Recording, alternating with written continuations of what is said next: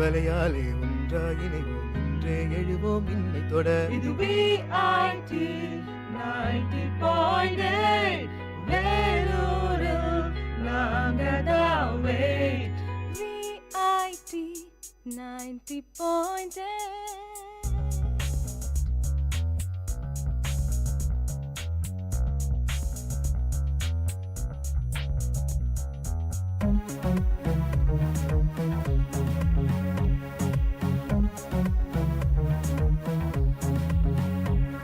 இது VIT 90.8 வேலூரில் நாங்கதாவே. VIT 90.8 வேலூரில் நாங்கதாவே.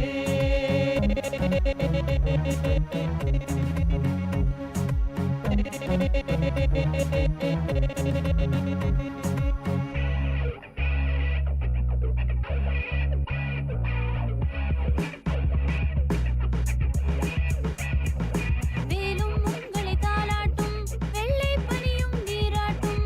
தங்கக் கோயில் சிங்கக்கோட்டை ஊரும் உலகும் பாராட்டும். கல்விச் சாலைகள் ஏராளம், கனரக ஆலைகள் தாராளம்.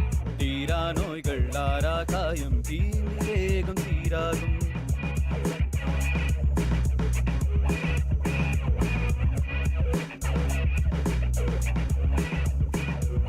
வேலும் உங்களை தாலாட்டும், வெள்ளை பனியும் நீராட்டும். தங்கக் கோயில் சிங்கக்கோட்டை ஊரும் உலகும் பாராட்டும். கல்விச் சாலைகள் ஏராளம், கனரக ஆலைகள் தாராளம். தீரா நோய்கள் ஆரா காயம், தீங்கு வேகம் தீராகும். இது VIT 90.8 வேலூரில் நாங்கதாவே. VIT 90.8 வேலூரில் நாங்கதாவே.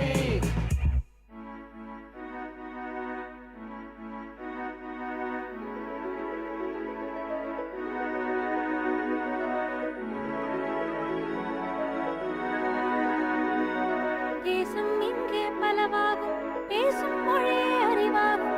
ஜாதி மதங்கள் எல்லா உலகம் VIT-யால் உருவாகும். தேசம் இங்கே பலவாகும், பேசும் மொழியே அறிவாகும். ஜாதி மதங்கள் எல்லா உலகம் VIT-யால் உருவாகும். திறமை கொண்ட பட்டாளம் உங்கள் அன்பால் உலகாளும். மக்கள் பணிக்கு துடிக்கும் எங்கள் இதயம் ஒன்றே அடையாளம். இது VIT இது VIT 90.8 வேலூரில் நாங்கதாவே. VIT 90.8 வேலூரில் நாங்கதாவே.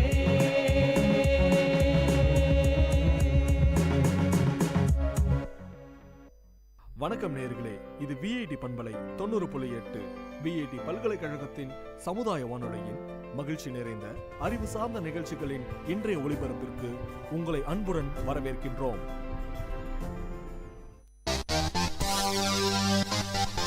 உங்கள் VIT பண்பலை 90.8 அன்று இன்று வரலாற்று பதிவுகளிலிருந்து சில துளிகள்.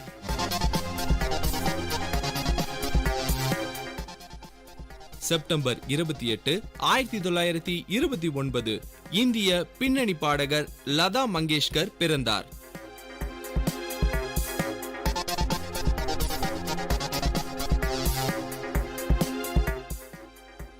செப்டம்பர் 28, 1950 இந்தோனேஷியா ஐநாவில் இணைந்தது.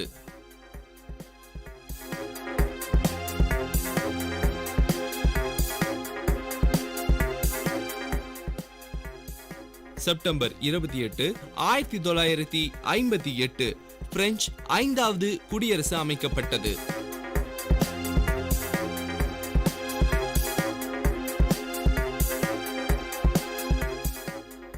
செப்டம்பர் 28, 1928 அலெக்சாண்டர் பிளெமிங் பெனிசிலினை கண்டுபிடித்தார்.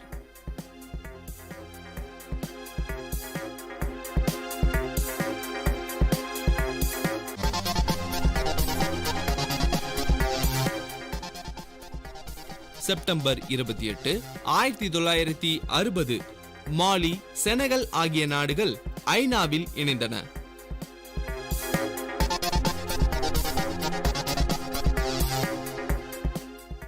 செப்டம்பர் 28, 1947 வங்காளதேசத்தின் 10வது பிரதமர் ஷேக் ஹசீனா பிறந்தார்.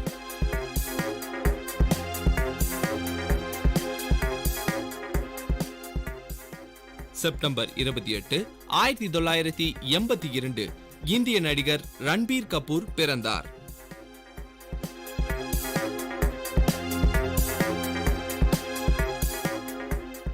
செப்டம்பர் 28, 2012 முதலாவது தேசிய பாதுகாப்பு ஆலோசகர் பிரிஜேஷ் மிஸ்ரா மறைந்தார்.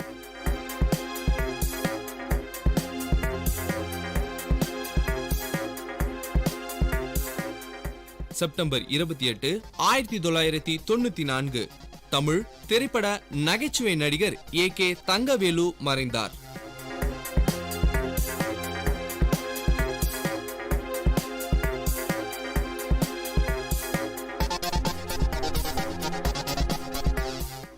செப்டம்பர் 28, 2004 இந்திய எழுத்தாளர் முகுல்ராஜ் ஆனந்த் மறைந்தார்.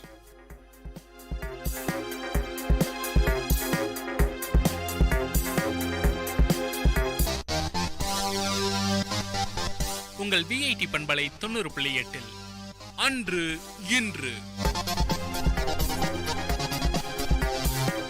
வரலாற்று பதிவுகளிலிருந்து சில துளிகள். வணக்கம் நேயர்களே, இது VIT பண்பலை 90.8 VIT பல்கலைக்கழகத்தின் சமுதாய வானொலி. இந்த நிகழ்ச்சி தினம் ஒரு திறவுகோல். விடியலின் வேளையில் சிந்தைக்கு கருத்து சிதறல்களோடு மென்திறன் பயிற்சியாளர் வி. ராமசாமி.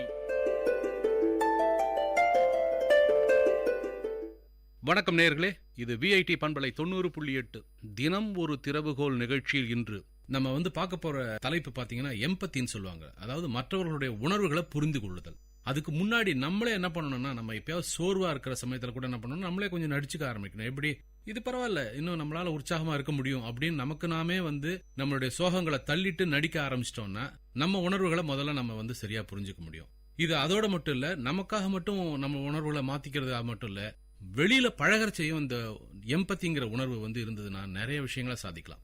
ஒரு கதையை பார்ப்போம். திங்கட்கிழமை அன்னைக்கு நீங்க எல்லாருமே வங்கிக்கு போய் பணம் போடுற ஒரு வாய்ப்பு கிடைச்சிருந்ததுன்னா உங்களுக்கு தெரிஞ்சிருக்கும். வங்கியில கூட்டமா நிறைய இருக்கும்.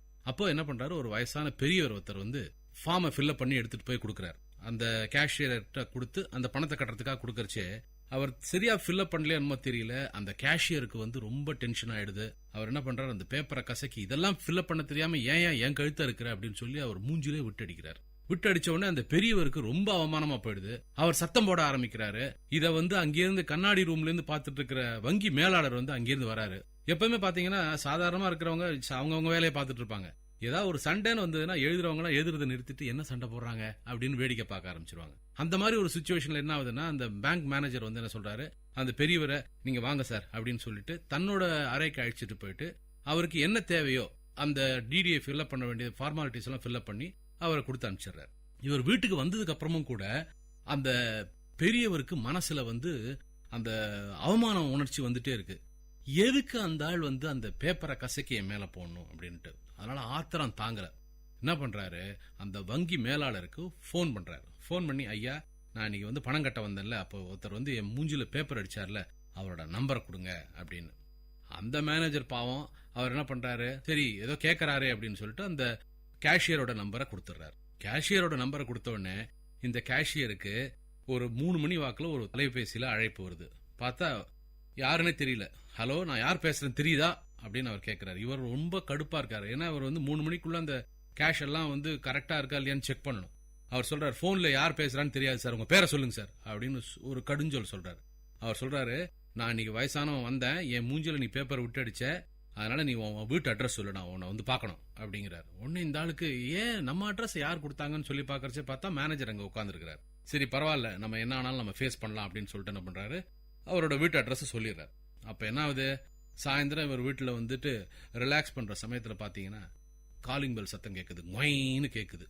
அப்பயே தெரிஞ்சு போச்சு. ஓஹோஹோ, காலையில சண்டை போட்ட ஆளு இப்ப பெருசாவே சண்டை போட வந்திருக்கிறார் போல் இருக்கு அப்படின்னு நினைச்சிட்டு என்ன பண்றாரு, வேகமா போய் வரேன் அப்படின்னு சொல்லிட்டு அந்த கதவை திறக்கிறார். கதவை திறந்தா அந்த பெரியவர் 2 கையும் எடுத்து கும்பிட்டு ரொம்ப சாரிங்க அப்படிங்கிறார். இவருக்கு ஒன்னும் புரியல, என்னையா சண்டை போட வந்த ஒரு ஆளு 2 கையும் தூக்கி வச்சு சாரி சொல்றாருன்னு அவரை நான் உள்ள வரலாமா அப்படின்னு அந்த பெரியவர் கேட்கிறார். இவர் சொல்றாரு வாங்க உள்ள அப்படின்னு சொன்னதுக்கு அப்புறம் அவர் உட்கார சொல்றாரு. அந்த பெரியவர் உட்கார்றாரு. அப்ப பெரியவர் சொல்றாரு, நான் நீங்க அந்த பேப்பரை கசக்கி மூஞ்சில போட்டப்ப எனக்கு ரொம்ப கோவமா இருந்ததுங்க. நான் வீட்டுக்கு போய் யோசிச்சு பார்த்தேன், என்னோட கோவம் ஜாஸ்தியா இருந்தது. அப்புறம் அந்த என்னோட கோவம் குறைய உங்களுக்கு என்ன பிரச்சனை இருக்குமோ அதனாலதான் நீங்க என்கிட்ட சுடு சொல்லிருப்பீங்களோங்கிற ஒரு எண்ணம் வந்தது. அந்த எண்ணம் வந்ததுக்கு அப்புறம் உங்கள்கிட்ட நேர்ல பார்த்து மன்னிப்பு கேட்கணும்னு நான் ஆசைப்பட்டேன். நான் உங்கள்கிட்ட தொலைபேசியிலயோ இல்ல உங்கள்கிட்ட திரும்ப பேசினாலும் அது நல்லா இருக்காதுங்கிறதுக்காக உங்க மேலாளர்கிட்ட தொடர்பு கொண்டேன். அவர் உங்க நம்பரை கொடுத்தாருங்க. அதனாலதாங்க நாங்க இப்போ நேர்ல மன்னிப்பு கேட்கணுங்கிறதுக்காக வந்தேன் அப்படின்னாரு. எப்படி இந்த ஒரு முதியவர் தன்னோட மனசுல இருக்கக்கூடிய தான் பண்ணது தப்புன்னு தெரிஞ்சா கூட அந்த ஆள்கிட்ட மன்னிப்பு கேட்கணும்னு நினைக்கிறாரு பாத்தீங்களா? அதுதான் எம்பத்திங்கிறது, மற்றவர்களோட உணர்வுகளை புரிந்து கொள்றது. இது நம்ம விளையாட்டா நம்ம நிறைய விஷயங்களை பார்த்தாலே தெரிஞ்சுக்கலாம். ஒண்ணு வேணாங்க, திருப்பதிக்கு நீங்க போய் நிக்கிறீங்கல்ல, சுவாமி பாக்கறச்சே நம்ம போய் சாமி பாக்குறோம்னா பார்த்துட்டு என்ன பண்ணணும், நம்மளா நகரணும், மத்தவங்க யாரும் தள்ளக்கூடாது. நமக்கு பின்னாடி நிறைய பேர் இருக்காங்கிற ஒரு எண்ணம் வந்துருச்சுன்னா என்ன ஆகும்னா, நம்மளே மத்தவங்களுக்கு சாமி பாக்குறதுக்கு உண்டான வழியை தள்ளி விட்டுரும். அதே மாதிரி நம்ம ஒரு இடத்துக்கு போறோம்னு வச்சுங்களேன், போறச்சே என்ன ஆகும்னா செருப்பு போறச்சே இஷ்டத்துக்கு போடுவாங்க. நம்ம செருப்பு அழகா ஒரு இடமா இந்த சின்ன சின்ன விஷயங்கள்லாம் நம்ம கரெக்டா பிராக்டிஸ் பண்ண ஆரம்பிச்சோம்னா இந்த எம்பத்திங்கிறது நமக்கும் வந்துடும். எடுத்தங்கவுத்தன்னு நம்ம மற்றவர்களோட உணர்வுகளை புரிஞ்சுக்காம நடந்தோம்னா நிறைய பிரச்சனைகள் வருவோம். சோ இனிமே நம்ம என்ன பண்ணுவோம், இந்த எம்பத்திங்கிற அந்த கலையை நம்மளே வளர்க்க ட்ரை பண்ணுவோம். அப்படி வளர்க்க ஆரம்பிச்சோம்னா பாதி பிரச்சனைகளை நம்மளால தவிர்க்க முடியும். நன்றி. நேயர்கள் இதுவரை கேட்டது விஐடி பண்பலை 90.8 தினம் ஒரு திறவுகோல். வழங்கியவர் மென்திறன் பயிற்சியாளர் வி ராமசாமி. நிகழ்ச்சி தயாரிப்பு விஐடி பண்பலை 90.8 விஐடி பல்கலைக்கழகத்தின் சமுதாய வானொலி.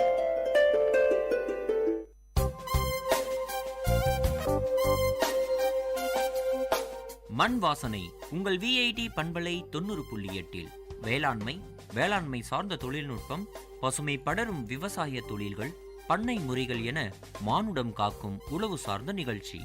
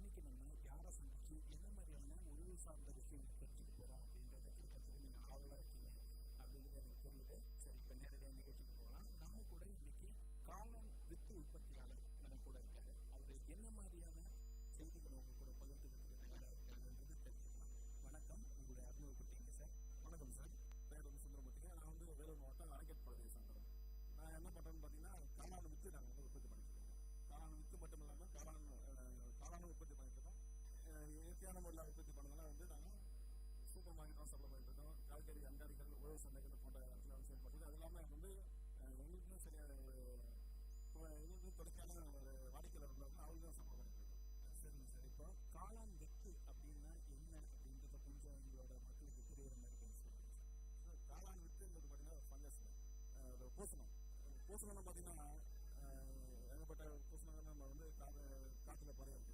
காளான்றது பார்த்தீங்கன்னா ஒரு எடிபிள் ஃபங்கஸ், சாப்பிடக்கூடிய ஒரு பூசணம். இதை நம்ம விற்கின்றது பார்த்தீங்கன்னா அந்த டிஷ்யூ மெத்தட்ல காளான் திசு வளர்ப்பு முறையில் பார்த்தீங்கன்னா காளான்லேருந்து ஒரு திசு எடுத்து அதனால தனியாக தயாரிக்கப்பட்ட மீடியத்தில் வச்சு நம்ம அதை க்ரோ பண்ணுறோம்.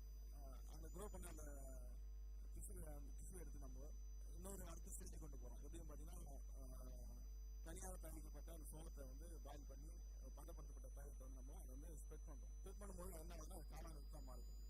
சரி, இப்போ இந்த வித்துன்னு சொல்லக்கூடியது விதை சார்ந்த ஒரு விஷயம்னு சொல்லலாமா? விதை சார்ந்த விஷயம் தாங்க, ஆனால் விதைன்னு சொல்ல முடியாதுங்க. வித்துன்னு சொல்லலாம். வித்துன்றது பார்த்தீங்கன்னா இது விதைன்றது பார்த்தீங்கன்னா ரீப்ரொடக்ஷன் வந்துட்டே இருக்கும். பட் இது விதையாக மறுபடியும் கன்வெர்ட் பண்ண முடியாது. இது திசுவெல்லாம் இருக்கு, நம்ம மறுபடியும் க்ரோ பண்ண முடியும். அதனால இது வித்துன்னு சொல்லணும். சரிங்க சார், இப்போ இந்த வித்து உற்பத்தி எந்த அளவில் இருக்கு சார் வேலூரை பொறுத்தவரை? சிறப்பாக இருக்குது சார். ஏன்னு கேட்டீங்கன்னா வேலூர் மாவட்டத்தில் விவசாயம் இப்போ ரொம்ப வறண்ட சூழ்நிலை இருக்கிறதுனால ரொம்ப பொருளாதார விவசாயம் பண்ணிட்டு இருக்காங்க. பண்ணி அதாவது விவசாயிகள் என்ன எதிர்பார்க்கறாங்கன்னா இப்போதைக்கு நிலப்பரப்பும் குறையணும், முக்கியமாக பார்த்தீங்கன்னா தண்ணி ரொம்ப சிக்கனமாக பயன்படுத்தணும்னு நினைக்கிறாங்க. அதுவும் பார்த்தீங்கன்னா விலைக்கு வாய்ப்பு யூஸ் பண்ணுறாங்க. அதுபட்ட சூழ்நிலை அவங்க ஒரு தொடர்ச்சியான ஒரு வருமானம் தரக்கூடிய தொழிலாக பண்ணணும்னு நினைக்கிறாங்க. அதாவது விவசாயம் துணை தொழிலாக பண்ணணும்னு நினைக்கும் போது காளான் காளான் சிறப்பாக பண்ணலாம்.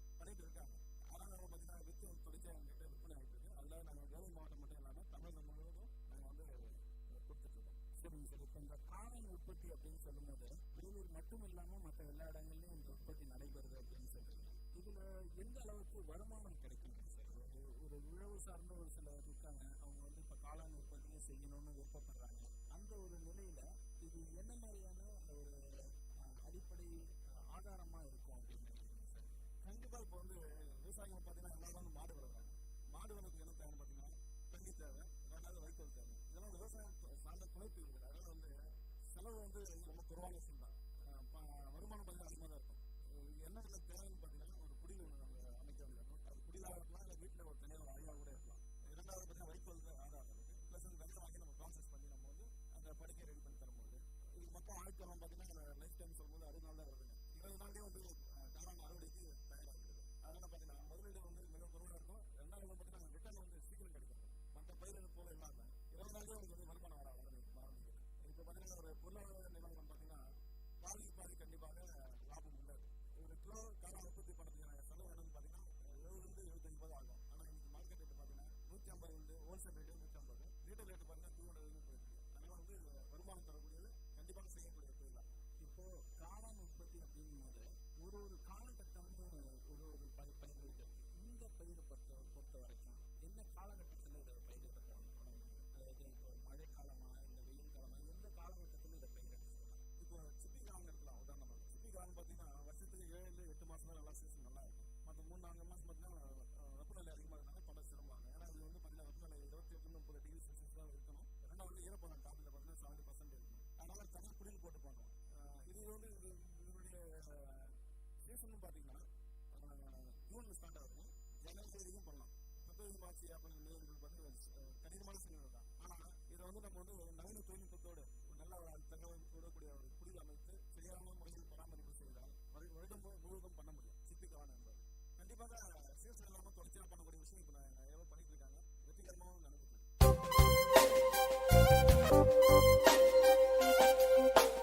நேயர்கள் இதுவரை கேட்டது மண் வாசனை உங்கள் விஐடி பண்பலை 90.8 வேளாண்மை சார்ந்த தொழில்நுட்பம், பசுமை படரும் விவசாய தொழில்கள், பண்ணை முறைகள் என மானுடம் காக்கும் உழவு சார்ந்த நிகழ்ச்சி.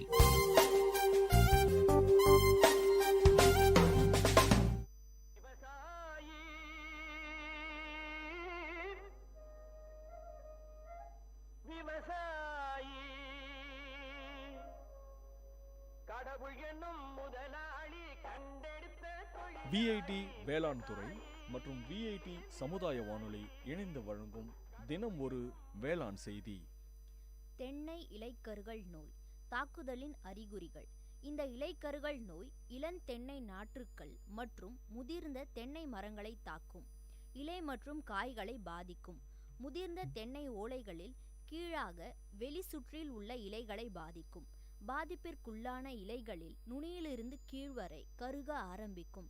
எரிந்து போன தோற்றத்துடன் காணப்படும். பாதிக்கப்பட்ட காய்கள் வறண்டு சுருங்கி சிதைந்து முதிர்விற்கு முன்பே விழுந்து விடுகிறது. இதனால் 10-25% வரை மகசூல் குறைகிறது.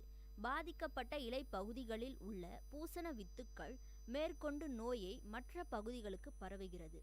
இந்த தென்னை இலைக்கருகள் நோயை கட்டுப்படுத்தும் வழிமுறைகள். உழவியல் முறைகள். தீவிரமான பாதிப்பிற்குள்ளான இலைகளை அகற்றி எரித்து நோய் பரவுதலை தடுக்கலாம். உயிரியல் முறை. சூடோமோனாஸ் ஃப்ளோரசன்ஸ் 200 கிராமுடன் 5 கிலோ வேப்பம் புண்ணாக்கு ஒரு மரத்திற்கு 1 வருடம் என்ற விகிதத்தில் அளிக்கலாம். ரசாயன முறைகள். 1% போர்டியாக்ஸ் மிக்சர் அல்லது 0.25% காப்பர் ஆக்சி குளோரைட் தெளிக்கவும். கோடை காலங்களில் 45 நாட்கள் இடைவெளியில் 2 முறை தெளிக்கவும். பரிந்துரைக்கப்பட்ட உர அளவுடன் 2 கிலோ கூடுதலாக பொட்டாசியமை கலந்து இடவும்.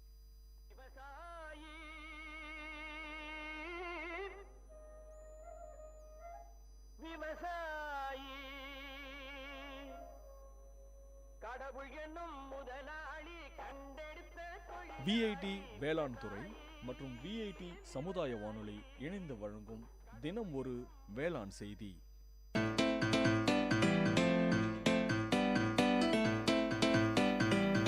செவிச்செல்வம் விஐடி பண்பலையின் அறிவு களஞ்சியம்.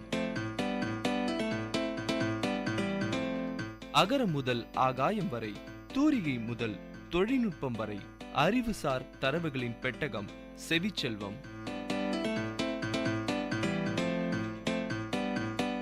இது விஐடி பண்பலை 90.8 செவிச்செல்வம் நிகழ்ச்சியில் மணத்தக்காளியை பற்றி அறிவு சார்ந்த தொகுப்புகளோடு ஹரிதா. கீரையில் பல வகை உண்டு. அதில் மணத்தக்காளி கீரையும் ஒன்று.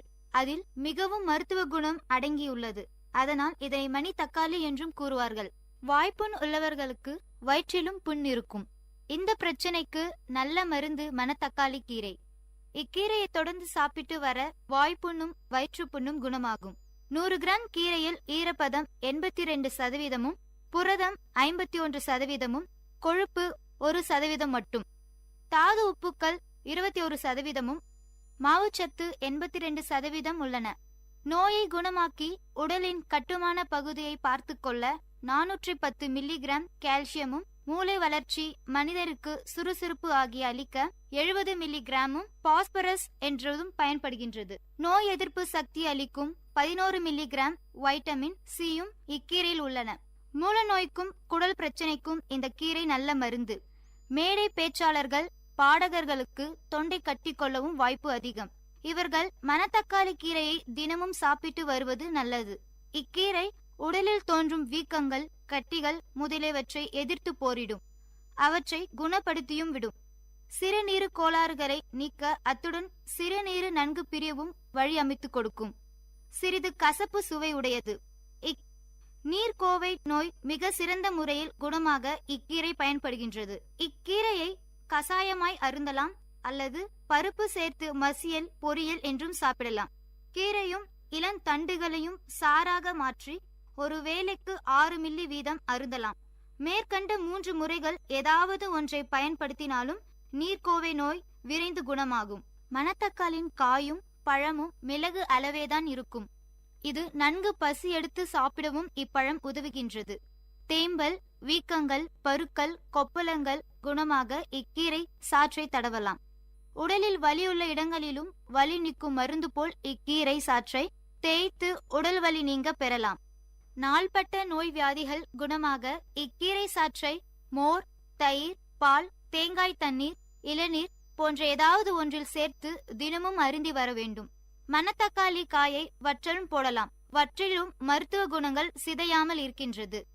மணத்தக்காளி அல்சரை ஆற்றுவதில் முதன்மையானது. குடலுக்கு பலம் அளிக்கின்றது. குடற்புழுவையும் அகற்றுகின்றது. நேர்களே, இதுவரை நீங்கள் கேட்டது செவிச்செல்வம் நிகழ்ச்சியில் மணத்தக்காளி பற்றி அறிவு சார்ந்த தரவுகளோடு Haritha.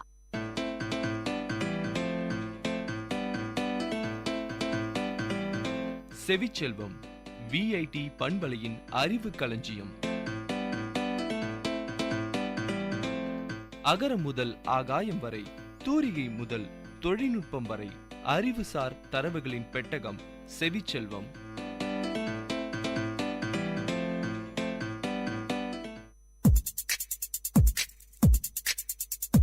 Ladies and gentlemen, guys and girls, this is Data Chunks on Vit Community Radio 90.8 FM. This program features chunks of informative data on various fields, be it computers, environment, technology, physics, or any field. Data Chunks has it all.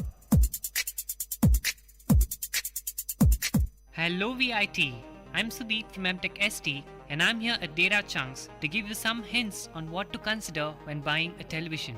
It's vacation time for kids. You're probably in the market for a new television set. Well, here's a quick primer to help you buy the one that's just right for you. The first thing you have to consider is the size and the panel. The quick fix rule is to decide the size of the TV to buy. Distance in inches from the TV to your eyes divided by 1.6 gives the optimal diagonal length of the TV.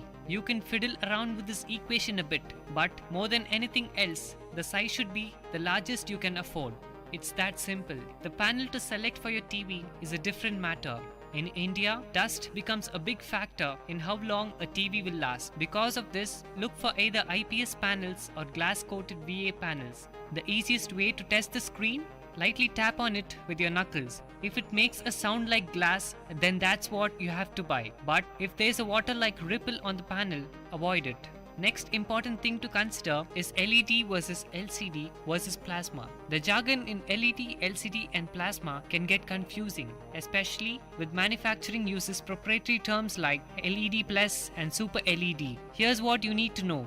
Unless you are buying a TV that cost rupees 1.5 lakh or more, you aren't going to get a full array LED or a true LED screen. For anything below that, there isn't going to be a very big difference between LED, LCD and plasma, as there's a lot more display technologies that determines how good your picture will look. Plasma televisions will give you a better black levels, but they also cost a lot of repair, so you may want to look at LCD or LED instead. From these two, buy whatever looks best to your eye. Next thing to consider is HD versus full HD. Anything below 46 inches, it's difficult to tell an HD TV apart from a full HD TV. Unless you're watching a Blu-ray movie at a distance of less than 8 feet, that's your seating arrangement and viewing style, then full HD would be worth it. For anything else, a HD TV, usually called as HD ready, is going to be quite alright. That said, if you are choosing between two TVs and one is HD and while the other is full HD, opt for the latter. Next important thing is smart TV connectivity.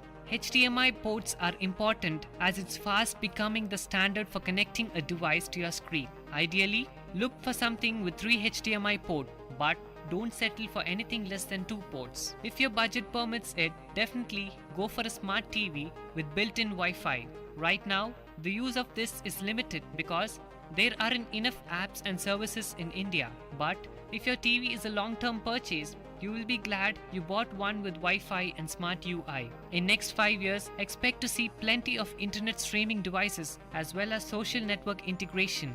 In fact, at prices of 30,000 and upwards, you definitely should go for a smart TV. YD or Wi-Fi Direct is another standard that is helpful to have in terms of future compatibility, since your next smartphone might be able to share content with your TV seamlessly using this technology.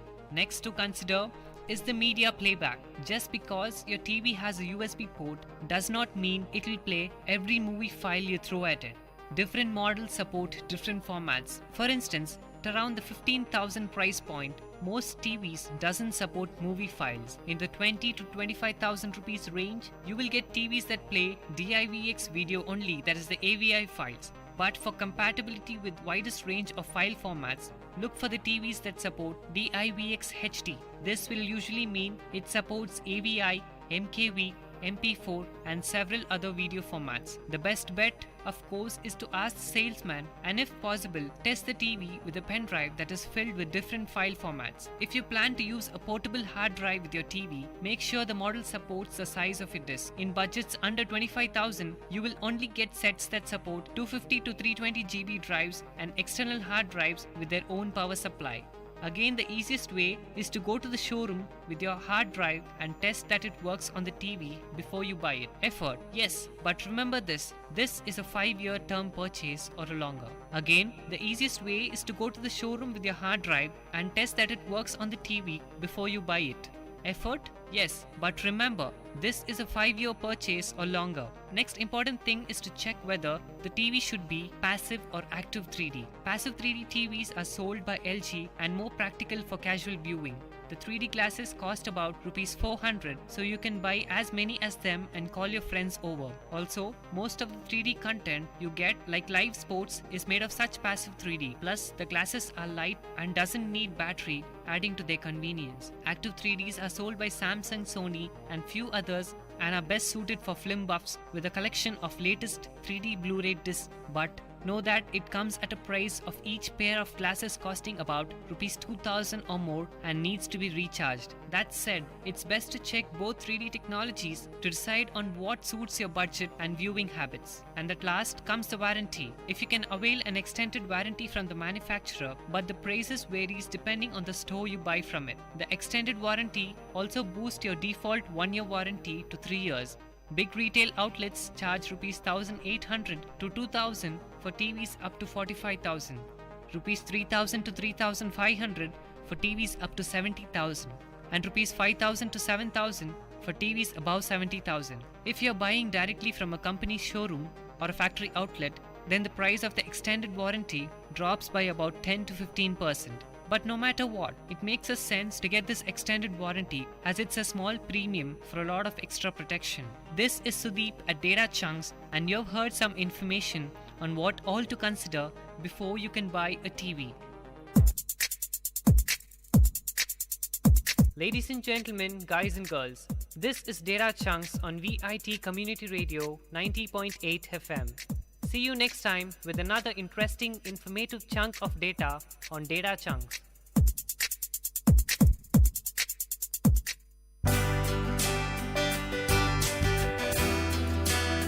உங்கள் VIT பண்பலை 90.8 அனுபவ மேடை. மக்கள் தங்கள் வாழ்க்கை அனுபவங்களையும் முன்னேற்ற பாதைகளையும் விரிவாக கலந்துரையாடும் நிகழ்ச்சி.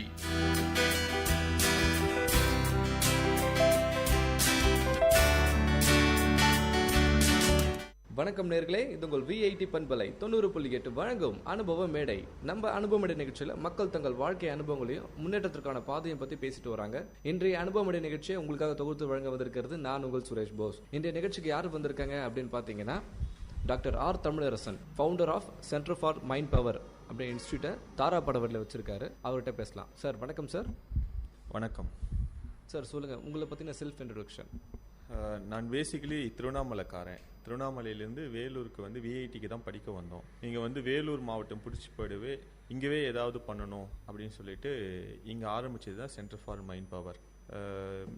மாணவர்களுக்கும் தொழில் செஞ்சிட்டு இருக்கவங்களுக்கும் ஒரு வழிகாட்டியாக இது செயல்படுது. இதில் வந்து 2 ப்ராடக்ட் கொடுக்குறோம். ஒன்று வந்து பிஸ்னஸ் மாஸ்டர் அப்படின்னு சொல்லிட்டு ஒரு ப்ராடக்ட். அது என்னன்னா, வாழ்க்கையில் முன்னேறணும், என்னால் வந்து ஒரு ஸ்டேஜுக்கு மேலே முன்னேற முடியல அப்படின்னு தவிக்கிறவங்களுக்காக அவங்களுடைய எமோஷன்ஸை அனலைஸ் பண்ணி எந்த எமோஷனை மாற்றினா அவங்க முன்னேறுவாங்களோ அதுக்கான பயிற்சி கொடுக்குறோம். 6 வார பயிற்சி கொடுக்குறோம். அதே போல் எல்லா பெற்றோர்களுக்கும் வந்து தன்னுடைய குழந்தைகள் வந்து வகுப்பில் முதல் மாணவனாக வரணுன்றது தான் ஆசை.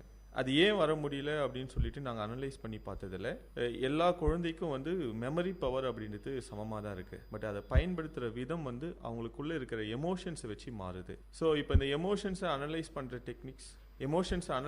டெக்னிக்ஸ் வந்து வெளிநாடுகளில் இருக்குது. இந்தியாவில் வந்து முதல் முறையாக நாங்கள் தான் இதை அறிமுகப்படுத்தி ஆயிரக்கணக்கான மாணவர்கள் அவர்கள் படித்த நிலையிலேருந்து இப்போ வந்து அதிகமான முன்னேற்றத்துக்கு கொண்டு வந்துட்டுருக்கோம். இதுவும் வந்து ஒரு 6 வார வகுப்பு தான். வாரத்திற்கு 2 மணி நேரம் 6 வாரங்கள் நடக்கும். Okay sir. இப்போது இது மைண்ட் பவர்னா என்ன, இன்ஸ்டியூட் எது சம்மந்தப்பட்டதுன்னு சொல்லிட்டு நீங்கள் சொல்லிட்டீங்க. அதாவது சைக்காலஜிக்கெலாம் வந்து நம்ம தயார்படுத்துறது. இந்த ஃபீல்டுக்குள்ளே போகிறதுக்கு முன்னாடி வந்து உங்களை பற்றின சில விஷயங்கள், நீங்கள் எங்கே ஸ்கூல் படிச்சிங்க, என்ன காலேஜ், என்ன முடிச்சிங்கன்றதை பற்றி சொல்லுங்கள். நான் திருவண்ணாமலை மாவட்டத்தில் தான் படித்தேன் ஸ்கூலிங்ஸ் எல்லாமே. அதுக்கப்புறம் விஐடியில் வந்து பிஎஸ்சி பயோடெக்னாலஜி, அப்புறம் எம்எஸ்சி ஃபார்மசூட்டிக்கல் கெமிஸ்ட்ரி முடிச்சுட்டு ஏதாவது தொழில் தொடங்கணும் அப்படின்னு தான் என்னுடைய ஆசை. எல்லாரும் வந்து படித்தா வேலைக்கு போகணும்னு ஆசைப்படுவாங்க. பட் சின்ன வயசுலேருந்தே என்னுடைய கனவு, நான் வந்து முதல் தலைமுறை என்டர்பிரனர்னுவாங்க, தொழில் தொடங்கியவர் அப்படின்னுவாங்க. என் குடும்பத்தில் நான் தான் முதலாக தொழில் தொடங்கணும், ஒரு பிஸ்னஸ் பண்ணணும், பிஸ்னஸில் பெரிய சக்ஸஸ் ஆகணும்னு ஆசைப்பட்டு இந்த ஃபீல்டுக்கு வந்தேன்.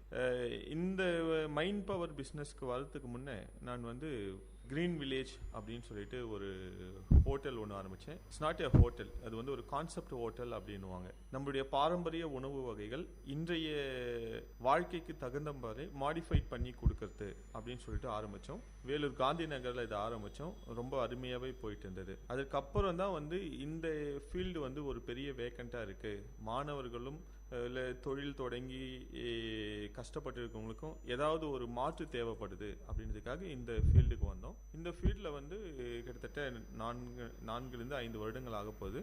நிறைய மாணவர்களும் பெரியவர்களும் வந்து சந்தோஷமாக இருக்காங்க எங்களால். Okay sir. இப்போ நீங்கள் டாக்டர் முடிச்சிங்கன்னு சொன்னீங்க. டாக்டர் எந்த டிபார்ட்மெண்ட்டில் முடிச்சிங்க, அது அந்த டிபார்ட்மெண்ட்டை பற்றி கொஞ்சம் சொல்லுங்கள். நான் பேசிக்கலி வந்து விஐடியில் ஃபார்மசூட்டிக்கல் கெமிஸ்ட்ரி அப்படின்ற ஒரு போஸ்ட் கிராஜுவேட் கோர்ஸ் பண்ணேன். அதாவது எம்எஸ்சி கோர்ஸ் அப்படின்வாங்க.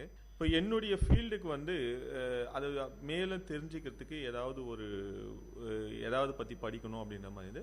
அதில் வந்து சில நண்பர்கள் என்ன சொன்னாங்க, ஆல்டர்னேட் மெடிசன் படிங்க, அதில் வந்து இந்த மைண்ட் பவரை பற்றி நிறைய சொல்கிறாங்க அப்படின்னு சொல்லிட்டு சொன்னாங்க. ஸோ அதனால் வந்து ஆல்டர்னேட் மெடிசனில் டாக்டரேட் இன் மெடிசன் அப்படின்னு சொல்லுவாங்க, எம்டி, அந்த கோர்ஸ் வந்து படித்தேன். ஓகே, இப்போ ஆல்டர்னேட் மெடிசன், அதாவது மாற்று மருந்தை பற்றி நீங்கள் படிச்சிருக்கீங்க. இப்போ ஃபார்மாட்டிக்கல் பற்றி படிச்சிங்க. அதுலேருந்து எப்படி இந்த மாற்று மருந்துக்கு வர்றதுக்கு என்ன உங்களை இன்ஸ்பிரேஷனாக இருந்துச்சு? எதுக்காக இந்த ஃபீல்டுக்கு வந்தீங்க? சரி, நான் ஃபார்மசூட்டிக்கல் கெமிஸ்ட்ரியில் வந்து என்னுடைய மேஜர் பார்த்தீங்கன்னா ட்ரக் டிசைன் அப்படின்ற ஒரு கோர்ஸ் தான். இந்த ட்ரக் டிசைன் அப்படின்னா என்னென்னா உங்களுக்கு வியப்பாக இருக்கும். நாளைக்கு வரப்போகிற நோய்களுக்கு இன்றே வந்து மருந்து கண்டுபிடிக்கிற ஒரு ஒரு ஒரு வந்து உத்தியோகம் தான் அது. இப்போது நாங்கள் வந்து எங்கள் அந்த 2 வருட படிப்பில் நான் பார்த்தது, நிறைய உடற்கூறு பற்றி படிக்கிறோம், மருந்துகள் பற்றி படிக்கிறோம், மருந்து எப்படி வேலை செய்யுதுன்றதை பற்றி படிக்கிறோம். இது எல்லாத்தையும் தாண்டி ஏதோ ஒரு விஷயம் அங்கே வேலை செய்யுதுன்றதை நான் புரிஞ்சுக்கிட்டேன். இப்போது மருந்து மட்டுமே வந்து நோயை குணப்படுத்த முடியுமா அப்படின்னா, மருந்து மட்டுமே நோயை குணப்படுத்த முடியாது. மருந்துக்கு கூட மருந்து சாப்பிட்றவங்களுடைய நம்பிக்கையும் ரொம்ப முக்கியம். இப்போ இந்த நம்பிக்கையினால் செயல்படுற இந்த நோய் எதிர்ப்பு முறைகள், ஃபார் எக்ஸாம்பிள் ஆல்டர்னேட் மெடிசன்ஸில் அக்குபஞ்சர்னு சொல்கிறாங்க, அப்புறம் ரெய்கி, ஹீலிங் அப்படின்றாங்க. இதெல்லாம் நம்பிக்கை முறையில் வர நோய் குணமாக்கும் முறைகள். இதை பற்றி தெரிஞ்சுக்கணும் அப்படின்னு சொல்லிட்டு அந்த ஃபீல்டுக்குள்ளே போனோம். இப்போது மருந்தும் முக்கியம், நம்பிக்கையும் முக்கியம். இப்போது மருந்து சாப்பிட்ற ஒருத்தர் நம்பிக்கை இல்லாமல் அதை சாப்பிட்டார் அப்படின்னா அவருக்கு நோய் குணமாகாது. அவர் அந்த டாக்டர் மேலே நம்பிக்கை வச்சு அவர் சாப்பிட்டார் அப்படின்னா தான் அது நோய். இதுக்கு தான் வந்து நம்ம ஊர் வழக்கம் வந்து கைராசி டாக்டர், முகராசி டாக்டர்னு ஒரு வழக்கம் கொண்டு வந்திருக்கோம். அது ஒன்றும் இல்லை, அந்த டாக்டர் மேலே அந்த மக்கள் வச்சிருக்க நம்பிக்கையை பொறுத்து தான் அந்த கைராசி முகராசி வருது. ஓகே, நீங்கள் வந்து மெடிசன் மட்டும்தான் வந்து ஒருத்தனை க்யூர் பண்ணுறது இல்லை, அவங்களோட மைண்டை வந்து க்யூர் பண்ணுறது சொல்கிறீங்க. இப்போ இந்த சைக்காலஜியை பற்றி நீங்கள் படிக்க ஆரம்பித்த பிறகு உங்களுக்கு என்னென்ன தெரிய வந்தது? நிறைய விஷயங்கள் தெரிய வந்தது. முதலாவது விஷயம் வந்து நம்ம எல்லாரும் தப்பாக நினச்சிட்டு இருக்கோம். உடல் தான் வந்து மனதை கட்டுப்படுத்துது, உடல்நிலை சரியில்லை அப்படின்னா மனநிலை மாறிடும் அப்படின்னு நம்ம சொல்கிறோம். அது வந்து முற்றிலும் ஒரு தவறான கருத்து. சில சமயங்கள் அது சரியான கருத்தாக கூட இருக்கலாம், பட்டு பல இடங்களில் அது வந்து தவறான கருத்தாகவே பகிரப்படுது. ஏன் அப்படின்னா, மனம்தான் வந்து உடலை கட்டுப்படுத்துது. இப்போது நான் என்கிட்ட வர கிளைண்ட்ஸ் கிட்டே சில விஷயங்களை கேட்போம். அவர் வந்து ரொம்ப நோயாளியாக வருவார், ரொம்ப ஹார்ட் ப்ராப்ளம் அதுன்னு சொல்லுவார். சார், நாளைக்கு உங்கள் பொண்ணுக்கு கல்யாணம் அப்படின்னா நீங்கள் என்ன பண்ணுவீங்க? நான் எல்லா வேலையும் செய்வேன், சந்தோஷமாக இருப்பேன். அந்த சந்தோஷத்தை எல்லா நாளும் வச்சுருந்தீங்க அப்படின்னா நோய் அப்படின்ற ஒன்று உங்கள் கண்ணுக்கு தெரியாமையே போயிடும். பட் இங்கே என்ன பிரச்சனை அப்படின்னா, அது வந்து எல்லாராலும் எல்லா நாளையும் சந்தோஷமாக வச்சுக்க முடியதில்லை மனசை. அதனால நோய் உடலில் வருது. மனதில் மூலமாக 90% நோய்களை குணப்படுத்தி இருக்காங்க. இதற்கான ஆராய்ச்சி முடிவுகள்லாம் நிறைய வெளிநாட்டிலையும் இருக்குது, நம்ம நாட்டிலையும் இருக்குது. நம்ம இந்திய தேசம், தமிழ் தேசம் அப்படின்றது வந்து இந்த ஆன்மீக ரீதியான நம்பிக்கை அடிப்படையிலான மருத்துவத்துக்கு ரொம்ப பெயர் போன இடங்கள். இதில் வந்து நம்பிக்கையை பற்றி நிறைய விஷயங்கள் சொல்லியிருக்காங்க. நோய்க்கும் பாரு, பேய்க்கும் பாரு அப்படின்னு சொல்லிட்டு ஒரு வழக்காடு மொழி இருக்கும். நோய்க்கு பாருன்றது வைத்தியர்கிட்ட பொறுத்து, பேய்க்கு பாரு அப்படின்றது வந்து உன் மனசுல இருக்கிற அந்த கவலையை நீ வந்து ஏதாவது ஒரு ஆன்மீக தலத்துக்கு போய் பாரு அப்படின்னு சொல்லிட்டு. இப்போ நோய் பார்த்தோம் அப்படின்னா ஒரு 6 மாதத்துக்கு அது கட்டுப்படும். நீங்க வந்து அந்த பேய் மனசுக்கு பார்த்தீங்க அப்படின்னா அந்த நோய் திரும்ப வரவே வராது. இன்றைய மருத்துவ முறையில் நம்ம நிறைய மருந்துகள் சாப்பிட்றோம், ஆனால் நோயை வந்து நம்மளால கண்ட்ரோல் பண்ண முடியல. அதை தாண்டி நம்பிக்கையை அதிகமாக வளர்க்க நோய் வந்து முழுமையாக காணாமையே போயிடுது. நாங்கள் வந்து இதை கண்கூடா எங்ககிட்ட வரவங்கிட்டையும் பார்த்துருக்கோம், சுற்றி இருந்த ரிசர்ச் ஆர்டிகல்ஸ் இன்னும் கலெக்ட் பண்ணி வச்சிருக்கோம். இப்போது நீங்கள் சொல்கிறபடி பார்த்தீங்கன்னா, இப்போது மெடிசனே தேவையில்ல, மைண்டு மட்டும் எல்லாத்தையும் சேஞ்ச் பண்ணிட முடியும் அப்படின்னு சொல்கிறீங்க. இப்போது நான் ஒரு எக்ஸாம்பிளுக்கு வந்து, இப்போ நம்ம இன்ஸ்டியூட்டுக்கு வந்து ஒரு படிக்க முடியல, எனக்கு எதுவும் ஞாபகம் இருக்க மாட்டேன்னு சொல்லிட்டு ஒரு ஸ்டூடெண்ட் வராரு அப்படின்னா அவருக்கு என்னென்ன ப்ராசஸ் பண்ணுவீங்க? முதல்ல இனிஷியலாக நீங்கள் அவரை எப்படி டீல் பண்ணுவீங்க? முதல் கருத்து, மெடிசனே தேவையில்லை அப்படின்னு நான் சொல்லலை. மெடிசன் தேவை, கூட வந்து நம்பிக்கை தேவை. ரெண்டுத்தையும் சேர்த்து கொடுக்க சொல்ல நம்ம வந்து அது பூர்ண குணம் கிடைக்கும் அப்படின்றது தான் எங்களுடைய கருத்து. மருந்து இல்லாமல் நம்ம இன்னைக்கு வாழ முடியாது, மருந்தும் தேவை. இப்போ ஒரு மாணவர் படிக்க முடியல அப்படின்னு வராருன்னா முதல்ல அவர்கிட்ட வந்து அந்த எமோஷன்ஸ், என்னென்ன எமோஷன்ஸ் டாமினண்டா இருக்கு அப்படின்னு பார்ப்போம். ஒன்று, அவருக்கு வந்து பயம் அதிகமாக இருக்கலாம், அது ஆனால் வெளியே தெரியாது. இப்போ நாங்கள் வந்து எங்கள் அந்த பிரத்யேக டெஸ்ட் மூலமாக, நாங்கள் கான்ஃபிடன்ஸ் டெஸ்ட் மூலமாக பார்த்தோம் அப்படின்னா அவருக்கு வந்து எந்தெந்த எமோஷன்ஸ் அதிகமாக இருக்கு அப்படின்னு சொல்லிட்டு நாங்கள் கண்டுபிடிச்சிருவோம். பயம் அதிகமாக இருக்கும், இல்லை அவருக்கு வந்து கன்ஃபியூஸ்டு மைண்ட், அன்சர்டனிட்டி அப்படின்னுவோம். அவர் வந்து எதை எடுத்தாலும் அவரால் தெளிவாக பார்க்க முடியாது, தெளிவான முடிவு எடுக்க முடியாது, படித்ததெல்லாம் வந்து குழப்பமாகவே இருக்கும். இப்போ அது ஏன் வருது அப்படின்னு சொல்லிட்டு அதை அனலைஸ் பண்ணுவோம். லேக் ஆஃப் இன்ட்ரெஸ்ட் அப்படின்னா வந்து அவருக்கு ஆர்வமே போதில்லை. இன்னைக்கு வந்து இது மிகப்பெரிய பிரச்சனையா இருக்கு. இதுவும் வேலூர் போல இந்த கல்வியில பின்தங்கிய மாவட்டத்தில் இருக்கிற மாணவர்களுக்கு வந்து இருக்கிற பெரிய பிரச்சனை வந்து இந்த ஆர்வமின்மை. ஏன் ஆர்வமின்மை அப்படின்னா, நீங்கள் நல்ல ரிசல்ட் கொடுக்குற டிஸ்ட்ரிக்டில் போய் பார்த்தீங்கன்னா அங்கே சாதாரணமாக ஒரு பள்ளியில் மாணவர்கள் எடுக்கிற ஆவரேஜ் ஸ்கோரே வந்து 1000க்கு மேலே இருக்கும். இங்கே 1000 என்பது எட்டாக்கனியாக மாணவர்கள் நினைக்கிறாங்க. இப்போ எட்டாக்கனியாக நினைக்க சொல்ல அது நமக்கு கிடைக்காது, அதுக்காக நம்ம முயற்சி செய்ய வேணாம் அப்படின்னு சொல்லிட்டு தானாக ஆர்வமின்மை வந்துடுது. இது போல் பல எமோஷன்ஸ், மொத்தம் 6 எமோஷன்ஸ் இருக்குது. இந்த 6 எமோஷன் அனலைஸ் பண்ணி பார்த்துட்டு எந்தெந்த எமோஷன்ஸ் அதிகமாக இருக்குது அப்படின்னு பார்ப்போம். இப்போ இதை க்யூர் பண்ணுறதுக்கு 6 வாரங்கள் வகுப்பு, ஒரு சனி ஞாயிறில் தான் நடக்கும். இது 2 மணி நேரம் ஒரு வகுப்பு. 6 வாரங்கள். ஏன் அப்படின்னா நீங்கள் வந்து சாதாரணமாக ஒரு நியூ பிஹேவியர், நியூ தாட்டை வந்து கொண்டு வரதுக்கு வந்து 21 நாட்கள் ஆகும்னு சொல்லிட்டு நீங்கள் கேள்விப்பட்டிருப்பீங்க. இப்போ 21 42 நாட்கள். 42 நாட்கள் அப்படின்றது வந்து 6 வாரம். இந்த 6 வாரத்தில் வந்து ஒரு மாணவர் எந்த நிலைமையில எங்ககிட்ட வந்தாலும் அவரை வந்து பீயிங் ஆன் டாப், அவர் வந்து முதல் நிலை மாணவர் அளவுக்கு வந்து உருவாக்கி அனுப்புகிறோம். இப்போ நீங்கள் சொல்கிற மாதிரி பார்த்தீங்கன்னா வந்து எல்லாமே வந்து நம்ம மைண்ட் கண்ட்ரோல் தான் இருக்குன்ற மாதிரி நீங்கள் சொல்கிறீங்க. இப்போது இந்த மாதிரியான ஸ்டடீஸும் இந்த மாதிரியான இந்த இன்ஸ்டியூட்டும் நம்ம அதிகமாக பார்த்தா ஃபாரின் கண்ட்ரீஸில் அதிகமாக பார்த்துருக்கோம். ஆனால் நம்ம ஊரில் இதுக்கெலாம் வந்து புதுசாக இருக்குது. நீங்கள் சொன்ன பிறகு தான் பல விஷயம் எனக்கே தெரியுது. இது நம்ம ஊரில் அவேர்னஸ் இல்லை. இந்த அவேர்னஸ் வரதுக்கு நீங்கள் என்ன சொல்கிறீங்க? நம்ம ஊரில் அவேர்னஸ் இல்லைன்னு சொல்ல முடியாது. நம்ம ஊரில் வந்து நல்லா படிக்கணும்னு சொல்லிட்டு ஒரு கருப்பு கயிறு கட்டுறது, சிகப்பு கயிறு கட்டுறது, இல்லை வந்து ஒரு ஆஞ்சநேயர் கோயிலுக்கு போயிட்டு மாலை போட்டு வந்து, இதெல்லாம் வந்து மைண்ட் பவர் தான் நாங்கள் நினைக்கிறோம். இதில் ஆன்மீகம் இருக்குது, ஆனால் ஆன்மீகத்தை தாண்டி விஞ்ஞானம் நிறைய இருக்கதான் நாங்கள் நினைக்கிறோம். வெளிநாடுகளில் வந்து இப்போ வந்து இந்த மைண்ட் பவர் இன்ஸ்டியூட்ஸ் வந்து ரொம்ப அதிகம். அங்கே வந்து அந்த மனிதர்களுக்கு மோட்டிவேஷன் அப்படின்றது உயிர் மூச்சு போல, அவங்க எப்பவுமே சுவாசிக்கணும்னு நினைக்கிறாங்க. அதனால தான் அவங்களுடைய வளர்ச்சி வந்து நம்மளோட 20 வருடங்கள் கடந்து மிக அதிகமா இருக்கு. இப்போ நம்ம ஊர்ல வந்து ஆன்மீகம் அப்படின்ற ஒரே ஒரு பார்வையில மட்டும் பார்த்துட்டு இதுக்குள்ள இருக்கிற விஞ்ஞானத்தை நம்ம வந்து விட்டுறோம். அந்த விஞ்ஞானத்தை புரிஞ்சிக்கிறதுக்கு தான் வந்து இந்த இன்ஸ்டியூட்.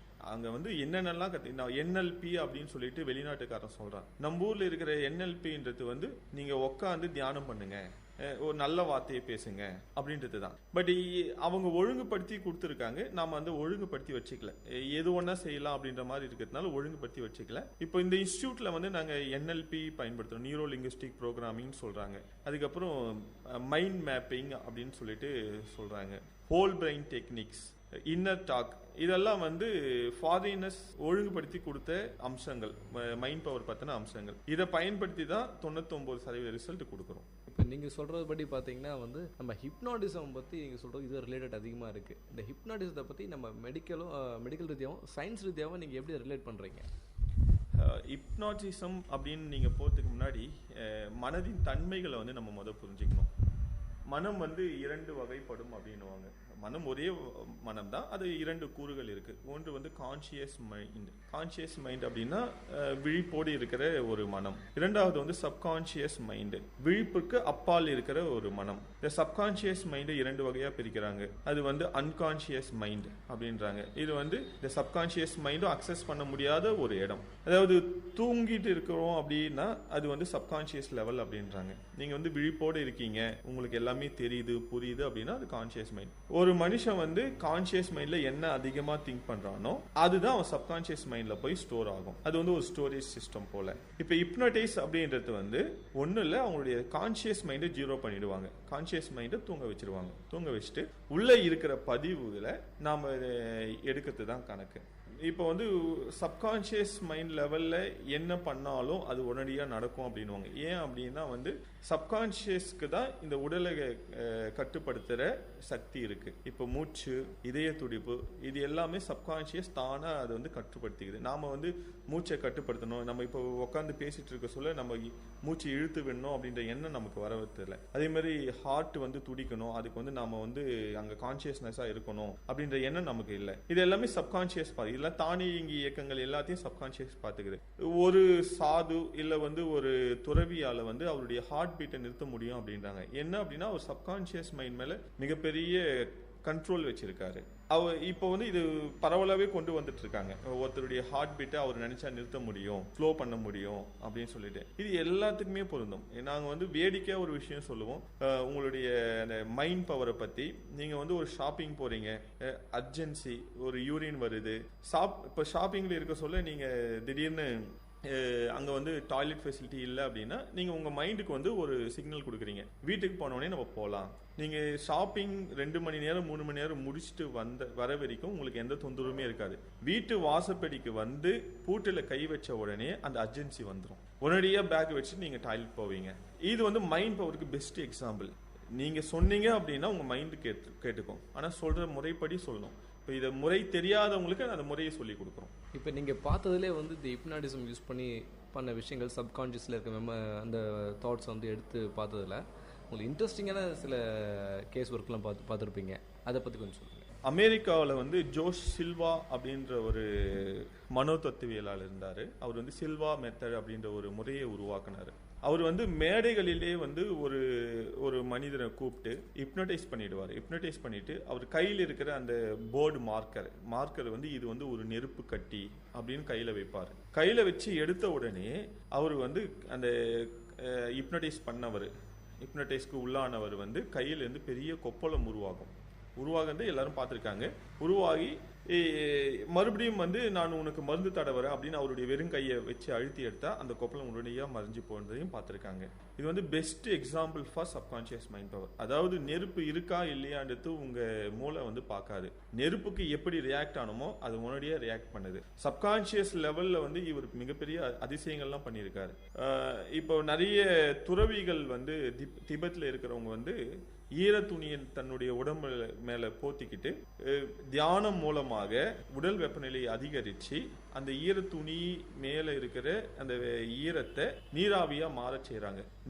நீர் ஆவியா மாறதுக்கு வந்து 101 டிகிரி செல்சியஸ் வேணும். அந்த அளவுக்கு உடல்ல வந்து வெப்பநிலையை உருவாக்கி அது வந்து உடனடி, அதாவது அவங்க தியானத்துல உட்காந்து ஒரு 15 நிமிடங்களுக்குள்ளாக அது தண்ணி ஆவியாய் போறத வந்து எல்லாரும் பார்த்திருக்காங்க. இது வீடியோ ரெக்கார்டும் பண்ணியிருக்காங்க. இப்போ நீங்கள் உங்கள் ஃபீல்டு உங்கள் ப்ரொஃபஷனல் பற்றி பேசினதை தாண்டி வந்து இப்போ உங்கள் ஃப்ரெண்ட்ஸை பற்றி சொல்லுங்கள். உங்கள் school time friends, college time ஃப்ரெண்ட்ஸ்லாம் வந்து அவங்கள பற்றி சொல்லுங்கள். அவங்க கூட இப்போவும் காண்டாக்டில் இருக்கீங்களா? ஃப்ரெண்ட்ஸ் வந்து எப்பயுமே வந்து பெஸ்ட் பார்ட் ஆஃப் லைஃப் அப்படின்னுவாங்க. பெஸ்ட் பார்ட் ஆஃப் லைஃப் அப்படின்னா நீங்கள் வந்து கல்லூரி வாழ்க்கையிலோ பள்ளி வாழ்க்கையிலோ அவங்க வந்து உங்களுக்கு சந்தோஷம் மெமரிஸ் கொடுக்குறவங்க அவங்க தான். பட் பிஸ்னஸ் அப்படின்னு சொல்ல வந்து பிஸ்னஸ் வந்து ஒவ்வொருத்தருக்கும் ஒவ்வொரு மாதிரி அமையும். இன்னும் கான்டாக்ட்ல தான் இருக்கும். பட் பிஸ்னஸ் ரிலேட்டடா எந்த டிஸ்கஷனும் இருக்காது. அவங்களுக்கு ஏதாவது தேவை இல்லை அவங்களுக்கு ஏதாவது உதவி தேவை அப்படின்னு சொல்ல வந்து அவங்களுக்கு வந்து உதவி செய்யறதுக்கு நானும் இல்லை எனக்கு அவங்களும் வந்து நிற்பாங்க. பட் ஒரு ப்ரொஃபஷனல் லைஃப்க்கு வந்ததுக்கு அப்புறம் வந்து பிஸ்னஸ் ஃப்ரெண்ட்ஸை மீட் பண்ணுறது, அவங்க கூட டைம் ஸ்பெண்ட் பண்ணுறதுன்றது ரொம்ப கடினமான விஷயம் தான். என்னை பொறுத்த வரைக்கும் கேட்டீங்க அப்படின்னா நீங்கள் எது செஞ்சாலும் ஃப்ரெண்ட்ஸை சேர்த்துட்டு செய்யணும்னு ஆசைப்படாதீங்கன்னு தான் நான் சொல்லுவேன். நீங்கள் வந்து ஒரு பிஸ்னஸ் செய்கிறீங்க அப்படின்னா ஃப்ரெண்ட்ஸை சேர்த்துட்டு செய்ய வேணாம். தனியாக முயற்சி செய்யுங்க. ஃப்ரெண்ட்ஸ் கிட்ட வந்து அட்வைஸ் மட்டும் வாங்கிக்கோங்க. நான் தெரிஞ்ச வரைக்கும் இந்த ஆல்ஃபா நிலை தியானம் அப்படின்ட்டு நான் கேள்விப்பட்டிருக்கேன். அது வந்து சயின்டிஃபிக்காகவும் ப்ரூவ் பண்ணியிருக்காங்க. அதை உங்களோட ஃபீல்டில் சயின்டிஃபிக்காக எப்படி அதை எக்ஸ்பிளைன் பண்ணுறீங்க? ஆல்ஃபா நிலை தியானம் அப்படின்றது வந்து ஒன்றும் இல்லை. நாங்கள் வந்து சப்கான்ஷியஸ் மைண்ட் மெடிடேஷன் அப்படின்னு தான் சொல்கிறோம். இது என்ன அப்படின்னா இந்த கான்ஷியஸ் மைண்ட் அப்படின்றதுக்கு வந்து ஒரு ஃப்ரீக்வன்சி இருக்குது. சப்கான்ஷியஸ் மைண்ட் அப்படின்றதுக்கும் ஒரு ஃப்ரீக்வன்சி இருக்குது. கான்ஷியஸ் மைண்ட் ஃப்ரீக்வன்சி வந்து 3 வகையாக பிரிக்கிறாங்க. அதாவது மிக கொடூர எண்ணங்கள் கொண்ட ஒருவன், கொஞ்சம் ஒரு கோபக்காரர், இல்லை வந்து ஸ்ட்ரெஸ்ஃபுல் ஆனவர், இல்லை சோகத்தில் இருக்காரு, அந்த எண்ணங்களை கொண்ட ஒருவர், ஒரு சாந்தமான மனிதன். இந்த 3 மனிதனுடைய ஃப்ரீக்வன்சி வேற வேற இருக்கும். இந்த மிக கொடூர எண்ணம் கொண்ட ஒரு மனிதன், அதாவது சைக்கோ அப்படின்றோம் இல்லைங்களா, அவருடைய அந்த ஃப்ரீக்வன்சி அது வந்து காமா ஃப்ரீக்வன்சி அப்படின்றோம். கான்சியஸ் மைண்டுக்கு வந்து காமா ஃப்ரீக்வன்சின்னு கொடுக்குறாங்க, சப்கான்சியஸ் மைண்டுக்கு ஆல்ஃபா ஃப்ரீக்வன்சின்னு கொடுக்குறாங்க. அவருடைய ஃப்ரீக்வன்சி வந்து கிட்டத்தட்ட 30களில் இருக்கும் அப்படின்றாங்க. இந்த 30களில் இருக்கிறது வந்து அவங்களுக்கு வந்து அடுத்தவங்களை துன்புறுத்தி பார்க்கணும், இல்லை ஒரு கொடூரமான செயல் செய்யணும் அப்படின்ற எண்ணம் வந்து டாமினண்ட்டாக இருக்கும். அதுக்கு அடுத்த மத்திய தரம் வந்து இந்த ஸ்ட்ரெஸ்ஃபுல் பர்சன்ஸ் அப்படின்றாங்க. அவர் வந்து வாழ்க்கையில நிறைய வலிகளை தாங்கிட்டு இருப்பாரு, சோகங்களை தாங்கிட்டு இருப்பாரு, அவருக்குள்ள இருந்து நிறைய கோபதாபங்கள் இருக்கும், அதெல்லாம் அடக்கி வச்சுட்டு மனசுக்குள்ள யோசிச்சுட்டே இருப்பாரு. அந்த ஃப்ரீக்வன்சி வந்து ஒரு 15 அந்த அளவுக்கு சொல்றாங்க. காமால 15 சொல்றாங்க. ஒரு சாதாரண மனிதன் வந்து 10க்குள்ள தான் இருக்கும். அவருக்கு வந்து கவலைகள் இல்லை, சந்தோஷமா இருக்காரு அப்படின்னா வந்து இன்னும் குறையும். இது வந்து காமாவுக்கு கொடுக்குற ஃப்ரீக்வன்சிஸ். இதை தாண்டி சப்கான்ஷியஸ்க்கு போகிறது தான் வந்து ஆல்ஃபா ஃப்ரீக்வன்சி அப்படின்றாங்க. ஆல்ஃபா ஃப்ரீக்வன்சி அப்படின்றது உங்கள் சப்கான்ஷியஸ் மைண்டை நீங்களாவே செல்ஃப் ஹிப்னடைஸ் பண்ணுறீங்க. ஹிப்னடைஸ் பண்ணி இந்த கான்ஷியஸ் மைண்டை தாண்டி உள்ளே போயிட்டு சப்கான்ஷியஸ் மைண்டுக்குள்ள தியானம் பண்ணுறீங்க. அந்த நேரத்தில் வெளியே வர அந்த கதிர்வீச்சு நீங்கள் எதை சொன்னாலும் உங்கள் உடல் கேட்கும் அப்படின்ற அளவுக்கு இருக்கு. இதுதான் ஆல்ஃபா நிலை தியானம்னு சொல்கிறாங்க. சார், உங்கள் ஃபீல்டில் இருக்க ரோல் மாடல் இல்லை உங்களை இன்ஸ்பைர் பண்ண பர்சன்ஸ்? என் ஃபீல்டில் ரோல் மாடல் அப்படின்னா பாப் ப்ராக்டர் அப்படின்னு சொல்லிட்டு அமெரிக்காவில் ஒருத்தர் இருக்கார். அவர் வந்து கிட்டத்தட்ட ஒரு 50 வருடங்களாக இந்த சப்கான்ஷியஸ் மைண்ட் பற்றியும் கான்ஷியஸ் மைண்ட் பற்றியும் பேசிட்டு இருக்காரு. ஒரு ஜென்ரல் பிஸ்னஸ்மேன் ரோல் மாடல் அப்படின்னா எனக்கு வந்து ஸ்டீவ் ஜாப்ஸ் ரொம்ப பிடிக்கும். அவர் ஏன் பிடிக்கும் அப்படின்னா அவருடைய பர்ஃபெக்ஷன். அவர் வந்து எதுக்கும் வளைந்து கொடுக்காத ஆள். எனக்கு இது வேணும் அப்படின்னு அவர் நினைச்சார் அப்படின்னா அதை உருவாக்கி காட்டக்கூடிய ஒரு ஆள். எப்பயுமே சொல்லுவாங்க அவர் வந்து அவருடைய ஆரம்ப கால வாழ்க்கை வந்து ரொம்ப கொடூரமாகவே இருந்தது அப்படின்னுவாங்க. ஏன்னா வந்து அவர் வந்து ஒரு அனாதையாக இருந்தார். அவர் வந்து தத்தெடுத்து வளர்த்தாங்க. இளம் வயதில் வந்து அந்த சிலிகான் வேலி தெருக்களில் வந்து கோக் பாட்டிலையும் கோக் கேன்களையும் எடைக்கு போட்டு அதுலேருந்து நூடுல்ஸ் வாங்கி சாப்பிட்டுட்டு ஃப்ரெண்டோட ரூமில் வந்து வெறும் தரையில் பத்துருந்தான்னு சொல்லுவாங்க. அப்படி சாதாரண நிலைமையில் இருந்த ஒரு மனிதனால் இவ்வளோ பெரிய நிறுவனத்தை உருவாக்க முடியும் அப்படின்னு சொல்லிட்டு காமிச்சது வந்து அவர் தான். அதனால் வந்து இங்கே இருக்கிற ஒவ்வொரு மனிதருமே மனித ஆளுமை சக்தி அப்படின்ட்டு அளப்பரியது. நான் இப்போ எங்ககிட்ட வரவங்களுக்கு கூட அனலைஸ் பண்ணி நாங்கள் சொல்கிற முக்கியமான ஒரு விஷயம் இதுதான். இந்த எமோஷன்லாம் இருக்குது இல்லை அப்படின்ட்டு ரெண்டாவது பட்சம். அவங்களுடைய பொட்டென்ஷியல் அப்படின்றது வந்து அது வந்து அது நினச்சா விண்வெளிக்கு ராக்கெட்டை விடும், இங்கேயே அணுகுண்டை தயாரிக்கும், கண்ணுக்கு தெரியாத ஒரு உயிரியை காட்டும். நுண்ணோக்கி கண்டுபிடிச்சதை பற்றி சொல்கிறேன். நான் ஏதோ ஒன்றா பண்ணும். ஒரு உலக அளவில் ஒரு கனெக்டிங் ஃபேஸ்புக் ஒன்று உருவாக்குது. இது வந்து ஹியூமன் மைண்டுடைய பொட்டென்ஷியல். சரிங்களா? அந்த பொட்டென்ஷியல் எனக்கு இருக்குன்னு யாரெல்லாம் நம்புகிறாங்களோ அவங்களாம் ஸ்டீவ் ஜாப்ஸ் மாதிரி வர முடியும் அப்படின்னு என்னுடைய நம்பிக்கை. அதனால் அவரை ரொம்ப தீவிரமாகவே ஃபாலோ பண்ணுறோம். நம்ம இன்ஸ்டியூட்டில் ஒர்க் பண்ணுற ஸ்டாஃப்ஸ் அவங்கள பற்றி கொஞ்சம் சொல்லுங்கள். இப்போது என்கிட்ட வந்து 15 பேர் ஒர்க் பண்ணுறாங்க. அது வந்து ஒர்க் அப்படின்றது வந்து டீச்சிங் ஸ்டாஃப்ஸ் அப்படின்னு இருக்காங்க. இப்போ வந்து இந்த 2 கோர்ஸ் கொடுக்குறேன்னு நான் சொல்லியிருந்தேன். பிஸ்னஸ் மாஸ்டர் அப்படின்ற ஒரு கோர்ஸும் மைண்ட் மாஸ்டர் அப்படின்ற ஒரு கோர்ஸும் கொடுக்குறோம். இந்த பிஸ்னஸ் மாஸ்டர் அப்படின்ட்டு அதே மாதிரி 6 வாரம் தான். என்னென்னா அது வந்து அடல்ட்ஸுக்கு கொடுக்குறோம். பிஸ்னஸ் மாஸ்டர்ஸ் அப்படின்ட்டு அடல்ட்ஸ் பிஸ்னஸ் செய்கிறவங்க மட்டும் இல்லை, வேலைக்கு போகிறவங்களும் வராங்க. சில கார்பரேட் நிறுவனங்களும் அணுகி அவங்களுக்கும் நாங்கள் இந்த ட்ரைனிங் கொடுக்குறோம். என்னென்னா அவங்க வந்து அடுத்த ஸ்டேஜுக்கு எப்படி போகிறது, எது அவங்கள தடுக்குது, அதை விட்டுட்டு அந்த பொட்டென்ஷியலை எப்படி பயன்படுத்துறது அப்படின்னு அவங்களுக்கு சொல்லிக் கொடுக்குறோம். அதுக்கிட்ட வந்து டீச்சர்ஸ் இருக்காங்க. மைண்ட் மாஸ்டர் வந்து ஸ்கூல் லெவல் ஸ்டூடெண்ட்ஸ்க்கு மட்டும், அதாவது வந்து 12 வயதுலேருந்து 17 வயதில் இருக்கிற பசங்க மட்டும் அந்த மைண்ட் மாஸ்டர் கிளாஸில் ஜாயின் பண்ணலாம். அவங்களுக்கு வந்து கிளாஸ் எடுக்கிறதுக்கு ஒரு 10 பேர் கிட்டத்தட்ட லேடிஸ் ஸ்டாஃப்ஸ் இருக்காங்க. ஜென்ஸ் ஸ்டாஃப்ஸ் வந்து இந்த அடல்ட்ஸ்க்கும், லேடிஸ் ஸ்டாஃப்ஸ் வந்து ஸ்டூடெண்ட்ஸ்க்கும் பார்க்குறாங்க. இது என்னென்னா டெடிக்கேட்டடாக ஒர்க் பண்ணுறாங்க. ப்ளஸ் வந்து அவங்களுக்கு வந்து இந்த மைண்ட் பொட்டென்ஷியல் இங்கே வந்த பிறகு தெரிய ஆரம்பிச்சது. அவங்களுடைய வாழ்க்கையில் மிகப்பெரிய மாற்றத்தை அவங்க எக்ஸ்பீரியன்ஸ் பண்ணுறாங்க. அது வந்து அவங்க பர்சனலாகவும் யூஸ் பண்ணிக்கிறாங்க. ப்ளஸ் எப்பயுமே வந்து மோட்டிவேட் பண்ணுறவங்க வந்து ஒரு குருவுக்கு சமம் அப்படின்னுவாங்க. இந்த ஃபீல்டு என்ஜாய் பண்ணி அவங்க ஒர்க் பண்ணுறாங்க. நானும் இந்த ஃபீல்டு வந்து வரதுக்கு முக்கியமான காரணம் வந்து இந்த கிடைக்கிற அந்த என்ஜாய்மெண்ட் தான். ஆத்ம திருப்தி அப்படின்னுவாங்க. நமக்கு எது பிடிக்குதோ அது வந்து ஆத்ம திருப்தி கொடுக்கும் அப்படின்னுவாங்க. இதில் வந்து ஒவ்வொரு முறை நான் கிளாஸ் எடுக்க சொல்லுவோம், இல்லை வந்து ஒரு குரூப் ஆஃப் பீப்புளை வந்து அட்ரஸ் பண்ண சொல்லுவோம். அங்கேருந்து அவங்க கண்ணில் தெரிகிற அந்த பாசிட்டிவ் வைப்ரேஷன், நம்ம வந்து ஒரு பாசிட்டிவான ஒரு விஷயம் சொல்ல அவங்க வந்து திருப்பி நமக்கு காமிக்கிற ஒரு பாசிட்டிவ் வைப்ரேஷன் வந்து அது வந்து கிட்டத்தட்ட ஒரு போதைக்கு சமம் கூட சொல்லுவோம். நல்ல விஷயத்துலேருந்து நம்ம வந்து நல்ல விஷயத்துக்கு அடிக்ட் ஆக கற்றுக்கணும். இது வந்து நான் எப்பயுமே என்னுடைய ஸ்டூடெண்ட்ஸ்க்கு என்னுடைய ஸ்டாஃப்ஸ்க்கும் சொல்லுவேன். நீங்கள் வந்து உங்ககிட்ட எதெல்லாம் நல்ல விஷயம் இருக்கோ அதெல்லாம் தேடி அதுக்கு அடிக்ட் ஆகுங்க. நீங்கள் வந்து ஃபேஸ்புக்கே பார்த்துருப்பேன் சார் நான் அதுக்கு அடிக்ட் ஆகுறேன்னு சொல்லாதீங்க. நீங்கள் சார் நான் நிறைய புக்கு படிப்பேன், நான் வந்து அடிக்டட் டு புக் அப்படின்னு நீங்கள் சொல்லுங்கள். இல்லை நான் நிறைய நல்ல விஷயம் பேசுவேன், நான் நல்ல விஷயம் கற்றுப்பேன், I am addicted to good things அப்படின்னு சொல்லுங்கள். இல்லை சார் நான் நிறைய கோயில் போவேன், I am addicted to temples அப்படின்னு சொல்லுங்கள். நம்ம வந்து எப்பயுமே அடிக்ஷன் அப்படின்ற வார்த்தையை வந்து நெகட்டிவாக பார்க்குறோம். அடிக்ஷன்ற வார்த்தை வந்து நெகட்டிவ் இல்லை, இட்ஸ் பாசிட்டிவ். ஆத்ம திருப்தி அப்படின்றது வந்து ஒரு அடிக்ஷன் தான். அதுக்காக எல்லாரும் ஒர்க் பண்ணுறோம். இந்த ஃபீல்டில் உங்களோட ஃபியூச்சர் பிளான்? இப்போ வந்து வேலூர் மாவட்டம் வரைக்கும் தான் நாங்கள் வந்து பார்த்துட்ருக்கோம்.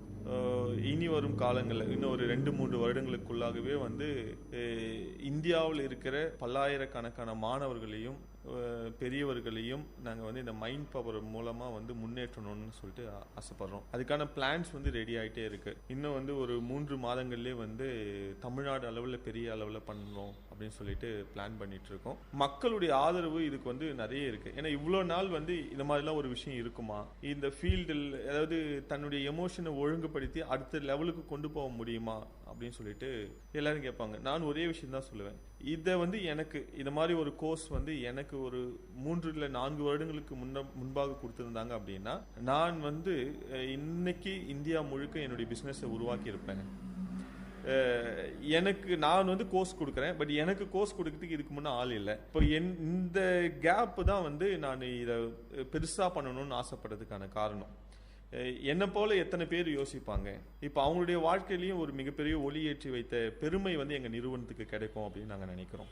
ஓகே சார், இப்போது மக்கள் ஒரு விஷயத்தை அடையணும்னு நினைக்கிறாங்க, இல்லை மக்கள் சந்தோஷமாக இருக்குன்னு நினைக்கிறாங்க, அவங்களுக்காக உங்களுடைய தாட்ஸ், உங்களோட லெசன்ஸ் என்ன? அவங்களுக்கு ஒரே விஷயம் தான் நான் சொல்லுவேன். ஆக்சுவலாக ஃபோட்டோகிராஃபிக் மெமரி அப்படின்னு ஒரு விஷயம் இருக்குது. என்ன அப்படின்னா, நான் ஒரு வார்த்தை சொல்கிறேன், நீங்கள் இப்போ எஃப்எம்ல கேட்டுட்டு இருக்கவங்கலாம் இதை நீங்கள் ட்ரை பண்ணலாம். நான் நீங்கள் எலுமிச்சம்பழத்தை பார்க்காதீங்கன்னு நான் உங்ககிட்ட சொல்கிறேன் அப்படின்னா உங்கள் கண்ணுக்குள்ளே எலுமிச்சம்பழம் போகும். அதே போல் சூப்பர் ஸ்டார் ரஜினிகாந்தை நீங்கள் பார்க்காதீங்கன்னு நான் சொல்கிறேன், ரஜினிகாந்த் உள்ளே போவார்.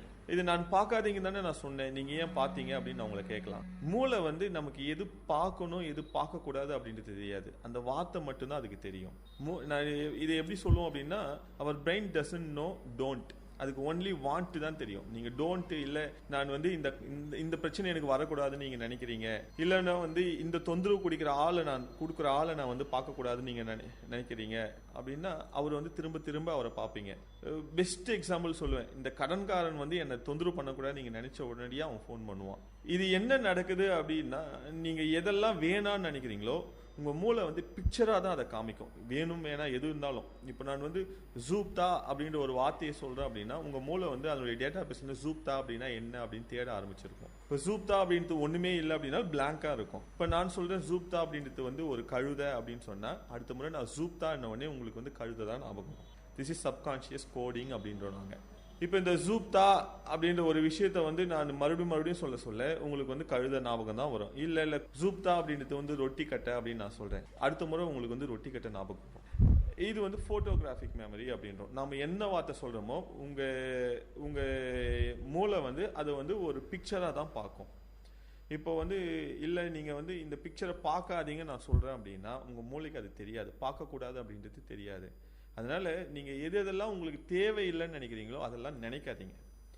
எதெல்லாம் தேவைன்னு நினைக்கிறீங்களோ அது மட்டும் நீங்க சந்தோஷமா இருக்கணும்னு நீங்க நினைச்சீங்க அப்படின்னா உங்களுக்கு சந்தோஷம் கொடுக்குற பொருட்கள் விஷயங்களை பத்தி மட்டும் நினைங்க. ஐயோ இந்த பக்கம் போனா அவன் இருப்பான், அவன் எனக்கு கவலை கொடுப்பான், அதனால நான் இந்த பக்கம் போகக்கூடாதுன்னு நினைக்காதீங்க. எங்க போனா உங்களுக்கு சந்தோஷம் கிடைக்குமோ அதை பத்தி மட்டும் நினைங்க. மிக்க நன்றி சார், இவ்வளவு நேரமா உங்களோட மதிப்புமிக்க நேரத்தை எங்க கூட ஸ்பெண்ட் பண்ணீங்க, மக்களுக்கு பல விஷயங்களை சொன்னீங்க. உங்களுடைய நல்ல எண்ணங்கள் ஈடேற விஐடி பண்பலை 90.8 வாழ்த்துக்கள். மீண்டும் ஒரு அனுபவ நிகழ்ச்சியில் உங்களை சந்திக்க இருப்பது நான் உங்கள் சுரேஷ் போஸ். இது விஐடி பண்பலை 90.8 வழங்கும் அனுபவ மேடை. நேர்கள் இதுவரை கேட்டது அனுபவ மேடை. மக்கள் தங்கள் வாழ்க்கை அனுபவங்களையும் முன்னேற்ற பாதைகளையும் விரிவாக கலந்துரையாடும் நிகழ்ச்சி.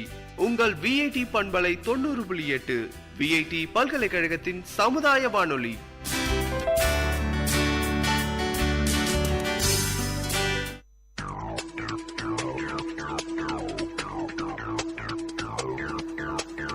நேர்களை இது விஐடி பண்பலை 90.8. இந்த நிகழ்ச்சி திரைக்கடலோடி கண்டங்களை இணைக்கும் ஒரு புரிதல் தொடர்.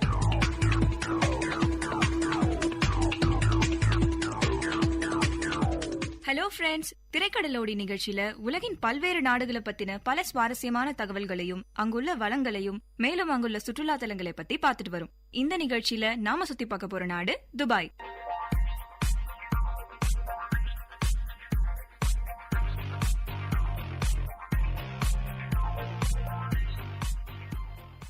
துபாய் அல்லது துபாய் என்பது ஐக்கிய அரபு நாடுகளின் 7 நாடுகளில் 2வது பெரியதும் அதில் உள்ள ஒரே ஒரு நகரத்தை குறிக்கும் வகையில் 1வது நகரம் ஆகும்.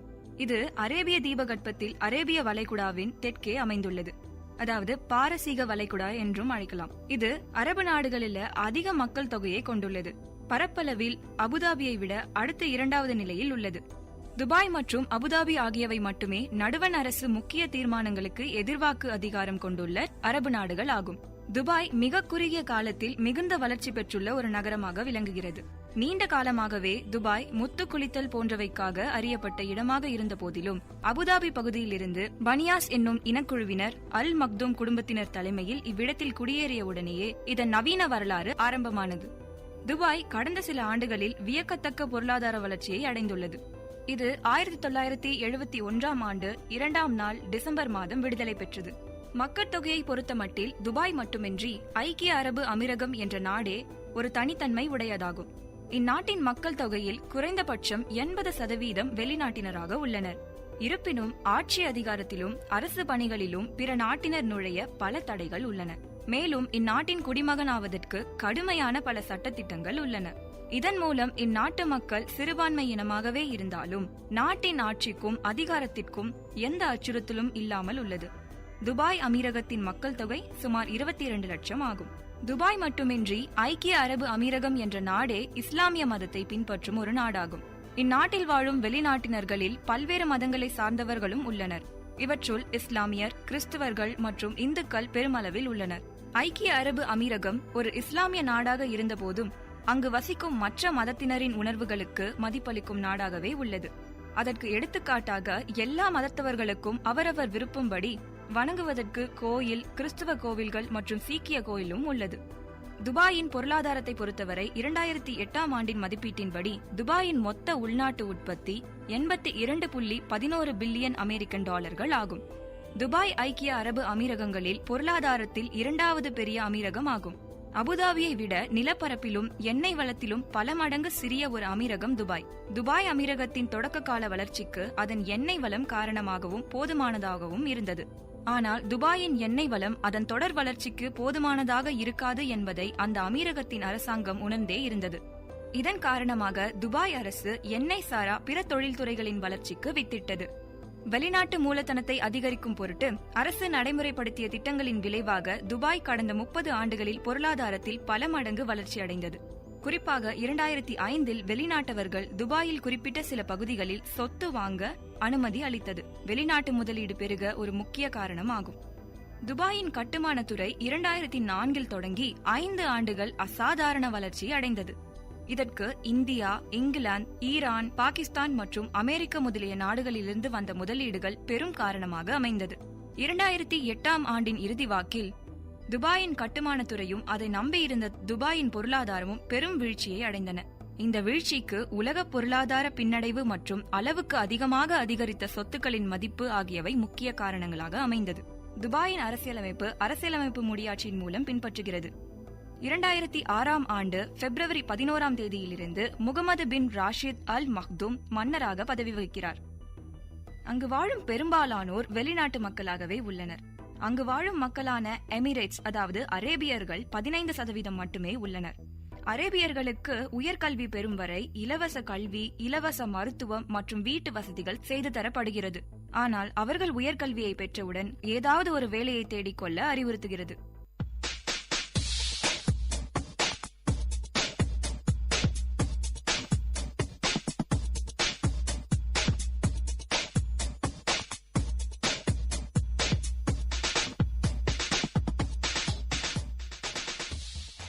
துபாய் உலகிலேயே வளர்ந்து வரும் நாடுகளில் முதன்மையாக உள்ளது. 1991 ஒரே ஒரு உயரமான கட்டிடம் தான் இருந்ததாம். ஆனா இப்போது 400 உயரமான கட்டிடங்கள் உள்ளதாக கூறப்படுகிறது. உலகின் உயரமான கட்டிடமான பூர்ஜ் கலிஃபா துபாயில் தான் உள்ளது. அதுல 164 மாடிகள் உள்ளதாம். துபாய பத்தின இன்னொரு ஆச்சரியமான தகவல் என்ன தெரியுமா? துபாயில பெர்மனன்ட் அட்ரஸ் சிஸ்டம்னு ஒண்ணு இல்ல. துபாயில டெலிவரி சர்வீஸ் செய்வது ரொம்பவே சேலஞ்சிங்கான விஷயமா இருக்கு. நம்ம ஊர்ல விண்ணப்பங்கள்ல அட்ரஸ்க்கு ஒரு லைன் கொடுக்கறது மாதிரி துபாயில அட்ரஸ்க்காக ஒரு தனி இடமே கொடுத்திருப்பாங்களாம்.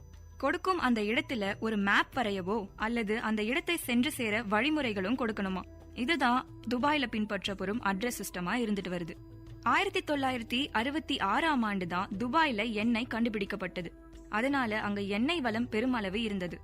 முதலில் எண்ணெய் வளம் பெருமளவில் இருந்தாலும் இப்போது 11% மட்டுமே உள்ளது. துபாய் பொறுத்தவரை சுற்றுலாத்துறையும் வணிகமும் தான் பெரும் பொருளாதாரத்திற்கு வழிவகுக்கிறது. த துபாய் மால்னு சொல்லப்படும் ஒரு ஷாப்பிங் காம்ப்ளெக்ஸ் உலகின் மிகப்பெரிய ஷாப்பிங் காம்ப்ளெக்ஸா இருக்கு. அங்க கிட்டத்தட்ட 1200 கடைகள் உள்ளதா சொல்றாங்க. பெரும்பாலான அமெரிக்கன் கடைகளும் அங்க உள்ளதாம்.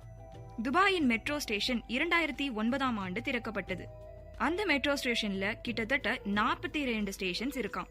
அதுல ஒரு பெரிய சிறப்பம்சமே அந்த மெட்ரோ ஸ்டேஷன்ஸ் 18 மாதங்கள்ல கட்டப்பட்டது. ஆமாம், 42 ஸ்டேஷனும் 2 வருடங்களுக்கும் கம்மியான காலகட்டத்துல கட்டப்பட்டிருக்கு. துபாய் ஒரு முறை டிஸ்னிலாண்ட் கிட்ட தங்கள் நகரத்துல ஒரு ரிசார்ட்டை கட்ட சொல்லி வேண்டினாங்களாம். ஆனா துபாய் நகரம் சின்ன நகரமா இருக்குன்னு சொல்லி டிஸ்னிலாண்ட் அதை மறுத்துட்டாங்களாம். அதனால துபாய் தங்கள் நாட்டிலே ஒரு பெரிய தீம் பார்க் கட்டணும்னு முடிவெடுத்திருக்காங்க. அதற்கு துபாய் லேண்ட்னு பேர் வைக்கணும்னு முடிவு பண்ணிருக்காங்க. அதை திறக்கும் போது துபாய் லேண்ட் டிஸ்னிலாண்டுக்கு 2 மடங்கு பெரியதா இருக்கும்னு சொல்றாங்க. அந்த துபாய் லேண்டை பார்க்க ஒரு நாளைக்கு கிட்டத்தட்ட 2 லட்சம் மக்களை இருக்கும்னு சொல்றாங்க. உலகின் மிக சொகுசான ஹோட்டல் துபாயில தான் இருக்கு. அது பெயர் பூஜ் அல் அராப். துபாயில நிறைய மேன்மேட் ஐலாண்ட்ஸும் இருக்கு. அதுல ஒண்ணுதான் பனைமரை வடிவுல இருக்க பனைத்தீவு. இந்த பனைத்தீவுல பல தீவுகளும் ரெசார்ட்ஸும் ரெஸ்டாரண்ட்ஸும் பிரைவேட் ரெசிடென்ஸும் இருக்கு. வெயில் காலத்துல 120 டிகிரி செல்சியஸ் வெயில் வீசுமா, குறைஞ்சது 100 டிகிரி செல்சியஸ் ஆவது வீசுமா. துபாய் இஸ்லாமிய நாடுங்கிறதால பல மசூதிகள் இருக்கும். ஹோட்டல் ரூம்ஸ்ல கூட மெக்காவை நோக்கி தொழுகை செய்யறதுக்கு வசதியா ஒரு ஏரோ இருக்குமா. அந்த திசையில தொழுகையை நடத்தலாம். துபாய் ஒரு வெப்பமான நாடுங்கிறதால பெரும்பாலான இடத்துல ஏர் கண்டிஷனர் தான் இருக்குமா. அங்க செல்லும் பேருந்தில் கூட ஏர் கண்டிஷனர் தான் இருக்குமா.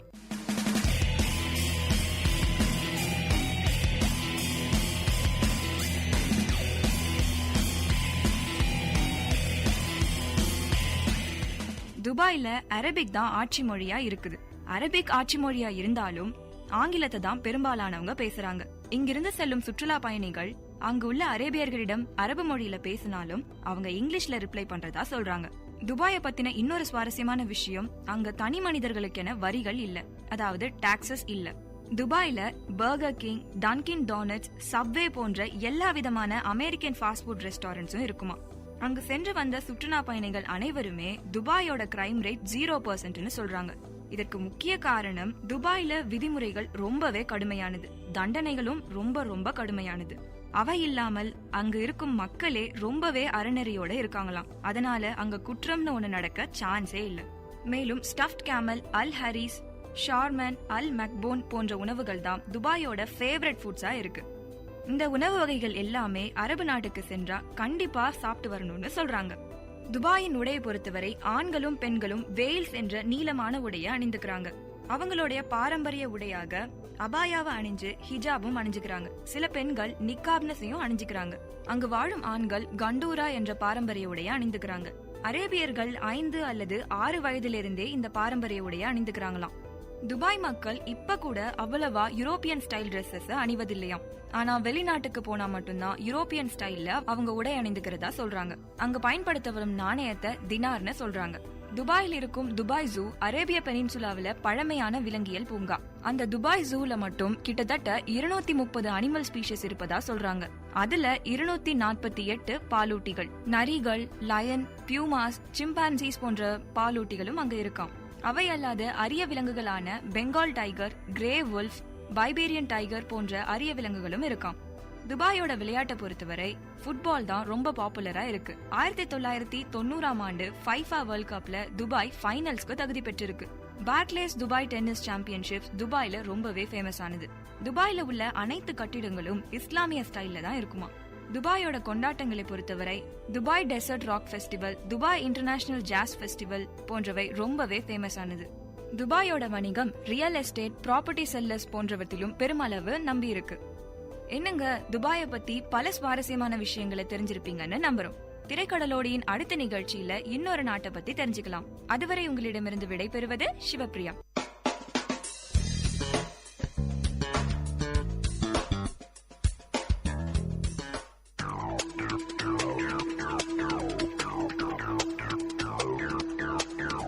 நேயர்கள் இதுவரை கேட்டது திரைக்கடலோடி, கண்டங்களை இணைக்கும் ஒரு புரிதல் தொடர்.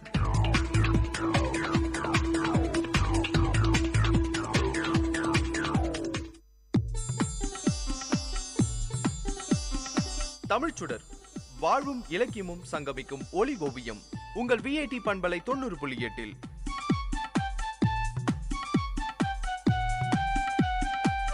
இன்றைய தமிழோவியம் தீட்டுபவர் ஜெயஸ்ருதி. வணக்கம். அன்போடு இயைந்த வழக்கு என்ப ஆருயிர்க்கு என்போடு இயைந்த தொடர்பு.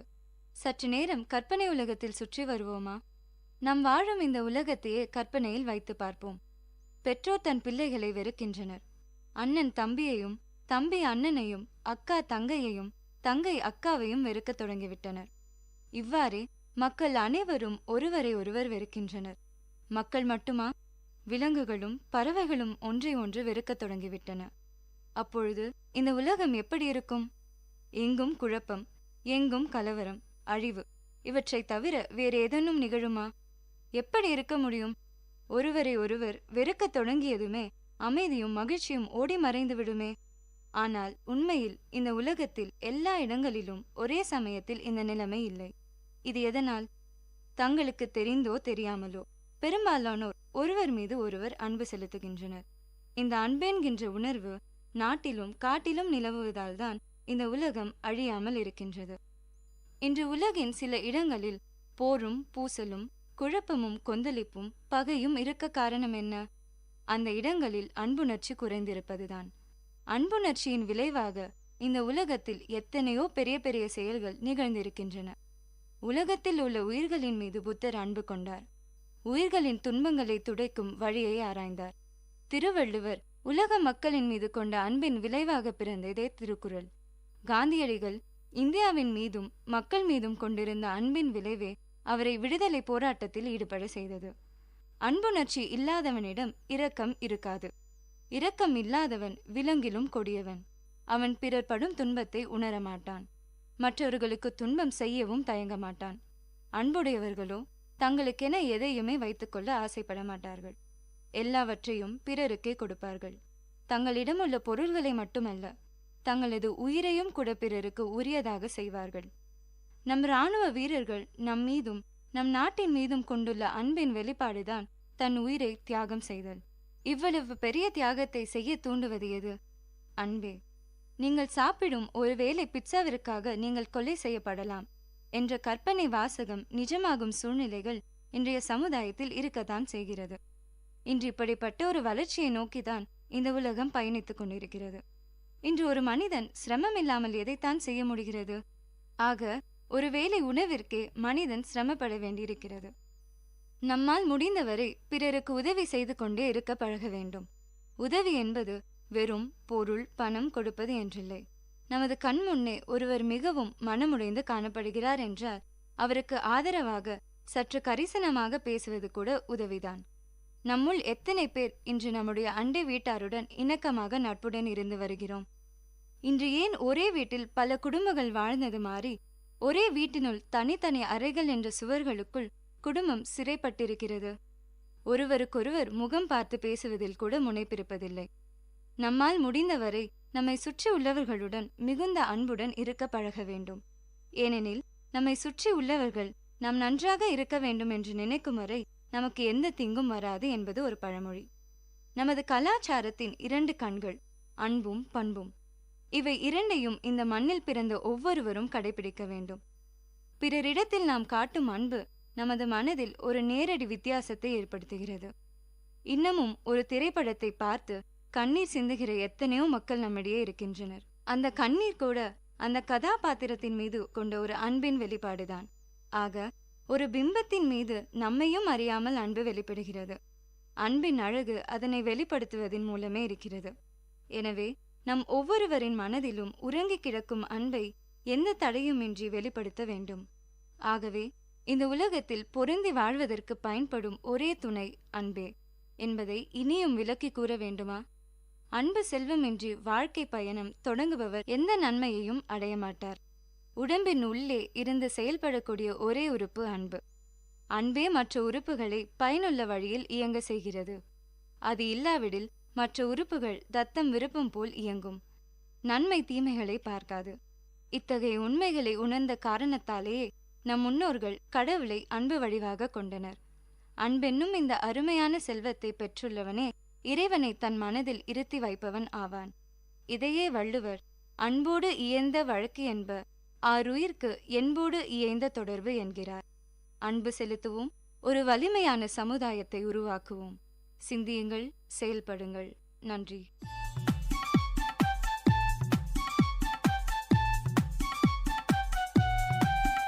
நேயர்கள் இதுவரை கேட்டது வாழ்வையும் இலக்கியத்தையும் இணைத்த ஒளி ஓவியம் தமிழ் சுடர். இன்றைய தமிழ் ஓவியம் தீட்டியவர் ஜெயஸ்ருதி. இது உங்கள் விஐடி பண்பலை 90.8.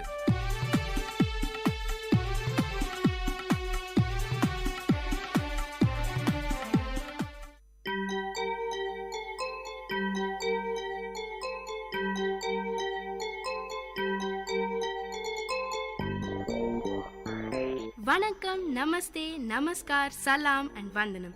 நீங்கள் கேட்டுக்கொண்டிருப்பது விஐடி பண்பலை 90.8. இது விஐடி பல்கலைக்கழகத்தின் சமுதாய வானொலி.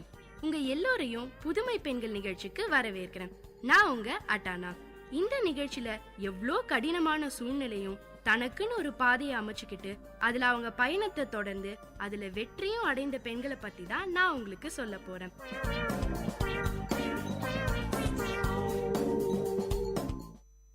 வணக்கம், நமஸ்தே, நமஸ்கார், சலாம் அண்ட் வந்தனம். நீங்க கேட்டுக்கிட்டு இருக்கிறது விஐடி பண்பலை 90.8. இது விஐடி பல்கலைக்கழகத்தின் சமுதாய வானொலி. உங்க எல்லாரையும் புதுமை பெண்கள் நிகழ்ச்சிக்கு வரவேற்கிறேன்னா உங்க தோழி அட்டானா.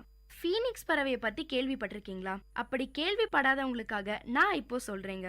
ஃபீனிக்ஸ் பறவை பாத்தீங்கன்னா இறந்து போனா கூட தன் சாம்பல்ல இருந்தே மீண்டும் பிறக்கக்கூடிய ஒரு சக்தி வாய்ந்தது. இந்த ஃபீனிக்ஸ் பறவை கிரீக் மித்தாலஜில ரொம்ப நாள் வாழ்ந்த பறவையா சொல்லியிருக்காங்க. இந்த ஃபீனிக்ஸ் பறவை மாதிரியான ஒரு பெண்ணை பத்தி தாங்க நான் இன்னைக்கு உங்களுக்கு சொல்ல போறேன். தன்னுடைய வாழ்க்கை எரிந்து சாம்பலான நேரத்துல மீண்டும் மறுஜென்மம் போல பீனிக்ஸ் பெண்ணாக பிறந்தவங்க தான் அஞ்சலி ராஜகோபால். அஞ்சலி ராஜகோபால முதல் முறை பாக்குற யாருக்கும் அவங்கள இன்னொரு முறை உற்று பார்க்க சொல்லும். காரணம் அவங்களோட வித்தியாசமான தோற்றம். இப்ப நம்ம பாக்குற இந்த அஞ்சலி தான் நிஜம். 12 வருஷங்கள் ஓடி போச்சு.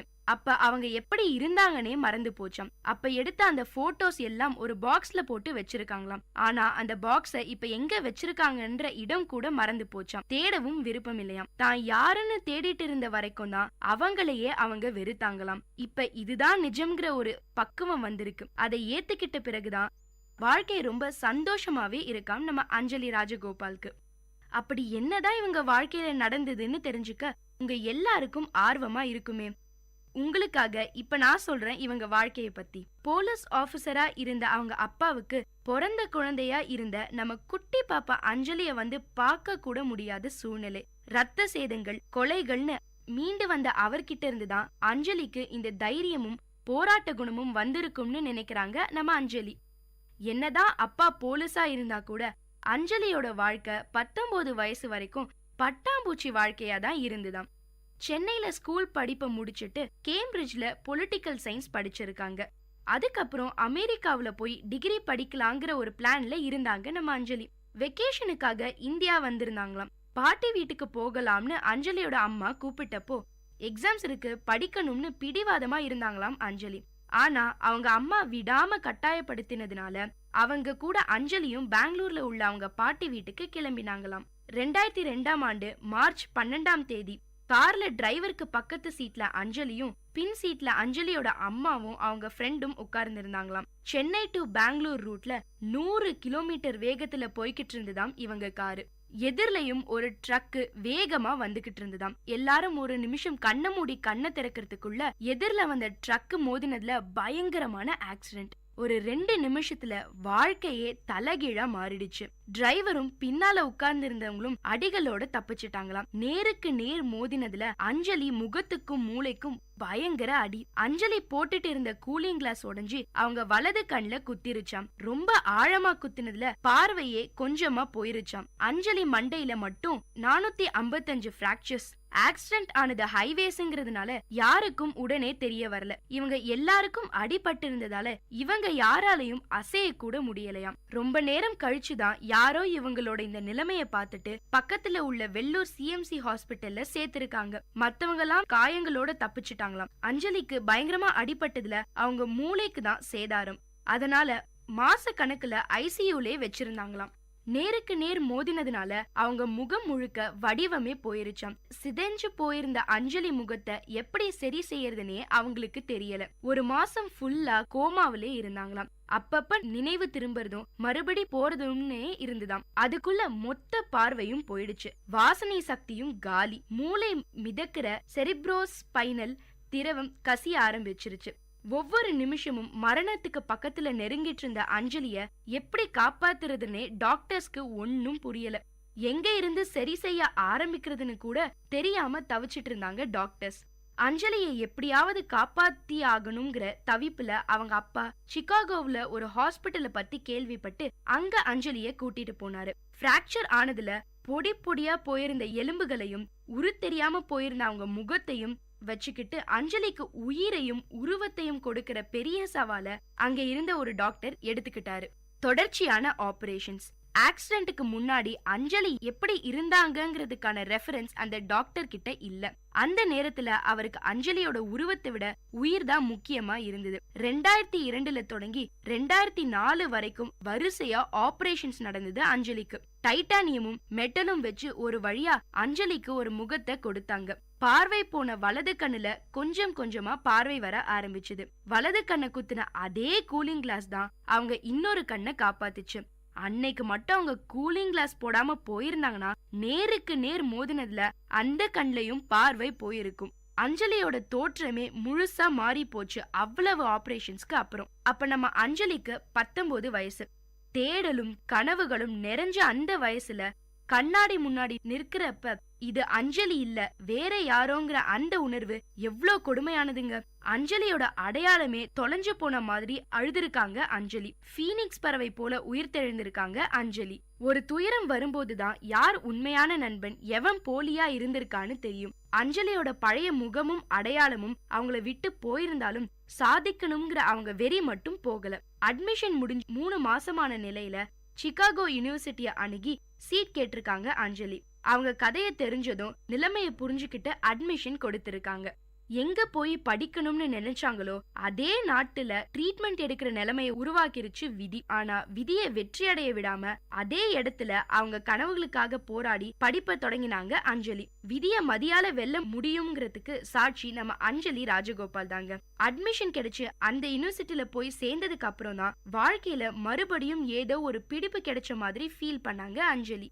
அந்த யூனிவர்சிட்டியில நல்லபடியா படிப்பை முடிச்சுட்டு இந்தியா வந்தாங்க அஞ்சலி. இவங்களை இங்க இருந்த பல பேருக்கு அடையாளமே தெரிஞ்சுக்க முடியாத அளவுக்கு அஞ்சலியோட உருவம் மாறி இருந்தது. இப்படியே வெளியே போகாம யோசிச்சுக்கிட்டே இருந்தா வீட்டுக்குள்ளேயே முடங்கிடுவோம்னு உணர்ந்து நிறைய விஷயங்கள்ல தன்னை தீவிரமா ஈடுபடுத்திக்கிட்டாங்க அஞ்சலி.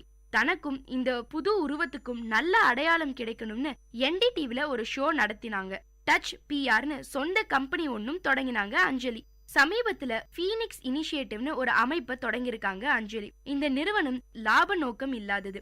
நம்ம ஊர்ல யாருக்காவது ஏதாவது அதிர்ச்சியான விஷயமோ இல்ல விபத்தோ நடந்தா அத பத்தி பேச கூட பயப்படுறாங்க. உருவத்தை பார்த்து தப்பா நினைச்சுப்பாங்களோ, நடந்தது சொன்னா அது நமக்கே கலங்கலாகிடுமோன்னு நினைச்சு உள்ளுக்குள்ளேயே போட்டு அழுத்திக்கிறாங்க.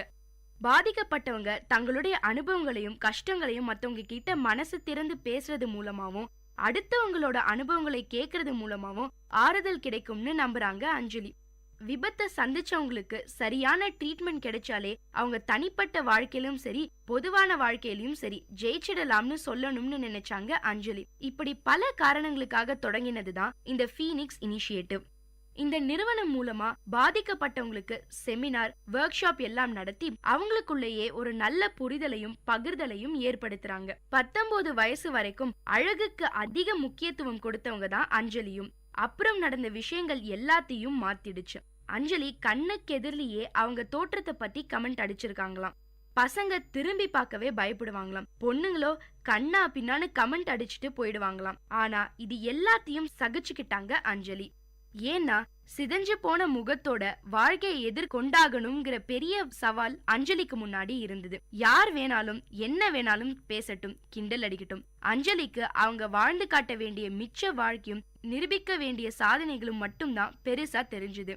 அழகான அந்த லட்சியங்களை அடைய தன்னம்பிக்கை தான் அவசியமா பட்டுதே தவிர அழகான முகம் தேவைப்படல. வாழ்க்கை அஞ்சலிக்கு நிறைய கத்து கொடுத்திருக்கு. எந்த சூழ்நிலையில இருந்தும் வெளியில வர தெரிஞ்ச அஞ்சலிக்கு மனச அமைதியாவும் வச்சுக்க தெரியும். இப்படி அவங்க அனுபவத்துல உணர்ந்த விஷயங்களை மத்தவங்களுக்கு சொல்றதுதான் பீனிக்ஸ் இனிஷியேட்டிவோட நோக்கம். செம்மறி ஆட்டு மந்தைய பத்தி தெரியுமா உங்களுக்கு? ஏதோ ஒரு செம்மறி ஆடு பள்ளத்துல விழுந்து எழுந்து போனா அதே பள்ளத்துல விழுந்து எழுந்துதான் மத்த ஆடுகளும் போகும். பள்ளம் இருக்கேன்னு வேற ஒரு பாதையில போகாது. ஆனா நாம மனிதர்கள் நம்ம ஏன் செம்மறி ஆடுகள் மாதிரி இருக்கணும்? மற்றவங்க வாழ்க்கையில கஷ்டப்பட்டதை கேட்டோம்னா அவங்க பண்ண அதே தப்ப நம்ம பண்ணாம தப்பிச்சிடலாம். பரீட்சையில பாத்தீங்கன்னா நாம படிச்சதுல இருந்தேதான் கேள்விகள் கேட்பாங்க. படிச்சதுக்கு அப்புறம் தான் பரீட்சையே வைப்பாங்க. ஆனா வாழ்க்கையில அப்படி இல்லைங்க.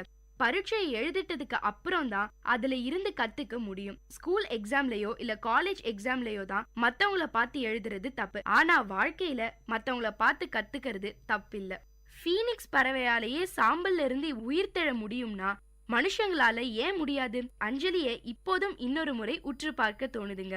அவங்களோட அந்த வித்தியாசமான தோற்றத்துக்காக இல்ல, ஆவேசமான, வீரமான, அழுத்தமான அவங்களோட வார்த்தைகளுக்காக. அஞ்சலி ராஜகோபாலோட வாழ்க்கை உங்க எல்லாருக்கும் அழகு மட்டும் வாழ்க்கை இல்லைங்கிறத நல்லா புரிய வச்சிருக்கும்னு நம்புறேன்.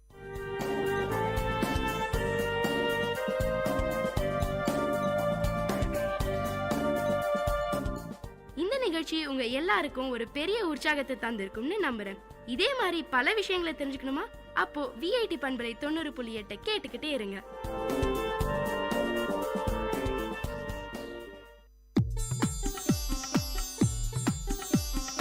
தமிழ்ச்சுடர் வாழ்வும் இலக்கியமும் சங்கமிக்கும் ஒளி ஓவியம் உங்கள் விஐடி பண்பலை 90.8.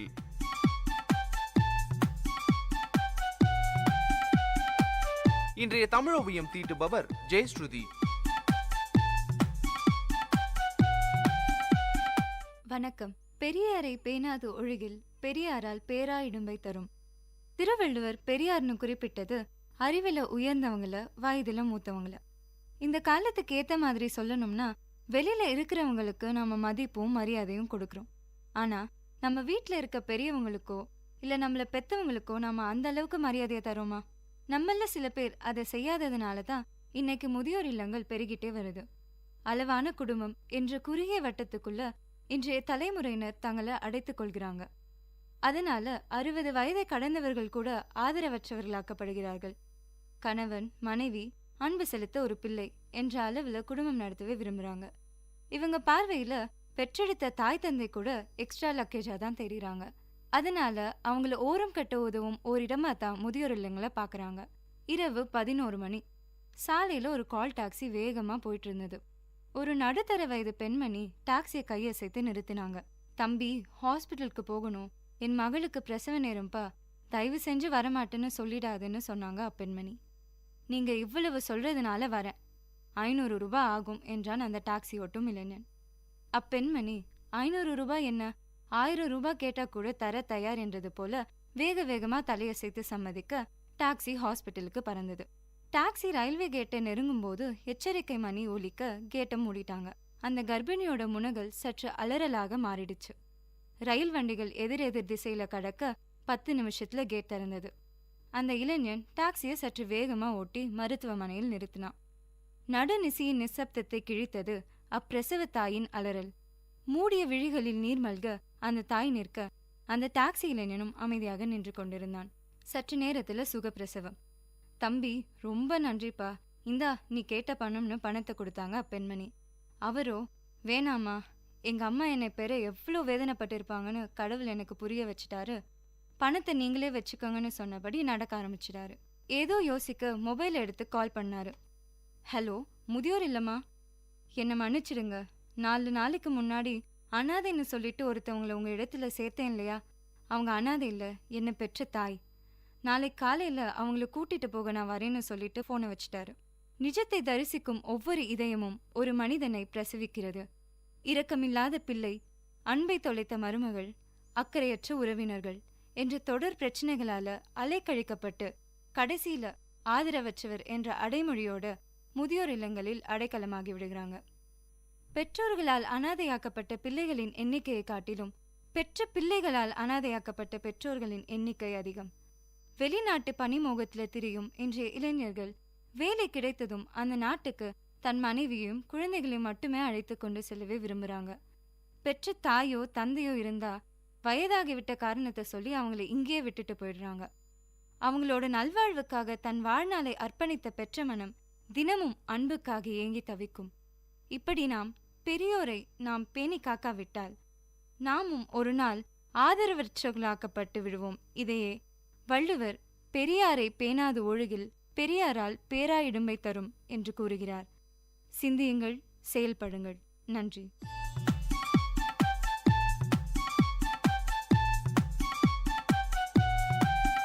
நேயர்கள் இதுவரை கேட்டது வாழ்வையும் இலக்கியத்தையும் இணைத்த ஒளி ஓவியம் தமிழ் சுடர். இன்றைய தமிழ் ஓவியம் தீட்டியவர் ஜெயஸ்ருதி. இது உங்கள் விஐடி பண்பலை 90.8.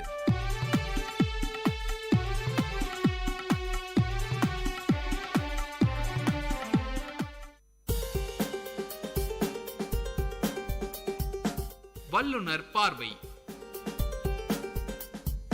பல்துறை பகிர்வுகள், வல்லுனர் தரவுகள், மக்களின் சந்தேகங்களுக்கான சான்றுகளோடு விஐடி பண்பலை 90.8 வல்லுனர் பார்வை. வணக்கம் நேயர்களே, நீங்கள் கேட்டுக்கொண்டிருப்பது விஐடி பண்பலை 90.8 விஐடி பல்கலைக்கழகத்தின் சமுதாய வானொலி. இந்த நிகழ்ச்சி வல்லுனர் பார்வை. வல்லுனர் பார்வை நிகழ்ச்சியில் நிறைய வல்லுநர்கள் நம்ம கேள்விகளுக்கு நிறைய பதில்கள் சொல்லிட்டு இருக்கிறாங்க. இன்னைக்கு நம்ம வல்லுனர் பார்வை நிகழ்ச்சியில் திடக்கழிவு மேலாண்மை பற்றி பேச வந்திருக்கிறாங்க டாக்டர் பத்மா அவர்கள். மேடம், நிகழ்ச்சிக்கு உங்களை விஐடி பண்பலை சார்பாக வரவேற்கிறோம். திடக்கழிவு மேலாண்மை என்னென்னலாம் பண்ணலாம், அதை பற்றி நீங்கள் ஒரு சின்ன அறிமுகம் தாங்க. திடக்கழிவு மேலாண்மையில் மெயின்லி இது ரீசைக்ளிங். நம்ம குப்பை வெளியில் போகாது, இருக்கிற பொருளை மறுசுழற்சி பண்ணுறோம். அதனால தேவையற்ற பொருளை தேவையான பொருளாக மாற்றுறோம். குப்பை சேராது, நம்ம நகரம் சுத்தமாக இருக்கும். எல்லா விதத்தையும் நம்ம பண செலவும் இல்லை. வேறு அப்ராட்லாம் இந்த குப்பையிலேருந்து மின்சாரம் கூட எடுக்கிறாங்க. அந்த மாதிரி நம்ம தேவையில்லாத பொருள்லேருந்து நம்ம என்ன எடுத்துக்க முடியுமோ, நம்மளுக்கு அதில் என்ன பலாபலனோ அதை பண்ணுறது தான் உத்தமமான வழி. அப்போது க்ளீன் என்விரான்மெண்ட், கார்பன் பிரிண்ட் கம்மியாக இருக்கும். ஸோ இந்த மாதிரி டெல்லியில் வந்த மாதிரி மூச்சு திணறலாம் இருக்காது. அதை ஒத்தொத்தரும் உணரும். கவர்மெண்ட் மட்டும் பண்ண முடியாது, இது எல்லாரோட பொறுப்பும். உங்கள் வீட்டில் பேப்பர் வாங்குறீங்க, அப்புறம் வீட்டிலேருந்து பொட்டலம் கட்டிட்டு வருது, எக்கு பொட்டலம் கட்டிட்டு வருது, வேறு ஏதோ பருப்பு இதெல்லாம் வருது. இப்போல்லாம் எல்லாம் பிளாஸ்டிக்கில் தான் பருப்புலேருந்து போட்டு வைக்கிறாங்க. அதெல்லாம் நீங்கள் என்ன பண்ணுவீங்க? இப்போ நார்மலாக பருப்பு வகைகள் இதெல்லாம் வாங்கி பார்த்தீங்க அப்படின்னா இந்த முட்டை வாங்குறது இதெல்லாம் கொஞ்சம் செக்ரிகேஷன் பண்ணி வெளியிலே இந்த குப்பை வண்டிகள் எல்லாம் வரும். நாங்கள் அவங்க கிட்ட தந்துடுவோம். அது நாங்களாம் எந்த ப்ராசஸும் பண்ணுறது கிடையாது. அப்புறம் கிச்சன் வேஸ்ட் என்ன பண்ணுவீங்க? கிச்சன் வேஸ்ட் எல்லாமே இது மாதிரி சேர்த்து தான் பண்ணிட்டு இருக்கோம். எப்படி இப்போ டிஸ்போஸ் பண்ணுவீங்கன்னு சொல்லுங்கள். நீங்கள் எந்த முறையில் நீங்கள் வெளியில் வீட்டிலேருந்து தள்ளுறீங்க? அதை இப்போ வெளியில் மரம் செடிகள்லாம் இருக்கும், அதுக்கு சில நேரங்களில் போடுறோம், அது ஒரு உரமாக கூட மாறி இருக்கும். அது மாதிரி ப்ராசஸ் எல்லாம் பண்ணிட்டு இருக்கோம். சில பேர் என்ன பண்ணுறாங்க, ஒரு பிளாஸ்டிக் எல்லா பேப்பர் பழக்கடையில், வெஜிடபிள் ஷாப்பில், புடவை கடையிலலாம் ஃப்ரீயாக பிளாஸ்டிக் பேக் கொடுத்துட்றாங்க. அதை வாங்கிட்டு அதுலேயே திடக்கழிவையும் போடுறாங்க, சமையலில் மீதி இருக்கிறதும் போடுறாங்க, வெஜிடபிள் கட்டிங்கும் போடுறாங்க, அப்போ பிளாஸ்டிக் பேக் போடுறாங்க, துண்டு பேப்பரும் போடுறாங்க. இதை மூட்டை கட்டி நம்ம குப்பை தொட்டியில் போடுறோம். அங்கேருந்து அது எங்கே போகிறது? இதில் யாருக்காவது உண்மை இப்போ லாபம் இருக்கா? நம்ம வீட்டை சுத்தமாக வச்சுக்கணும், நம்ம தெருவு சுத்தம் வச்சுக்கணுமா, நான் நகரம் சுத்தம் வச்சுக்கணுமா? இது ஒத்தத்தரோட பொறுப்பு இல்லையா? இந்த பொறுப்பை உணரணும் நம்ம. அது என்ன பண்ணலாம், பண்ணக்கூடாது, டூஸ் அண்ட் டோன்ட்ஸ் நம்ம பார்க்கலாம். அது ரொம்ப தெளிவாக இருக்கும். சரி, என்ன பண்ணக்கூடாது? முதல்ல நம்ம குப்பையை என் வீட்டிலேருந்து போனால் பரவாயில்லன்னு வீட்டுக்கு தெருவில் போட்டுறக்கூடாது. எப்படி வேணா இருக்கட்டும், அது ஸ்ட்ரா பாட்டிலாக இருக்கட்டும், இல்லாட்டா ஒரு ஐஸ்கிரீம் வாங்கின கப்பாக இருக்கலாம், வாட்டர் பாட்டில், அது முடிச்ச உடனே தூக்கி போட்டுறோம். இது பொறுப்பான காரியமா? ஒருத்தரும் அவங்கவுங்களே நினச்சி பார்த்து, நானே நினச்சி பார்க்க நான் பண்ணது சரியா? எல்லாம் கார்பரேஷனை ப்ளேம் பண்ணுறோம், கவர்மெண்ட்டை ப்ளேம் பண்ணுறோம். கவர்மெண்ட் எவ்வளோ பண்ணுவாங்க? என்ன பண்ணலான்றதை பார்த்துக்கலாம். நம்ம என்ன பண்ணலாம், ஒன்றும் கஷ்டம் கிடையாது. 4 ஒரு பக்கெட் மாதிரி வச்சுக்கோங்க. ஒன்றில் கண்ணாடி துண்டுகள், அதை நம்ம குப்பையில் போட்டோன்னா அதை ஹேண்டில் பண்ணுறவங்கள அது பாதிக்கும் ரொம்ப. அது ஒன்று. அப்புறம் பிளாஸ்டிக்லேயும் 2 வகை இருக்குது. ரீசைக்கிள் பண்ணுற பிளாஸ்டிக், ரீசைக்கிள் பண்ண முடியாத பிளாஸ்டிக்கு. இந்த பால் கவர் அதை ரீசைக்கிள் பண்ணலாம், திக்காக இருக்கிற பிளாஸ்டிக்கை பண்ணலாம். இன்னொன்று சிலதெல்லாம் நீங்கள் பிஸ்கெட் வாங்குவீங்க இல்லையா, அது உள்ளே அலுமினியம் லைனிங் மாதிரி இருக்கும், அலுமினியம் பிளாஸ்டிக்கு. இந்த பிஸ்கெட் கவர் பண்ணுறது. அப்புறம் டீ பேக்கில் அவுட்டர் வந்து பேப்பராக இருக்கும், உள்ளே வந்து ஒரு பிளாஸ்டிக் இருக்கும். அதெல்லாம் ரீசைக்கிளே பண்ண முடியாது. அதையெல்லாம் என்ன பண்ணலாம்னா மெட்ராஸில் பண்ணுறாங்க, இங்கே எனக்கு தெரியாது. எங்கள் ஏரியாவில் இருக்க கார்பரேஷனில் ஒரு மிஷின் வச்சுருக்காங்க. அங்கே கொண்டு போய் போட்டால் அதை தூள் பண்ணி ரோடு யூஸ் பண்ணும். ரோடு பண்ணுறதுக்கு அது ரொம்ப நல்ல ஸ்டெடியாக இருக்குது. அந்த ரோடில் குண்டும் குழியும் வருதில்ல மண் மாதிரி, அந்த விதமாக பண்ணலாம். பேப்பரில் எடுத்துகிட்டா கூட சின்ன சின்ன துண்டு பேப்பரை கூட கலெக்ட் பண்ணி வைங்க, தூரத்துக்கு போடாதீங்க. தூரத்துக்கு போடாமல் அதை பேப்பர் கடையில் கொடுத்தீங்க, அது ரீசைக்கிள் ஆகுது. ரீசைக்கிள் பேப்பருக்கு வேல்யூ ஜாஸ்தி. நம்ம நியூஸ் பேப்பர் மட்டும் போடுறது இல்லை, பொட்டலம் கட்டின பேப்பர், பஸ் துண்டு, ரிசீட்டு. இப்போ வந்து ஏடிஎம் போனால் அந்த பிரிண்ட் வருது, பிரிண்ட் அவுட்டு அங்கேயே போட்டு வந்துடுறோம். அது கொஞ்சம் அதுக்கு நம்மளுக்கு அதுக்கு உபயோகம் இல்லை. அதையெல்லாம் சேர்த்து வச்சா கூட அழகாக ரீசைக்கிள் பண்ணி பேப்பர் பண்ணலாம். அப்புறம் கிச்சனில் பண்ணிங்கன்னா நம்ம வீட்டிலே பண்ணலாம். நாற்றடிக்குமான்னு கேட்பாங்க, நாற்றடிக்க வகையே இல்லை. உங்கள் வீட்டில் இதுக்கு தனியாக பானைகள் விற்கிறது, அது வாங்கணும்னு அவசியம் கூட கிடையாது. வீட்டில் 2 மண் தொட்டி இருந்ததுன்னா அதுவே போகிறோம். அதில் அடியில் வந்து தேங்காய் நார் கொஞ்சம் பேப்பரை கிழிச்சு போட்டுருங்க. முதல் நாள் அன்றைக்கி உங்கள் கிச்சன் வேஸ்ட்டெல்லாம் அது போட்டு அது மேலே மண் முடிஞ்சால் மண் போடுங்க. அதெல்லாம் கவர் பண்ணுற மாதிரி ஒரு துணியை வாயை கட்டி வச்சுருங்க. இதே மாதிரி 2-3 தொட்டி வச்சுட்டிங்கன்னா ஒரு தொட்டி ரொம்ப நேரம்னா அடுத்த தொட்டிக்கு போங்க, அது முடிஞ்ச உடனே அடுத்த தொட்டிக்கு போங்க. இப்படி போனீங்க வரிசையாக போயிட்டு இருந்தால் அதுக்குள்ளேயும் 2-3 தொட்டி முடியறதுக்குள்ளே முதல் தொட்டியில் எல்லாம் கருப்பாகி ஒரு மென்யூர் ஆகிடும். நீங்கள் விற்கக்கூட விற்கலாம். சில இடத்துல இந்த பெண்கள் இந்த இது பண்ணுறாங்க. இந்த இது அந்த தெருவில் இருக்க எல்லா கழிவுகளையும் வாங்கி பெரிய இது பண்ணி இது நர்சரிக்கெல்லாம் விற்கிறாங்க. அது கூட வேணாம், நம்ம வீட்டு துளசி செடிக்கு நம்ம வீட்டுக்கு சின்ன ஏதோ வச்சுருக்கோம், நம்ம அந்த செடிக்கு போடலாம். வெளியில் எறும்புலாம் வராமல் இருக்கும், நோய் தடுக்கும். ரொம்ப நல்லா சொன்னீங்க மேடம். இந்த மாதிரி வந்து வீட்டில் இருக்கிற சமையல் அறை கழிவுகள் இதை வந்து நிறைய எப்படி பக்குவமாக வந்து பண்ண தெரியாது, இதனால் நம்மளுக்கு என்ன நடக்குது அப்படின்ற மாதிரி யோசிச்சிருப்பாங்க. நல்ல ஒரு ஐடியா சொல்லியிருக்கிறீங்க, இது மாதிரி பண்ணால் நல்லாயிருக்கும் அப்படின்ற மாதிரி. நீங்கள் சொன்னீங்க மேடம், எங்கள் வீட்டுக்கு சமையல் அறையில் நாங்கள் இது மாதிரிலாம் வந்து மெயின்டைன் பண்ணுறோம் அப்படின்ற மாதிரி. இதெல்லாம் மெயின்டைன் பண்ணி இதன் மூலமாக என்ன பயன்கள் மேடம் உங்களுக்கு? பயன்கள் ஒன்று, நம்ம வீட்டிலேருந்து இந்த கழிவு பொருள் வெளியில் போகும். அது போனால் காக்கா கொத்தி சாப்பிடும், நாய் கொத்தி சாப்பிடும். அந்த இடத்த எறும்பு வரும். வந்தால் உங்களுக்கு கால்ரா, ஜாண்டிஸ் எல்லாமே வரும். நோய் பரவும். அது முக்கியமாக மழை காலத்தில் ரொம்ப ஜாஸ்தி. ரோடெல்லாம் இப்போ நம்ம நடக்கிற மாதிரி ரோடு சுத்தமாக இருக்கும். அந்த குப்பை தொட்டியை சுற்றி பாருங்கள் எவ்வளோ அழுக்கு இருக்குன்னு. நோய் வந்து எல்லா இடத்துக்கும் பரவறதுக்கு வாய்ப்பு இருக்குது. இதை ஒரு நல்ல விதமாக நம்மளுக்கு மென்யூராக ஆக்கிறோம். நேச்சரில் எதுவுமே கழிவு கிடையாது. நீங்கள் காட்டில் போனீங்கன்னா ஒன்று போச்சுன்னா அது வந்து இன்னோட உணவாகும். அந்த உணவு இல்லைன்னா கூட அது மண்ணுக்கு உரமாகும். அப்படி பார்த்தீங்கன்னா ஒன்று கூட வேஸ்ட் கிடையாது. நம்ம தான் அது வேஸ்ட்டாக நினைக்கிறோம். எல்லாரும் இது பண்ணிங்கன்னா வீடு சுத்தமாகும், 2வது ரோடு சுத்தமாகும், ரோடு சுத்தம்னா நம்ம வார்டு சுத்தமாகும், வார்டு சுத்தம்னா நம்ம நகரம் சுத்தமாகும், இந்தியாவே சுத்தமாயிடும். எல்லாருமே நினைக்கணும். நீங்கள் சொல்கிற ஒரு கான்செப்ட் வந்து ஒரு வீட்டின் சுத்தம், ஒரு நாட்டின் சுத்தம், இந்த நாட்டின் சுத்தம் இந்த உலகத்தின் சுத்தம் அப்படின்ற மாதிரி நீங்கள் சொல்லிட்டு இருக்கிறீங்க. இதுலேருந்து மீத்தேன் கேஸ் எடுக்கிற மாதிரி ஏதாவது வீட்டில் ஏதாவது ப்ராசஸ் ஏதாவது பண்ணியிருக்கீங்களா? எங்கள் வீட்டில் பண்ணல. எனக்கு தெரிஞ்ச ஒருத்தர் சோலார் சுரேஷ்னு ஒருத்தர் மெட்ராஸில் இருக்கார். அவர் வீட்டை நீங்கள் போய் பார்க்கணும், எல்லாரும் பார்க்க. அவங்க வீட்டில் ஒன்றும் கூட வேஸ்ட் கிடையாது. எலக்ட்ரிசிட்டி பூரா சோலார்லேருந்து வந்துடுது. அப்புறம் இந்த மாதிரி கழிவுகள்லாம் ஹோட்டல்லேருந்து கூட இந்த வெஜிடபிள் டிஸ்கார்ட் பண்ணாங்க, அது ஒரு தொட்டி மாதிரி வச்சுருக்காரு. அது நல்லா அதை வந்து பிட்டாக ஆக்கிடுறாரு பண்ணிட்டு அதை அப்படியே வந்து அதுலேருந்து மீத்தேன் கேஸ் வந்து அவர் கிச்சனுக்கு ஆகிடுது. கேஸே வாங்க வேண்டிய அவசியம் இல்லை அவர். அப்புறம் வாட்டர் மேனேஜ்மெண்ட் பார்த்தீங்கன்னா ரொம்ப ஐடியல். டெரஸ்க்கு மட்டும் அவர் வந்து இந்த கலெக்ட் பண்ணுறதில்ல அந்த தண்ணியை.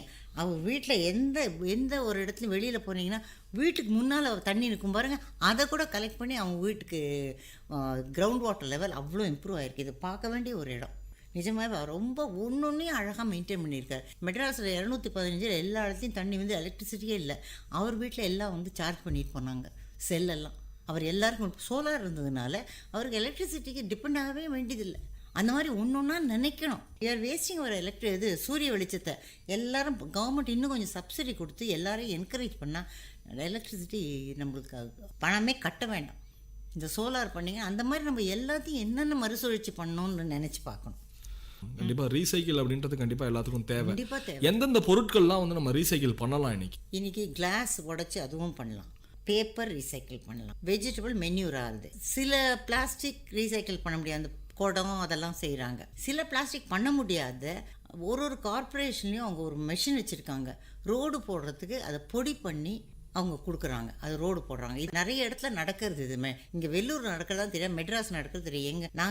என்னோட இதெல்லாம் ஈவன் ஓல்டு பிளாஸ்டிக் செப்பல் இருக்குது பாருங்கள், அதோட கொடுத்தா கூட இந்த மிஷினில் நம்ம ரோட்டில் இங்கே வாரம் இருந்து போச்சுன்னா ஒரே தூரத்துக்கு போட்டுறோம், நம்ம கன்சர்ன் கிடையாது. அது ஒருத்தரும் ஒரு சின்ன சின்ன விஷயம் நினச்சி வச்சா சுகாதாரம் தானாகவே வந்துடும். நம்ம வீட்டை சுத்தமாக வச்சுக்கிறோம், அதே மாதிரி வீட்டை சுற்றி சுத்தமாக வச்சுக்க வேணாமா? அதே மாதிரி இலத்தழைகளை அதையும் அந்த ரீசைக்கிளுக்கு அந்த மென்யூர் மேலே போட்டு வைங்க.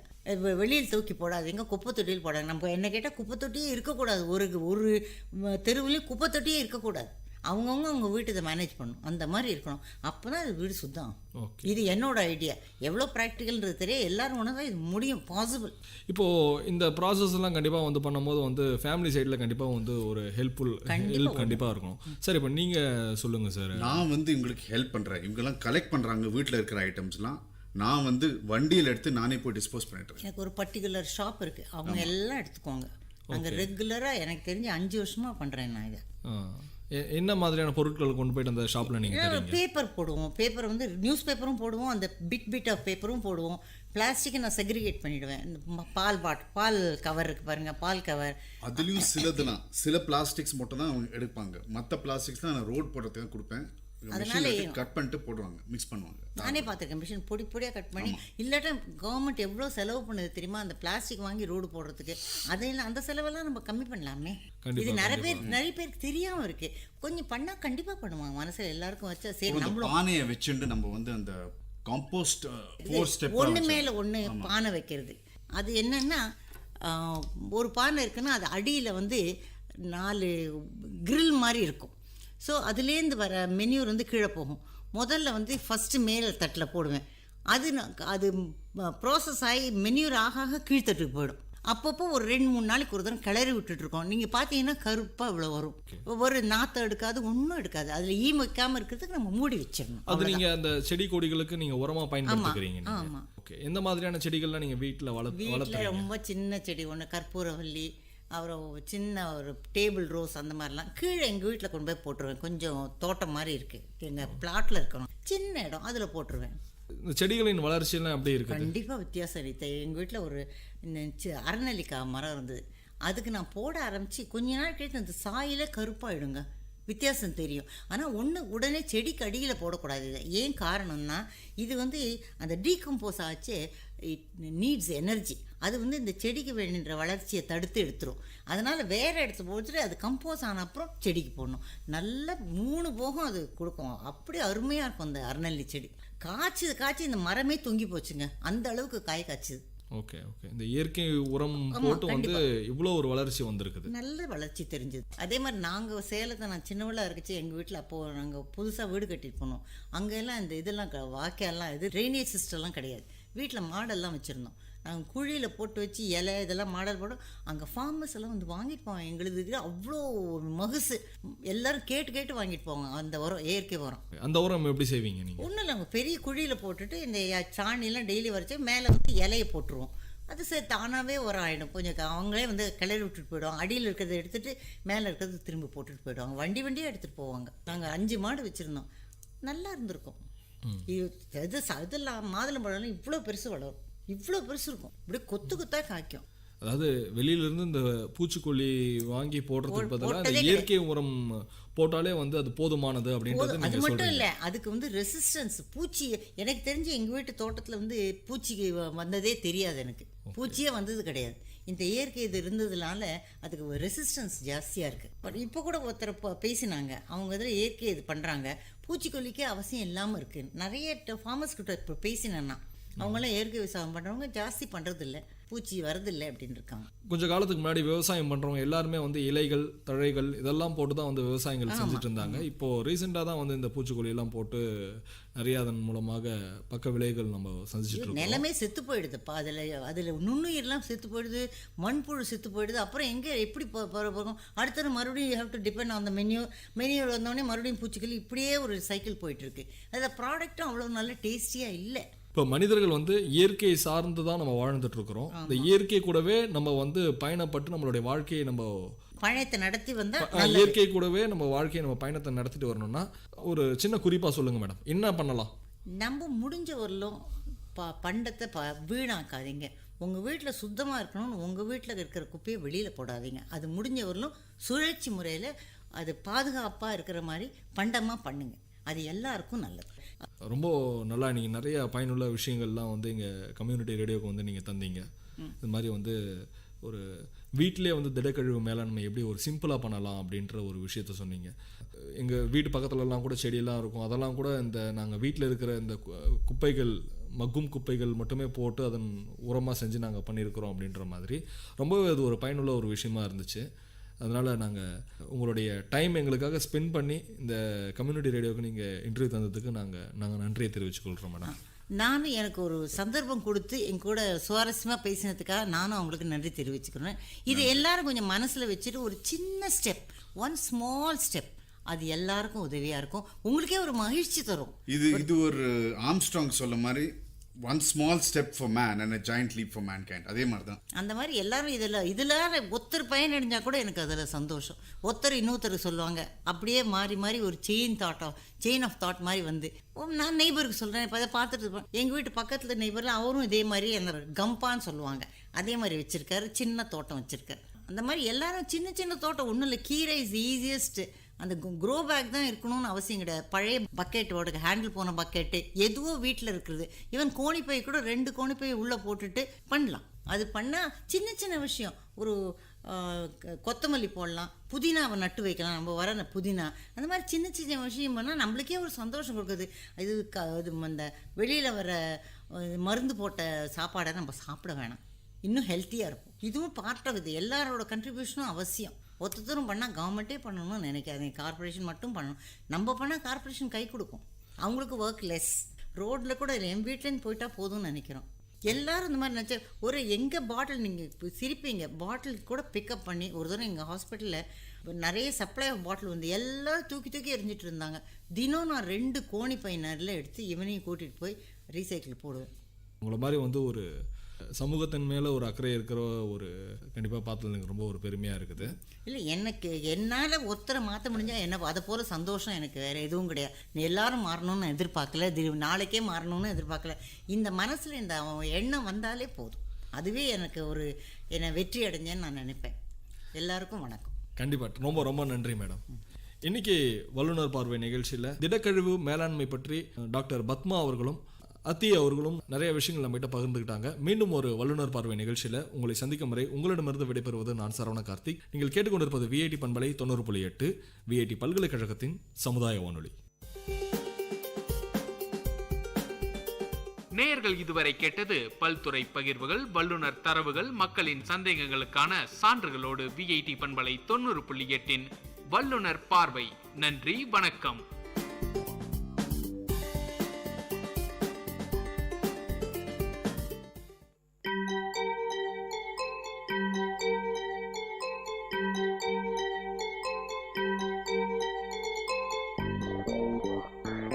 வணக்கம், நமஸ்தே, நமஸ்கார், சலாம் அண்ட் வந்தனம்.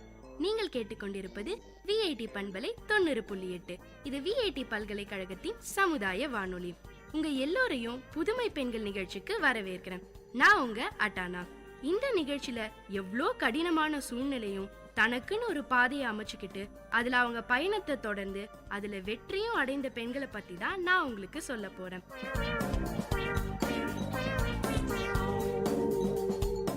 தேடிச்சோறு நிதம் தின்று பல சின்னஞ்சிறு கதைகள் பேசி மனம் வாடி துன்பமிக உழன்று பிறர் வாடா பல செயல்கள் செய்து நரை கூடி கிழப்பருவ மெய்தி கொடுங்கூறு கிரையான பின் மாயும் பல வேடிக்கை மனிதரைப் போலே நானும் வீழ்வேன் என்று நினைத்தாயோ என்ற பாரதியாரோட வரிகளை செயல் மூலமா இந்த உலகையே கேள்வி கேட்டவங்க தாங்க நம்ம மலாலா. இன்னைக்கு உங்களுக்கு நான் மலாலா பத்தி தான் சொல்ல போறேன். 1997ஆம் ஆண்டு ஜூலை மாசம் 7ஆம் தேதி நம்ம மலாலா இந்த பூமியில கால் பதிச்ச முதல் நாள். மலாலா பிறந்த போது அந்த ஊர்ல இருந்த மக்கள் அவ அம்மாவை பார்த்து பாவப்பட்டாங்களாம். ஏன்னா அவங்க ஊர்ல ஆண் குழந்தை பிறந்தா கொண்டாடுவாங்களாம், இதே பெண் குழந்தை பிறந்தா யார்கிட்டையும் தனக்கு குழந்தை பிறந்திருக்குன்னு கூட சொல்லாம மூடி மறைப்பாங்களாம். இவங்க பஷ்டூன்ஸ் பழங்குடியினரை சேர்ந்தவங்க. நம்ம மலாலாவோட அப்பா ஜியாவுதீன் நம்ம மலாலா பிறந்ததை இனிப்புகள் வழங்கி கொண்டாடினாராம். அவரை பெண் குழந்தை பிறந்ததுக்கு போய் ஏன் இப்படி கொண்டாடுறேன்னு கேட்டப்போ அவ கண்ணை பார்த்த அந்த நொடி அவளை நான் நேசிக்க ஆரம்பிச்சிட்டேன், அவ இந்த உலகத்துல ஏதோ புதுசா பண்ணுவான்னு நம்பிக்கை இருக்குன்னு சொன்னாராம். மலாலாக்கு என்ன பேரு வைக்கலாம்னு யோசிச்சுட்டு இருந்தாங்களாம். அப்போதான் அவங்க அப்பாக்கு மலாலாங்கிறவங்க ஆப்கானிஸ்தான் போர்ல அவங்க நாட்டு வீரர்கள் போர்ல வீழ்ந்ததை பார்த்து தன் முகத்தை மூடியிருந்த முகத்திரையை விலக்கி போர்க்களத்துக்குள்ள போனாங்களாம். என்னதான் அந்த போர்ல அவங்க குண்டடி பட்டு இறந்து போயிருந்தாலும் அவங்களோட தைரியமும் வார்த்தைகளும் வரலாற்றுல பதம் பதிச்சுது.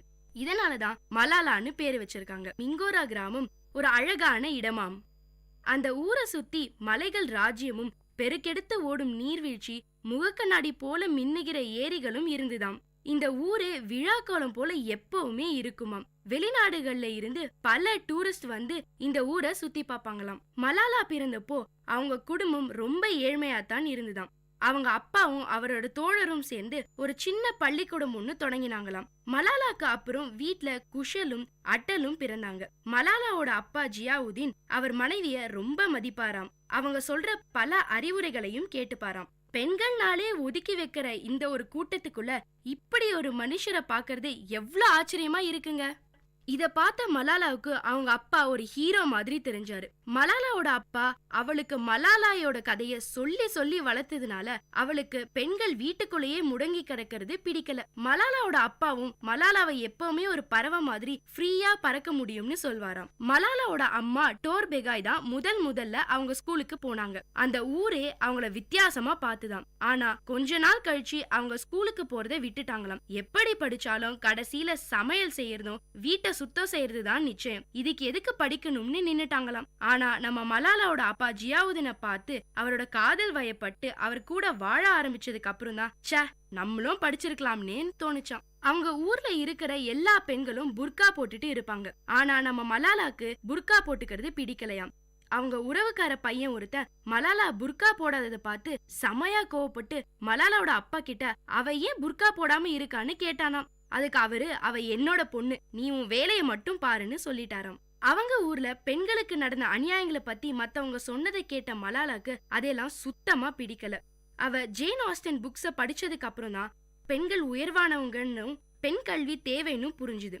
பெண்களுக்கு நடந்த அநியாயங்களை அவ அப்பா கிட்ட பேசிட்டு இருந்தப்போ அவங்க அப்பா ஜியாவுதீன் நீ இதெல்லாம் நினைச்சு கவலைப்படாத, நான் உன் ஃப்ரீடமை என்னைக்கும் பாதுகாப்பேன், நீ உனக்கு என்ன தோணுதோ அதை செய்யின்னு சொன்னாராம். இதை கேட்ட நம்ம மலாலாக்கு வாழ்க்கையில புது நம்பிக்கையே வந்துருச்சாம். மலாலா கிட்ட ஒரு அழகான பொம்மை போன் இருந்தது. இந்த போன் அவ ஃப்ரெண்டு சஃபீனா திருடிட்டா. 2-3 நாள் கழிச்சு சஃபீனா அந்த போனை வச்சு விளையாடிக்கிட்டு இருந்த போது மலாலாக்கு செமையா கோவம் வந்துருச்சு.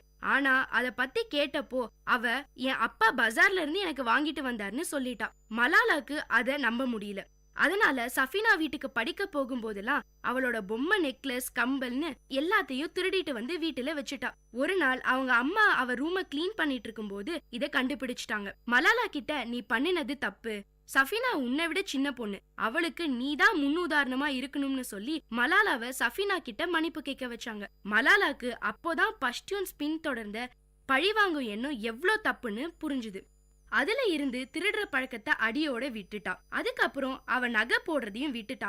நகையால தனக்கு அழகு சேரல, நகையை விட மேலான தன் குணத்தை போய் எதுக்கு நகைக்காக விடணும்னு நகை போடுற பழக்கத்தையே விட்டுட்டாங்களாம். நம்ம மலாலாவோட அப்பா ஜியாவுதீனுக்கு சின்ன வயசுல இருந்தே ஒரு ஸ்கூல் கட்டி அதுல நிறைய பேருக்கு பாடம் சொல்லி தரணும்னு ஆசை. அதுலயும் முக்கியமா பெண் குழந்தைகள் கல்வி ரொம்ப முக்கியம்னு அவருக்கு தெரிஞ்சது.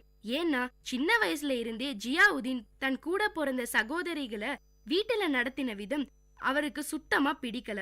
ஆனா அவரால் அந்த வயசுல எதுவும் செய்ய முடியல. அதனால அவர் ஒரு லெவலுக்கு வந்ததுக்கு அப்புறம் ஒரு பள்ளி ஆரம்பிச்சு அதுல அவரால் எவ்வளவு மாணவர்களை சேர்த்துக்க முடியுமோ அவ்வளோ பேரை சேர்த்துக்கிட்டாரு. மலாலாவோட அம்மாவும் பெண் கல்வி முக்கியத்தை உணர்ந்தவங்க. அதனால படிக்க முடியாத பல பெண் குழந்தைங்களுக்கு ஃப்ரீயா தன் கணவரோட பள்ளியில சேர்த்துக்கிட்டாங்க. நம்ம மலாலாவோட அப்பா நடத்திட்டு வந்த ஸ்கூலுக்கு எதிர ஒரு முல்லா இருந்தாரு. அவருக்கு ஜியாவுதீன் ஸ்கூல் நடத்துறது கொஞ்சம் கூட பிடிக்கலையாம். அதனால அந்த ஸ்கூலை எப்படியாவது நிறுத்தணும்னு நினைச்சாரு. அதனால அந்த ஸ்கூல் இடம் தந்தவங்களை பார்த்து அவங்கள ஜியாவுதீன் கிட்ட இருந்து அந்த நிலத்தை திருப்பி வாங்குங்கன்னு சொன்னாரு. ஆனா அவங்க திரும்பி கேட்க மாட்டோம்னு சொல்லிட்டாங்க. அதனால ஊர்ல இருக்கிற பெரியவங்களைய கூட்டிட்டு ஜியாவுதீன் வீட்டுக்கே போயிட்டாராம். உங்க பள்ளிக்கு முன்னாடி நிறைய ஆண்கள் இருக்காங்க, அவங்க ஸ்கூலுக்கு வர பெண் குழந்தைங்களை பாக்குற மாதிரி சூழ்நிலை அமையுது, இது ரொம்ப தப்புன்னு சொன்னாராம் அந்த முல்லா. அதுக்கு ஜியாவுதீன் இன்னொரு கேட் இருக்கு, அந்த பக்கம் வேணா பெண் குழந்தைங்களை வர வச்சுக்கலாம்னு சொல்லிட்டாரு. இத கேட்ட ஊர் பெரியவங்க சரி இனிமே பிரச்சனை இல்லைன்னு சொல்லி கிளம்பிட்டாங்க. ஆனா முல்லா மட்டும் வெறுப்புல தான் போனாராம். ஏன்னா அந்த ஸ்கூலை மூட வைக்கணும்னு அவர் எடுத்த நடவடிக்கை அழிஞ்சிருச்சு. ஒவ்வொரு இடமா தாலிபான் நாட்டுக்குள்ள கைப்பற்ற ஆரம்பிச்சாங்க. தீவிரவாதிகளோட கோட்டை பெருசாக ஆரம்பிச்சுது. நம்ம மலாலாக்கு 10 வயசாம் அப்போ. திடீர்னு ஒரு நாள் தாலிபான் தீவிரவாதிங்க ஸ்வாட் வாலிக்குள்ள நுழைஞ்சாங்க. ஆனா அவங்க யாருமே தாலிபான் மாதிரியே இல்லையா. மௌலானா ஃபசூல்லா டேரின்னு ஒரு சின்ன கிராமத்துல ஒரு ரேடியோ ஸ்டேஷன் ஆரம்பிச்சாராம். அது சட்டத்துக்கு விரோதமா இருந்தாலும் அவர் பேசின தேன் வார்த்தைகளை கண்டு பல பேர் அதை கேட்க ஆரம்பிச்சாங்க. இதுக்குள்ள நம்ம ஜியாவுதீன் நடத்தி வந்த ஸ்கூல் கொஞ்சம் கொஞ்சமா பெருசாச்சு. நிறைய பேர் ஃபசூல்லாக்கு சப்போர்ட் பண்ணிட்டு இருந்தாங்க. அந்த ஃபசூல்லா டிவி பாக்குறது, டான்ஸ் ஆடுறது, பாட்டு கேக்குறது எல்லா தெய்வத்துக்கு பிடிக்கல, அதனாலதான் பூகம்பம் வந்துச்சுன்னு சொல்லி மக்களோட மனச மாத்த ஆரம்பிச்சாரு. கொஞ்ச நாள்லயே ஃபசூல்லாவோட ஆட்கள் டிவி, சிடி, டிவிடி எல்லாம் வீடு வீடா போய் எடுத்துட்டு வந்து எரிக்க ஆரம்பிச்சாங்க. இதனால நம்ம மலாலா அலமாரைக்குள்ள கொஞ்சமா சவுண்ட் வச்சு பாப்பாங்களாம். இப்படியே கொஞ்ச காலத்துல ஃபசூல்லா பெண் குழந்தைங்க ஸ்கூலுக்கு போறது தப்புன்னு சொல்ல ஆரம்பிச்சாரு. எந்த பெண் குழந்தைலாம் ஸ்கூலுக்கு போகுதோ அது நரகத்துக்கு தான் போகும்னு சொன்னாரு. பெண்களை மார்க்கெட்ல பார்த்தா வீட்டுக்கு போக சொல்லியும் மிரட்டுவாங்களாம் தாலிபான்க. அது மட்டும் இல்லைங்க, அந்த வருஷம் ஈத் பண்டிகைக்கு யாரெல்லாம் தாலிபானுக்கு எதிரா நடந்துட்டு வந்தாங்களோ அவங்க எல்லாரையும் வெட்டி கொன்னுட்டாங்களாம். ஈத் பண்டிகை அப்போ மலாலாவை குடும்பத்தோட கார்ல போனப்போ தாலிபான் செக் பாயிண்ட்ல மலாலாவை பார்த்து ஒரு தாலிபான், நீ நம்ம எல்லாரையும் அசிங்கப்படுத்துற புர்கா போடாம இனிமே புர்கா போடுன்னு சொன்னானாம். இத கேட்ட மலாலாக்கு செம்மையா கோவம் வந்துருச்சாம். ஈத் முடிஞ்சு பள்ளிக்கு போனப்ப ஒரு பெரிய அதிர்ச்சி. தாலிபான் ஸ்கூல் கேட்ல உன் பள்ளி இஸ்லாமுக்கு எதிரா நடக்குது, இத நிறுத்தலனா உனக்கு பெரிய துன்பம் மட்டும் இல்லாம உன் குழந்தைங்க உனக்காக அழ வேண்டிய சூழ்நிலையும் ஏற்படும்னு எழுதியிருந்துதாம். உடனே ஜியாவுதீன் பள்ளி சீருடைகளை மாத்திட்டாராம். இப்படியே பல காலம் போயிருச்சு. பெனாசிருக்கும் தாலிபானுக்கும் பல சண்டைகள் நடந்தது. நாடே போர்க்களமா மாறிச்சு. பெனாசிரோட இறந்த செய்தி கேட்டப்போதான் மலாலாக்குள்ள ஒரு கேள்வி எழுந்தது. நான் ஏன் பெண்களோட உரிமைகளுக்காக போராடக்கூடாதுன்னு. மலாலாவோட படிப்பு தான் இவ்ளோ கஷ்டங்களுக்கும் பிரச்சனைகளுக்கும் நடுவுல அவளை நல்ல வழியில நடக்க வச்சுது. ஆனா அவளால ஸ்கூல் யூனிஃபார்ம போட்டுக்கிட்டு பைய தூக்கிக்கிட்டு ஆனந்தமா நம்மள மாதிரி ஆடி பாடி ஸ்கூலுக்கு போக முடியல. கொஞ்சம் காலத்துல தாலிபானோட ஆதிக்கம் அதிகமா ஆக ஆரம்பிச்சுது. ஊர் பெரியவங்க எல்லாரும் சேர்ந்து ஒரு கூட்டணி அமைச்சாங்க. அதுல நம்ம மலாலாவோட அப்பாவும் ஒருத்தராம். அவருதான் எல்லா மீட்டிங்லயும் பேசுவாராம். மலாலாவும் பல இன்டர்வியூ கொடுக்க ஆரம்பிச்சாங்களாம். நிறைய இன்டர்வியூல பேச பேச அவளுக்கு தைரியம் வந்துதாம். இந்த மாதிரி எல்லாத்துக்கும் தைரியமா சப்போர்ட் பண்ற அப்பா யாருக்கு கிடைப்பாங்கன்னு தோணுச்சாம். ஃபசூல்லான்னு ஒரு நபர் எல்லாத்தையும் அழிக்கிறப்போ நான் ஏன் ஒரு பொண்ணு எல்லாத்தையும் நிறுத்த கூடாதுன்னு தோணுச்சாம். பல ஸ்கூல்ல குண்டு வச்சு அழிச்சிட்டாங்க. ஆனா நம்ம மலாலாவோட அப்பா ஜியாவுதீன் அவர் ஸ்கூல்ல கடைசி கிளாஸ் ரூம், கடைசி ஆசிரியர், கடைசி மாணவனோ மாணவியோ இருக்கும்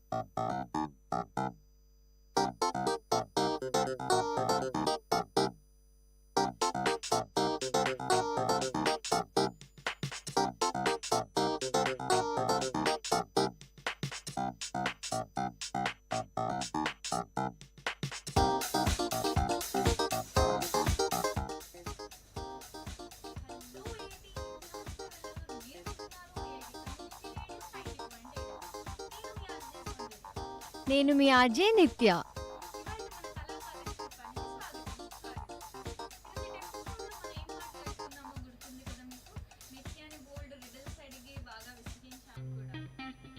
చాలా అద్భుతంగా జరిగింది కదా లహరి.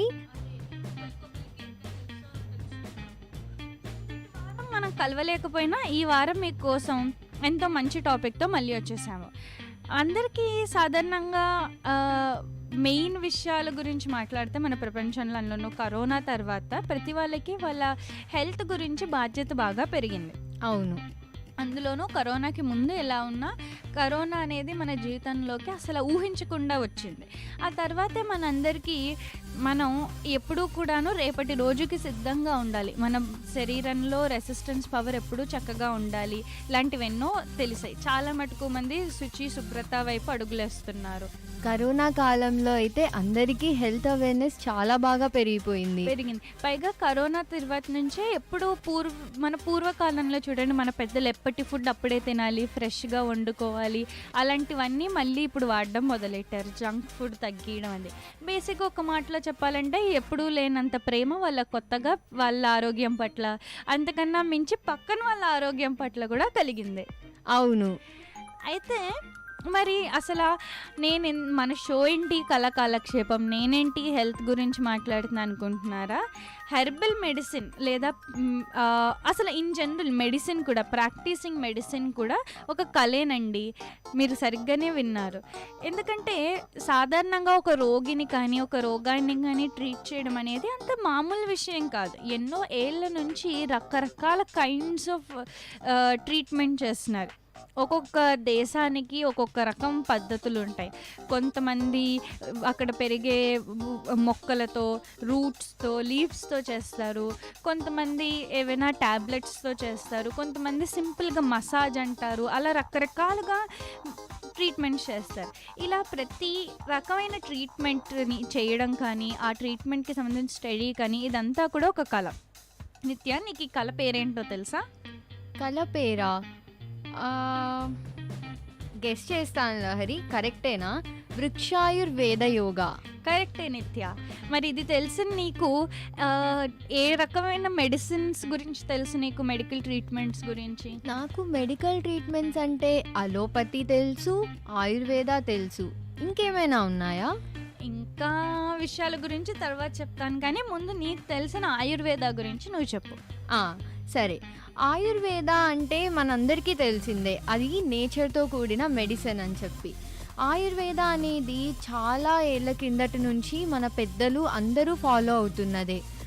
మనం సుశ్రుత గురించి వినే ఉంటాం. ఆయన ప్లాస్టిక్ సర్జరీ ఈ ఆయుర్వేదాన్ని ఫాలో అయ్యే చేశారు. మనం చూసుకున్నట్టయితే ఈ ఆయుర్వేద నేచర్తో ఇంకా హ్యూమన్ బాడీ యొక్క రిలేషన్ని కూడి ఉంటుందన్నమాట. ఈ ప్రపంచంలో ఉన్న ప్రతి ఎలిమెంట్ మనకి ఎలా కనెక్ట్ అయ్యిందో దాన్ని బట్టి వాళ్ళు చాలా ఏళ్ళ కిందటే ఆ యొక్క మెడిసిన్స్ని కనుక్కున్నారు. ఇప్పటితో మనం పోలిస్తే చాలామంది రీసెర్చర్స్ కానీ దాని మీద చేస్తున్న పరిశోధనలు కానీ అర్థం అవ్వడానికి ఇంకా చాలా టైం పడుతుంది. ఇది పాతకాలంది కాబట్టి చాలా ట్రెడిషనల్గా ఉంటుంది. వీళ్ళు ఏం వాడారో, ఎందుకు అలా వాడాల్సి వచ్చిందో ఇంకా తెలుసుకోవడానికి ప్రయత్నిస్తూనే ఉన్నారనమాట. వాళ్ళు వాడిన ఆ లిటరేచర్ని కానీ, ఆ డిఫరెంట్ లాంగ్వేజెస్లో వాళ్ళు పెట్టిన ప్రిన్సిపల్స్, దానికి ఉన్న హిస్టరీని, ఇంకా దాని ఆరిజిన్స్ని తెలుసుకోవడానికి చాలా నాలెడ్జ్ అవసరమట. అందుకనే మనకు ఆయుర్వేద వాడుకలోకి రావడానికి చాలా టైం తీసుకుంటుంది. ఆయుర్వేద అనేది అడాప్ట్ అవ్వడానికి చాలా టైం పడుతుంది. అలోపతి అలా కాదు. అలోపతి వాడిన తర్వాత వెంటనే రిజల్ట్ చూపిస్తుంది. ఆయుర్వేదకి కొన్ని ఏళ్ళ కాలం అవసరం పడుతుంది. మనం చూసుకున్నట్టయితే ఈ ఆయుర్వేదలో advancement of herbal drug research గురించి కూడా ఉంది. అంటే అలోపతి మెడిసిన్స్ ఈ ఆయుర్వేదని ఖచ్చితంగా ఫాలో అవుతున్నారు. కాకపోతే కెమికల్స్ ఇంకా అవి వాడటం వల్ల మనకు రియాక్షన్ వెంటనే చూపిస్తుంది. నువ్వేమంటావు లహరి? నీకేమైనా తెలుసా ఆయుర్వేద గురించి ఇంకేమైనా? నేను మామూలుగా అందరూ చెప్పుకుంటుంటే వినదాన్ని బట్టి అలోపతి మెడిసిన్ విషయానికి వస్తే అది మనకి ఉన్న సిమ్టమ్స్ బట్టి మనకున్న రోగాన్ని కనుక్కుని ఆ సిమ్టమ్స్ని, ఆ రోగాన్ని తగ్గించడానికి ప్రయత్నిస్తుంది. అవును. కానీ ఒకవేళ కానీ మనము ఈ ఆయుర్వేద గురించి మాట్లాడుకుంటే కనుక ఆయుర్వేద అలా కాదు. అది మనలో ఉన్న రోగాన్ని ముందు పూర్తిగా బయటికి తీస్తుంది. అంటే మనకి ఎక్కడైనా ఒక చిన్న సిమ్టమ్ ఉన్నా కూడాను పూర్తిగా లోపల నుంచి దాన్ని ఫస్ట్ బయటికి తీసి ఆ తర్వాత దాన్ని క్యూర్ చేస్తుంది. అవును, ఆయుర్వేద అంటే కంప్లీట్గా క్యూర్ చేస్తుంది. అందుకే ఇంత కంప్లీట్గా క్యూర్ చేయడం కోసమే అది టైం కూడా కొంచెం ఎక్కువే పడుతుంది అది క్యూర్ చేయడానికి. అయితే నేను విన్నదాన్ని బట్టి ఈ ఆయుర్వేద బేసిక్గా మన బాడీ ఎనర్జీస్లో ఒక 3 మెయిన్ ఎనర్జీస్ మీద ఫోకస్ చేస్తుంది. ఒకటి వాత, ఇంకోటి పిత్త, ఇంకోటి కఫ. దీని గురించి నీకేనా తెలుసా నిత్య? లహరి, ఇదైతే మన ఆయుర్వేదాలో కొన్ని ప్రిన్సిపల్స్ ఫాలో అవుతారట.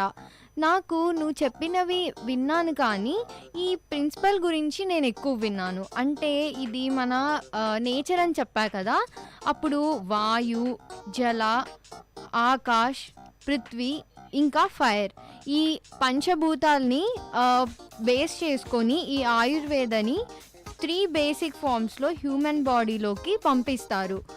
ఇది నువ్వు ఇందాక చెప్పిన వటదోష, పిటదోష అండ్ కఫదోష కలెక్టివ్గా త్రిదోషాస్ అని అంటారట.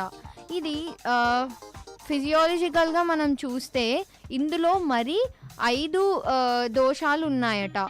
అవి సప్తధాతుస్ అంటే 7 టిష్యూస్, రస టిష్యూ ఫ్లూయిడ్స్, మెడ ఫ్యాట్ అండ్ కనెక్టివ్ టిష్యూస్ అట, రక్త బ్లడ్, అస్థి బోన్స్, మ్యారో బోన్స్, మాంస మజిల్స్, అండ్ ఇంకా 3 మలాస్ అంటే waste products of the body. ఇలా ప్రతిదీ మనకు ఆయుర్వేదలో కనిపిస్తుంది. మన బాడీలో ప్రతి పార్ట్ని వాళ్ళు నేచర్తో లింక్ చేసి క్రియేట్ చేసి ఉంటారు. మనం చూసినట్టయితే ఆయుర్వేద, హోమియోపతి ఇస్తూ ఉంటారు చిన్న చిన్న వాటికి. కరోనా టైంలో కూడా చాలామంది కషాయం తాగమని మనకు సజెస్ట్ చేస్తున్నారు. అంటే ఎందుకు, అప్పటి మెథడ్స్ని ఫాలో అవుతేనే రిజల్ట్ బాగుంటుంది. ఏ అలోపతి మెడిసిన్ అప్పుడు మనకి పని చేయలేదు కరోనాకి. అప్పుడు మనం ఆయుర్వేదనే తీసుకున్నాం. టర్మరిక్ కానీ ఇంకా పెప్పర్ అన్నీ మనం నేచర్తో కూడినవి కలెక్ట్ చేసుకొని వాడుకున్నాం. ఇకపోతే ఈ పిత్తదోష ఏం చేస్తుందంటే మన బాడీ టెంపరేచర్ని, ఇంకా ఆప్టిక్ నర్వ్ కోఆర్డినేషన్ని, హంగర్ అంటే ఆకలి, తర్వాత దప్పికల్ని ఇవన్నీ మేనేజ్ చేస్తుంది. ఈ కండిషన్స్ అంతా రెగ్యులేట్ చేయడమే పిత్తదోష యొక్క ఇంపార్టెన్స్. నెక్స్ట్ వటదోష. ఇదేంటంటే సెల్యులార్ ట్రాన్స్పోర్ట్, మన టిష్యూస్ని ఇంకా ఎలక్ట్రోలైట్ బ్యాలెన్స్. మనకు పొటాషియం ఇంకా సోడియం ఎంతో అవసరం. ఈ ఎలక్ట్రోలైట్స్ని ఇంకా ఎలిమినేషన్ ఆఫ్ వేస్ట్ ప్రోడక్ట్స్ని ఇది మనల్ని చూసుకుంటుంది. ఇకపోతే కఫదోష. ఇది మన బాడీలో ఇంక్రీజ్ అయిన స్వీట్ ఇంకా ఫ్యాటీ ఫుడ్ని, తర్వాత దానికి కావాల్సిన ల్యూబ్రికేషన్స్ కానీ ప్రాపర్ ఫంక్షనింగ్ జరుగుతుందా లేదా అనే దాన్ని ఇది మెయింటైన్ చేస్తుంది. అదే కాకుండా మనం మెటబాలిజం, కెటబాలిజం గురించి కూడా వినే ఉంటాము. ఇది కెటబాలిజం ఆఫ్ ది బాడీ గురించి మనకు చాలా చెప్తుందన్నమాట. ఇంత హెల్తీగా ఉండడానికి ఈ 3 దోషాస్ని బ్యాలెన్స్డ్గా మనకు మన పూర్వీకులు ఇచ్చారు. ఎప్పుడైనా ఇంబ్యాలెన్స్ అయిందనుకో ఈ 3 దోషాస్ని మనం గుర్తుపెట్టుకొని చేసుకుంటే పర్ఫెక్ట్ బ్యాలెన్స్ మనకు వస్తుందన్నమాట. ఇక సప్తధాతుస్ గురించి ఇందాక చెప్పాను, 7 టిష్యూస్ అని. 7 టిష్యూస్ కోఆర్డినేట్గా వర్క్ అవుతున్నాయా లేదా, లేకపోతే దానికి ఏ రకమైన ప్రాపర్ ఫంక్షనింగ్ అవసరము అనేది ఈ సప్తధాతువుల్లో మనకు తెలుస్తుంది. నెక్స్ట్ రక్తధాతు అంటే బ్లడ్. పేరును బట్టే మనకు తెలుస్తుంది ఎంత బ్లడ్ సెల్స్ మన బాడీలో ఉన్నాయి అనే దాన్ని, తర్వాత బ్లడ్ కాంపోనెంట్స్లో ఐరన్ ఎంత ఉంది, ఇవన్నీ మనకు అప్పటి కాలంలో ఎలాంటి టెక్నాలజీ లేకపోయినా వాళ్ళు నేచర్తో లింక్ చేసుకొని ప్రతిదీ తెలుసుకొని కనుక్కునేవాళ్ళు. ఇక మాంసధాతు అంటే మజిల్ టిష్యూ. ఎలా మనకి బాడీ మజిల్ని సపోర్ట్ ప్రొవైడ్ చేస్తుంది, ఇంకా మన స్కెలిటల్ సిస్టమ్ని ఎంతవరకు అది కాపాడగలుగుతుంది అనేది ఈ మాంసధాతు. తర్వాత మెడధాతు అంటే అడిపోస్ ఫ్యాట్ అన్నమాట. అస్థిధాతు తర్వాత ఇది బోన్స్. అస్థి అంటేనే బోన్స్. మనకు తెలుసు బోన్స్కి కాల్షియం చాలా అవసరం. ఏం చేస్తే బోన్స్ ఇంకా వాటి బలం అంతా తెలుస్తుందో దాన్ని కూడా మనకు దీంట్లో వివరించారు. ఇకపోతే శుక్రధాతు. ఇదంతా రీప్రొడక్టివ్ ఆర్గాన్స్కి సంబంధించిన పార్ట్ అన్నమాట. ఇవన్నీ చాలా ఇంపార్టెంట్ ఫ్యాక్టర్స్గా మనకి ఆయుర్వేదలో కనిపిస్తాయి. ఇక ఆయుర్వేదలో చూసుకుంటే వేస్ట్ మెటీరియల్స్ కానీ వేస్ట్ ప్రోడక్ట్స్ కానీ దాని ఫంక్షనింగ్, కిడ్నీ, ప్రతి పార్ట్ ఎంత మనకు ఉపయోగపడుతుందో, ఎంత బ్యాలెన్స్డ్గా ఉండాలి అనే దాన్ని బట్టి ఈ ఆయుర్వేద తెలుస్తుంది. ఆయుర్వేద ఇంకా పంచకర్మ. ఇప్పుడు మనం చూసినట్టయితే పంచభూతాలన్నిటినీ మనం ఇంక్లూడ్ చేసాం. అందుకే దీన్ని పంచకర్మ మెథడ్ థెరపీస్ అని అంటారట. ఇది చాలా అంటే ప్రాసెస్లో క్లెన్జింగ్ ఇంకా ఎన్హాన్సింగ్ ఇలా చాలా రకాల పద్ధతుల్ని వాడతారు. ఇది 5 యాక్షన్స్ అదే పంచభూతాల్ని కలిగి ఉంటుంది. మన బాడీలో ఉన్న టాక్సిన్స్ని రిమూవ్ చేయడానికి ఇది చాలా అవసరం పడుతుంది. ఇక నీకేమైనా తెలుసా లహరి ఆయుర్వేద గురించి జనరల్గా? నాకు నువ్వు చెప్తుంటే ఇప్పుడు అర్థమైంది. ఒకప్పుడు ఇన్ని మెషిన్స్ లేవు, ఈ స్కానింగ్లు, ఎక్స్రేలు అవన్నీ చేయించడానికి. కానీ చూసావా ఎంత అసలు మన బాడీలో ఉన్న ప్రతి ఆర్గన్కి రాగలిగే ప్రతి రోగానికి ఏదో విధంగా వాళ్ళ 3000 ఏళ్ల క్రితమే మెడిసిన్స్ అని కనుక్కున్నారు. అవును. దీని గురించి మనం మామూలుగా విన్నప్పుడు పెద్దగా పట్టించుకోం, కానీ నిజంగానే మన దేశంలో ఎన్నో ఆయుర్వేదిక్ సెంటర్స్లో అలోపతి మెడిసిన్ ట్రీట్ చేయలేని ఎన్నో రోగాల్ని వాళ్ళు ట్రీట్ చేయగలుగుతున్నారు. లైక్ నేనే చూసిన ఒక కేసు ఏంటంటే, ఒక ఆయన పాపం సోఫాలో కూర్చుని ఆయన న్యూస్ పేపర్ కింద పడితే తీసుకుందాను వంగిన ఆయన పడిపోయి ఆయన స్పైనల్ కార్డ్కి డ్యామేజ్ అయ్యి ఆయన వీల్ చైర్ పాలైపోయారు. అలోపతిలో వాళ్ళు ఇంకా దీనికి ఏమీ చేయలేమన్నా కూడా ఆయన ఎన్నో ఏళ్ళగా ఈ ఆయుర్వేద ట్రీట్మెంట్ తీసుకుంటూ మెల్లమెల్లగా ఆయనలో ఇంప్రూవ్మెంట్స్ కూడా వస్తున్నాయి. ఇలా ఇదొక్కటే కాదు, మనం మామూలుగా కానీ చూస్తే ఎంతోమంది వాళ్ళకి ఆయుర్వేదిక్ ట్రీట్మెంట్ చాలా బెనిఫిట్ అయింది అంటారు. ఇకపోతే సాధారణంగా అందరూ ఈ ఆయుర్వేదిక్ ట్రీట్మెంట్ అన్నా, ఈ హెర్బల్ అన్నా, ఇలా ఇవన్నీ ఒకటే అనుకుంటారు. బేసిక్గా అందరూ ఏమనుకుంటారంటే, ఒకటి మనకున్నది అలోపతి మెడిసిన్, ఇంకొకటి మనకున్నది నాటు వైద్యం అన్నట్టే చూస్తారు. కానీ కాదు, ఆయుర్వేదాలో కూడా ఎన్నో రకాలు ఉన్నాయి. ఆయుర్వేదనే కాకుండా మన దేశానికి, మన ఒక్క దేశమనే కాదు, ఇన్ జనరల్ ఈ అలోపతి మెడిసిన్స్, ఈ కెమికల్స్తో రీసెర్చ్ చేసి ఈ ట్యాబ్లెట్స్ అవి చేయడానికి ముందు నుంచి ఇంకా ఎన్నో రకాల మెడికల్ కల్చర్స్ ఉన్నాయి. అందులో ఒకటి ఇప్పుడు ఈ హెర్బల్ మెడిసినే తీసుకుంటే కనుక, ఒక మాటలో చెప్పాలంటే ఆయుర్వేదాకి హెర్బల్ మెడిసిన్కి తేడా, ఈ హెర్బల్ మెడిసిన్ అనేది పూర్తిగా చెట్ల యొక్క ఆకులు, మొక్కల యొక్క వేర్లతో మెడిసిన్ చేసి వాడడం అనే వస్తుంది. కానీ ఆయుర్వేద అంటే అది అసలు మనిషి యొక్క శరీరాన్ని రకరకాలుగా ఇలా విభజించి, ఇప్పుడు నువ్వు చెప్పావు కదా 7 విధాలుగా విభజించి, అలా రకరకాలుగా విభజించి దానికి సంబంధించిన ట్రీట్మెంట్ ఇవ్వడం అని. నీకు హెర్బల్ మెడిసిన్ గురించి ఇంకేనా తెలుసా నిత్య? హెర్బల్ మెడిసిన్ అంటే నాకు ఆ వర్డ్ని బట్టి ట్రీస్, ప్లాంట్స్ వీటి వల్లనే మనకి క్యూర్ అవుతుందని తెలుసు లహరి. అంతకు మించి హెర్బల్ మెడిసిన్ గురించి ఏం తెలీదు. అయితే నేను నాకు తెలిసిన కొన్ని మెడిసిన్స్ చెప్తాను. ఓకే. ఇందులో ఒకటి బాగా పాపులర్ అయినది కోన్ ఫ్లవర్ అని. ఈ కోన్ ఫ్లవర్ గురించి, ఈ కోన్ ఫ్లవర్ని బేసిక్గా మనకి చిన్న చిన్న దెబ్బలు తగిలినప్పుడు, వాటికి బర్న్స్కి, లేదా పంటి నొప్పికి, గొంతు గడగడకి, లేదా కడుపులో బాగాలేకపోయినా వాటికి వాడతారు. ఇది ఎక్కువగా అమెరికాలో బాగా వాడే ఫ్లవర్ మెడిసిన్ అన్నమాట. నీకు తెలుసా, ఈ ఫ్లవర్ని కానీ చాలా ఎక్కువగా మనం టీలో కానీ అలా ఎలాగైనా దీన్ని ఒక మెడిసిన్లా తీసుకుంటుంటే మనకి జలుబు చేసే ఇది 20% తగ్గుతుందిట. అవునా? ఇకపోతే నెక్స్ట్ జిన్సెంగ్. ఇది ఒక చైనీస్ మెడిసిన్. ఇది బేసిక్గా మన బాడీలోని ఇమ్యూనిటీని, బ్రెయిన్ ఫంక్షనింగ్ని, ఎనర్జీ లెవెల్స్ని బాగా పెంచుతుంది. తర్వాత ఇంకొకటి మనకి బాగా తెలిసిందే మన పసుపు ఎంతో మంచి యాంటీబయోటిక్. ఇది మనకి ఏదైనా దెబ్బలు తగిలినప్పుడు దాన్ని రాస్తే వెంటనే అక్కడ ఇంకంతకన్నా ఇన్ఫెక్షన్ అది అవ్వకుండా ఇది చేస్తుంది, అలాగే బ్లడ్ రాకుండా ఆపుతుంది. అంతేకాకుండా మన ఇంట్లో అందరూ కూడా సాధారణంగా వంటల్లో అది కూడాను పసుపు బాగా వాడతారు, ఎందుకంటే అది మెటబాలిజంని పెంచుతుంది, యాంగ్జైటీ లాంటివి తగ్గిస్తుంది అని చెప్పి. అంతేకాకుండా టర్మరిక్ని హెడేక్స్కి, స్కిన్ ఇరిటేషన్స్కి కూడా వాడచ్చు. ఇకపోతే తర్వాత అల్లం. అందరూ అల్లం చాయ్ అంటారు కదా. అవును, నాకైతే భలే ఇష్టం. అలాగే చాలా ఫుడ్స్లో కూడా అల్లం వాడతారు. కరోనా టైంలో కూడా కషాయంలో అందరూ అల్లం వేసుకున్నారు. అవును. అయితే ఈ అల్లం కూడా బేసిక్గా మనకు వచ్చే చిన్న చిన్న కోల్డ్, బీపీ, మైగ్రేన్ ఇలాంటివి తగ్గించడానికి బాగా ఉపయోగపడుతుంది. అలాగే ప్రెగ్నెన్సీ అప్పుడు అది కూడాను సాధారణంగా వాళ్ళకి ఎప్పుడు నాసియా ఉంటుంది కదా, అది కూడా ఈ అల్లంతో బాగా తగ్గించవచ్చు.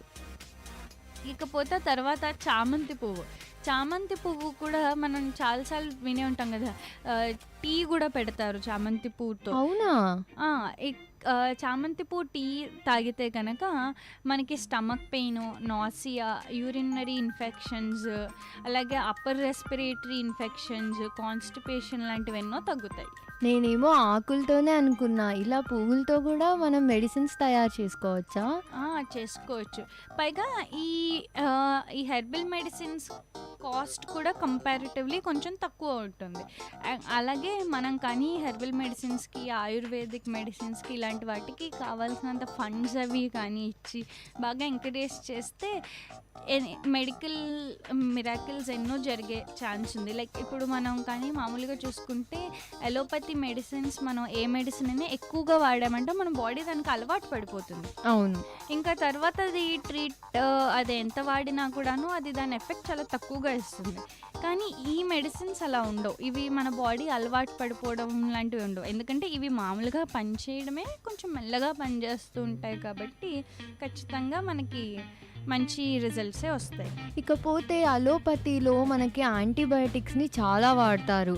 అది వెంటనే మనకు చాలా రియాక్షన్స్ చూపిస్తుంది. కానీ ఆయుర్వేద ఇంకా హెర్బల్ లాంటివి అయితే నేచర్కి సంబంధించింది కాబట్టి మనకు అలవాటు పడిపోయి రోజు వాడే మన తిండి పదార్థాలే కాబట్టి అవి ఈజీగా క్యూర్ అయిపోతాయి. మనకి తెలియకుండానే అది మనలో ఉన్న టాక్సిన్స్ని కానీ మనలో ఉన్న డిసీజ్ని కానీ మెల్లమెల్లగా పోగొట్టేస్తుంది. పైగా ఈ అలోపతి మెడిసిన్స్ని మనం విడిగా అదొక మెడిసిన్లా తీసుకోవాలి. కానీ ఈ హెర్బల్ మెడిసిన్స్ అవని, ఆయుర్వేదం అవని, ఇప్పుడు లైక్ మన పసుపు, అల్లం ఇలాంటివి ఉన్నాయనుకో, అవి మన రోజువారీ ఫుడ్ ఐటమ్స్లో కలిపేసి తీసుకుంటాం కాబట్టి ఇంకొక విధంగా చెప్పాలంటే ఇవి prevention is better than cure లాగా పనిచేస్తాయి. మనం ముందు నుంచి వీటిని తీసుకుంటూ ఉంటాం కాబట్టి మనకు అసలు సహజంగానే రోగనిరోధక శక్తి బాగా ఎక్కువగా ఉండి చాలా మటుకు రోగాల నుంచి తప్పించుకోగలుగుతాము. అవును. ఇప్పుడు ఈ కాలంలో చూసుకుంటే ఎవరికీ టైం ఉండట్లేదు. అందరూ స్పెషల్గా మళ్ళీ డ్రై ఫ్రూట్స్ తినాలని, ఏవో జ్యూసెస్ తాగి వాళ్ళ రెసిస్టెన్స్ పెంచుకోవాలని చూస్తున్నారు. ఇలాంటి వాటికి అలవాటు పడ్డామనుకో, మన ఫుడ్లోనే అన్నీ తీసుకున్నప్పుడు ప్రత్యేకమైన శ్రద్ధ పెట్టాల్సిన అవసరం లేదు. మనకు ఏ మెడిసిన్స్ వాడకుండానే మనలో రెసిస్టెన్స్ పెరుగుతుంది, ఇక డిసీజెస్ కూడా రావు. మన పూర్వకాలంలో చూస్తే కనుక పెద్దలు ఎక్కువగా ఇంట్లో ఫుడ్డే తినేవాళ్ళు, అలాగే టైంకి తినేవాళ్ళు. వాళ్ళ వర్క్ కల్చర్ అది కూడాను సాయంత్రం సూర్యాస్తమనం టైంకి అయిపోయేది, ఇంటికి వచ్చేవాళ్ళు, చక్కగా ఇంట్లో భోజనం అది చేసేవాళ్ళు. కాబట్టి వాళ్ళకి రోజువారీ ఫుడ్లోనే ఎనఫ్ న్యూట్రియంట్స్ అవి వెళ్ళాయి. కానీ ఇప్పుడు మన వర్క్ కల్చర్ చూస్తే మనమేమో వేరే దేశాల కోసం వర్క్ చేస్తాము. ఆ దేశంలో వాళ్ళకి ఎప్పుడు పగలైతే అది మనకి రాత్రైనా నిద్రలో లేచి వర్క్ చేస్తాము. ఇలా అసలు మన లైఫ్ స్టైలే ఫుల్గా మారిపోయింది. అవును. ఏదైనా టైం టు టైం ఉంటేనే కదా మనకు మంచి శక్తి కానీ అన్నీ వచ్చేది. పైగా ఇలా మన డే స్కెడ్యూల్ అంతా పైకి కిందకి అయిపోవడంతో ఎవరికి కూడా వాళ్ళకి ఫ్రెష్గా ఫుడ్ వండుకుని ప్రాపర్గా తినే టైం కూడా లేక ఎక్కువగా ఈ జంక్ ఫుడ్స్ అవి కూడా తింటున్నారు. అవి తినడం వల్ల రోగనిరోధక శక్తి ఎక్కువగా ఉండనప్పుడు మనకి సహజంగానే రోగనిరోధక శక్తి ఎక్కువగా లేకపోతే మనకి ఏదైనా జబ్బు చేసినప్పుడు మనకి వెంటనే ట్రీట్మెంట్ కావాలి అనిపిస్తుంది. లైక్ వెంటనే అది ఒక టాబ్లెట్ వేసుకోగానే తగ్గిపోవాలి. ఒక డోలో పడేసామా తగ్గిపోయిందా, ఒక క్రోసిన్ వేసుకున్నామా తగ్గిపోయిందా. ఎందుకు అంటే అసలు మన కల్చర్లో అవని, ఇవాల్టి లైఫ్ స్టైల్లో అవని మనకి ఎక్కడ ఒక రోజు బ్రేక్ తీసుకుందాం, కాస్త ఆగుదాం, నిదానంగా చేసుకోవచ్చు అనే స్కోప్ లేదు. ఫాస్ట్గా ఎవరు బాగా పరిగెడుతున్నారు అన్నట్టే అయిపోయింది. కానీ మన హెర్బల్ మెడిసిన్స్, ఆయుర్వేదిక్ మెడిసిన్స్ కొంచెం స్లోగా వర్క్ చేస్తాయి. అందుకే అంత ఓపికతో ఎవరు ఆగరనమాట. ఇంకా మనం ఈ కాలంలో చూసుకుంటే ఫ్రోజన్ ఫుడ్స్ కూడా చాలా వచ్చాయి. అంటే ఇన్స్టాంట్గా అన్ని ఇడ్లీ పిండి, దోశ పిండి, ఇంకా తర్వాత ఫుడ్స్ కూడా ఆల్రెడీ మనం ఫ్రిడ్జ్లో ఎన్ని రోజులు స్టోర్ చేసుకుంటే అంత వండుకోవచ్చు అని చాలామంది వర్క్ చేసేవాళ్ళు అవే తింటున్నారు. వాళ్ళల్లో కొంచెం కూడా రెసిస్టెన్స్ లేకుండా పోతుంది. వాటిని అవాయిడ్ చేసుకొని ఎప్పటికప్పుడు మనం ఫ్రెష్గా వండుకొని వేడిగా తింటే మనలో ఉన్న బ్యాక్టీరియాస్ కానీ లేకపోతే ఏవైనా డిసీజెస్ కానీ తగ్గడానికి చాలా ఉపయోగపడుతుంది. పైగా అసలు ఉప్మా అనేది మన ఇంట్లో ఎక్కువగా చేసేది అమ్మలు, బికాస్ అది త్వరగా అయిపోతుంది అని చెప్పి నీళ్ళు ఉడికించామా, రవ్వ వేసామా, కలిపేసామా. కానీ ఈ మధ్య ఇన్స్టెంట్ ఉప్మా కూడా వచ్చేస్తుంది. అదే కదా, ఆల్రెడీ రెడీ అయిన ఉప్మాని జస్ట్ అలా హాట్ వాటర్లో వేస్తే మ్యాగీలా అయిపోతుంది. మరీ దారుణం కదా. అదే, కానీ మనం ఎప్పుడూ కూడా గుర్తించాల్సింది ఏంటంటే మన డే కల్చర్ లైఫ్ అది కరెక్ట్గా మనం ఫాలో అయితే కనుక అప్పుడు అనవసరంగా ఎంతో కాస్ట్లీ అయిన ఎలోపతికి వెళ్ళక్కర లేకుండా ఆయుర్వేదిక్, హెర్బల్ లేదా హోమియోపతి ఇలాంటి వాటితోనే ఈజీగా ట్రీట్ చేసుకోవచ్చు. నేను రియాలిటీలో ఒక కేసు విన్నా లహరి. ఏంటంటే ఇలా ఫ్రోజన్ ఫుడ్స్ తీసుకొని వాళ్ళకి క్యాన్సర్ వచ్చిందట. రోజు వాళ్ళు ఫ్రోజన్ ఫుడ్డే తింటూ ఉండినారు. అంటే 10 daysకి అదే పిండిని వాడి వాళ్ళు రోజు అలా కొన్ని ఏళ్ళు గడిచేపాటికి వాళ్ళకి క్యాన్సర్ ఉందని బయటపడింది. అప్పటి కాలంలో వాళ్ళైతే మనం రాగి సంగటి అవన్నీ వినే ఉంటాం, జొన్న రొట్టెలు ఇలాంటి మంచి పోషక ఆహారం ఉన్న వాటిని తినేవాళ్ళు. వాళ్ళకి అసలు ఈ డిసీజెస్ అంటేనే ఏంటో తెలీదు. కానీ ఇప్పటి కాలంలో చూస్తే ఎక్కువ పర్సంటేజ్ ఇలాంటి ఫుడ్స్ తీసుకోవడం వల్ల క్యాన్సర్ ఇంకా చాలా రకమైన వ్యాధులు మనకు బయటపడుతున్నాయి. చాలా స్కిన్ డిసీజెస్ ఫుడ్ వల్ల కూడా వస్తున్నాయంట. చాలా ఆశ్చర్యంగా ఉంటుంది విన్నప్పుడు. అదే కదా, పైగా ఇప్పుడు ఏమైపోయిందంటే మనం తినే ఫుడ్ ఏమో ఇలా ఫ్రోజన్ ఫుడ్స్ అవి తింటున్నాము, దాంతో న్యూట్రియంట్స్ వెళ్ళట్లేదు. మళ్ళీ అడిషనల్గా విడిగా న్యూట్రియంట్ క్యాప్సూల్స్ లాంటివి వేసుకుంటున్నాం, మల్టీవైట్ టాబ్లెట్స్ అని.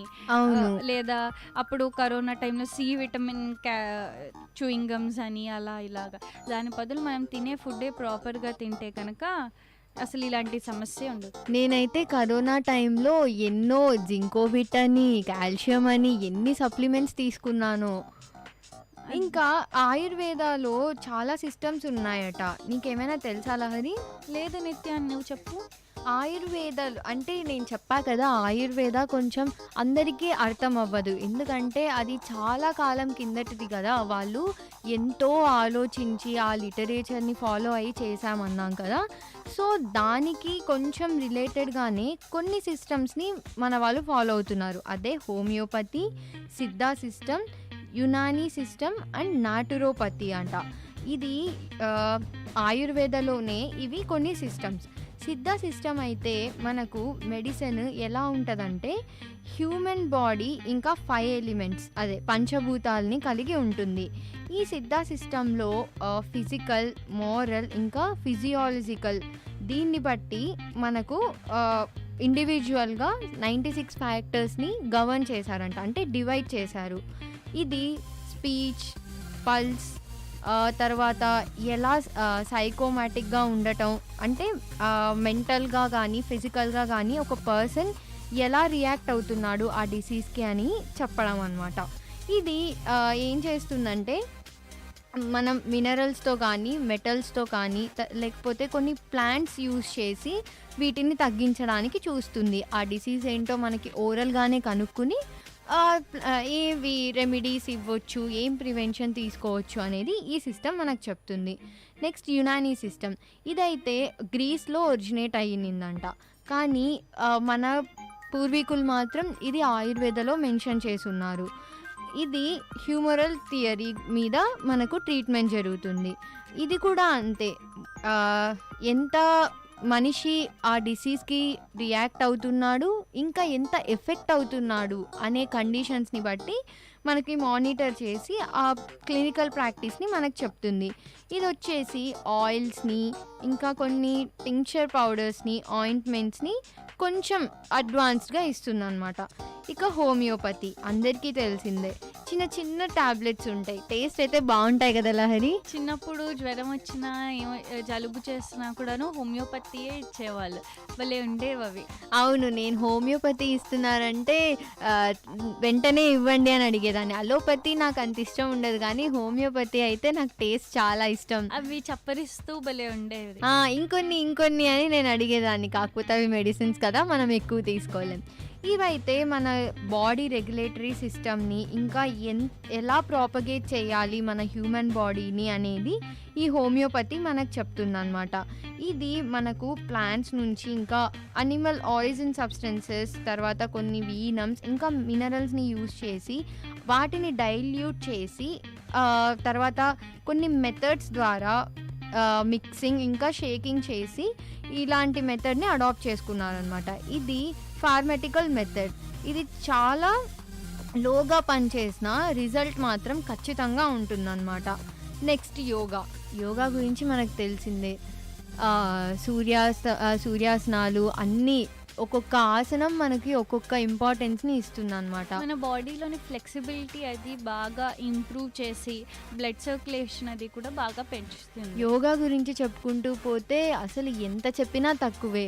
ఇప్పుడు మన బాడీకి కావాల్సిన ఫిట్నెస్ కానీ ఏదైనా మన యోగా నుంచి క్యూర్ చేసుకోవచ్చు. ఏ డిసీజ్ అయినా సరే దాన్ని మనం ఫాలో అయ్యి రోజు ప్రత్యేకంగా ఒక కాన్సన్ట్రేషన్ చేస్తే యోగా వల్ల చాలా ఉపయోగాలు ఉన్నాయి. పైగా రోజు సూర్యాసనాలు వేస్తే కనుక మన బాడీ ఎంతో ఫిట్గా ఉంటుందిట. పైగా రోజు కొంచెం సేపు ఒక పావు గంట లేదా ఒక అరగంట మెడిటేషన్ చేసిన పొద్దున్నే లేవగానే మన బ్రెయిన్ ఎంతో కామ్గా, లైక్ మనం ఒక్కొక్కసారి లేవడము అంత పీస్ఫుల్గా లేవం. నిద్రలోంచి ఉళ్ళికి పడి లేవచ్చు, ఏదో పీడకలతో లేస్తుంది. కానీ పొద్దున్నే లేవగానే ఒక మెడిటేషన్ చేసి మన డేని స్టార్ట్ చేస్తే ఆ డే అంతా ఎంతో ప్రశాంతంగా గడుస్తుంది. అవును. ఇంకా యోగాలో మనం ఎలాంటి టాబ్లెట్స్ని కానీ న్యాచురల్గా కానీ ఏం తీసుకోవాల్సిన అవసరం లేదు. మన బాడీ ఎక్సర్సైజ్ ఇంకా మెడిటేషన్ వల్లనే ఈ యోగాలో చాలా మనం క్యూర్ చేసుకోవచ్చు. ఇంకా నాటురోపతి వచ్చేసి ఇది కూడా జర్మనీలో ఒరిజినేట్ అయినా ఇది మనకి ఏన్షియన్ సిస్టమ్ కాకపోతే దీన్ని మనం ఎందుకు అడాప్ట్ చేసుకున్నామంటే కొంచెం క్యూర్ అయ్యేది ఎక్కువ పవర్ ఉంటుందన్నమాట. వీటితో పోలిస్తే నాటురోపతికి కొంచెం ఎక్కువ ఉంటుంది. కొంచెం మోడర్న్ టెక్నిక్స్ని ఇంకా ట్రెడిషనల్ మెథడ్స్ని కలిపి చేసింది ఈ నాటురోపతి. ఇలా ఆయుర్వేద గురించి ఇంకా చాలా విషయాలు మనం తెలుసుకోవచ్చు. అయితే మీరంతా అనుకుంటున్నారేమో కదా, ఇవాళ కళా కాలక్షేపంలో ఏంటి ఇంత ఇన్ఫర్మేషన్ ఇచ్చేసాము, అంతంత సైన్స్ టర్మ్స్, మెడిసిన్స్ అవి అని చెప్పి.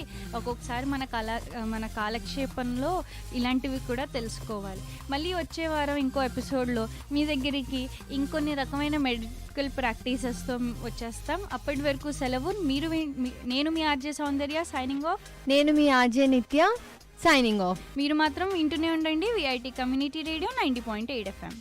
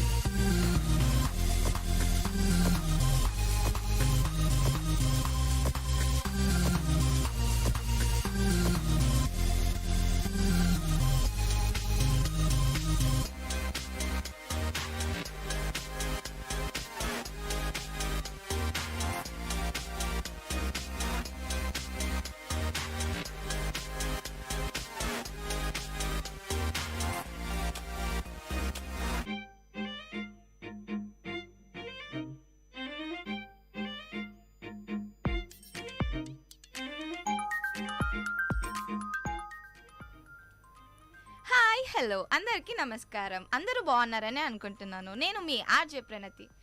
అందరికీ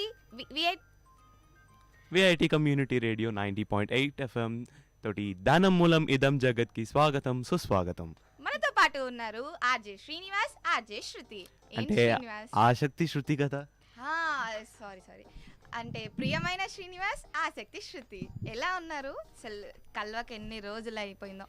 2 ఎపిసోడ్స్ అయ్యాయి. 2 ఎపిసోడ్స్ ఎంత మిస్ అయ్యాను తెలుసా నేను.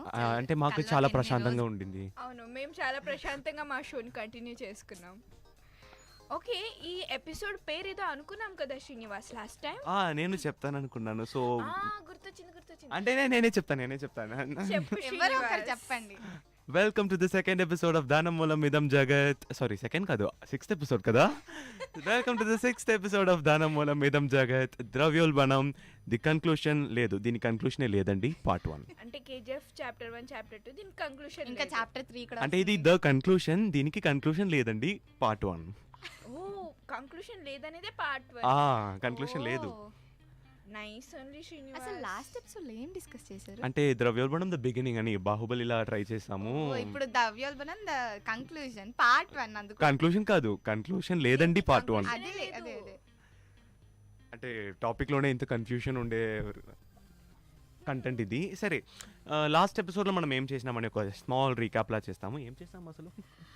చాలా ఫ్యాక్ట్స్ గురించి మాట్లాడుకున్నాం. ముఖ్యంగా ఇన్ఫ్లేషన్ గురించి మాట్లాడుకున్నాం. అసలు ఇన్ఫ్లేషన్ రైస్ హైక్, అది ప్రైస్ అనేది హైక్ ఎలా అవుతుంది, అసలు హైక్ అవ్వడానికి గల రీజన్స్ ఏంటి, ఏవేవి ఇన్ఫ్లుయెన్స్ చేసే ఫ్యాక్టర్స్ ఏంటి అనేది చాలా బాగా శ్రీనివాస్ ఎక్స్ప్లెయిన్ చేశాడు. మధ్యలో నా డౌట్స్ కూడా చాలా వరకు క్లియర్ చేశాడు. అంటే డౌట్స్ కదా. శృతి ఒక ఆసక్తికరమైన అద్భుతమైన ఒక స్టోరీ చెప్పింది, చాలా మంచి మంచి పదాలతో చెప్పింది. మన ఆసక్తికరమైన శృతి ఆసక్తిగా అన్ని చెప్పేస్తుంది. అను తన వాడిన పదాలు ఎంత బాగుండింది తెలుసా. అంటే తెలుగులో నేను చాలా గొప్ప పనులు చేస్తానని నాకు తెలుసు. మీరు మరీ షోలో పొగడాల్సిన అవసరం లేదు. అంటే ఆసక్తి శృతి ఆసక్తికరంగా మాట్లాడితే ఎవరు నువ్వు మిస్ చేసేసావు ప్రణతి, నువ్వు మిస్ చేసేసావు. విన్నాను మీకోసం అని, అసలు నేను లేకుండా వీళ్ళు షో ఏం చేశారో ఏంటో అని చెప్పి విన్నాను. బాగా చేశాను. అన్ని పదాలు వినపడిందా? అన్ని వినిపించాయి. ఒకటైతే మరి నేను ఎక్కువగా వినిపించేసి. నేను తర్వాత మాట్లాడుకుందాం దీని గురించి. సరే, సో ఇప్పుడు ఈ షోలో మనం ఏం చేస్తున్నాము అంటే, ప్రణతి చాలా రోజు తర్వాత వచ్చావు కదా, నువ్వు చెప్పు ఏం చేస్తాము. అంటే నాకు అంటే ద్రవ్యోల్బణం ద కన్క్లూజన్ అన్నారు కదా, అంటే కన్క్లూజన్ లేదు. ఓకే, అంటే నాకు ద్రవ్యోల్బణం గురించి తెలుసు, అంటే లైక్ బేసిక్గా తెలుసు, కానీ అంత ఇంట్రెస్టింగ్గా ఏం తెలీదు. శృతి దగ్గర ఏవో ఇంట్రెస్టింగ్ ఫ్యాక్ట్స్ ఉన్నాయంటగా. అదే ఆసక్తి శృతి కదా, ఆసక్తికరంగా ఏమైనా చెప్పు. అంటే ఇప్పుడు మీకు ఆసక్తికరమైన ఫ్యాక్ట్స్ కావాలా ఇన్ఫ్లేషన్ గురించి? ఏమో చెప్పు, ఎలాగో నాకు సగమే అర్థమవుతుంది. శ్రీనివాస్,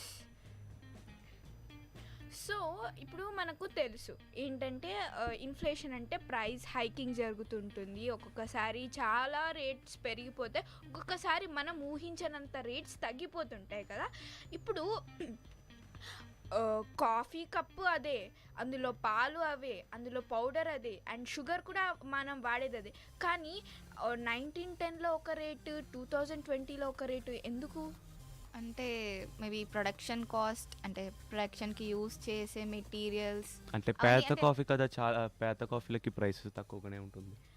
సో కాఫీ ప్రైస్ అనేది దాని క్వాలిటీ ఒకటే, అన్నీ ఒకటే, బట్ వై ప్రైస్ అనేది ఇంక్రీజ్ అవుతుంది? అంటే మార్కెట్లో నెంబర్ ఆఫ్ ప్రొడక్ట్స్ అనేవి ఎక్కువ అయ్యాయి, సో ఆబ్వియస్లీ కాంపిటీషన్ ఉంది. సో ఇన్ఫ్లేషన్ అనేది కూడా వన్ ఆఫ్ ద రీజన్. ఎప్పుడు ఏ ఇయర్ కూడా అదే ప్రైస్ నెక్స్ట్ ఇయర్కి మెయింటైన్ అవ్వదు. ప్రైస్ హైక్ అనేది ఏదో ఒక విధంగా పెరుగుతూనే ఉంటుంది. బట్ అలాంటి కొన్ని ఇంట్రెస్టింగ్ ఫ్యాక్ట్స్ ఈరోజు మనం చూద్దాం. అందరికీ తెలుసు కదా క్లియోపాత్ర గురించి. తెలుసు, ఈజిప్షియన్ క్వీన్ కదా. ఆమె అందానికి చాలా మంది ఫ్యాన్స్ ఉండేవాళ్ళు. ఆమె చాలా లైక్ ఒక గొప్ప క్వీన్ అన్నమాట. కళ్ళతోనే మొత్తం శాసించింది. మొత్తం ఈజిప్ట్కి ఒక ఉమెన్ క్వీన్ అంత బాగా పరిపాలించడం, ఆమెని ఇన్స్పిరేషన్గా తీసుకొని ఒక సినిమా కూడా తీశారు అప్పట్లో, క్లియోపాత్ర అని. అప్పట్లో అది తీయడానికి $44 million ఖర్చు పెట్టారు.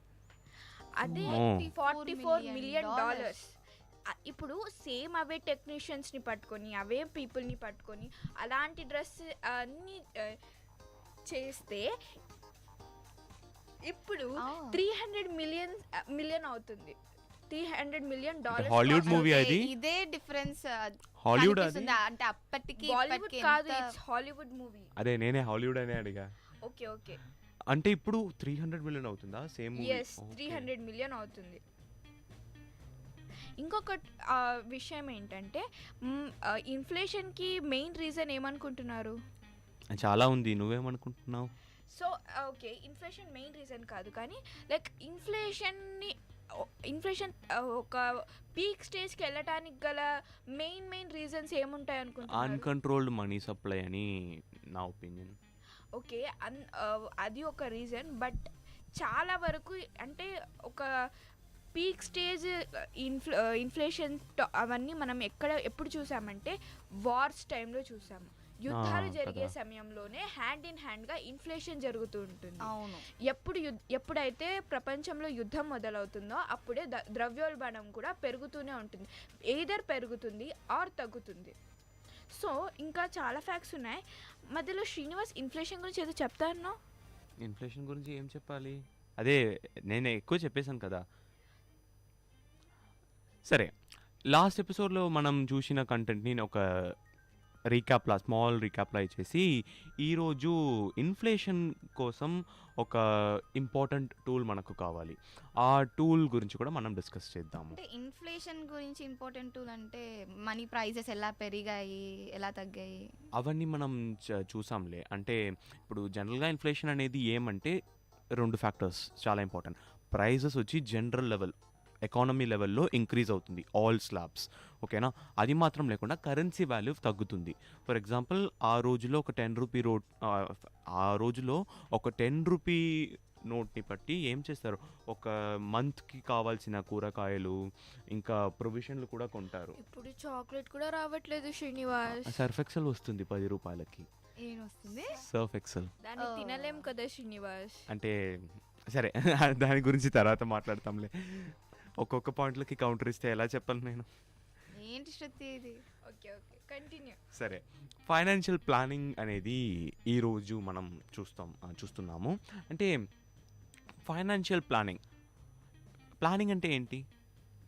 ప్లానింగ్ అంటే మనకి వచ్చిన ఇన్కమ్ని సరిగ్గా, అంటే ఇప్పుడు 1 month ఇన్కమ్ ఉంది, ఆ 1 month ఇన్కమ్ని 1 month లోపల కరెక్ట్గా యూజెస్కి, మన నెసెసిటీస్కి, ఇంకా కొంచెం సేవింగ్స్ కూడా ఉంటాయి కదా. ఫస్ట్ 2 ఎపిసోడ్స్లో శృతి చెప్పింది అలా. అంటే మొత్తం ప్లాన్ చేయడం, ఆ ఇన్కమ్ని ఎలా వాడాలి, ఆ ప్లానింగ్ అనమాట. సో చాలా బాగా చెప్పావు శృతి, సారీ ప్రణతి, అంటే అలవాటు అయిపోయింది నాకు.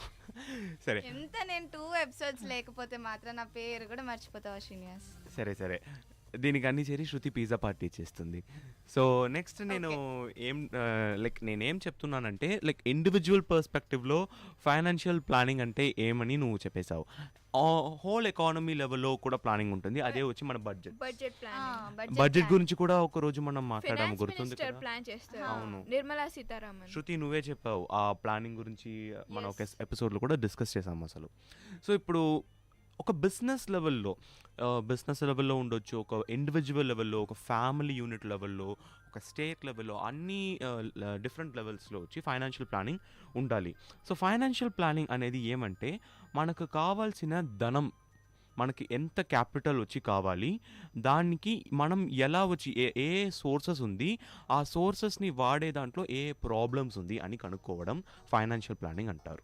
అంతే, మనకు ఆర్థిక స్థిరత్వంతో మనం ఉండాలి అనేటప్పుడు దానికి చాలా బ్యారియర్స్ ఉంటుంది.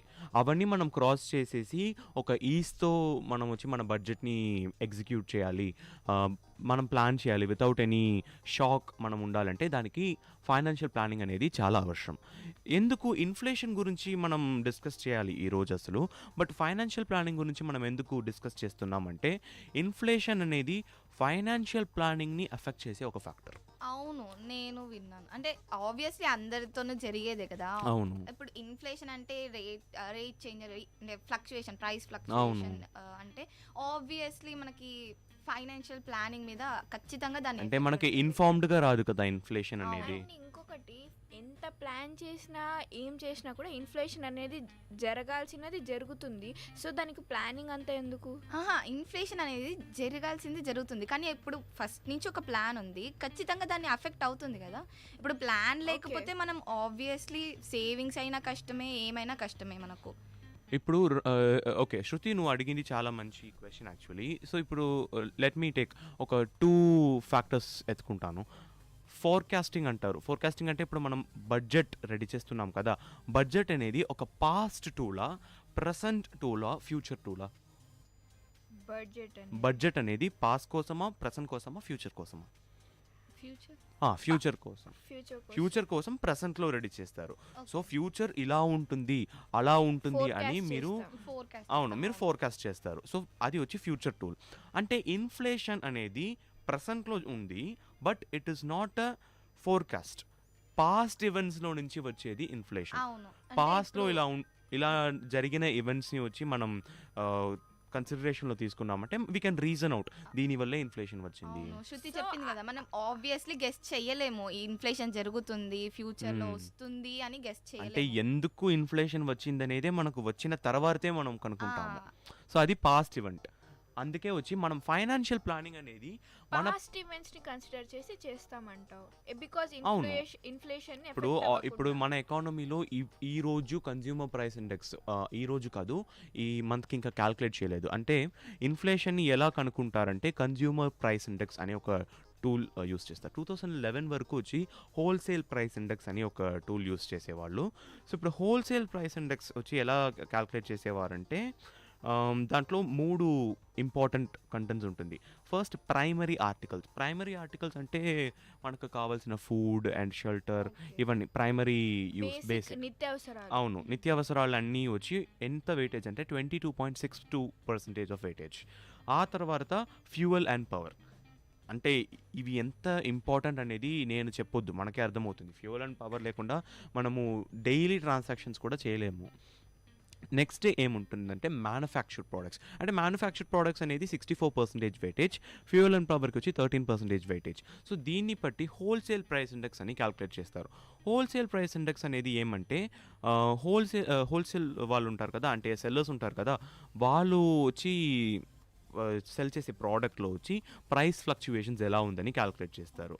అంటే ఇది వచ్చి మంచి మెషర్ కాదని 2011లో ఏం చేశారంటే కన్జ్యూమర్ ప్రైస్ ఇండెక్స్కి చేంజ్ చేశారు. కన్జ్యూమర్ ప్రైస్ ఇండెక్స్ ఎలా ఉంటుందంటే హోల్సేల్ ప్రైస్ ఇండెక్స్లో టోటల్గా వచ్చి ఎన్ని ప్రోడక్ట్స్ కన్సిడర్ చేస్తారంటే అరౌండ్ 600 ప్రోడక్ట్స్, 644 ప్రోడక్ట్స్ అనుకుంటాను. 644 ప్రోడక్ట్స్ని కన్సిడర్ చేసేసి వాళ్ళు వచ్చి హోల్సేల్ ప్రైస్ ఇండెక్స్ని క్యాల్కులేట్ చేసేవారు.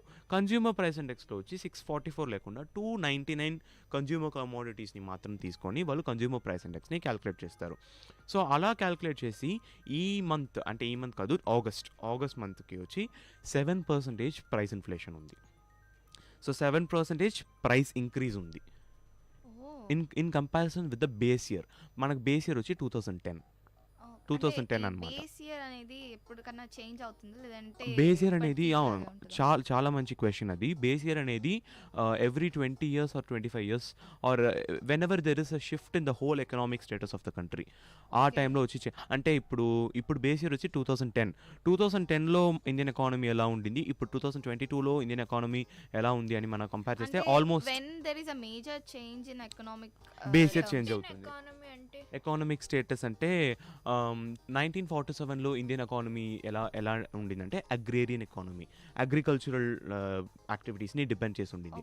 అప్పుడు మన జీడిపిలో 85% వచ్చి అగ్రికల్చరల్ యాక్టివిటీసే. సో మన జీడిపిలో వచ్చి 85% of contribution will be done by the primary sector. But currently 2022లో రైట్ ఆఫ్టర్ 2005 మన జీడిపికి వచ్చి అబౌట్ 51%, ఇప్పుడు 55% ఆఫ్ కాంట్రిబ్యూషన్ వచ్చి tertiary sector like information technology, ఇంకా కాల్ సెంటర్స్ అంటే ఉంటుంది కదా బెంగళూరులో సాఫ్ట్వేర్ కంపెనీస్, ఇవన్నీ అంటే మీరు సాఫ్ట్వేర్ ఇంజనీర్స్ మీ వాళ్ళే వచ్చి ఎకానమీకి ఎక్కువగా కాంట్రిబ్యూట్ చేస్తున్నారు. సో అలాంటి షిఫ్ట్, అదే వచ్చి షిఫ్ట్ ఇన్ ఎకనామిక్ స్టేటస్ అంటారు. సో అలాంటి షిఫ్ట్ ఉండేటప్పుడు ఇప్పుడు 1950s వచ్చి 1945ని బేస్ ఇయర్గా సెలెక్ట్ చేసి ఉంటారు. బేస్ ఇయర్ అనేది వితౌట్ ఎనీ మచ్ చేంజ్, ఒక constant year without much price fluctuation ఏ ఇయర్ ఉండిందో ఆ ఇయర్ని బేస్ ఇయర్గా సెలెక్ట్ చేస్తారు. ఇప్పుడు 2022కి బేస్ ఇయర్గా 1946ని సెలెక్ట్ చేస్తారా? చేయలేము, ఎందుకంటే మధ్యలో చాలా అవును, చాలా చేంజెస్ ఉంటుంది. ఇది ఎలా ఉంటుందంటే ఒక 2022లో ఇప్పుడు మనం చదివే సబ్జెక్ట్స్కి 1946 టెక్స్ట్ బుక్స్ ఇచ్చేలా ఉంటుంది.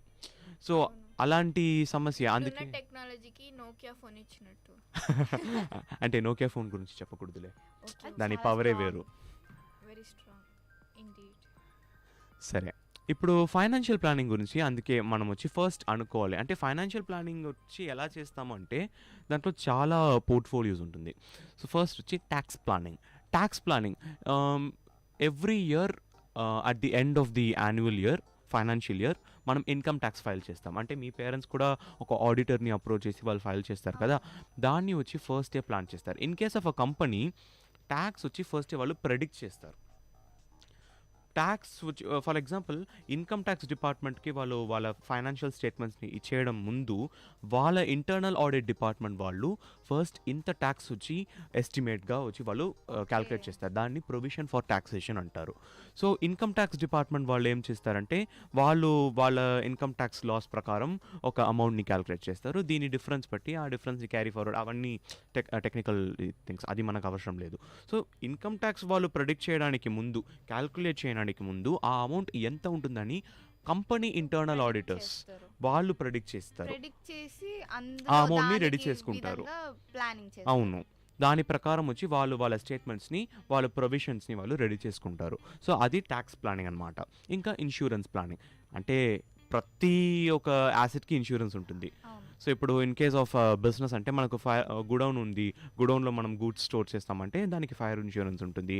ఇన్ కేస్ మీరు ఎక్స్పోర్ట్ ఇంపోర్ట్ ఏమైనా చేస్తారు, వేరే కంట్రీస్కి ప్రోడక్ట్స్ని మీరు పంపిస్తారంటే దానికి మీరు ఆబ్వియస్లీ మెరైన్ ఇన్సూరెన్స్ ఉంటుంది. లైఫ్ ఇన్సూరెన్స్ అంటే లైఫ్ ఇన్సూరెన్స్ అనేది అష్యూరెన్స్ అనమాట, అది వేరు, అది ఫైనాన్షియల్ ప్లానింగ్లో రాదు.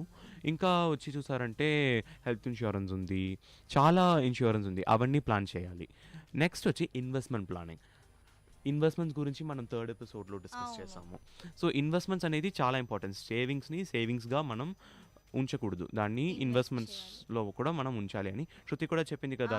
6 times ఆఫ్ అవర్ ఇది బ్యాంక్ బ్యాలెన్స్గా మనం పెట్టుకోవాలి. దాన్ని ఒక్కొక్క రెవెన్యూలో మంచి డివైడ్ చేసి ఇన్వెస్ట్ చేయాలని. సో అలా శృతి వాళ్ళ నాన్నగారు చెప్పారు. సో అది వాళ్ళ నాన్నగారు చేసిన ఇన్వెస్ట్మెంట్ ప్లానింగ్ అనమాట.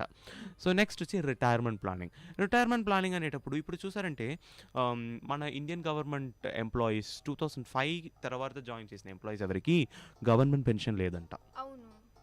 సో గవర్నమెంట్ పెన్షన్ లేదంటే వాళ్ళు ఏం చేస్తారు, లంప్ సమ్గా వాళ్ళు ఇచ్చేస్తారు.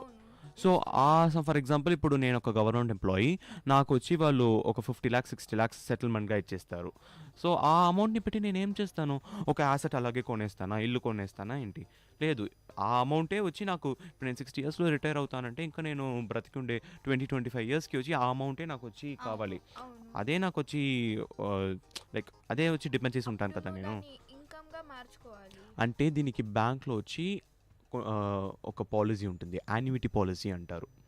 యాన్యుటీ పాలసీ అంటే మీరు వర్క్ చేసి ఉండేటప్పుడే వచ్చి మీరు ఎవ్రీ మంత్ బ్యాంక్కి పర్టికులర్ అమౌంట్ పే చేస్తారు. ఫర్ ఎగ్జాంపుల్ ఆర్డి లాగా, ఈఎంఐ అనేది మనం ఆల్రెడీ కొనిన ఒక యాసెట్కి మనం పే చేస్తున్నాము. ఇవి వచ్చి మన ఫ్యూచర్లో మనకు రాబోయే ఇన్కమ్ కోసం మనం పే చేస్తున్నాము. ఫర్ ఎగ్జాంపుల్ మీరు ఈ యాన్యుటీ పాలసీని చాలా వాళ్ళు వచ్చి 35-40 yearsలోనే స్టార్ట్ చేసేస్తారు. ఈ యాన్యుటీ పాలసీ ఉంది కదా, ఇప్పుడు మనం మంత్లీ ఇంత డిపాజిట్ చేస్తాము, అది ఓకే. అంటే ఫ్యూచర్లో మనం ఎలా విత్డ్రా, అంటే లైక్ నార్మల్గా జస్ట్ మనీ కావాలంటే విత్డ్రా చేసుకోవచ్చు, లేదంటే ఏమన్నా సమ్ లోన్స్ ఆ టైప్. యాన్యుటీ పాలసీస్లో వచ్చి విత్డ్రావల్ అలౌ చేయరు యాక్చువల్లీ. ఎందుకంటే యాన్యుటీ పాలసీలో వచ్చి ఎందుకు విత్డ్రావల్ అలౌ చేస్తారంటే క్యాన్సిల్ చేయాలి. జనరల్గా ఇప్పుడు మనం డిపాజిట్స్లా అమౌంట్ కాదు కదా. ఇప్పుడు పోస్ట్ ఆఫీస్ డిపాజిట్స్, ఇప్పుడు విత్డ్రా చేయం కదా, సో దాంతో ప్రావిడెంట్ ఫండ్స్ ఉంటుంది. ప్రావిడెంట్ నువ్వు చెప్పేది వచ్చి ప్రావిడెంట్ ఫండ్స్, పిఎఫ్ ఫండ్స్ ఉంది కదా, పిఎఫ్, ఇంకా వేరే ఉంది ఆర్పిఎఫ్ అంటారు, ఆ తర్వాత ఈపీఎఫ్ అంటారు, ఇంకా వేరే ఉంది, లైక్ చాలా పాలసీస్ ఉంటుంది మీ ఎంప్లాయర్స్ ఇస్తారు. ఏంటంటే ఒక ఫిక్స్డ్ అమౌంట్ ప్రతి నెల నువ్వు బ్యాంక్ కి కడతావు, అది ఒక పీరియడ్ తర్వాత నీకు మెచ్యూర్ అవుతుంది. మెచ్యూర్ అయిందని నువ్వు బయటికి తీసుకొస్తావు చాలా. బట్ దీనికి యాన్యుటీకి ఇది కూడా రిటైర్మెంట్ ప్లానింగ్ లో ఉంది. బట్ దానికి దీనికి ఏం డిఫరెన్స్ అంటే అది లంసంలో వస్తుంది. యాన్యుటీ అనేది పర్ మంత్ నువ్వు వచ్చి పే చేస్తావు కదా, దాన్ని after your retirement per month ఇస్తుందా మనకు? అవును, పర్ మంత్ ఇస్తుంది. Okay okay nice. ఓకేనా? ఇప్పుడు దానికంటే ఇదే బెటర్ కదా, మొత్తం ఒకేసారి రావడం కంటే మనకి ఓన్లీ మంత్ వైజ్ వస్తే మనం సరిగ్గా మనకు వచ్చి ఆఫ్టర్ రిటైర్మెంట్ మనకు ఈజీగా ఉంటుంది. ఇప్పుడు అది బెస్ట్ అవ్వచ్చు, బట్ పర్పస్ని బట్టి బెస్ట్ అనే ఆప్షన్స్ మారుతుంటాయి కదా. లైక్ కొందరికి ఒకేసారి లంప్స్ అమౌంట్ కావాలి, కొందరు ఇప్పుడు లైక్ రిటైర్డ్ అయిన వాళ్ళకి ఒకేసారి 30 లైక్ నెల ఇంత కావాలి కాబట్టి వాళ్ళకి యాన్యుటీ పని చేస్తుంది. కొందరికి ఒకేసారి మెచ్యూర్ అయ్యి మొత్తం అమౌంట్ కావాలి. సో బిజినెస్ పర్స్పెక్టివ్లో, ఇండివిజువల్ డొమెస్టిక్ పర్స్పెక్టివ్లో చాలా టైప్స్గా మనం వాడుకోవచ్చు ఆ మనీని. బికాస్ ఈ బ్యాంక్స్ కానీ ఇలాంటి ఎల్ఐసి కంపెనీస్ ఇలా చాలా కంపెనీస్ పాలసీస్ పెట్టేదే మనకు మల్టీగా వాళ్ళకు బెనిఫిట్ రావడానికి, మనకు బెనిఫిట్ రావడానికి. ఓకే, అర్థమైంది. సో ఇవి శృతి ఇప్పుడు చెప్పింది కదా, అదే రిటైర్మెంట్ ప్లానింగ్. ఇంకా వేరే ఉందంటే ఎస్టేట్ ప్లానింగ్. ఎస్టేట్ ప్లానింగ్ అనేది మీకే తెలిసి ఉంటుంది కదా, విల్ అండ్ టెస్టిమెంట్ రాసేది. అంటే ఆస్తి ఆఫ్టర్ వీల్ అంటారు దాన్ని, తమిళ్లో వీల్ అంటారు, విల్ అదే విల్ ఇంగ్లీష్లో కూడా విల్లే అంటారు. సో ఇప్పుడు ఈ ఎస్టేట్ ప్లానింగ్ వచ్చి ఎందుకు చేస్తారు, ఎలా చేస్తారు అంటే మన తర్వాత మన ఆస్తిని మన నెక్స్ట్ జనరేషన్ ఎలా వచ్చి మన జనరేషన్కి డివైడ్ చేసి ఉంటారు. బట్ అది లైక్ ఒక్కొక్కసారి వేరే వాళ్ళకు, ఎందుకంటే అందులో కూడా టర్మ్స్ అండ్ కండిషన్స్ ఉంటాయి. తాతల ద్వారా వచ్చినదైతే మళ్ళీ మనం నెక్స్ట్ జనరేషన్ పాస్ చేయాలి. అదే స్వార్జితం అయితే ఎవరికి మన ఇష్టం స్వార్జితం, సో యాన్సెస్ట్రల్ ప్రాపర్టీ అనేది జనరేషనల్ రైట్స్ ఉంటుంది. సో మన స్వార్జితం ఇప్పుడు నేను కొన్న కార్ అయితే నాకు ఇష్టమైన వాళ్ళకే ఇవ్వచ్చు, నేను జనరేషన్ కే పాస్ చేయాలనే రూల్ అయితే ఉండదు. ఏం ప్రాబ్లం అంటే దీన్ని ఎక్స్ప్లిసిట్ గా వచ్చి మనం స్టేట్ చేయాలి. లేదంటే ఎస్టేట్ ప్లానింగ్ అనేది ఒక్కొక్క కమ్యూనిటీకి చేంజ్ అవుతుంది. హిందూ వాళ్ళకి హిందూస్ యాక్ట్ ప్రకారం, ముస్లిం వాళ్ళకి ముస్లిం యాక్ట్స్ ప్రకారం, సో ఇలా వచ్చి ఉంటుంది. ఈ టర్మ్స్ లో రిలీజియస్ ఎందుకు వచ్చింది? ఒక్కొక్క మన కంట్రీలో వచ్చి యాక్ట్స్ అలా పాస్ చేశారు. ఇప్పుడు ఫర్ ఎగ్జాంపుల్ హిందూ కల్చర్స్లో వేరేలా ఉంటుంది, ముస్లిం కల్చర్స్లో వేరేలా ఉంటుంది కదా. ప్రతి ఒక్క విషయాలకు మ్యారేజ్ అయినా, ప్రాపర్టీ అయినా, బిజినెస్ అయినా, ఇప్పుడు బిజినెస్లో హిందూ అన్డివైడెడ్ ఫ్యామిలీ అనే ఒక టైప్ ఆఫ్ బిజినెస్ ఉంది.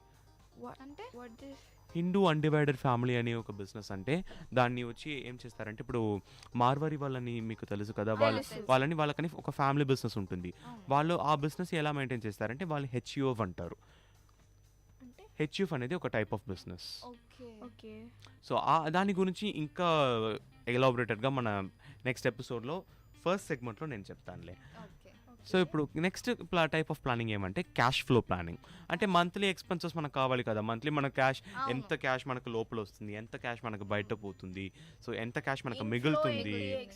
అవును, సో ఆ ఇన్ఫ్లో అవుట్ఫ్లో మేనేజ్ చేసేది వచ్చి మనకు చాలా ఇంపార్టెంట్. సో ఇవన్నీ మనం ఎందుకు ప్లాన్ చేస్తాము అంటే ఇన్ఫ్లేషన్కి ఫైనాన్షియల్ ప్లానింగ్కి ఏం సంబంధం ఉంది, ఏం రిలేషన్ ఉంది, ఎందుకు మనం చెయ్యాలి అంటే చాలా రీజన్స్ ఉంది.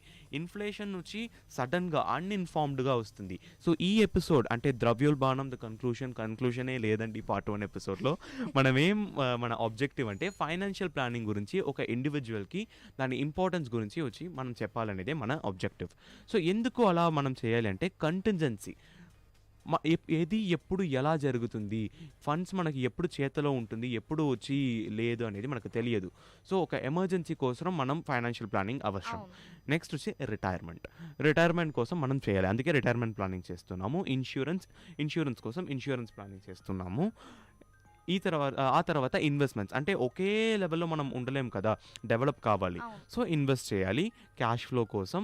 ఆ తర్వాత మనం ఫైనాన్షియలీ ఇంప్రూవ్ అవ్వడానికి మనకని గోల్స్ అండ్ డెవలప్మెంట్ స్ట్రాటజీస్ ఉంటుంది కదా, దాన్ని మనం తీసుకురావాలి. ఫైనాన్షియల్ వయబిలిటీ, ఈ ఫైనాన్షియల్ వయబిలిటీ అండ్ ఇన్ఫ్లేషన్, ఈ రెండే వచ్చి major reasons for financial planning for a business and for an economy. అదే వచ్చి ఈరోజు మనం అనుకున్నాము ఎందుకు ఫైనాన్షియల్ ప్లానింగ్ చేయాలి, దానికి ఇన్ఫ్లేషన్కి ఏ సంబంధం అనేది మనం ఈరోజు మనం కంటెంట్లో తెలుసుకున్నాము.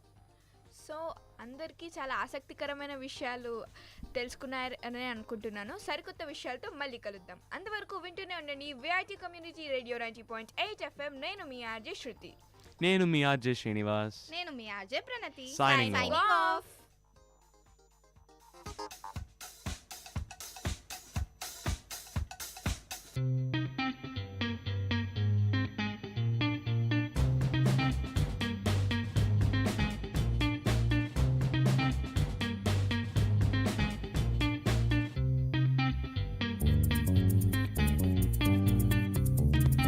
மழலைகளின் மொழிகளோடும் மாணவர்களின் திறன்களோடும் வாராவாரம் ஆர்ப்பாட்டம், பள்ளி பிள்ளைகளின் கொண்டாட்டம்.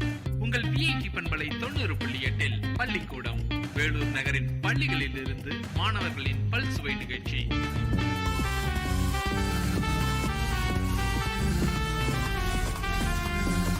இன்றைய பள்ளிக்கூடம் நிகழ்ச்சியில் உருது பெண்கள் நடுநிலை பள்ளி வேலூர் மாணவர்கள் வழங்கும் பல்சுவை நிகழ்ச்சிகளை கேட்கலாம்.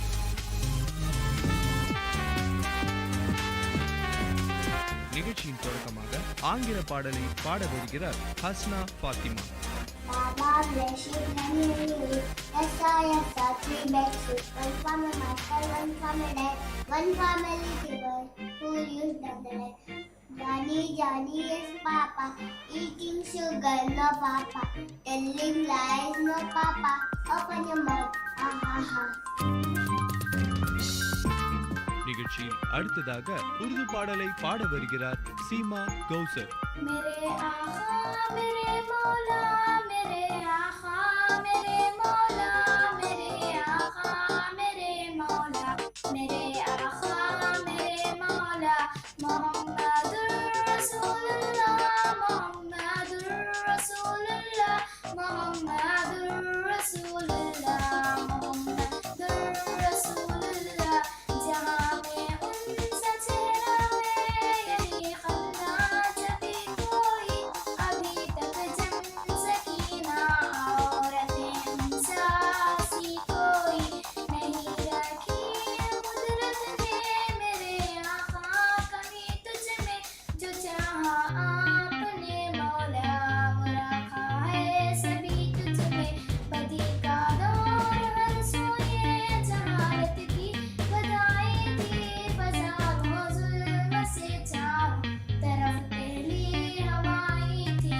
खुदा के हुक्मों से ना आशना मक्का की बहती थी गुनाहों जर्म से चारों तरफ पहली हवाई थी खुदा के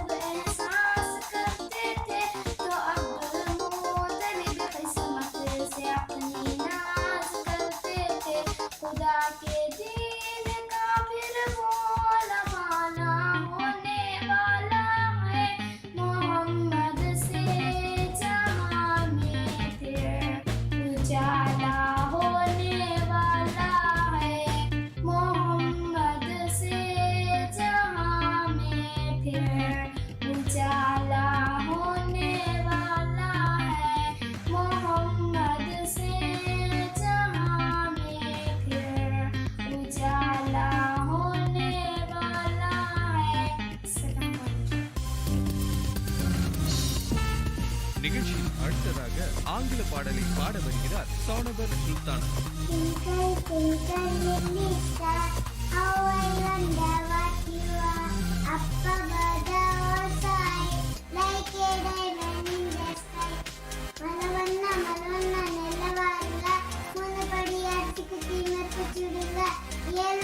மாமனுக்கு எலி வைங்க, சுமாத்திர மாமனுக்கு சூடு வைங்க.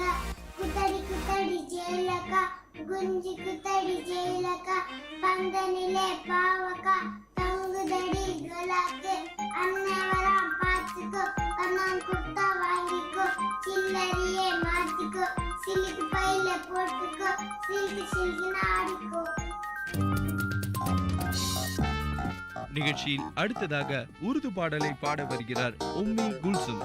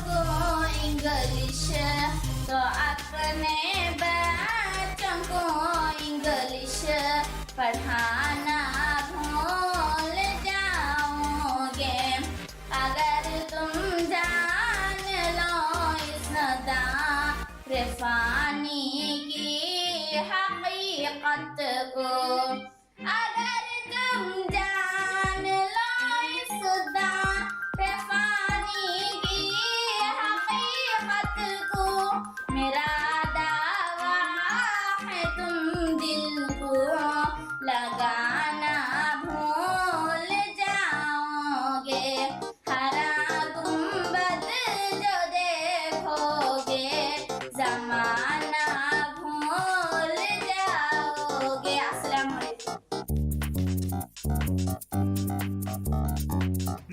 கேட்டுக்கொண்டிருப்பது பள்ளிக்கூடம் உங்கள் விஐடி பண்பலை 90.8 வேலூர் நகரின் பள்ளிகளில் இருந்து மாணவர்களின் பல்சுவை நிகழ்ச்சி.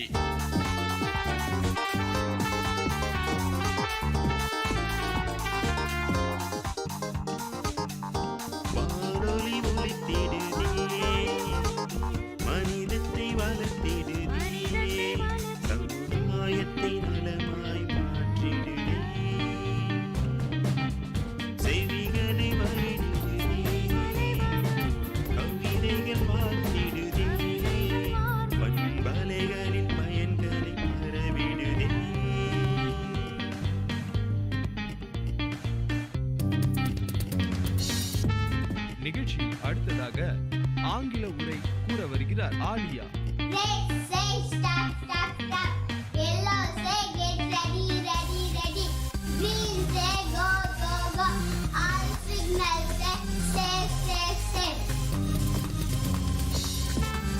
நிகழ்ச்சியில் அடுத்ததாக தமிழ் பாடலை பாட வருகிறார் ஹாசியா.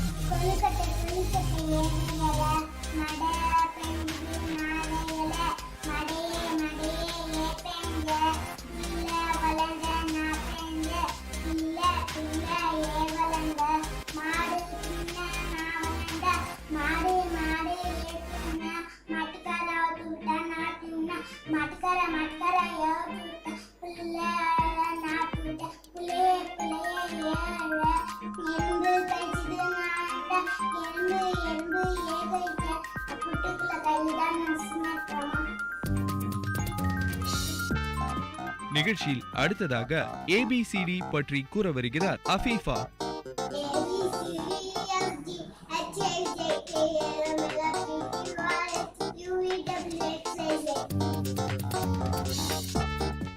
நிகழ்ச்சியில் அடுத்ததாக ஆங்கில பாடல்களை பாட வருகிறார்கள் ஹாசியா, ஹாஜிரா.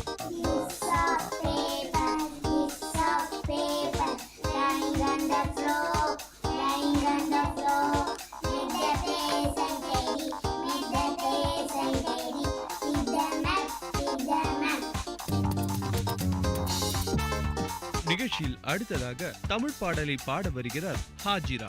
கட்டரும்பே கட்டரும்பே இங்கே போடுங்க, கற்கண்டி இருக்குமிடம் தேடி போடுங்க, சிட்டரும்பே சிட்டரும்பே எங்க போடுங்க, சீனி மிட்டாய் இருக்குமிடம் தேடி போடுங்க, சுள்ளரும்பே சுள்ளரும்பே எங்க போடுங்க, சுவையான பட்டங்களை சுருக்க போடுங்க, எறும்புகளே எறும்புகளே எல்லாம் இருக்கட்டும், எனக்கு கொஞ்சம் வைத்து விட்டு எடுத்து செல்லுங்க. நிகழ்ச்சியில் அடுத்ததாக ஆங்கில பாடலை பாட வருகிறார் ஹலிமா சாதியா.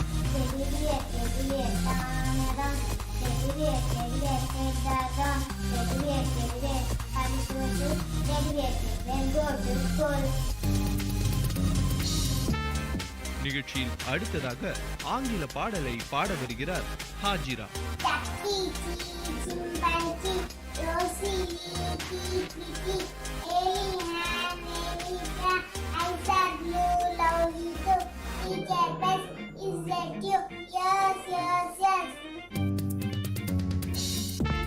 நிகழ்ச்சியில் அடுத்ததாக ஆங்கில பாடலை பாட வருகிறார் சாபிஹா Banu. Sweet, sweet, what, sweet milk, sweet, what milk, cow's milk, what cows, white cows, what white, teeth white, color, color, what color, pick up color, what pick up, bird, pick up, what bird, nation, bird, what nation, made it in India. நிகழ்ச்சியில் அடுத்ததாக தமிழ் பாடலை பாட வருகிறார் சாபிஹா பானு. முட்டைக்குள்ள இருக்கும்போது என்னதான் சொல்லிச்சா கோழி குஞ்சு, நான் ஃப்ரிட்ஜுக்குள்ள இருக்கிறேன், நான் ஃப்ரிட்ஜுக்குள்ள இருக்கிறேன், இதுதான் சொல்லிச்சா கோழி குஞ்சு, முட்டை ஓடி உடையும் போது என்னதான் சொல்லிச்சா கோழி குஞ்சு, நான் உலகத்தை பார்க்க போகிறேன், இதுதான் சொல்லிச்சா கோழி குஞ்சு, ரெக்கையே பிடுங்கும் போது என்னதான் சொல்லிச்சா கோழி குஞ்சு, நான் ஹேர் கட் பண்ணிக்கிறேன், இதுதான் சொல்லிச்சா கோழி குஞ்சு, துண்டு துண்டா வெட்டும் போது என்னதான் சொல்லிச்சா கோழி குஞ்சு, நான் ஆப்ரேஷன் பண்ணிக்கிறேன், இங்குதான் சொல்லிச்சா கோழி குஞ்சு மசாலாவை தடும்போது மசாலாவை தடும்போது என்னதான் சொல்லிச்சா கோழி குஞ்சு நான் மேக்கப் பண்ணிக்கிறேன் இன்றுதான் சொல்லிச்சா கோழி குஞ்சு எண்ணெயில போடும்போது என்னதான் சொல்லிச்சா கோழி குஞ்சு நான் ஆயில் வாட்டர் இன்றுதான் சொல்லிச்சா கோழி குஞ்சு தொண்டைக்குள்ள போகும்போது என்னதான் சொல்லிச்சா கோழி குஞ்சு நான் பிக்னிக் போக போகிறேன் இன்றுதான் சொல்லிச்சா கோழி குஞ்சு 10 பைசா விலையிலே பலூன் வந்து வாங்கினேன் பைய ஊதவே பந்து போல ஆனதும் பலமாய் நானும் ஊதினேன் பலமாய் ஊதவே பானை போல ஆனது காண ஓடி வாருங்கள் விரை வந்தால் பார்க்கலாம் இல்லை வெடிக்கும் சத்தம் கேட்கலாம் தேன் என்ன தேன் கொம்பு என்ன கொம்பு என்ன காடு என்ன காடு காடு என்ன பாலாறு என்ன பால் கள்ளிப்பால் என்ன களி வாழை என்ன வாழை இலை வாழை. நேயர்கள் கேட்டுக்கொண்டிருப்பது பள்ளிக்கூடம் உங்கள் விஐடி பண்பலை 90.8 வேலூர் நகரின் பள்ளிகளில் இருந்து மாணவர்களின் பல்சுவை நிகழ்ச்சி.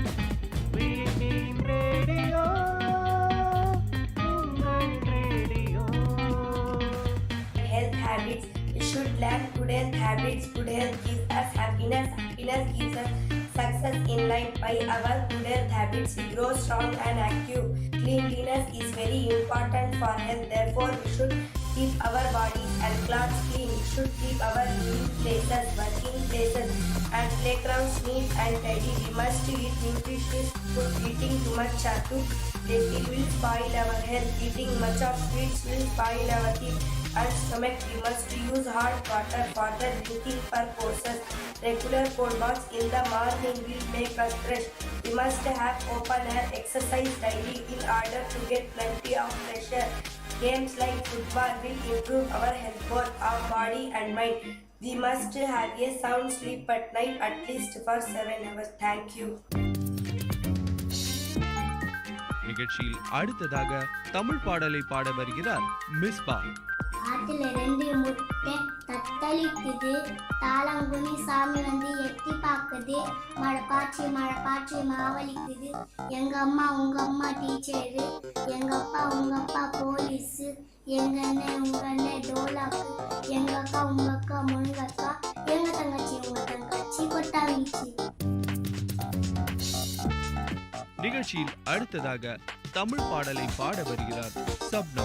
மாம்பழமா மாம்பழம், பலகோவா மாம்பழம், சேலத்து மாம்பழம், இத்திக்கும் மாம்பழம், அல்வா போர் மாம்பழம், தங்கரிலே மாம்பழம், உங்களுக்கு வேணுமா இங்கே ஓடி வாருங்கள், பங்கு போட்டு தின்னலாம். நிகழ்ச்சியில் அடுத்ததாக ஆங்கில பாடலை பாட வருகிறார் Misba. Hot cross bun, one a penny, 2 a penny, hot cross bun. If you had mother then do then be your sons. 1 a penny, 2 a penny, hot cross bun. நிகழ்ச்சியில் அடுத்ததாக ஆங்கில பாடலை பாட வருகிறார் ஹாயிஷா Fathima. Out in the garden each Friday with my ball I like to. I bounce my ball, I bounce my ball, I bounce my ball each Friday. Out in the garden each Friday with my kite I like to play. I fly my kite, I fly my kite, I fly my kite each Friday. நிகழ்ச்சியில் அடுத்ததாக தமிழ் பாடலை பாட வருகிறார் சாஃபியா சுல்தானா. நீ சொல்ல நல்லது, நீ சொல்ல நல்லதப்பா தம்பி, நீ சொல்ல நல்லதப்பா. கண்டதை சொல்லிண்டும் சொன்னாலும், நீ உண்டதை சொல்லிண்டும் சொன்னாலும், அண்டை உடைத்திட வந்தாலும் பொருள் கொண்டு வந்து உன்னிடம் தந்தாலும் மெய் சொல்ல நல்லதப்பா தம்பி, மெய் சொல்ல நல்லதப்பா. பின்னவன் கெஞ்சியும் நின்றாலும் அன்று முன்னவன் கெஞ்சியும் நின்றாலும் மன்னவரை எதிர் நின்றாலும் புலி பின்னவரை எதிர் சொன்னாலும் நீ மெய் சொல்ல நல்லதப்பா தம்பி, மெய் சொல்ல நல்லதப்பா. நிகழ்ச்சியில் அடுத்ததாக ஆங்கில பாடலை பாட வருகிறார் ஆலியா மரியம்.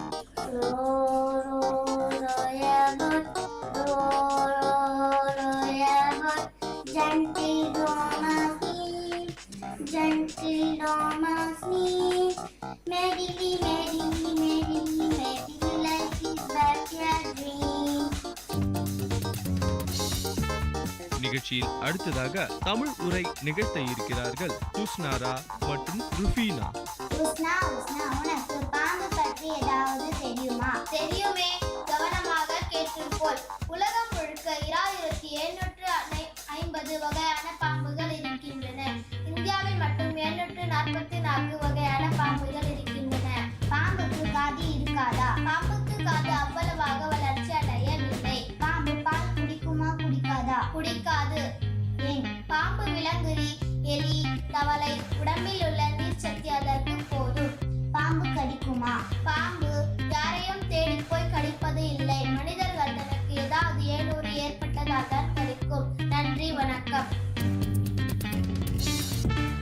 நிகழ்ச்சியில் அடுத்ததாக தமிழ் பாடலை பாட இருக்கிறார் சுமையா மற்றும் சானிசா. நாட்டு ஒரே பாட்டு.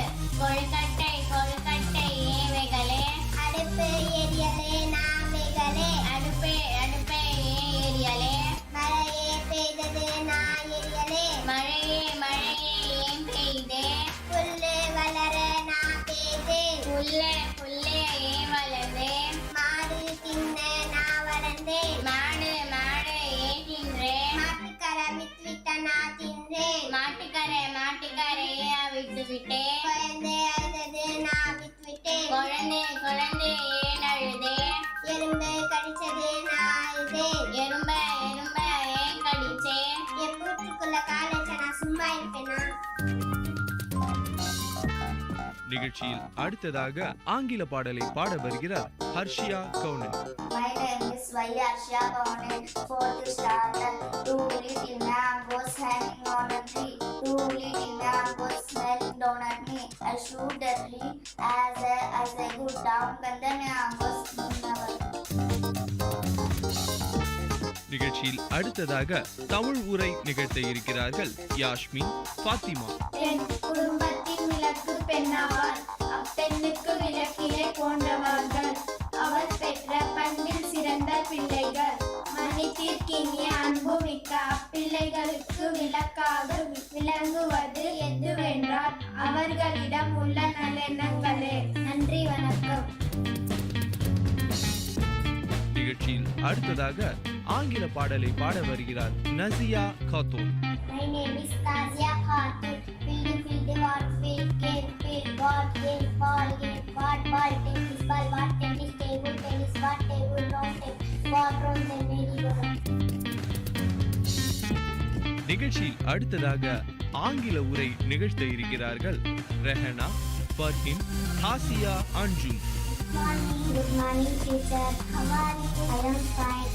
I am asking you some question. Answer me. Okay, teacher. Who invented paper? Chinese invented paper. Which part of the paper is used for paper making? Rubber or paper called papyrus.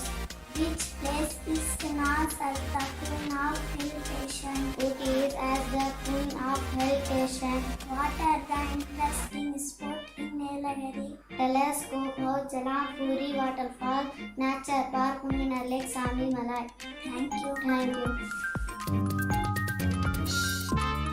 நிகழ்ச்சியில் அடுத்ததாக ஆங்கில பாடலை பாட வருகிறார்கள் Hajira, ஹாலியா. Keeping clean. Every morning we get up. There are things that we must do. Keeping clean can be much fun for you and everyone. We wash our hands, we rub and rub. We wash our face as you can see. Brush up and down, up and down. Come brush your teeth with me. Anna, I must have you. நிகழ்ச்சியில் அடுத்ததாக தமிழ் பாடலை பாட வருகிறார் ருக்சானா தபுசும். திருவடி தொழுகின்றோம் அன்போடு திருவடி தொழுகின்றோம் தருமம் தழைத்திடவே சத்தியம் மோங்கிடவே பருவமழை பொழிந்து பயிர்கள் செழித்திடவே திருவள்ளர் கலையெல்லாம் தினமும் வளர்ந்திடவே அருள் வழி போற்றி மக்கள் அனைவரும் வாழ்ந்திடவே திருவடி தொழுகின்றோம் அன்போடு திருவடி தொழுகின்றோம். நிகழ்ச்சியில் அடுத்ததாக ஆங்கில பாடலை பாட வருகிறார் தாசின். Little drop of water, little drop of water, little drops of sand, make the mighty ocean and the pleasant land. Little drops of kindness, little drops of love, make the settle maiden like a heaven above. And the little movement humble to the beast, make the mighty ages of eternity. Mr. J. connectivity for the நிகழ்ச்சியில் அடுத்ததாக ஆங்கில உரை நிகழ்த்த இருக்கிறார்கள் Hajira Alia. Hi Adra. Hi Hajra. When did you return from the Himalayas? Just this morning. Have you been to the Himalayas? No, I have a plan to go next year. Why did you ask me? I felt very bad to see the Himalayas fall. How people throw rubbish everywhere. Clothing was added to the worst. How about your Gangas? Should have enjoyed taking bath and emitting the power of her flow. Yes, I did, but the holy rivers also flooded. What can we do if we Indians don't take care of our nature? Well, who's do then? Let us take an oath to do something to save our nature resources. All of us do it every day in our school. Yes, Hajira, that's right. Well, tell your teacher. Bye then. Bye, Alya. Bye, Hajira. Thank you. நிகழ்ச்சியில் அடுத்ததாக ஆங்கில உரை நிகழ்த்த இருக்கிறார்கள் Seema Kausar, Athika Banu. Hi, Sima. Hi, Atika. How are you? I am fine, thank you. What are you doing? I am planting a new plant. Very fine, Sima. I also have many plants. So many plants. What are all? Rose plant, tomato, coconut, sapling, and finally. Very good. Like me, you do trying to save our earth. Thank you. நிகழ்ச்சியில் அடுத்ததாக ஆங்கில உரை நிகழ்த்த இருக்கிறார்கள் சானிசா ஹுஸ்னாரா. Is there any money other for me? No. There is a registered person sign here. Can I sign using my ballpoint pen? Yes, you can sign using your ballpoint pen. Do you know Varadan? Yes, I know Varadan. Where does he live? He lives at door number 15. What is he? He is a retired teacher. Bhairavi, thank you. நிகழ்ச்சியில் அடுத்ததாக ஆங்கில உரை நிகழ்த்த இருக்கிறார் Seema Kausar. My name is Sima Kausar, rule of student in the nation. Student has self-consciousness, self-sacrifice, initiative, heroism of courage. All this character of them should be utilized for the progress of our nation. Student of today are the citizen of tomorrow. Character making among student is easier than among older people. Students must cultivate the spirit of service when they are young. In India, there is a great need for social service. Students can do service by joining the Scout movement and Red Cross. They can be of help the village. People to clean the streets. They can teach the villagers how to be good citizens. They can give good education to the poor children of the village. Student of agriculture can help the farmer. Medical student can improve the village. Sanitation generally, all the students should try to remove the social errors such as untouchability and dowry system. This the student can play an important role in the progress of a nation. நேயர்கள் இதுவரை கேட்டது உங்கள் VIT பண்பலை 90.8 பள்ளிக்கூடம் வேலூர் நகரின் பள்ளிகளிலிருந்து மாணவர்களின் பல்சுவை நிகழ்ச்சி.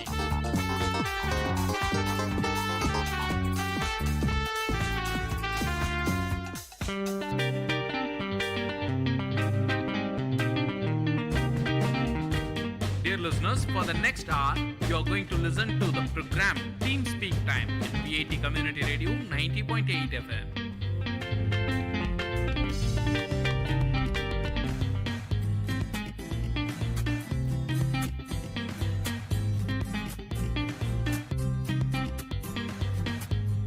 Hello friends, you are listening to VIT community radio 90.8 FM और ये है आपका शो लर्निंग जर्मन और मैं हूँ आपका होस्ट एंड दोस्त हिमांशु मुखानी और मैं हूँ आपकी होस्ट श्रावणी।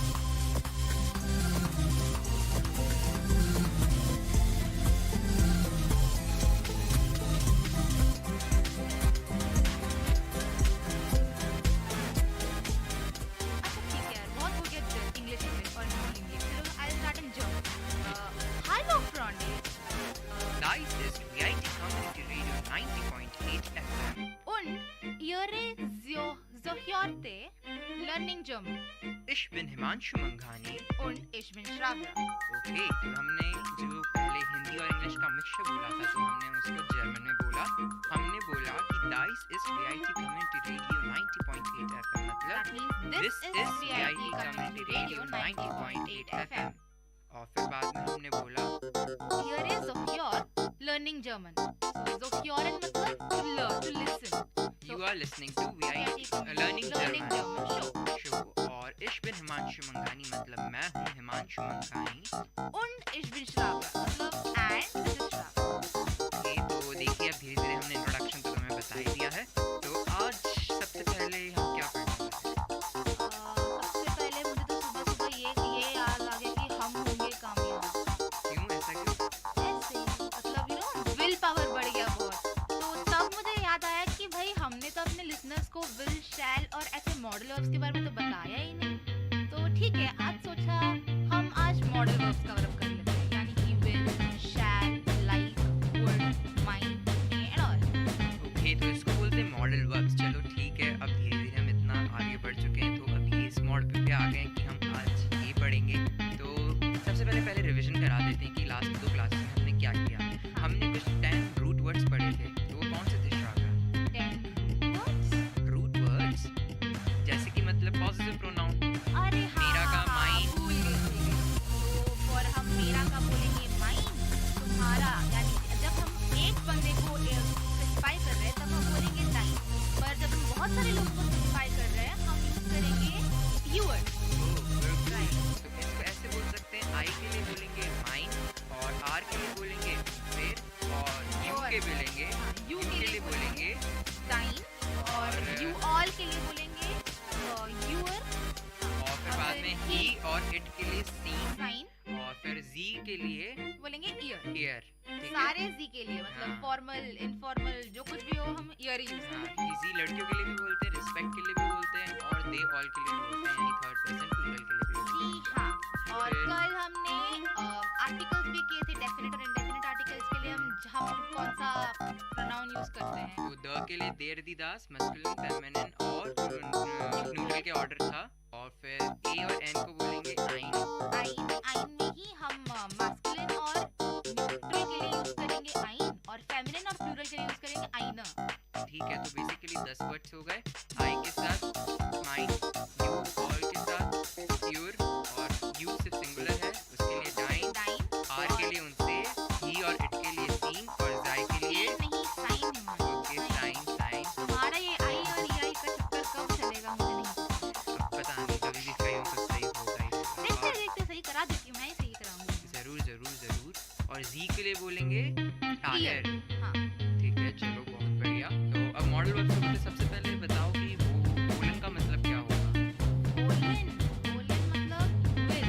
तो अच्छा ठीक है, मैं अभी हम आपको याद होगा कि हमने पिछले थोड़े बहुत क्लासेस के पहले हमने आपको ये बताया कि हम different kinds of verbs use करते हैं और उसमें डिफरेंट केसेस होते हैं, यानी first person singular, first person plural, ऐसे. तो वापस से हम विल यानी कि वोलन एज अ जर्मन हम ऐसे ही करेंगे. तो अभी मैं इश के लिए बोलूँगी विल, डू के लिए बोलूँगी विल, यानी कि विल में एस टी डालो, एर जी और एस उसमें भी बोलूँगी विल. फियर के लिए बोलूँगी वॉलन. यू रूट वर्ड को कोई छेड़खानी नहीं करेंगे, याद रख लेना भाइयों. और ईयर के लिए बोलेंगे वॉल और फिर जी के लिए बोलेंगे विल. ओके, तो मतलब इसको ऐसे ही याद करें ना कि ये ऑर्डर हमेशा सेम ही रहने वाला है. क्यों ना इनको याद ही कर लें, क्योंकि इसमें थोड़ा सा चेंज है. क्योंकि हमने बोला था कि जो थर्ड पर्सन सिंगुलर है ही, शी और इट, उसमें टी लगता है. ये हटा के बट इस केस में नहीं है। तो ये वोलन वाला जो वर्ड है, ये मॉडल वर्ब्स को हम आपको पैरोडी की तरह याद करा देंगे, क्योंकि आपको ऐसे सोचना नहीं होगा कि फर्स्ट पर्सन सिंगुलर है या सेकंड पर्सन सिंगुलर। अगर आपको अपने आप ये शब्द एक जुगलबंदी में याद हैं, रटे हुए हैं, तो आप आगे चल के भी इन्वेंट कर सकते हैं, कुछ डिस्कवर कर सकते हैं किसी सेंटेंस में और कुछ समझ सकते हैं उस सेंटेंस के थ्रू। हाँ, और लिसनर्स मैं आपको ये भी बता दूं, हमने आपको पहले जब हम आपको वर्ब सिखा रहे थे, हमने आपको ये बोला कि अगर मैं लूंगी गेहन यानी टू गो, तो उसमें से मैं ईएन हटा दूंगी और मेरा गे बन जाएगा मेरा मॉडल वर्ब, मतलब मेरा रूट वर्ड। पर यहाँ पे ऐसा नहीं है, मैं यहाँ पे मेरा विल का मतलब है वॉलन, बट मैं बॉल यूज नहीं कर रही हूँ, यहाँ पे मैं विल ही यूज कर रही हूँ। तो इसलिए इसका मतलब ये हुआ, इन शब्दों को याद ही कर लीजिए, क्योंकि ये बहुत ज़्यादा यूज होते हैं और इसलिए यार हमें कामयाब होना है तो हाँ, हमें ये शब्द सीखने पड़ेंगे। हाँ ज़रूर ज़रूर, क्यों नहीं, सीखेंगे। चलो चलिए, आज हम विल को भी सबसे पहले स्टार्ट करते हैं। विल को विल या वॉन्ट, इन दोनों के लिए आप बोल सकते हैं वोलन, रूट वर्ड। इश्क के साथ लगेगा विल, डू के साथ लगेगा विल्स, ईयर एस जी के साथ लगेगा विल, और वेयर जी जाय के साथ लगेगा वोलन, और आयर के साथ लगेगा वोल। तो उस केस में आप आयर के साथ लगेगा यहाँ पे, चलिए ठीक है, वोल। और तो इस केस में यूँ भी देख सकते हैं कि दो चीज़ें अलग है, बाकी वही रूल फॉलो कर रहा है। डू के लिए हम एस टी लगाते हैं, तो विल्स है ही। थर्ड पर्सन प्लूरल के लिए जाय होता है, तो इस केस में कोई छेड़खानी नहीं है, और ना ही फर्स्ट पर्सन प्लूरल के लिए। और रही बात आयर यू ऑल के लिए, तो टी लगता है, तो इसमें भी टी लगा है। दो केस बिल्कुल अलग हैं जो रूल को फॉलो नहीं कर रहे हैं, जैसे कि इश का वोल नहीं है, इश का विल भी है, और हेयर एस वी का भी विल भी है। हाँ, यहाँ पे बस चेंज हुआ है इश में और LGS में, बाकी सब में जो हम नॉर्मल कंडीशन लेते हैं बिल्कुल ही है। तो देखिए, एक ये चीज़ भी ऑब्जर्व करी है कि अगर आप इश, एयर, एस और जी के लिए बोलेंगे, तो ये जो 6 मॉडल वर्ब्स हम पढ़ने वाले हैं, उन सब में कोई चेंज नहीं होता, चारों के लिए एक ही है। जैसे कि वोलन के लिए विल है, तो इश विल, एयर विल, एस विल, जी विल। और यही अगर आप कोनन बोलेंगे, तो उसका कान है, तो इश कान, एयर कान, जी कान, एस कान। ठीक है, कॉनन को तो बगल में रखो, अभी पहले विल का तो क्लैरिफाई करो। बट ये प्रिंसिपल अच्छा है काफ़ी, कि मतलब आप उसी ऑर्डर में तो याद कर सकते हैं जो आपके रूल है, पर मेन बेसिकली याद ये रखिए कि आई यानी कि जो फर्स्ट पर्सन सिंगुलर है और जो थर्ड पर्सन सिंगुलर है, उनके लिए एक ही यूज होगा। कहने का मतलब, एक बात बोलूं, जितना ग्रामर ना जितना रटोगे उतना ही मुश्किल हो जाएगा, तो जितना प्रैक्टिस करोगे एग्जांपल्स लेके उतना ही तुम्हारे लिए आसान होगा। हाँ, बट ये एक बचपन में तुमने तो याद नहीं किया कि हम ए एप्पल बोलेंगे या एन एप्पल बोलेंगे, वो सब सीखते रहे, मतलब हर रोज तुम दोस्तों से बात करते रहे, तो तुम्हें आया, तो वापस हम अपने GT, वो क्या था, तुमने क्या बोला था लास्ट क्लास में, हमारा सिग्नेचर, हमारे शो का signature, GDP, grammar, vocabulary and practice. तो GDP फॉलो करते रहिए और सीखते रहिए। हाँ, बट जिससे जो पर अपने वॉवल्स पढ़े थे, कि हमको पता था EEIOU, तो उस बेस पे अपन सब लगा देते थे। हाँ, तो अब इस केस में भी, हाँ, तो इस केस में भी ये बेसिक हो सकता है कि जो इश और एयर जी एस है, तो उसके लिए कोई चेंजेस, मतलब चारों के लिए एक ही वर्ड है, कोई मतलब चेंज नहीं है। तो इसलिए आपका थोड़ा मतलब याद करने का लोड कम हो जाएगा। आप मतलब देख सकते हैं कि अगर आपको इश पता है, तो इसका मतलब आपको एयर जी और एस का मतलब नहीं है कि उसके लिए क्या यूज करेंगे। तो सबसे पहले चलिए इन दोनों केसेस को ही हम कवर करते हैं। अब सबसे पहले 6 वर्ब्स पढ़ा देते हैं, और उसके बाद इश, एयर, जी के लिए क्या बोलेंगे तो बता देंगे, फिर उसके बाद हम दूसरे केसेस पढ़ेंगे, ठीक है। तो हमने वोल का बता दिया कि इश, एयर, एस और जी, यानी कि फर्स्ट पर्सन सिंगुलर और थर्ड पर्सन सिंगुलर के लिए विल लगेगा। तो अब सेकंड वर्ड करते हैं कोनन। कोनन का मतलब बताओ। कोनन का मतलब होता है कैन, आई कैन। सो उसके लिए हम इश, एर, जी, एस के लिए यूज करेंगे कान, KANN, राइट, कान। और मे और अलाउ को बोलेंगे डुरफन, ड्यूरफन। और उस केस में इश के लिए और एयर, हाँ, और न्योखन का मतलब है वुड लाइक टू। सो उसके लिए हम इश और LGS के लिए यूज करेंगे म्योखे, मॉक्टे, मॉक्टे यूज करेंगे। और एक और है, कौन सा है जिसको हम बोलते हैं लाइक टू, हाँ, मॉर्गन। नहीं, यहाँ पे सब यूजली कंफ्यूज हो जाते हैं। मॉर्गन का मतलब है लाइक, और जब हम बोलते हैं मॉक्टेन, उसका मतलब है लाइक टू। मॉर्गन मतलब MOGEN। तो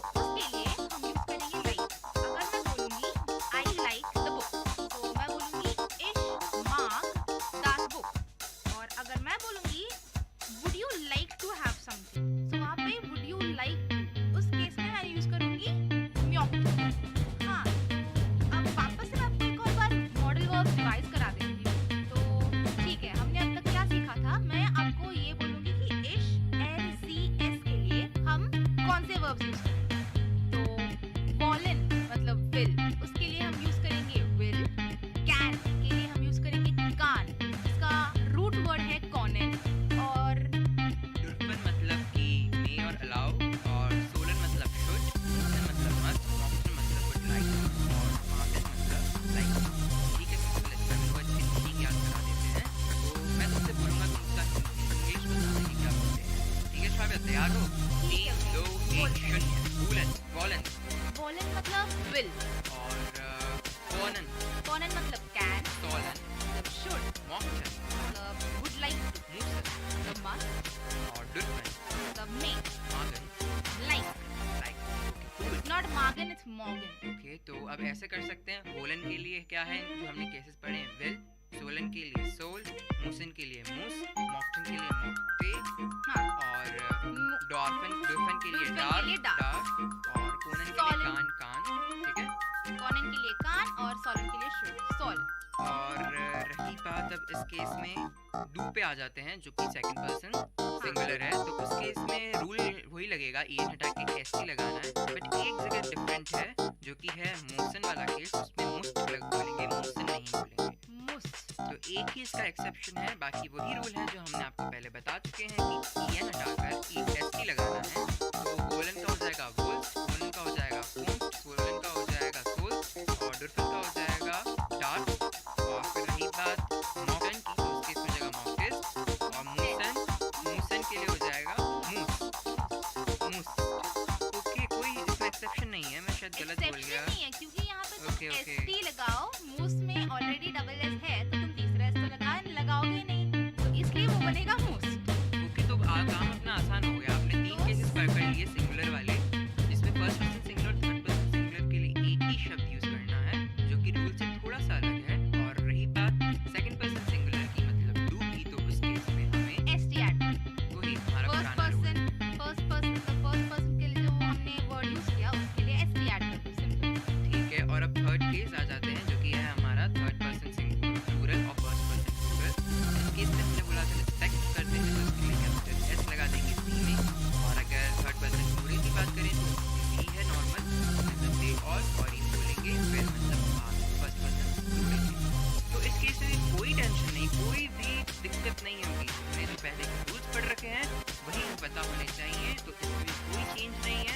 और बस तुम्हें रूट वर्ड पता होना चाहिए क्या है। ठीक है, सबसे पहले रूट वर्ड भी बताओ श्राव्या, और उसको क्या बोलेंगे वो भी बताओ श्राव्या। ठीक है, याद रखिए दोस्तों, अभी हम विर और जी को पकड़े बैठे हैं, और उसके लिए कोई भी रूट वर्ड में चेंज नहीं है। तो आपके पास एक अच्छा मौका है कि आप रूट वर्ड के मीनिंग्स भी जान सकें, क्योंकि अब जो यूज कर रहे हैं हम रूट वर्ड्स, वो एज इट इज वाले रूट वर्ड्स हैं, कोई चेंज नहीं है। क्योंकि ग्रामर कहती है जब एकता है तो कोई चेंज नहीं है, कोई भी तुम्हें बदल नहीं सकता। एकता एंड ऑल, ओके फाइन। तो ठीक है, चलो शुरू करते हैं। अभी मैं शुरू से करती हूँ। वॉलन, वॉलन मतलब विल या वांट। तो मैं इश और एस दी एस के लिए यूज करूंगी विल, डू के लिए यूज करूंगी विल्स, विर जी मतलब यानी कि सारे प्लूरल्स, आर एंड दे ऑल उनके लिए यूज कर, ईयर यानी कि यू ऑल, उसके लिए मैं यूज करूंगी वॉल। अभी बाद में करेंगे, अभी सिर्फ उस वाले केस को पकड़ो, विर जी और जाए वाले केस को, क्योंकि तुम्हें सिर्फ रूट वर्ड बताना है। चलो ठीक है श्राव्या, तुम रहने दो, मैं ही स्टार्ट कर लेता हूँ। ठीक है, तो विर जी, विर मतलब दी, जी मतलब दे, और जी यानी कि एस जिसमें छोटा है, मतलब यू विथ रिस्पेक्ट। अगर मुझे बोलना हो वी विल, यू विल और दे विल, तो मैं बोलूँगा विर बोलन, जी बोलन, जी बोलन। कॉनन के लिए बोलूँगा विर जी ओनन, और डुर्फन के लिए बोलूँगा, जिसका मतलब है मी और अलाउ। कहने का मतलब अगर मैं बोलना चाहूँ वी मे अलाउ, तो विर डुर्फन। अगर मैं बोलूँ शी मे अलाउ, तो मैं बोलूँगा जी डुर्फन, मतलब स्मॉल एस आई और ई, जी डुर्फन। अगर मैं बोलना चाहूँ दे मे अलाउ, उसके लिए बोलूँगा जी डुर्फन। फर्क सिर्फ इतना सा है कि जो छोटा जी था, कहने का मतलब जिसमें छोटा एस था, उसके लिए हमने बोला था शी। अगर उस छोटे एस में बड़ा एस पड़ यानी कि जी, तो वो हो जाएगा यू विथ रिस्पेक्ट, यानी अगर रिस्पेक्ट देना हो। Very simple. चौथा वर्ड सोलन, सोलन मतलब शुड। अगर मुझे बोलना हो वी शुड तो मैं बोलूँगा wir sollen। अगर मुझे बोलना हो she should तो मैं बोलूँगा sie sollen। ठीक है, बहुत इजी है। जो वर्ड था वो रूट वर्ड बिल्कुल चेंज नहीं हुआ, जैसे कि मैं हमेशा बोलता आया हूँ कि एकता में रहो, तो इसलिए कोई चेंज नहीं है। अब आगे बढ़ते हैं। म्यूजन, शायद तुमने बताया था कि म्यूजन का मतलब होता है मस्ट, तो उस केस में अगर अपन बोलना चाहें वी मस्ट तो अपन बोलेंगे wir müssen। अगर बोलना चाहें she must तो क्या बोलेंगे? अरे भाई बहुत सिंपल है, मतलब sie müssen। अब आगे बढ़ते हैं। mockten मतलब would like to। अगर बोले हम we would like to तो क्या बोलेंगे? हम बोलेंगे wir mockten। अगर हम बोलना चाहें she would like to वो भी बहुत इजी है, सिंपल से बोल दो sie mockten। तो अब तुम अच्छी तरह से समझ गई होगी श्राव्या, और मुझे लगता है हमारे लिसनर्स भी अच्छी तरह से समझ गए होंगे कि अगर wir sie वाला केस है, जो कि हम बोलते हैं एकता वाला, रिस्पेक्ट वाला, तो उसमें कोई भी छेड़खानी नहीं है, रूट वर्ड ऐसा का ऐसा ही रहेगा। तो अब मैं वापस से एक क्विक रिकैप दे देता हूँ जो हमारे लिसनर्स के लिए बहुत बहुत बहुत ही अच्छा होगा। कुछ भी मैं गैप नहीं दूंगा, सीधा वर्ड बोलूंगा, उसका मीनिंग बोलूंगा और कॉन्जुगेशन बता दूंगा। ठीक है, तो स्टार्ट करते हैं। 3, 2, 1 स्टार्ट। wollen means will या want। ich will, wills, sie will sie wollen, ihr wollt। Second word können। können means can। ich kann, du kannst, sie kann, sie können, ihr könnt। अब आगे चलते हैं। Third word dürfen, which means may और allow। ich darf, du darfst, sie darf, sie dürfen, ihr dürft। अब हम आगे बढ़ते हैं हमारे चौथे शब्द पर, यानी कि फोर्थ वर्ड, जो कि है sollen। sollen means should। so ich soll, du sollst, sie soll, wir sollen, ihr sollt। Wonderful. Fifth word जो कि है म्यूजन। म्यूजन का मतलब must. I must, ich muss, you must, du musst, he, she और it। must इसको बोलेंगे sie muss। we must या फिर she must इसको बोलेंगे wir sie müssen। you must उसको बोलेंगे ihr müsst। अब आखिरी वर्ड जो कि बहुत सिंपल है, mockten, would like to। इसका कॉन्जुगेशन है ich mockte, du mocktest, sie mockte, wir sie mockten, ihr mockte। तो आशा है कि आपको अब सब समझ आ गया होगा, और श्राव्या तुमको भी अच्छी तरह से समझ आ गया होगा कि मॉडल वर्ब्स क्या होते हैं और इनका यूसेज क्या है और इनका कॉन्जुगेशन किस तरह से होता है। 6 रूट वर्ड्स थे जो कि थे wollen, können, dürfen, sollen, müssen, mockten। wollen मतलब will और want, können मतलब can, dürfen मतलब may और allow, sollen मतलब should, müssen मतलब must, mockten मतलब would like।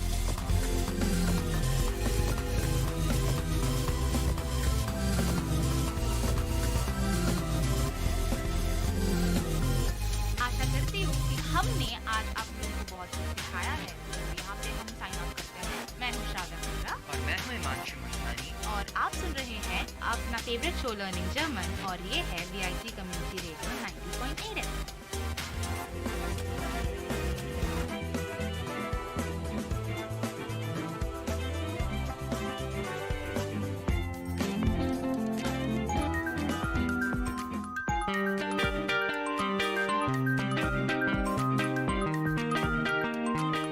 Dear listeners, you're listening to Vit Community Radio 90.8 and this program is Team Speak Time.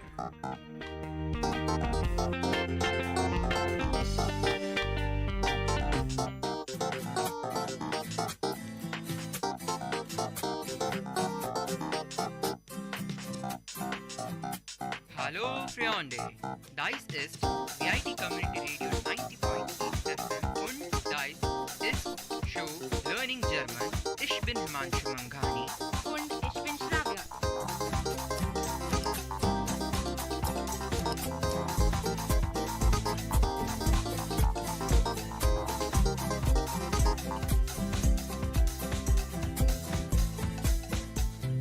अगर जिन लोगों को समझ में नहीं आया कि अब तक हिमांशु क्या बात कर रहा हम था, वापस से उसी को हिंदी में बोल देते हैं। जी हाँ। हेलो दोस्तों, ये है आपका वीआईटी कम्युनिटी रेडियो 90.8 FM और ये है आपका शो लर्निंग जर्मन और मैं हूँ आपका होस्ट हिमांशु मंगानी और मैं हूँ आपकी होस्ट श्राव्या। तो आज हम क्या करने वाले हैं? पहले हमारा उसूल है कि पहले वाली चीज़ों को पहले खुद एक बार रिवाइज करवाएंगे उनको। तो पिछली क्लास में हमने क्या पढ़ा? पिछली क्लास में हमने पढ़े थे आर्टिकल और मॉडल वर्ब जैसे कि विल, शैल, मे, माइट और मूसन, मस्ट। तो चलिए, तो उसको एक जगह कहीं रूल एप्लीकेबल नहीं था जो अपन स्टार्टिंग से पढ़ते आ रहे हैं, वो कौन से केसेस थे? मतलब थोड़ा सा चेंज था, जैसे कि अगर बोले तो वोलन का विल था, सोलन का सॉल था, मूसन का मूस था, मूसे नहीं था। वो सब आएगा फर्स्ट पर्सन से, यानी कि इश और एस में वोलन के लिए बनेगा विल, सोलन के लिए बनेगा सॉल, म्यूसन के लिए बनेगा मूस, यूरफिन के लिए बनेगा दार्फ और मॉकिन के लिए बनेगा मॉक्टे और क्या बचा था?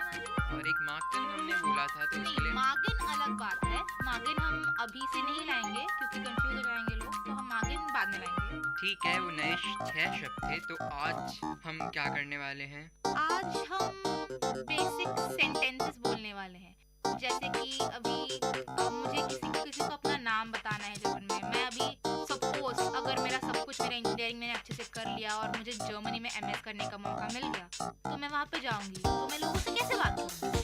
तो हम आज उस सेंटेंस पे फोकस करेंगे। तो सबसे पहले मैं आपको ये बता देना चाहती हूँ कि हम एड्रेस करते हैं जर्मन में लोगों को ना बहुत इज्जत देना पड़ता है। तो हर कहीं देना पड़ता है।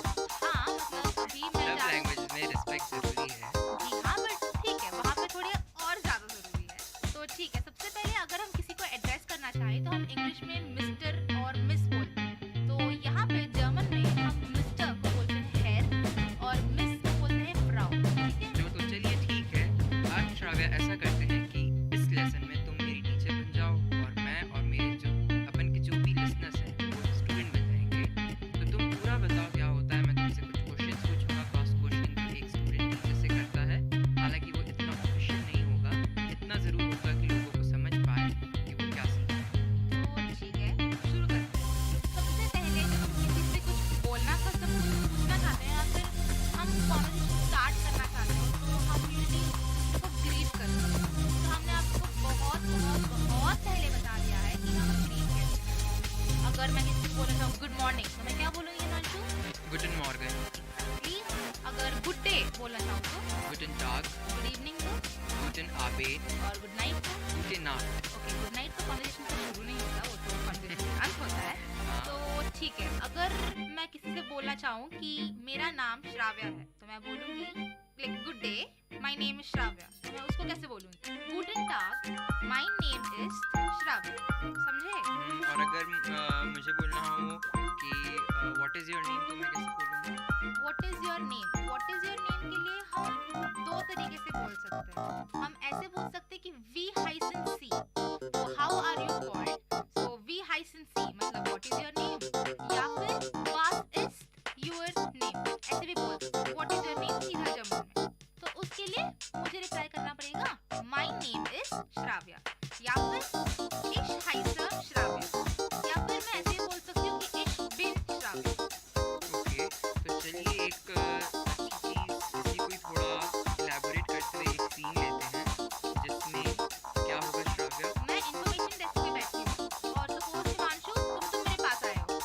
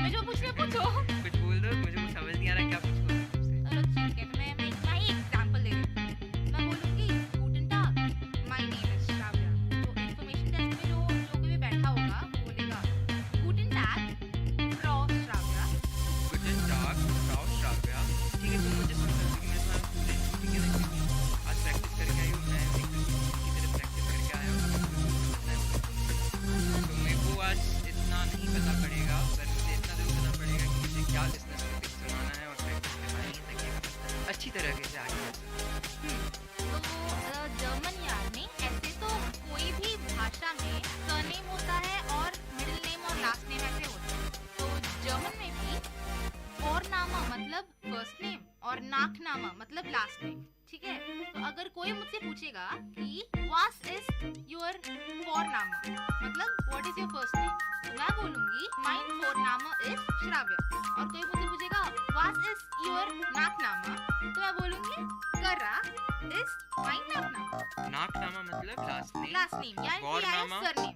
गौरनामा मतलब फोरनामा फॉरनामा मतलब फर्स्ट नेम। ठीक है, तो मेरा फॉरनामा है हिमांशु और मेरा नाकनामा है मंगानी। राइट। और जर्मन में हम जिस तरह से लिखते हैं, लिखना और प्रोनाउंसिएशन अलग होता है, तो इसलिए तुम सी साइन में थोड़ा कंफ्यूज हो जाते हो। और हम यहाँ पे फॉरनामा प्रोनाउंस करते हैं बट लिखते हैं उसको वी, फॉरना, VORNAME। तो वो हम इंग्लिश के अनुसार प्रोनाउंस करेंगे तो बनेगा फॉरनेम, बट नो इट्स फॉरनामा। अगर मान लो तुमने मुझे बोला कि मेरा जो लास्ट नेम है वो है फॉरनामा, क्या बोले तुम? First name. अगर मेरा फर्स्ट नेम तुमने मान लो अमित बोल दिया, तो मैं बोलूँगा माइन फॉरनामा इज हिमांशु। नाइन मतलब नहीं, माइन पॉजिटिव प्रोनाउन हो गया, मेरा नाम फॉरनामा इज हिमांशु मंगानी। राइट। या फिर अगर आप लोगों को फॉरनामा और नाकनामा बहुत कंफ्यूज हो रहे हैं आप, तो आप सीधे सी बोल सकते हैं कि इश बिन श्राव्या या इश हाइसर श्राव्या। ठीक है, चलिए फिर अगर क्वेश्चन टैग की बात करें, अगर मैं बोलूँ what is your first name, तो इसको मैं बोलूँगा वाज इज फॉरनामा। हाँ, व्हाट इज योर दाइन फॉरनामा। What is thine फॉरनामा? मैं बोलूँगी माइन फॉरनामा इज श्राव्या। और अब उसके बाद एक और चीज़, चलिए तो अब ये दास टेलीफोन और ये सब तो कर ही चुके हैं, नंबर भी हम बता ही चुके हैं। हाँ, तो अगर मैं एक छोटा सा क्वेश्चन पूछूं हिमांशु तुम्हें, रिवीजन रिकैप जैसा, वी हाइस्ट न्यूमर 4 ऑफ द्यूस्ट। वी हाइस्ट न्यूमर 4 ऑफ द्यूस्ट। क्या बोली तुम? वी हाइस्ट न्यूमर 4 ऑफ द्यूस्ट। नंबर 4 क्या होता है? न्यूमर 4 मतलब नंबर 4।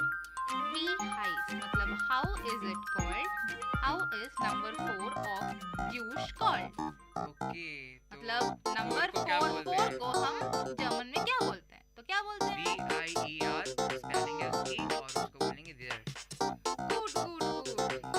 डांके शोन। Das ist richtig। रिश्टिक का मींस मतलब है करेक्ट होता है, तो दैट इज करेक्ट। दास इज रिश्टिक। ऐसे काफी कुछ हम नंबर फॉर्म कर सकते हैं, या फिर हम ऐसे पूछ सकते हैं वी हाइस्ट न्यूमर 1 ऑफ द्यूस्ट, तो उसका आंसर होना चाहिए 9 मतलब 1। और मैं यहाँ पे सब बता दूँ, हमने देवदास के काफी केसेस किए हुए हैं, और यहाँ पे सारे नंबर्स जो होते हैं उन्हें जर्मन में फेमिनाइन के अंडर ट्रीट किया जाता है, तो वो बनेगा दी आइंस, दी zwei, दी drei, दी vier, ऐसा।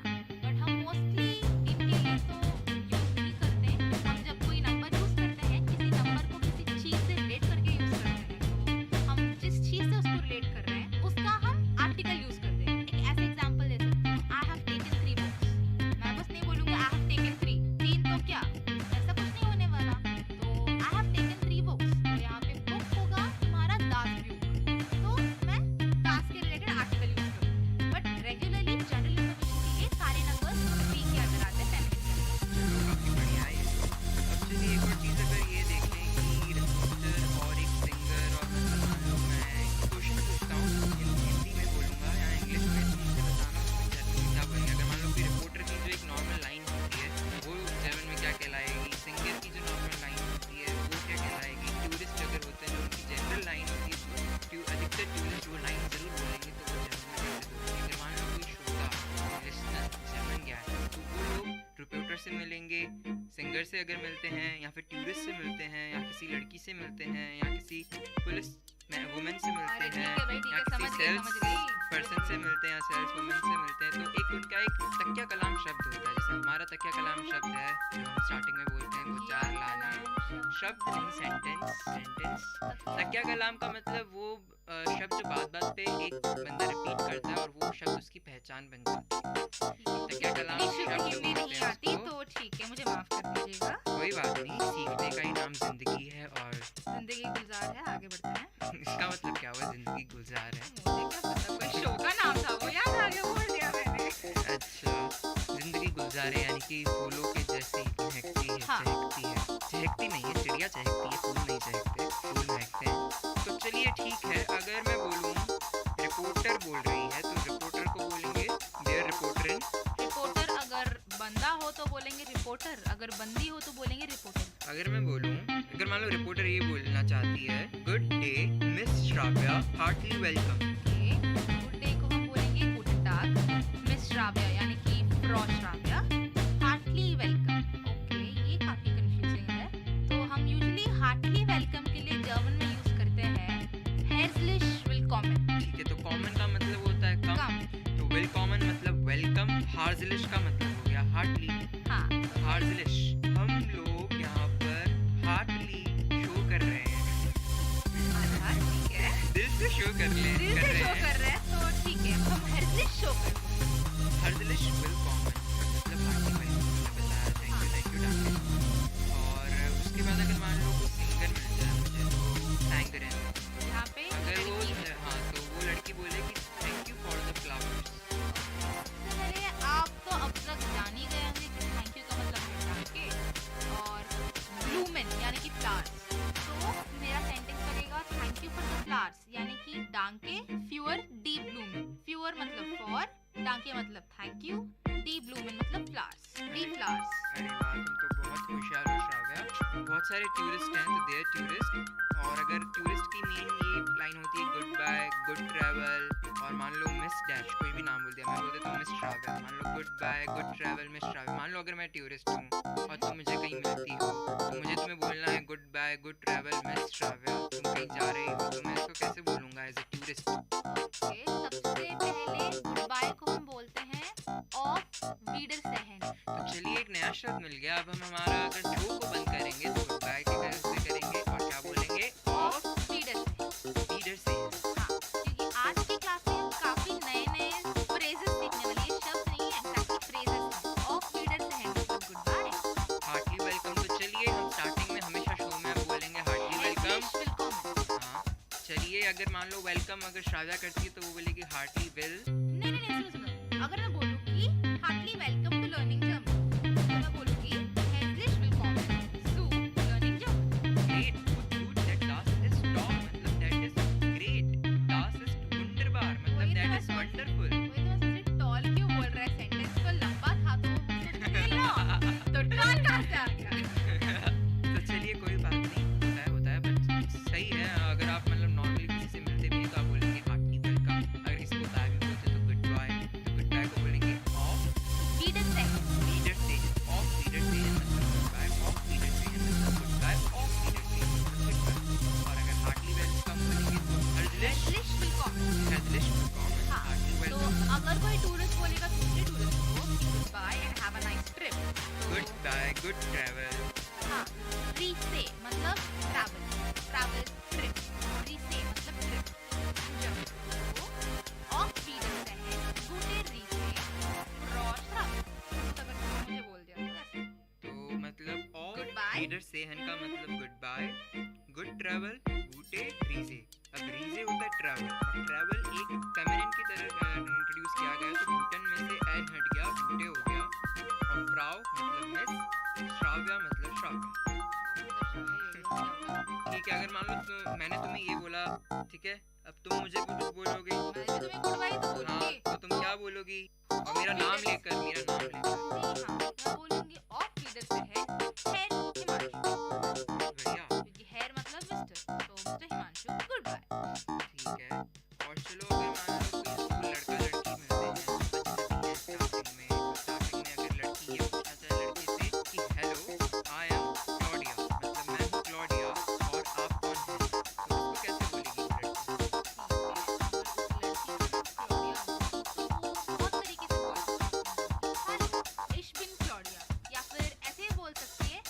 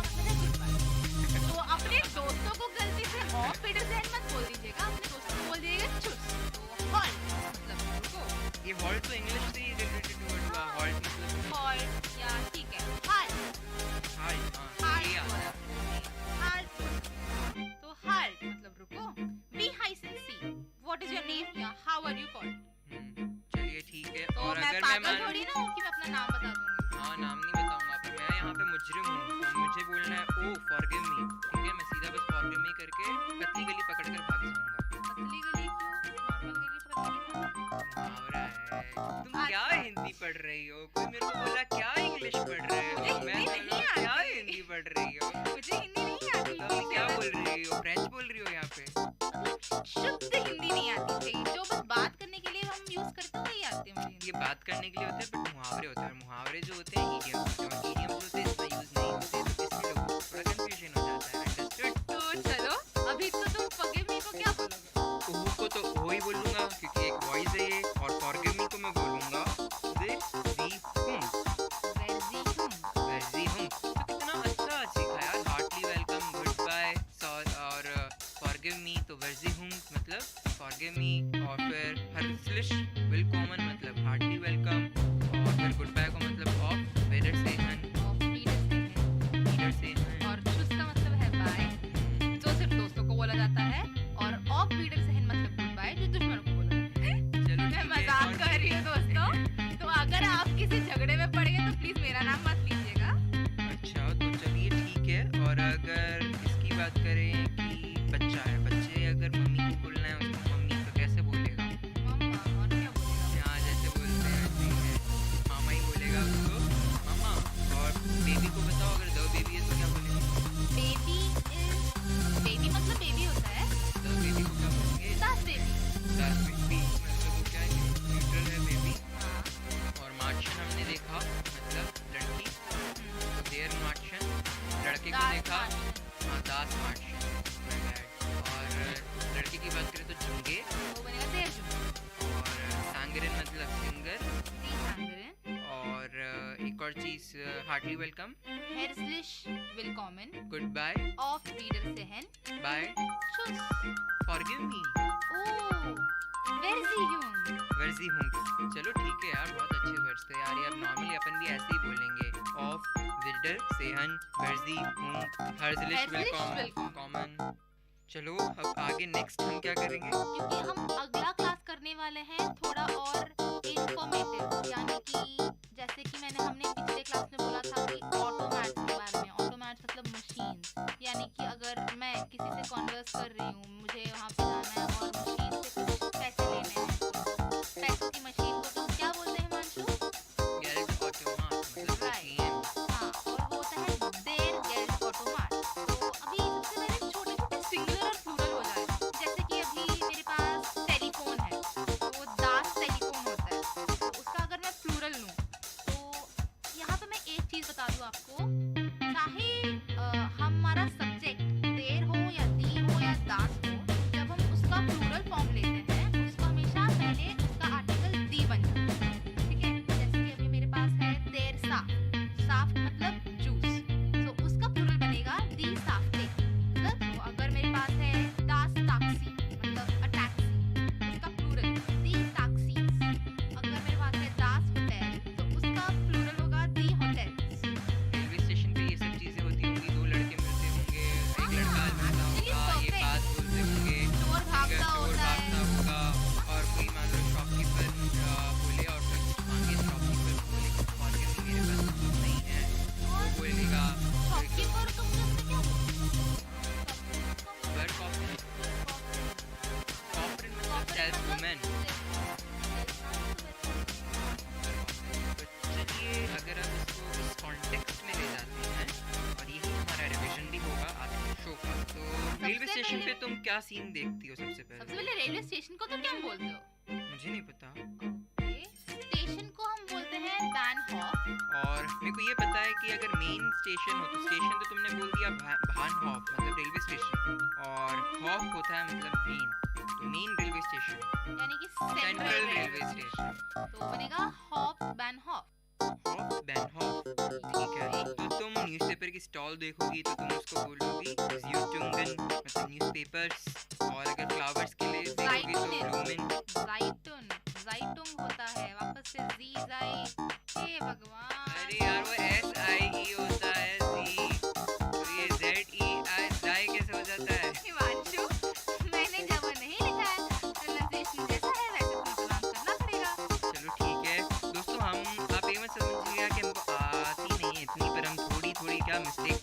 ताकि थोड़ा फनी हो सके और आप अपने आप को इससे भी रिलेट कर सकें। हाँ, तुमने अगर एक मिस्टेक कमिट किया हो तो तुम क्या बोलोगे? Pardon me? Pardon me? तो उसमें जर्मन में क्या बोलोगे? I don't know. कुछ कर सकते हो उसको, वैसे ही हो। चलो ठीक है, तो फिर अगर अपन रेलवे स्टेशन पे ये देखते हैं कि एक लड़का मिलता है, एक लड़की मिलती है और दोनों इतनी जल्दी में तो सिर्फ अपना नाम बता पाते हैं। तो लड़की बोलेगी हालो इश हाइजे क्लाउडिया उन डू, मतलब हेलो मैं हूँ क्लॉडिया और तुम कौन हो? तो लड़का बोलेगा इश हाइजे क्लॉस चूज क्लॉडिया, मतलब ये जल्दबाजी बता रहे हैं कि उसने बस अपना नाम बोला इश हाइजे क्लॉस चूज क्लॉडिया, मतलब गुड बाय क्लॉडिया।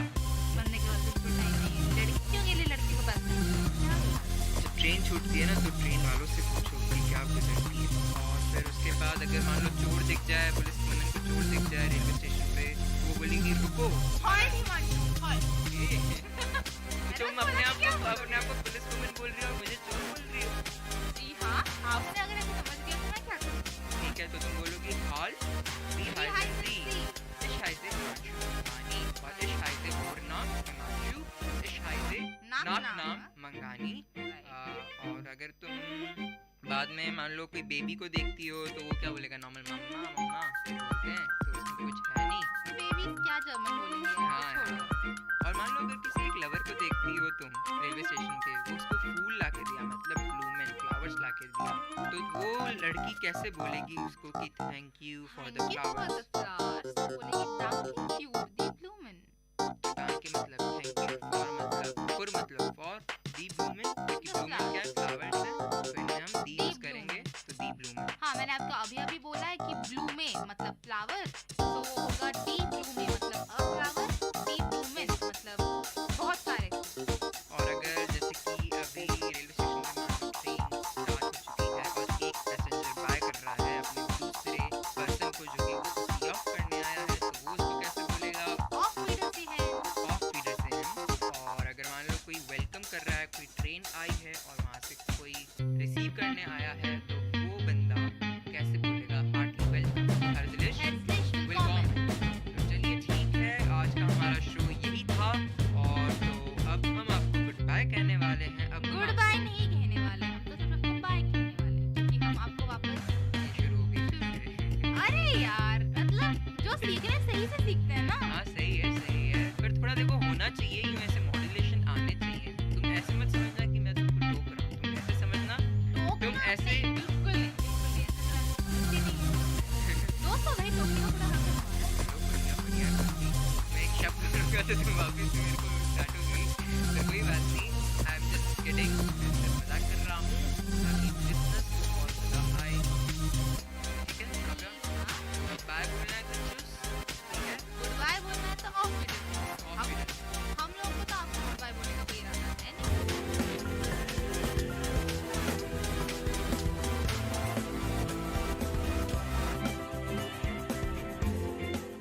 जी हाँ, हम जल्दी वापस आएंगे एक और एपिसोड के साथ। इश बिन श्राव्या, इश बिन हिमांशु मंगानी, Hier ist Zuhörte Learning German, मतलब आप सुन रहे थे learning German, und dies ist VIT Community Radio 90.8 FM, मतलब ये है VIT Community Radio 90.8 FM।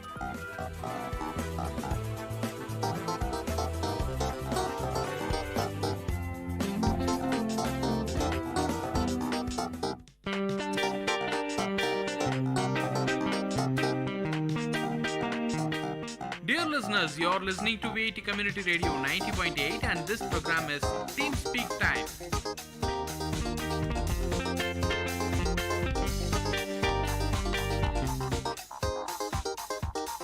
Hello everyone.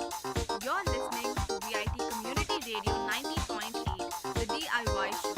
And this is your host, Anjali Gopakumar.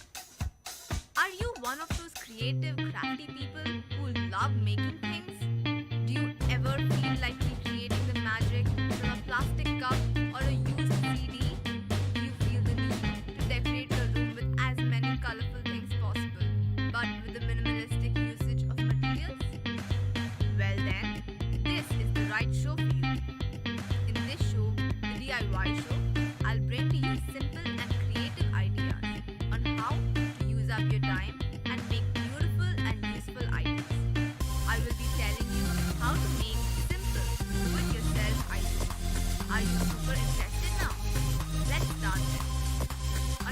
first show, I will be telling you how to make a beautiful dream catcher.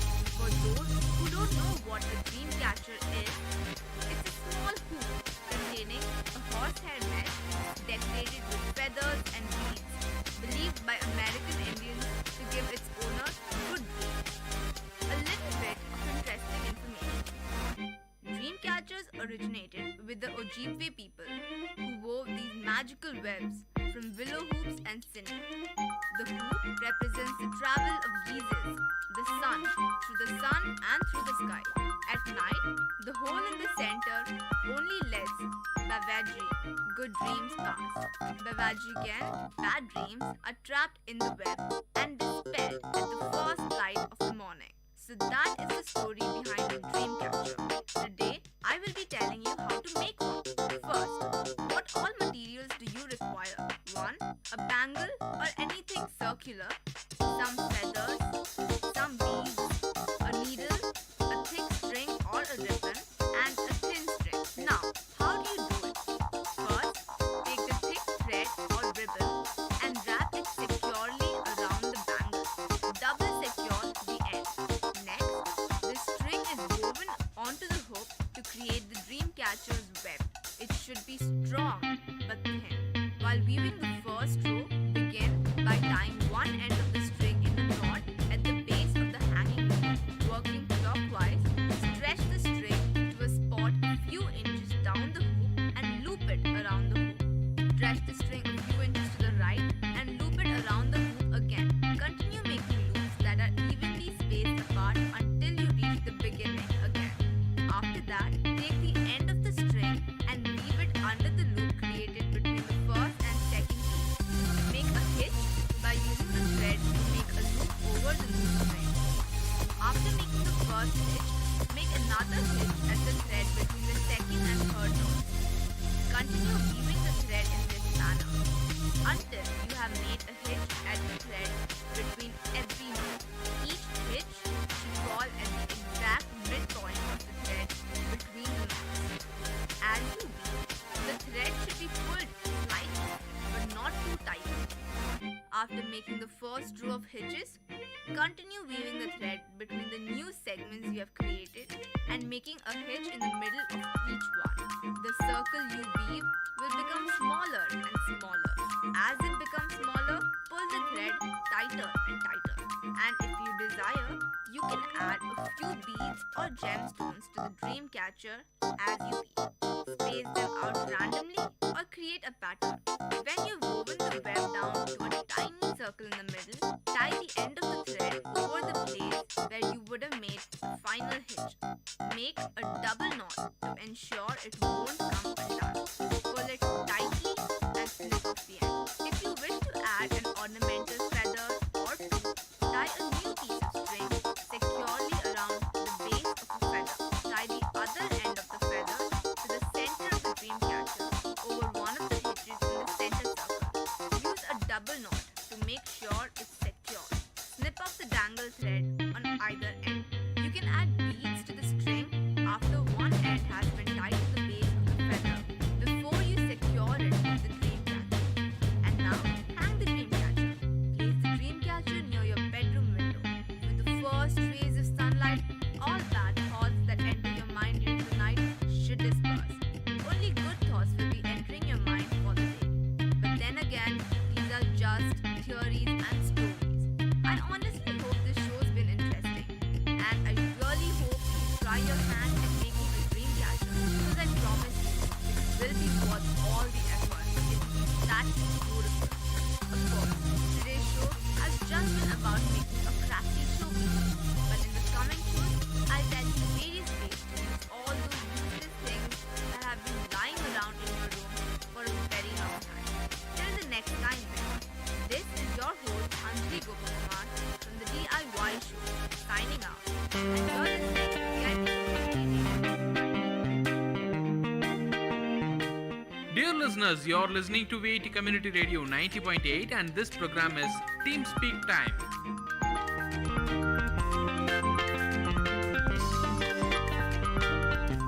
Hi, hello VIT. మీరు వింటున్నారు VIT community radio 90.8 FM. నేను మీ వైషు. ఈ చందమామ కథల ద్వారా మంచి మంచి కథలు చెప్పడానికి వచ్చేసానండి. ఈ ఆలస్యం చేయకుండా స్టార్ట్ చేసేద్దాం. కథ నిజాయితీ. సీతాపురం అనే ఊరిలో రామయ్య కట్టెలు కొట్టుకుంటూ జీవనం సాగించేవాడు. రోజులాగానే అడవికి వెళ్ళాడు. చెరువు గట్టు మీద ఉన్న చెట్టు ఎక్కి కట్టెలు కొడుతుండగా తన చేయి జారి గొడ్డలి చెరువులో పడిపోయింది. తన జీవన ఆధారమైన గొడ్డలి నీటిలో పడిపోవడంతో రామయ్య చాలా బాధపడ్డాడు.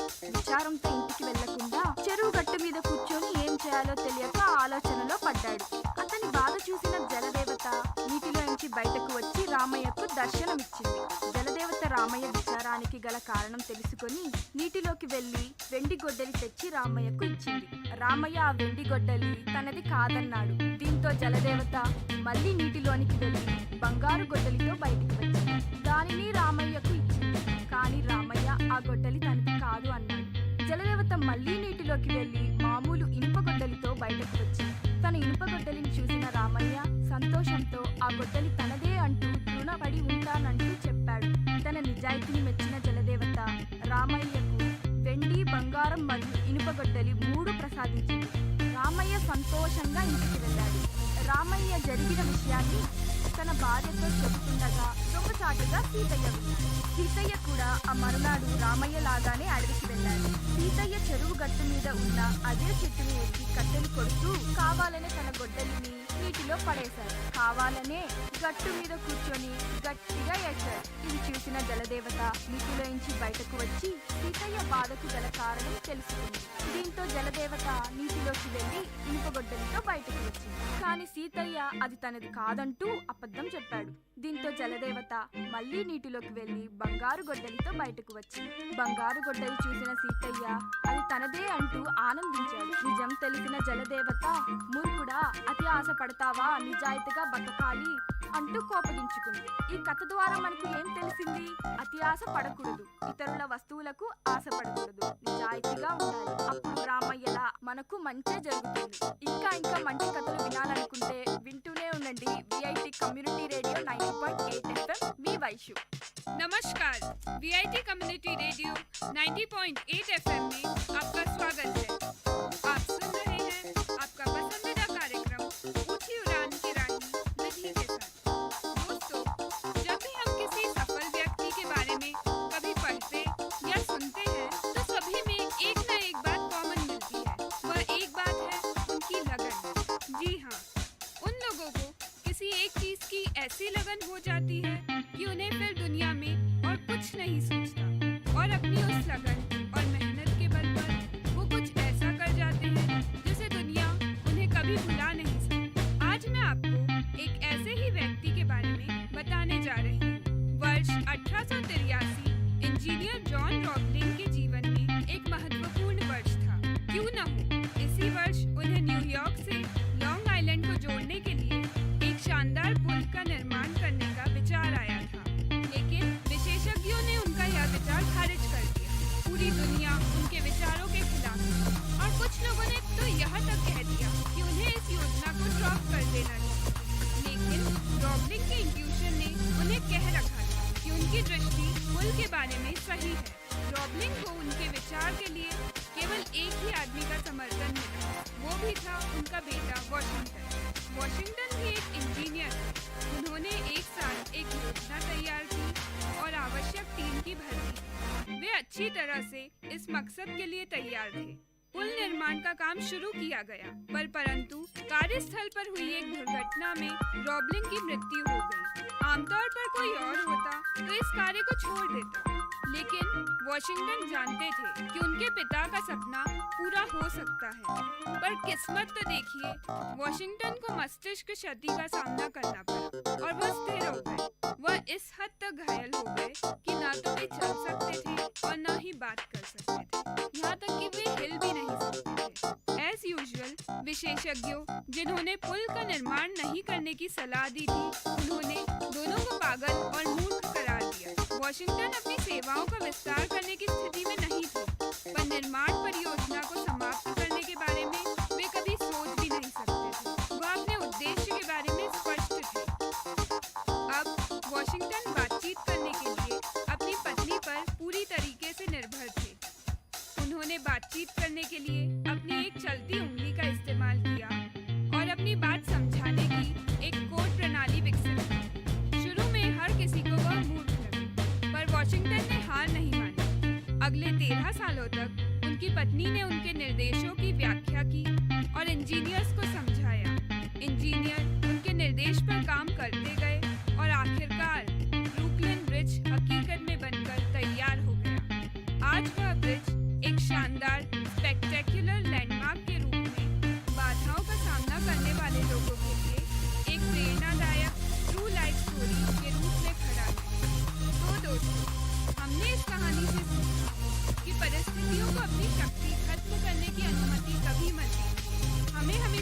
रखना चाहिए कि लहरों से डरकर नौका पार नहीं होती और कोशिश करने वालों की कभी हार नहीं होती।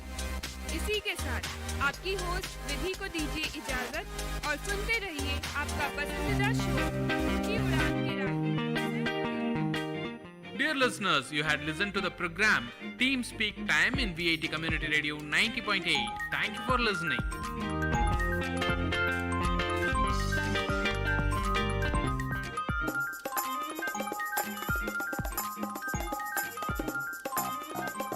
காரசாரம் VIT பண்பலையின் விவாத மேடை. ஆரோக்கியமான வாதங்களுடன், அன்றாட நிகழ்வுகளின் தரவுகளுடன், மக்களின் குரல்கள் ஒன்றிணையும் கருத்துக்களம்.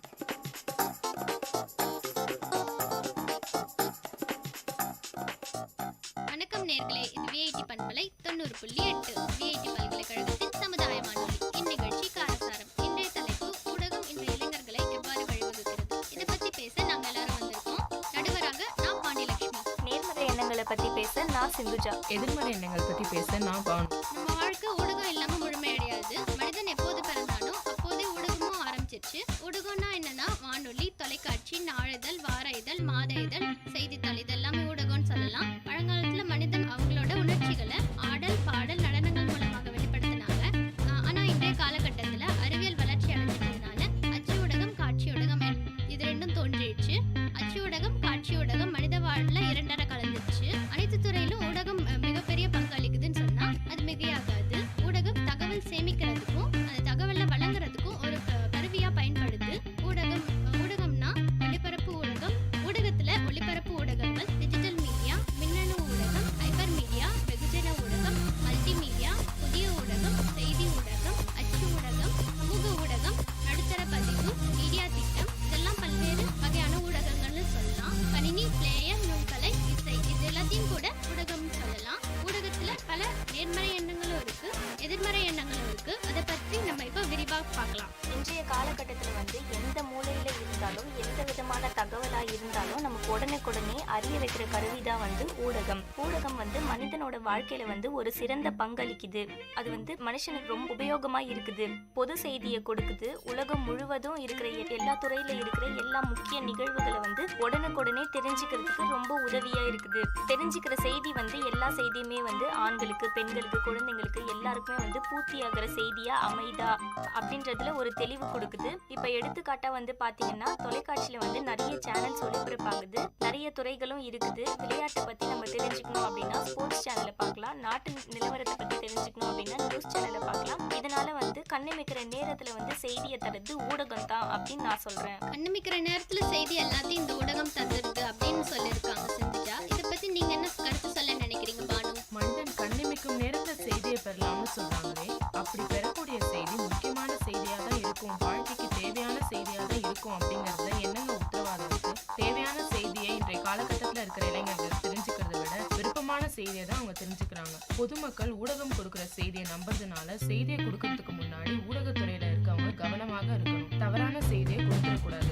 ஆனா நடந்ததை மிகப்படுத்தி பரபரப்பான செய்தியை கொடுக்கறாங்க. மக்கள் மத்தியில உணர்வுகளை உருவாக்குறாங்க. இதனால எந்த பயனும் இல்லைங்க, பாதிப்பு தான் இதனால ஏற்படுது. போலி செய்தியாக வெளியிடுறதுக்கு கூட நிறைய வாய்ப்பு இருக்கு. பத்திரிகை செய்தி ரத்த அழுத்தம், எதிர்மறை எண்ணங்களை தாங்க உருவாக்கும். நல்ல செய்தியாக இருப்பதற்கான வாய்ப்புகள் கூட ரொம்ப கம்மியாக தாங்க இருக்கு. மக்கள் தேவையில்லாத செய்தியை தான் தெரிஞ்சுக்கிறாங்க. எடுத்துக்காட்டா பாத்தீங்கன்னா தொலைக்காட்சியில இருக்கிற சினிமா பிளஸ் செய்தியை தான் விருப்பமாக பாக்குறாங்களே தவிர நாட்டு நிலவரம் சம்பந்தமான செய்தியை தெரிஞ்சுக்கிறதே இல்லைங்க. இதை பார்க்கறதுனால அவங்க வாழ்க்கையில எந்த பயனும் இல்லை. இதனால மக்கள் நல்ல செய்தியை தான் தெரிஞ்சுக்கிறாங்க அப்படிங்கறது எந்தவித உத்தரவாதமே இல்லைன்னு நான் சொல்லுவேன். தேவையான செய்தியை தான் இந்த ஊடகம் கொடுக்குதா என்பதுல எந்த உத்தரவாதமும் இல்லை அப்படின்ற ஒரு கருத்தை முன் வச்சிருக்காங்க. நீங்க அதை பத்தி என்ன சொல்ல வரீங்க? அப்படியெல்லாம் கிடையவே கிடையாதுங்க. அது தேவையான நல்ல செய்தியா, அது கொடுக்குற செய்தி நல்ல செய்தியா இருக்கிறதுனால தான் வாழ்க்கையில பயன்படுத்தி முன்னேற முடியுது. இப்ப பாத்தீங்கன்னா மக்கள் ஒருத்தருக்கு ஒருத்தர் எந்த மூலையில இருந்தாலும் செய்தியை பரிமாறிக்கலாம். குழந்தைங்கள்ல இருந்து பெரியவங்க வரைக்கும், பாமர மக்கள்ல இருந்து பட்டி தொட்டி வரைக்கும் செய்தியை தரது ஊடகம் ஒரு கருவியா அமையுது. அதனால தொலைவுன்றது ஒரு தடையே கிடையாது. இப்ப எடுத்துக்காட்டா பாத்தீங்கன்னா Facebookல வெளிநாட்டுல இருந்து கூட செய்தியை சேட் மூலமா பரிமாறிக்கலாம். WeChat சாட், வாட்ஸ்அப் இந்த மாதிரி நிறைய அப்ளிகேஷன்ஸ் இருக்குது. இப்போது இமெயிலில் கூட மெசேஜ் சென்ட் பண்ணிக்கலாம். இப்போது எடுத்துக்காட்டாக வந்து வீட்டு பாடம் அப்படி இல்லைனா வந்து எழுத்து வேலை வந்து கல்லூரிகள்லையும் கொடுப்பாங்க, பள்ளிகள்லையும் கொடுப்பாங்க. இணையதளம்ல வந்து கூகுளில் போயிட்டு நம்ம சர்ச் பண்ணாவே நம்ம தேவையான தகவல் எல்லாமே தெரிஞ்சிடும். வேலையை வந்து சீக்கிரமாக முடியும் அப்படின்னு தான் நான் சொல்வேன். மக்களோட அன்றாட வாழ்வில் இந்த ஊடகம் ஒரு பெரிய உதவியா இருக்கு அப்படின்னு சொல்லியிருக்காங்க. அசைன்மெண்ட் செய்யறதுக்கு குழந்தைங்களுக்கு நல்ல உதவியா இருக்கு, ஈஸியா வேலையெல்லாம் முடிஞ்சிருது அப்படின்னு சொல்லியிருக்காங்க. இதை பத்தி உங்க கருத்து என்ன?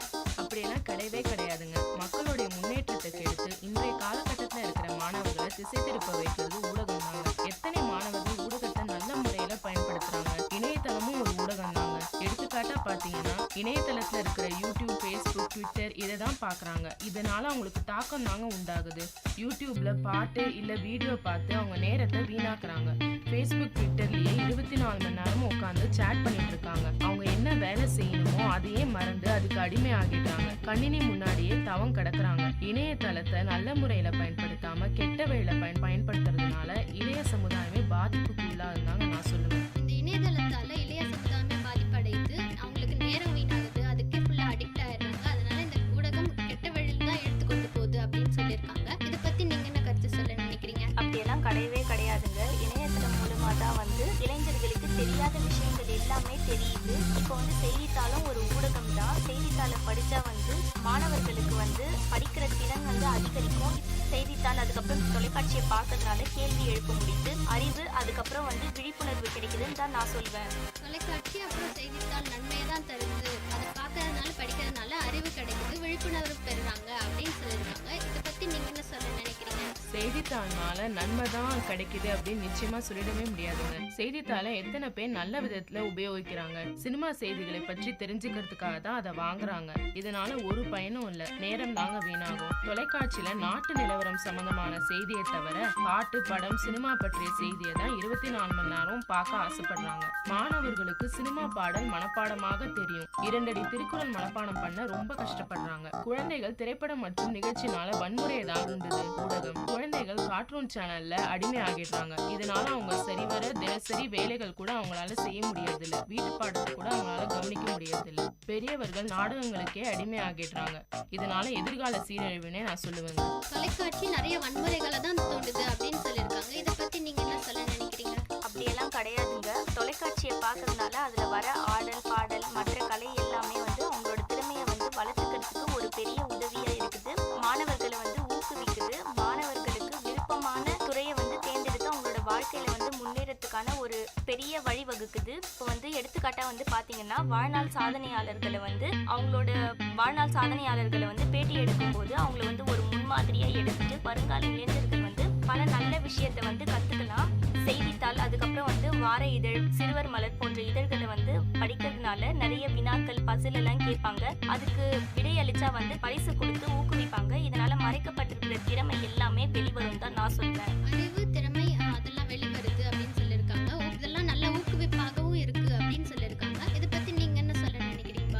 அறிவு மற்றும் திறமை நிச்சயமா ஊடகம்னால பெற முடியாதுங்க. அது கெடுக்க தான் உதவி புரியும். பழங்காலத்துல பாத்தீங்கன்னா பொழுதுபோக்கு அப்படின்னாலே குழந்தைகள் வெளிப்புற விளையாட்டுகள் மூலம் தான் புத்துணர்வு பெறுவாங்க, உடற்பயிற்சியை செய்வாங்க. ஆனா இப்பொழுது பாத்தீங்கன்னா பொழுதுபோக்கு அப்படின்னாலே இணையதளம் அப்படின்னு ஆயிடுச்சுங்க. இணையதளத்தை தான் உபயோகப்படுத்தி ஒருத்தருக்கு ஒருத்தர் சேட் பண்ணிக்கிறாங்க. இதுதான் மன அமைதி தரும் அப்படின்னு அவங்களே நினைச்சுக்கிறாங்க. கணினி முன்னாடி செலவிடுவதே அவங்களுக்கு குழப்பாயிடுச்சு. கணினியில் கெட்ட விஷயத்தை தாங்க அதிகமா கத்துக்கிறாங்க. ஊடகங்கள் கவனத்தை நிச்சயமா திசை திருப்பும். குழந்தைகள் வீடியோ கேம்ஸ், கார்ட்டூன், போகோ சேனல்ஸ் எல்லாத்தையும் பார்த்தாதான் நான் வேலையே செய்வேன் சரிவர அப்படின்னு அடம்பிடிக்கிறாங்க. தொலைக்காட்சியில வரும் நிகழ்ச்சியை பார்க்காம இன்றைய இளைஞர்கள் தூங்குவதும் இல்ல, சாப்பிடுறதும் இல்ல. தொலைக்காட்சியை பார்க்கறதுனால இளைஞர்களோட வளர்ச்சியை அது நிச்சயமா பாதிக்குதுன்னு தான் நான் சொல்லுவேன். தொலைக்காட்சியை பார்க்காமலே இன்னைக்கு இருக்கிற இளைஞர்கள் தூங்குறதே இல்லை. கணினி அப்புறம் இணையதளம் இது எல்லாத்தையும் இளைஞர்களை கெடுக்கிறதுக்கு தான் உருவாகி இருக்கு அப்படின்னு ஒரு கருத்தை சொல்லியிருக்காங்க. இதை பத்தி நீங்க என்ன சொல்ல நினைக்கிறீங்க? அப்படியெல்லாம் கிடையவே கிடையாதுங்க. தொலைக்காட்சியை பார்க்கறதுனால பேசுற திறன் கூட அதிகரிக்கும் நான் சொல்றேன். டிஸ்கவரி சேனல்லாம் பார்த்தா வந்து உயிரியல், சுவாலஜி, பாட்னி பத்தி தெரியாதவங்க கூட தாவரத்தை பத்தியும் விலங்குகளை பத்தியும் நிறைய தெரிஞ்சுக்கலாம். NBC, BBC நியூஸ் எல்லாம் பார்க்கறதுனால இங்கிலீஷ் ஃப்ளூயன்சி வந்து அதிகரிக்கும். வினாடி வினா நிகழ்ச்சிகளை வந்து பார்க்கறதுனால பொது அறிவு வந்து வளர்த்துக்கலாம். எல்லா துறைகள்ல இருக்கிற பிரபலமான நபர்கள் வந்து நிகழ்ச்சியில பேசும்போது அதை பார்த்தா வந்து மாணவர்களுக்கு பேச்சு திறன் வந்து அதிகரிக்கிற வாய்ப்பு வந்து நிறைய இருக்குது. பட்டிமன்ற பேச்சு திறமையெல்லாம் பார்த்தா சின்ன வயசுலேருந்தே அவங்களோட பேச்சு திறன் வந்து அதிகரிக்கும். பெரும்பாலும் வந்து தொலைக்காட்சினால நன்மைகளே தான் இருக்குது அப்படின்னு நான் சொல்கிறேன். பெரும்பாலும் தொலைக்காட்சியை பார்க்கறதுனால நிறைய நன்மைகள் தான் வருது அப்படின்னு சொல்லியிருக்காங்க. இதை பற்றி நீங்கள் என்ன சொல்ல நினைக்கிறீங்க பானு? தொலைக்காட்சி பார்க்கறதுனால நிச்சயமா தீமைன்னு தாங்க நான் சொல்லுவேன். இன்றைய காலகட்டத்தில் இருக்கிற இளைஞர்கள் டிஸ்கவரி, நியூஸ் சேனல், பட்டிமன்றம் இதெல்லாம் நிச்சயமா பார்க்கறதே இல்லைங்க. 3 மணி நேரம் சினிமா, சிறந்த 10 பாடல்கள், சிறந்த 10 படங்கள், பாட்டு இதை தாங்க பார்க்குறாங்க. நாட்டு நிலவரத்தை பற்றி கொஞ்சம் கூட அவங்களுக்கு அக்கறையும் இல்லை, அதை பற்றி தெரிஞ்சுக்கவும் மாட்டாங்க. அவங்க குடும்ப வரலாறு பற்றி தெரியாது. ஆனா நடிகர்கள் பிறந்த நாள், அவங்க வரலாறு இதை பற்றி முழுமையா தெரியும். குழந்தைக்கு பேர் வைப்பது கூட நடிகர்கள் பேர் தாங்க வைக்கிறாங்க. கோயிலுக்கு போவதை விட இன்றைய காலகட்டத்தில் இருக்கிற இளைஞர்கள் சினிமாக்கு தாங்க அதிகமா போறாங்க. மறைந்திருக்கும் திறமை இதனால நிச்சயமா வெளிவராது. மறைந்திருக்கும் திறமை நடனம், பாட்டு நிகழ்ச்சிகள் பார்ப்பதனால வராதுங்க, தாக்கம் தான் உண்டாகும். ஃபேஷன் ஷோ, நடனம், இசை நிகழ்ச்சிகள் தான் இளைஞர்களை ரொம்ப ஈர்க்குது. அப்துல் கலாம் கனவு காணுங்கள் என்று வாழ்க்கையை பற்றி நல்ல எண்ணத்துல சொன்னா அவங்க அதை வேற மாதிரி எடுத்துக்கிட்டு கெட்ட வழியில தாங்க பின்பற்றாங்க. சினிமால வரா மாதிரியே செல்வாக்காக ஒரு நாள்ல பணக்காரராவது எப்படி அப்படின்னு யோசிக்கிறாங்க. அவங்க ஆடை அணிகளை அணிவது மாதிரியே அணிய முயற்சிக்கிறாங்க. எடுத்துக்காட்டா பாத்தீங்கன்னா கடைகள்ல புடவை நடிகர்கள் பெயரை பொறித்து காமிக்கிறாங்க. அவர்கள் பேரிலே இப்ப புடவை வந்துருச்சுங்க. அவங்க போலவே பணத்தை எப்படி செலவிடணும் அப்படின்னு தான் பாக்குறாங்க. விளம்பரத்துல கூட இப்ப பாத்தீங்கன்னா இளைஞர்களுக்கு பிடித்த நடிகர்கள் வந்தாக்க அவங்க வந்து இந்த பொருள் நல்லா இருக்கும் அப்படின்னு அவங்க கருத்து கொடுத்தா அதையே வாங்குறாங்க. பணத்தை தேவையில்லாம செலவிடுறாங்க. தொலைக்காட்சினால நிச்சயமா இளைஞர்களுக்கு தீமை தான் உண்டாகும் நான் சொல்லுவேங்க. தொலைக்காட்சியை பார்க்கறதுனால மக்கள் நிறைய பணம் செலவிடுறாங்க. இதனால நிறைய தீமை தான் உண்டாகுது, நிறைய தாக்கங்கள் தான் உண்டாகுது அப்படின்னு சொல்லியிருக்காங்க. இதை பத்தி நீங்க என்ன சொல்ல வரீங்க சந்திஜா? கிடையவே கிடையாதுங்க. இப்போ வந்து தொலைக்காட்சியில வந்து கார்ட்டூன் சேனல் வந்து பார்க்கறதுனால குழந்தைகள் வந்து ரொம்ப மகிழ்ச்சி அடைகிறாங்க. இதனால அவங்களோட வேலையை வந்து சீக்கிரமாகவும் உற்சாகமாகவும் செய்து முடிக்கிறாங்க. இப்போ எடுத்துக்காட்டா வந்து பாத்தீங்கன்னா விளையாட்டு சேனல் பார்த்தாங்கன்னா அந்த விளையாட்டு வீரர்கள் மாதிரியே நம்மளும் விளையாடணும், அவங்களோட திறமை மாதிரியே நம்மளோட திறமையை வளர்த்துக்கணும் அப்படின்னு யோசிக்கிறதுனால அவங்களோட சிந்தனை சக்தி வந்து அதிகரிக்குது. அவங்களோட அணுகுமுறை, நடத்தை எல்லாமே வந்து மாறுது. இப்போ வந்து இன்றைய இளைஞர்கள் வந்து நாட்டு நிலவரத்தை வந்து கல்லூரிகள், தோழிகள் கிட்ட போயிட்டு பகிர்ந்துக்கிறாங்க. இந்த செய்தியை வந்து பகிர்ந்துக்கிறதுனால எச்சரிக்கையா இருக்கணும் அப்படின்ற ஒரு எண்ணம் வந்து அவங்களுக்குள்ள வந்து உருவாகுது. இந்த விளம்பரத்தை பார்த்தா கூட மக்களுக்கு வந்து ஒரு நல்ல செய்தி கிடைக்குது. இதனால எந்த பொருள் தரமானது அப்படின்ட்டு ஒப்பிட்டு பார்த்து வாங்கறதுக்கு வந்து ரொம்ப உபயோகமா இருக்கும். நமக்கு தெரியாத புதிய பொருட்கள் எல்லாம் பத்தியும் வந்து விளம்பரத்தை பார்த்து தெரிஞ்சுக்கலாம். விளம்பரம் வந்து யார் கொடுக்குறாங்க அப்படின்றது முக்கியம் கிடையாது. அவங்க கொடுக்குற பொருள் வந்து நம்மளுக்கு தேவையா, உபயோகமா இருக்குதா அப்படின்றது தான் முக்கியம். இதெல்லாம் வந்து தொலைக்காட்சியை பார்க்கறதுனால தான் நம்மளால தெரிஞ்சுக்க முடியுது. இதனால தொலைக்காட்சி வந்து ஒரு நல்ல நண்பனா இருக்கு அப்படின்னு தான் நான் சொல்வேன். தொலைக்காட்சியை பார்க்கறதுனால குழந்தைகள்லாம் மகிழ்ச்சியா இருக்காங்க, உற்சாகமா இருக்காங்க அப்படின்னு சொல்லியிருக்காங்க. அப்புறம் தொலைக்காட்சியில வர விளம்பரங்கள் எல்லாத்தையும் பார்க்கறதுனால நிறைய நல்ல விஷயங்கள் தான் வருது அப்படின்னு சொல்லியிருக்காங்க சந்திஜா. இதை பத்தி நீங்க என்ன சொல்ல வரீங்க பானு? விளம்பரம் மூலமா நல்ல செய்தி நிச்சயமா கிடைக்காது. நடிகர்கள் காசு வாங்கிட்டு விளம்பரத்துல நடிக்கிறாங்க. அதனால என்ன விளைவு வரும்னு அவங்களுக்கு தெரியாது. அவங்க விளம்பரத்துல அவங்க நடிக்கிற பொருள் மக்களுக்கு உதவியா தான் இருக்கா, பயனுள்ளதா தான் இருக்குமா அப்படின்னு அவங்க பார்க்க மாட்டாங்க. பொருள் தரமானதா என்று அவங்க ஆராய மாட்டாங்க. விளம்பரம் பார்க்க இளைஞர்கள் முக்கியத்துவம் கொடுக்கறதே இல்லைன்னு நான் சொல்லுவேன். தொலைக்காட்சியில விளம்பரம் வந்தாலும் அதை மாத்திடுறாங்க. திரையரங்குகள்ல விளம்பரம் வந்தாலும் வெளியே போயிடுறாங்க. உபயோகமா தான் இருக்கா அப்படின்னு அவங்க நிச்சயமா பாக்குறதே இல்லைங்க. விளம்பரத்துல வர நடிகர்கள் தான் பாக்குறாங்க. இப்ப எடுத்துக்காட்டா நீங்க பாத்தீங்கன்னா செல்போன்ல நிறைய மெசேஜ் வருது. நிறைய விளம்பரம் மெசேஜாவே போடுறாங்க. 1 கோடி பரிசு தரும், உங்க பேங்கோட அக்கவுண்ட் நம்பர், அட்ரஸ் எல்லாம் அனுப்புங்க, இப்படி எல்லாம் சொல்றாங்க. இதனால மக்கள் இதை பார்த்து ஏமாறதாங்க செய்யறாங்க. கடைசியில பரிசும் கிடைக்கிறது இல்ல. இணையதளத்துல கூட மக்கள் பார்த்து நிறைய ஏமாறுறாங்க. இந்த விளம்பரத்தெல்லாம் பார்க்கறதுனால எந்த உதவியும் இல்லை, பயனும் இல்லை. இந்த விளம்பரத்தெல்லாம் பார்க்கறதுனால ஏமாற்றம் மட்டுமே மக்களுக்கு மிஞ்சுது அப்படின்னு சொல்லியிருக்காங்க. இதை பத்தி நீங்க என்ன சொல்ல நினைக்கிறீங்க? அப்படியெல்லாம் சொல்லிட முடியாது. இப்ப இருக்கிற காலகட்டத்தில் இருக்கிற மக்கள் வந்து மொபைல்ல வர மெசேஜ், அதுக்கப்புறமா வந்து அதோட சம்பந்தமான மெசேஜ் எது வந்தாலுமே வந்து அவங்க வந்து நம்புறது கிடையாது. தொலைக்காட்சியில வர விளம்பரத்தை தான் அவங்க பார்த்து அந்த பொருட்களை பத்தி தெரிஞ்சுக்கிறாங்க. இப்போ கூட பாத்தீங்கன்னா டிஜிட்டல் மீடியா வந்து ஒரு கிராஃபிக் சம்பந்தமா நிறைய காமிக்கிறாங்க. எடுத்துக்காட்டா வந்து பாத்தீங்கன்னா அழிஞ்சு போன உயிரினங்கள் எல்லாத்தையும் வந்து கிராஃபிக்ஸ் மூலமா வந்து நம்மளால பார்க்க முடியும். மல்டிமீடியா அனிமேஷன் சம்பந்தமான படிப்புகள் வந்து இது வந்து ரொம்ப உதவியா இருக்குது. மல்டிமீடியா அனிமேஷன் சம்பந்தமான படிப்பு வந்து முதல்ல எல்லாம் வந்து வெளிநாட்டுல தான் இருந்துச்சு. ஆனா வந்து இப்பெல்லாம் வந்து நம்ம நாட்டிலையும் வந்து முக்கியத்துவம் கொடுக்க வந்து ஆரம்பிச்சிட்டாங்க. இந்த அளவுக்கு ஊடகத்தினால நம்ம நாடு முன்னேறி இருக்குது அப்படின்னு தாங்க நான் சொல்றேன். இந்த கிராஃபிக்ஸ், மல்டிமீடியா, அனிமேஷன் இதெல்லாம் ஊடகம் தான். இந்த ஊடகம் நம்ம நாட்டிலையும் இப்போ வந்துருச்சு. அந்த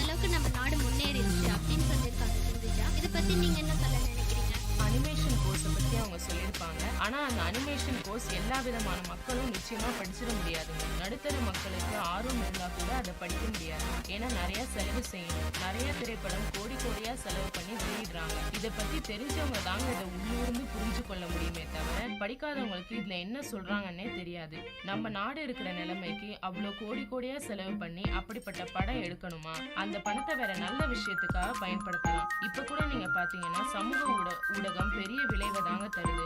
சமூக ஊடகமான பிரஸ்ல இருக்கிற விஷயத்த இருக்கிற மாதிரி சொல்ல மாட்டாங்க.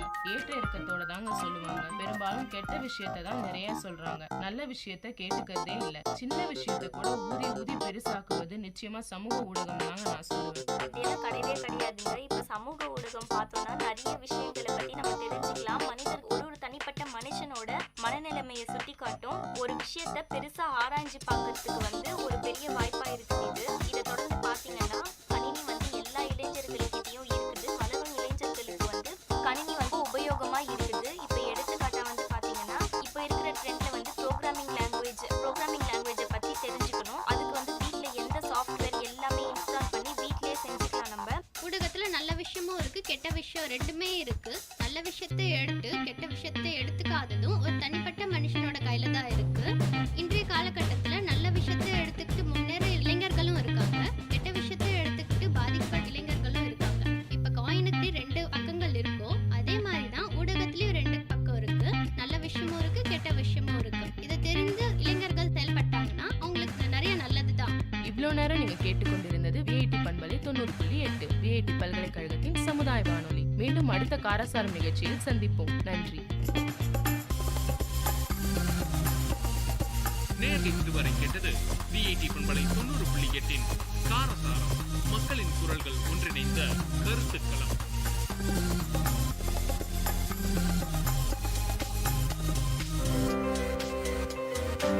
The song is presented by Sparkex Music Band.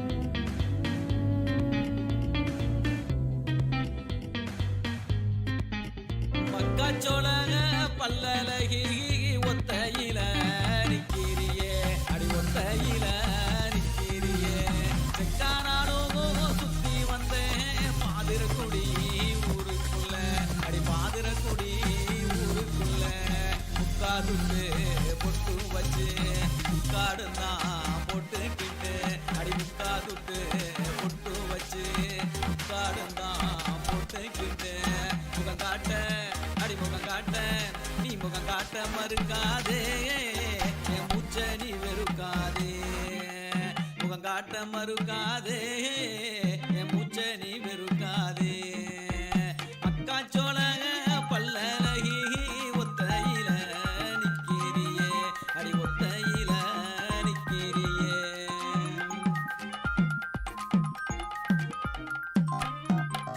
கண்டனக்கா மரத்துல உன் போல குயில் ஒண்ணு பாடுறத கேட்டேண்டி நான் பாடுறத கேட்டேண்டி கண்டனக்கா மரத்துல அடி கண்டனக்கா மரத்துல உன் போல குயில் ஒண்ணு பாடுறத கேட்டேண்டி நான் பாடுறத கேட்டேண்டி கல்யாண ஆசை வந்து கந்தனத்தான் வேண்டிக்கிட்டு போடுறதா நேர்ந்துக்கிட்டேண்டி மாலை போடுறதா நேர்ந்துக்கிட்டேண்டி நாடெல்லாம் கற்பழிப்பு நான் வாரேன் உன் துணைக்கு காட்டு வழி போனாலும் காவல் இல்லமானே நாடெல்லாம் கற்பழிப்பு நான் வாரேன் உன் துணைக்கு காட்டு வழி போனாலும் காவல் இல்லமானே மக்காச்சோளக பல்லழகி ஒத்தையில நிக்கிறியே அடி ஒத்தையில நிக்கிறியே குங்குமத்து முகத்துல பால் சிரிப்பு சிரிக்கணும் பாவி மகனா சிரிக்க இந்த பாவி மகனா சிரிக்க குங்குமத்து முகத்துல அடி குங்குமத்து முகத்துல பால் சிரிப்பு சிரிக்கணும் பாவி மகனா சிரிக்க இந்த பாவி மகனா சிரிக்க சந்தனப்பு மேனியில சாஞ்சு மடி படுக்கணும் சந்தோஷமான ரசிக்க அடடா சந்தோஷமான ரசிக்க பாடுபட்டு உழைச்சாலும் பலனேதும் இல்லையே பச்சைக்கு நீ இருந்தால் பணம் தேவையில்லையே பாடுபட்டு உழைச்சாலும் பலனேதும் இல்லையே பச்சைக்கிளி நீ இருந்தால் பணம் தேவையில்லையே மக்காச்சோளக பல்லழகி ஒத்தையில நிக்கிறியே அடி ஒத்தையில நிக்கிறியே செக்கானாலும் சுத்தி வந்தேன் பாதிரக்குடி ஊருக்குள்ள அடி பாதிரக்குடி ஊருக்குள்ள முக்காதுக்கு பொட்டு வச்சு முக்காடுந்தான் பொட்டுக்கிட்டு முகம் காட்ட அடிமுகம் காட்ட அடிமுகம் காட்ட மறுக்காதே என் மூச்சை நீ வெறுக்காதே முகம் காட்ட மறுக்காதே என் மூச்சை நீ வெறுக்காதே என் மூச்சை நீ வெறுக்காதே என் மூச்சை நீ வெறுக்காதே. இப்பாடலை வழங்குபவர் இளையராஜா சி. இளையராஜா.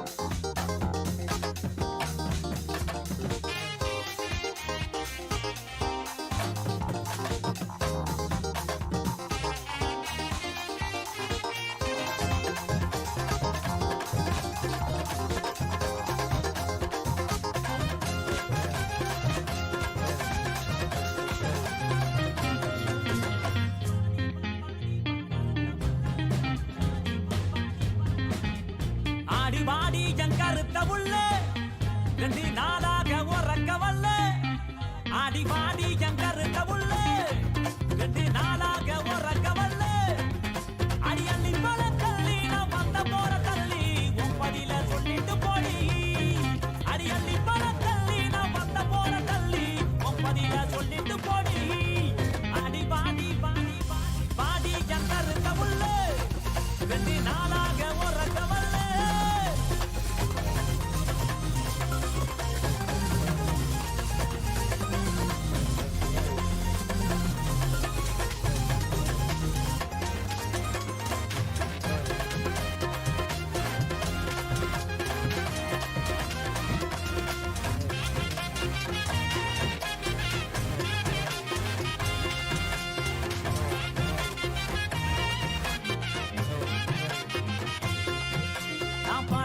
பாடி வாரேன் தெம்மாங்கு பாட்டு நீ இளைய ராச பாட்ட கேளு அதிரது வேட்டு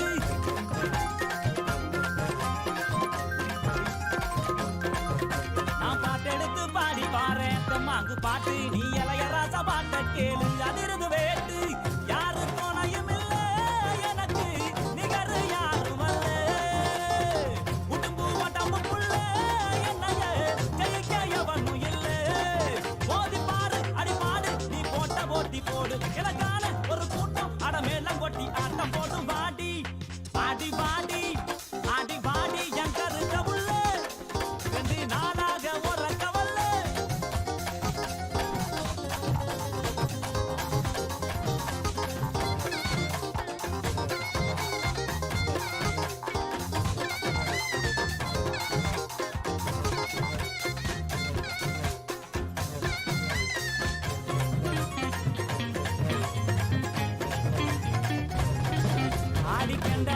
கண்ணு ரெண்டும் இழுக்குது என்ன உன் பல்பரு சமுத்துச்சாரம் மயக்குவது என்ன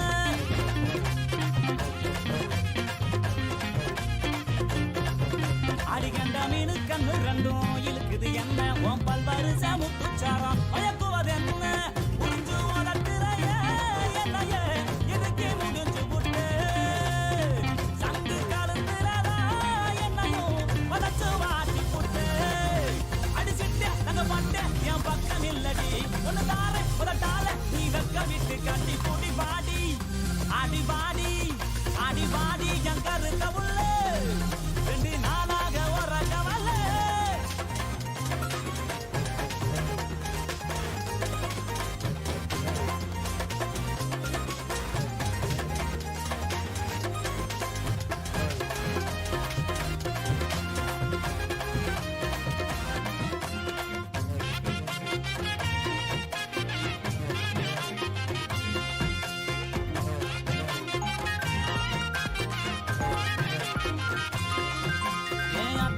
ரத்தினமே மச்சான பாரு என் மாமா வீட்டு மத்தாலாமே அதரவு கூறு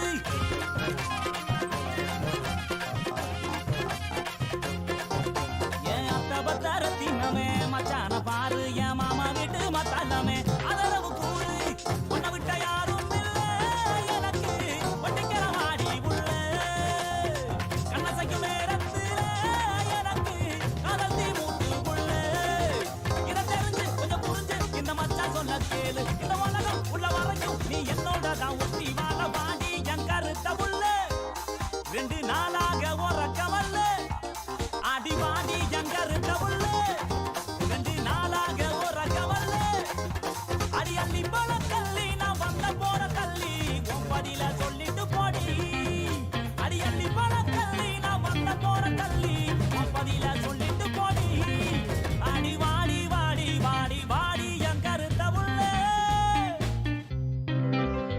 இப்பாடலை வழங்கியவர் இளையராஜா சி. இளையராஜா. அன்புள்ளம் கொண்ட மகளே கோடீஸ்வரி அம்மாவுக்கு உனது கடிதம் கிடைத்தது அம்மா மனசு படிக்க கேட்டு துடிக்குது அம்மா உசுறு ஒன்னாலதான் இன்னும் இருக்குது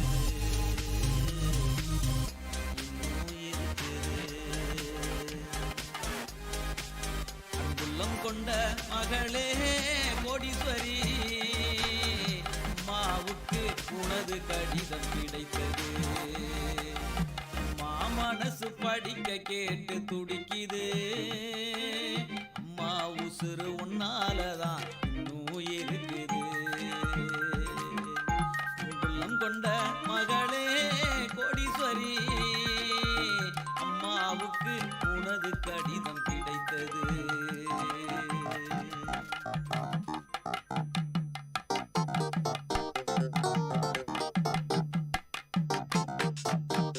இத்தனை கொடுமையிலும் எப்படி படிக்கிற மகளே புத்தக நோட்டு பேனா கூட இரவல் வாங்குற இத்தனை கொடுமையிலும் எப்படி படிக்கிற மகளே புத்தக நோட்டு பேனா கூட இரவல் வாங்குற மனம் மட்டும் வறுமை இப்படி வாட்டுது மகளே மனம் மட்டும் வறுமை இப்படி வாட்டுது மகளே பசிக்கிற நேரம் எல்லாம் தண்ணிய குடிக்கிறேன் பசிக்கிற நேரம் எல்லாம் தண்ணிய குடிக்கிறேன் புறவிடு குப்புற விழுந்து கிடக்குது மகளே புற மேல எந்த சாக்க கிழிச்சு போடுவேன் புறவிடு குப்புற விழுந்து கிடக்குது மகளே புற மேல எந்த சாக்க கிழிச்சு போடுவேன் எதிர்த்த வீட்டு இரவாரத்தை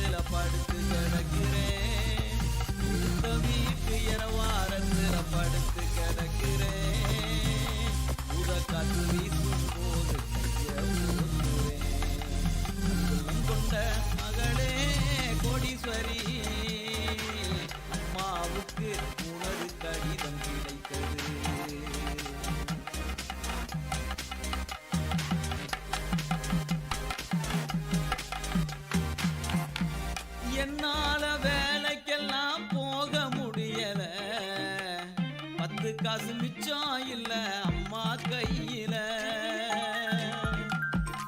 என்னால வேலைக்கெல்லாம் போக முடியல. 10 காசு மிச்சம் இல்ல அம்மா கையில. வேலை செஞ்ச ஐயா வீட்டுக்கு உதவி கேட்டு போனாலும், வேலை செஞ்ச ஐயா வீட்டுக்கு உதவி கேட்டு போனாலும், எதை நம்பி பணம் உனக்கு கொடுப்பதுனாங்க. கிழிஞ்ச சட்டைய தச்சு போட்டுக்க மகளே, அம்மா உனக்கு ஊசி நூலு வாங்கி அனுப்புறேன். கிழிஞ்ச சட்டைய தச்சு போட்டுக்க மகளே, அம்மா உனக்கு ஊசி நூலு வாங்கி அனுப்புறேன். என் வீட்டுல கொடுத்த சட்டையும் மக்கி போயிடுச்சு, ஐயா வீட்டுல கொடுத்த சட்டையும் மக்கி போயிடுச்சு. உன்னை வந்து பார்க்க கூட முடியல மகளே, அங்குலம் கொண்ட மகளே கோடீஸ்வரி. அம்மாவுக்கு உனது கடிதம் கிடைத்தது.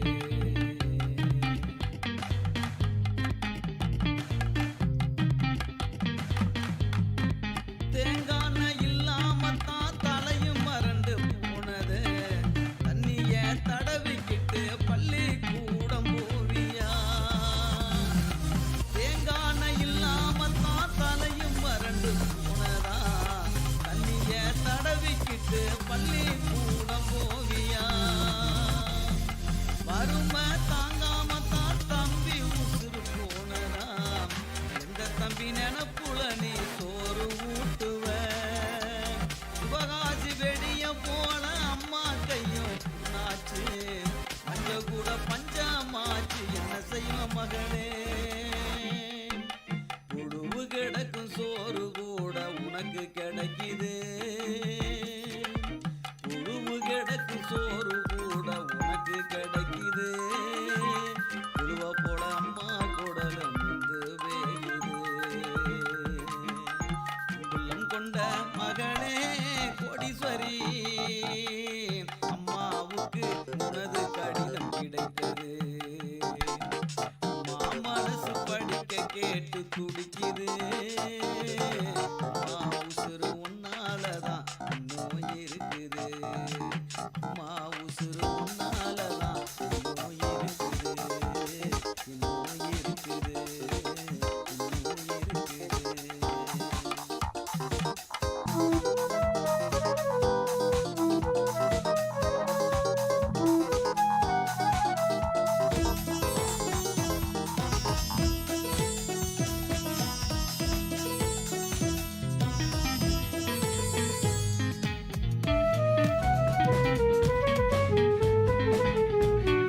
மேகம் மேகம் என்மேல் நீயும் பூவை பொழிந்தாய், அதிலே என்னை கொஞ்சம் நனைய விட்டு மோகம் கொண்டாய்.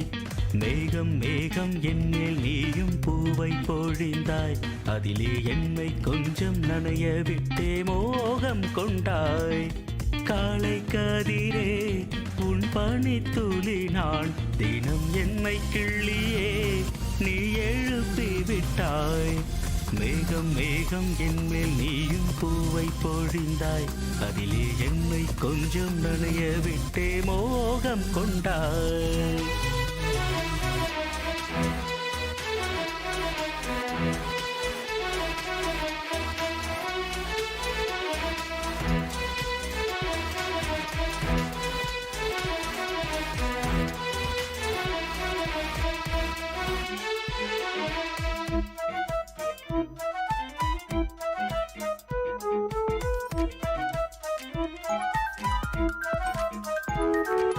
தூரிகை கொண்டு தீண்டியே தூக்கங்கள் குறைத்தாய்.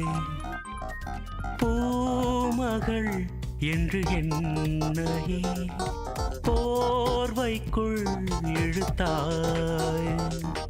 நிலவோடும் நிலம் மீதும் என்னை ஏந்தியே நீலவானிலே நெஞ்சோடு சாய்ந்தாடும் தென்றலே நம்மை கண்டு நட்சத்திரம் வெட்கப்பட்டு கண்மறைக்கு. மேகம் மேகம் என் மேல் நீயும் பூவை பொழிந்தாய், அதிலே என்னை கொஞ்சம் நனைய விட்டு மோகம் கொண்டாய்.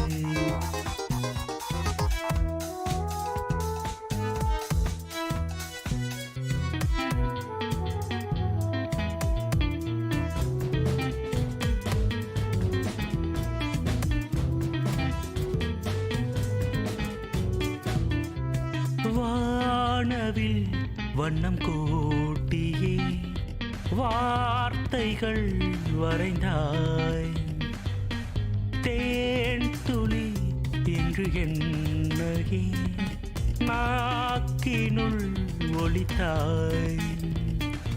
விழியோரம் நடை போடும் ஆசை மேகமே எந்தன் ஜீவனே, கரம் சேர்த்து நடமாடும் சொந்தமே.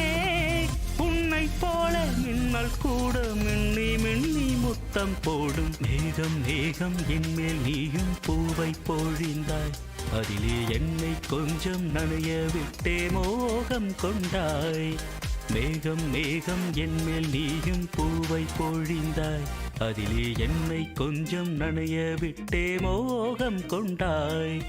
காலை கதிரே உன் பனித்துளி நான், தினம் என்னை கிள்ளியே நீ எழுப்பி விட்டாய். மேகம் மேகம் என் மேல் நீயும் பூவை பொழிந்தாய், அதிலே என்னை கொஞ்சம் நனைய விட்டு மோகம் கொண்டாய். கேட்ட பாடலை இசையமைத்து பாடியவர் முருகானந்தம். பாடல் வரிகள் பவித்ரா. தயாரிப்பு VIT பண்பலை 90.8. மண் குடத்தை தூக்கிக்கிட்டு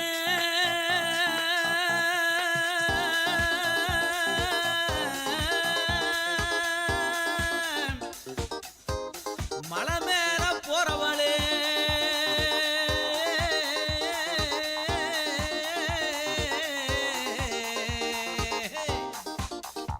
இந்த மண் குடத்தை வச்சு விட்டு மாமனத்தான் பாரேண்டி.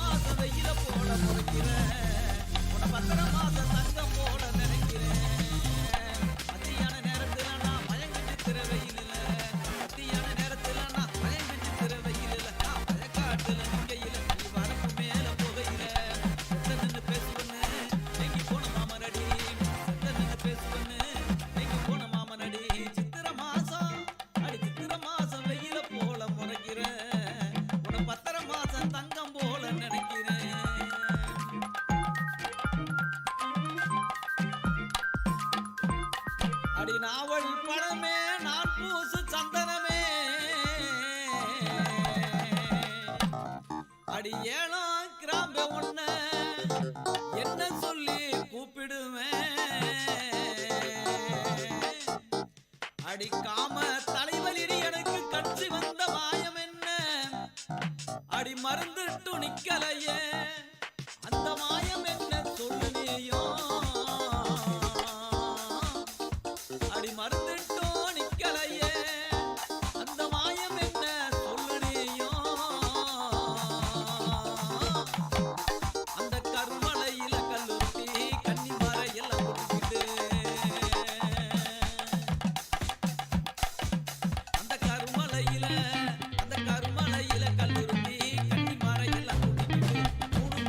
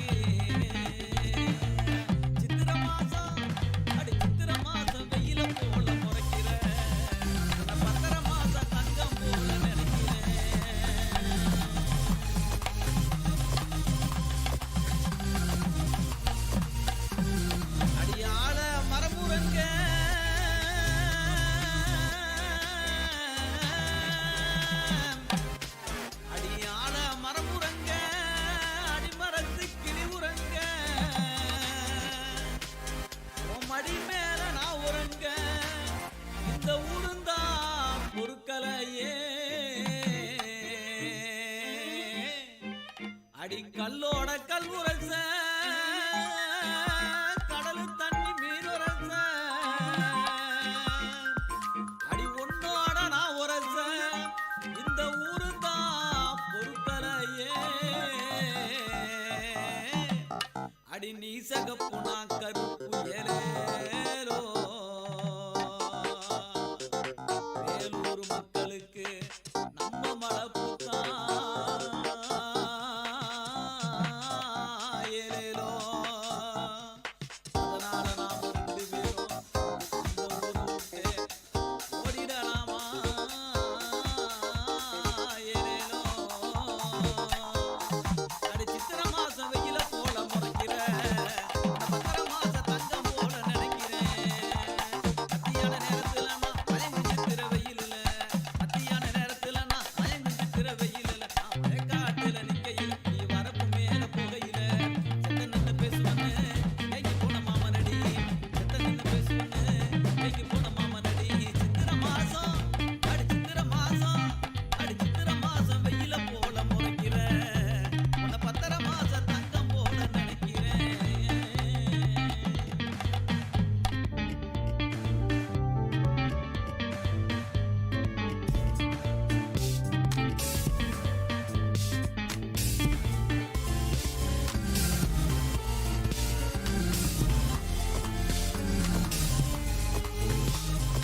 தந்தை எனும் மந்திரத்தோல் தாலாட்டுமே என்னை என்றும் தந்தை போல தோழன் இல்லை என் தந்தை இன்றி தெய்வம் இல்லை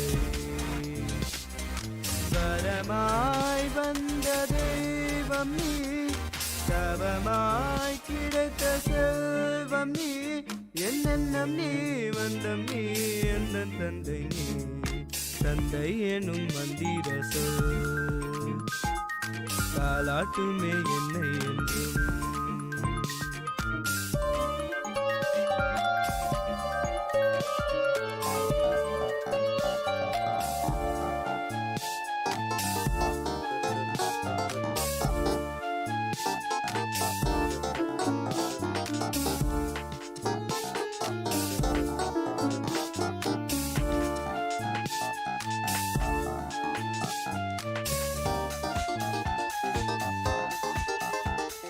உன் கரம் பிடித்து நடைபயின்றே நீ தோல் சுமந்தாய் உலகை ரசித்தேன் உனை உருக்கி என்னை வளர்த்தாய் நீ ஒளி கொடுத்தாய் நல் வழி நடந்தேன் தவம் என்ன செய்தனோ நான் உந்தன் மகனாய் பிறக்கவே என்னென்னம் நீ வண்ணம் நீ என்ற தந்தை நீ தந்தை எனும் மந்திர சொல்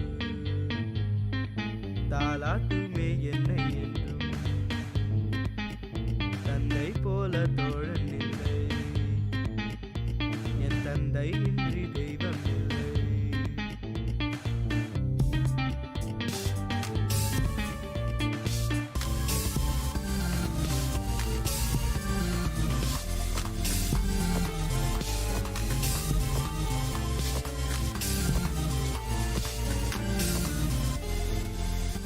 காதல் கொண்டேன் காத்திருந்தேன் கரம் கொடுக்க நான் கரை சேர்ந்தேன் சோர்ந்திருந்தேன் சேர்ந்து நின்றாய் கீழும் முன்னே நீ தாங்கி கொண்டாய் இனி வரும் பிறவியும் நான் உந்தன் மகனாய் பிறக்கவே வாரம் ஒன்று கேட்கிறேன் அதை தருவாய் தந்தை எனும் மந்திர சொல் தாலாட்டுமே என்னை என்றும்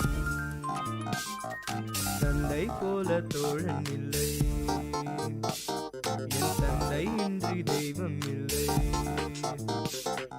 வரமாய் வந்த தெய்வம் நீ தவமாய் கிடைத்த செல்வம் நீ என்னென்னம் நீ வண்ணம் நீ எந்த தந்தை நீ. கேட்ட பாடலை பாடியவர் அஜய் ரமணா, இசை முருகானந்தம், பாடல் வரிகள் முனைவர் மோகன் ஸ்ரீனிவாசன். தயாரிப்பு விஐடி பண்பலை 90.8. மானங்கருக்குதடி நின்னுட்டு கம்முதடி, மானங்கருக்குதடி நின்னுட்டு கம்முதடி, வேகம் ஊருளுதடி மாறி மழை பெய்யுதடி, வேகம் ஊருளுதடி மாறி மழை பெய்யுதடி, மானங்கருக்குதடி.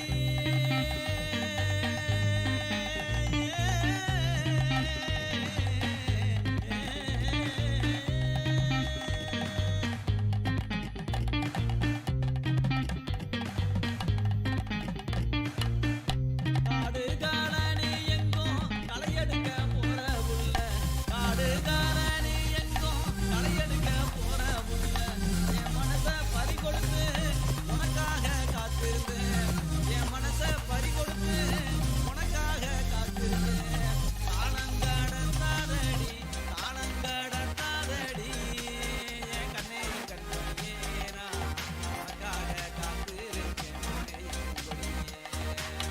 காலங்கடத்தாதடி என் கண்ணே கண்மணியே நான் உனக்காக காத்திருப்பேன் பொன்னே பூங்கொடியே.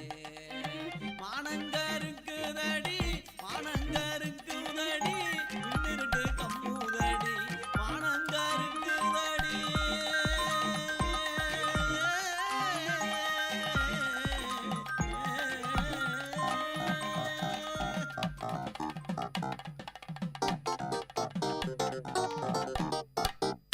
மனசெல்லாம் வெள்ளையடி கண்ணு ரெண்டும் ஜொலிக்குதடி, மனசெல்லாம் வெள்ளையடி கண்ணு ரெண்டும் ஜொலிக்குதடி, பச்சை கண்ணு நோகாம உன்னை பார்க்க தோணுதடி, பச்சை கண்ணு நோகாம உன்னை பார்க்க தோணுதடி, காலம் கடத்தாதடி காலம் கடத்தாதடி, என் கண்ணே என் கண்மணியே நான் உனக்காக காத்திருப்பேன் காலம் கடத்தாதடி என் கண்ணே என் கண்மணியே நான் உனக்காக காத்திருக்கேன் பொன்னே பூங்கொடியே. மானங்கருக்குதடி மானங்கருக்குதடி மின்னிருட்டு கம்முதடி, மானங்கருக்குதடி.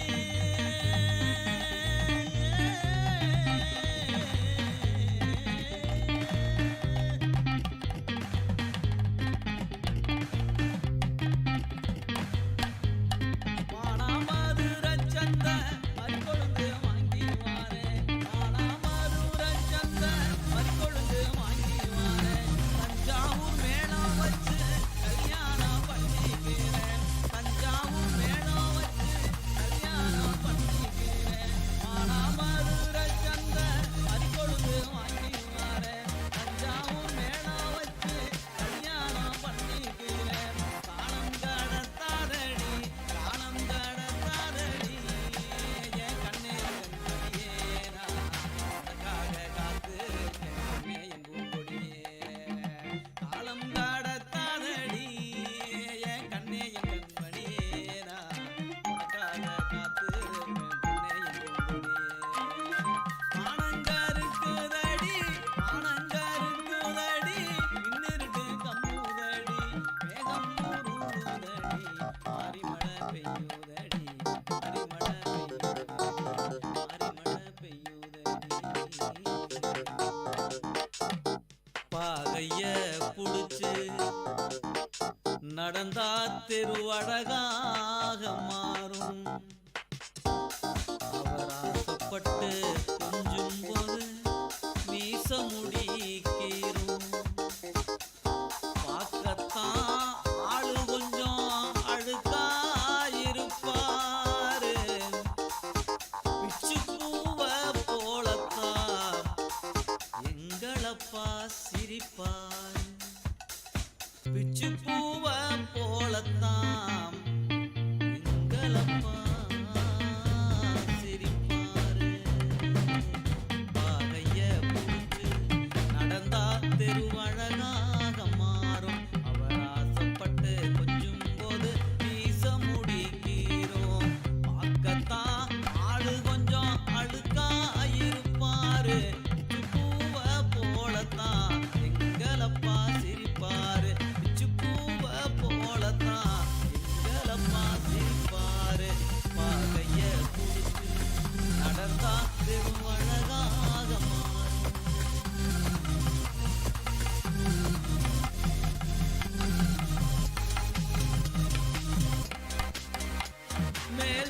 போட்டதில்ல, கால் செருப்பும் கேட்டதில்ல, வாய் விரிச்சு படுத்ததில்ல, பட்ட கடனால் தூக்கம் இல்ல.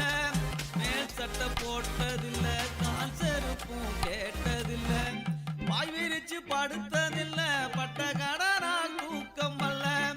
உப்பு மூட்டை தூக்கிக்கிட்டு ஊர் ஊரா நடப்பாரு, உப்பு மூட்டை தூக்கிக்கிட்டு ஊர் ஊரா நடப்பாரு, உறங்கையில எழுப்பி விட்டு தின்பண்டத்தை கொடுப்பாரு.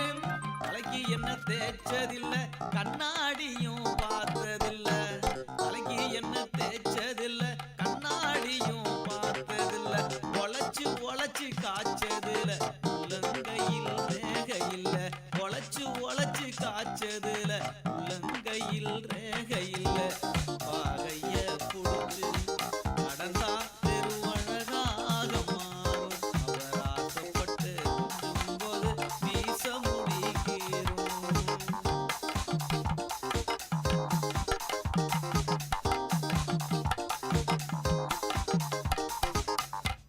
மூளைக்காட்டு கிணத்துலதான் நீந்த கத்து தந்தாரு, மூச்சரைக்க ஓடி வந்து சைக்கிள் கத்து தந்தாரு. மூளைக்காட்டு கிணத்துலதான் நீந்த கத்து தந்தாரு, மூச்சரைக்க ஓடி வந்து சைக்கிள் கத்தும் தந்தாரு. பலூன ஊதி தந்து பச்சை கோலத்தை ஆவாரு, பலூன ஊதி தந்து பச்சை கோலத்தை ஆவாரு. மிட்டாயி வாச்சி கட்டி மிராசு போல நடப்பாரு, தூக்கம் வரும் போதெல்லாம் கட்டு விடி குடிப்பாரு, தூக்கம் வரும் போதெல்லாம் கட்டு விடி குடிப்பாரு. காசு துட்ட தேடி தேடி கருப்படைஞ்சு போனாரு, காசு துட்ட தேடி தேடி கருப்படைஞ்சு போனாரு. பாகைய புடிச்சு நடந்தா தெருவழகாக மாறும், அவர் ஆசைப்பட்டு கொஞ்சும் போது வீச முடிகிறோம்.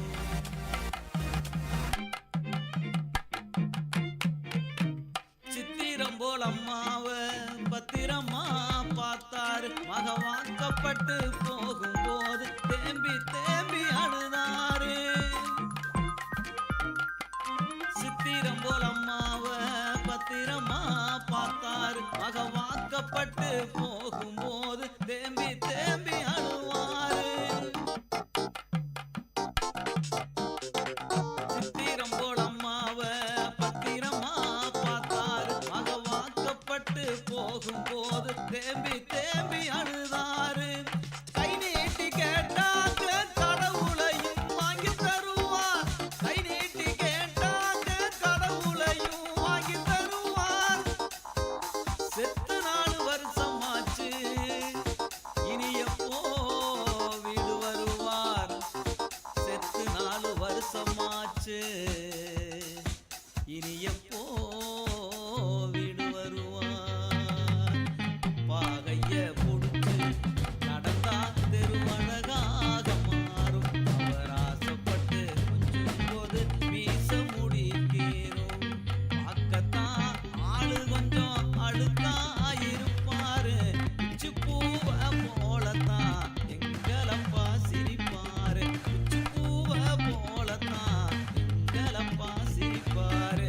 பாகைய புடிச்சு நடந்தா தெருவழகாக மாறும், அவர் ஆசைப்பட்டு கொஞ்சும் போது வீச முடிக்கிறோம், வீச முடிக்கிறோம், வீச முடிக்கிறோம்.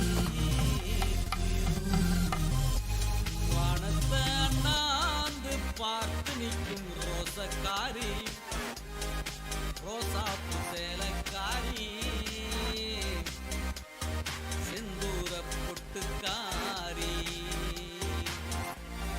இந்த வட்ட நிலாவை தொட்டு பார்க்க ஆசையா, அவ பட்டு முகத்துல முத்தம் கொடுக்க ஆசையா. கண்ணால என்ன கொத்தி பின்னாத வளைய கட்டி, பன்னாட்டு கம்பெனி போல என்ன கொள்ளை அடிக்கிறியே, சுனாமிய போல வந்து என் மனச சுத்துறியே, என் மனச சுருட்டுறியே, என் மனச சுருட்டுறியே. வானத்தை அண்ணாந்து பார்த்து நிற்கும் ரோசக்காரி, ரோசா பூ சேலக்காரி, செந்தூர புட்டுக்காரி, அந்த வட்ட நிலாவ தொட்டு பார்க்க ஆசையா, அவ பட்டு முகத்துல முத்தம் கொடுக்க ஆசையா. கண்ணால எண்ணெய் கொத்தி பின்னாத வளைய கட்டி பன்னாட்டு கம்பெனி போல என்ன கொள்ளை அடிக்கிறியே, சுனாமிய போல வந்து என் மனச சுருட்டுறியே, என் மனச சுருட்டுறியே. வானத்தை அண்ணாந்து பார்த்து நிற்கும் ரோசக்காரி, ரோசா பூ சேலக்காரி, செந்தூர பொட்டுக்காரி.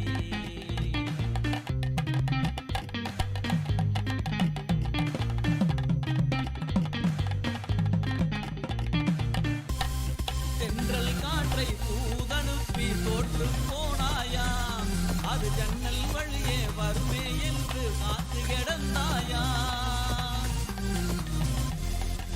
தென்றல் காற்றை தூதனுப்பி தோற்று போனாயா, அது ஜன்னல் வழியே வருமே என்று காத்து கிடந்தாயா. அடிபோடி பைத்தியக்காரி, சரியான மறதிக்காரி, அடிபோடி பைத்தியக்காரி, சரியான மறதிக்காரி. நெஞ்சுக்குள் நிலவ வச்சு தச்சவள் நீ தாண்டி, ஏன் நெஞ்சுக்குள் நிலவ வச்சு தச்சவள் நீ தாண்டி. அடி அஞ்சுதமே, அடி ரஞ்சுதமே, அடி அஞ்சுதமே, ரஞ்சுதமே, அந்த நிலவே நீ தாண்டி, அந்த நிலவே நீ தாண்டி. வானத்தை அண்ணாந்து பார்த்து நிற்கும் ரோசக்காரி, ரோசா பூ சேலக்காரி, செந்தூர புட்டுக்காரி.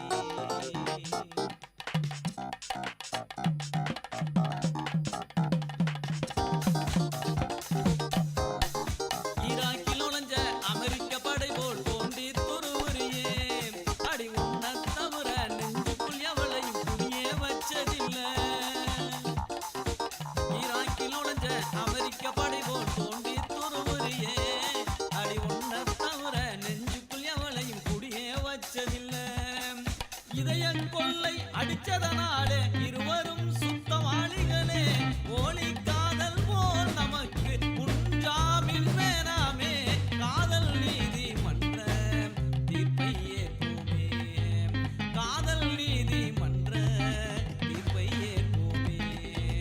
வாழும் வரை வாழ்ந்திடுவோம், வாழும் வரை வாழ்ந்திடுவோம், வாழ்க்கை சிறை கைதிகளாய். வாழும் வரை வாழ்ந்திடுவோம், வாழ்க்கை சிறை கைதிகளாய். வானத்தை அண்ணாந்து பார்த்து நிற்கும் ரோசக்காரி, ரோசா பூ சேலக்காரி, செந்தூர பொட்டுக்காரி, அந்த வட்ட நிலாவ தொட்டு பார்க்க ஆசையா, அவ பட்டு முகத்துல முத்தம் கொடுக்க ஆசையா. கண்ணால என்ன கொத்தி பின்னாத வளைய கட்டி பன்னாட்டு கம்பெனி போல என்ன கொள்ளை அடிக்கிறியே, சுனாமிய போல வந்து என் மனச சுருட்டுறியே, என் மனச சுருட்டுறியே, என் மனச சுருட்டுறியே, என் மனச சுருட்டுறியே.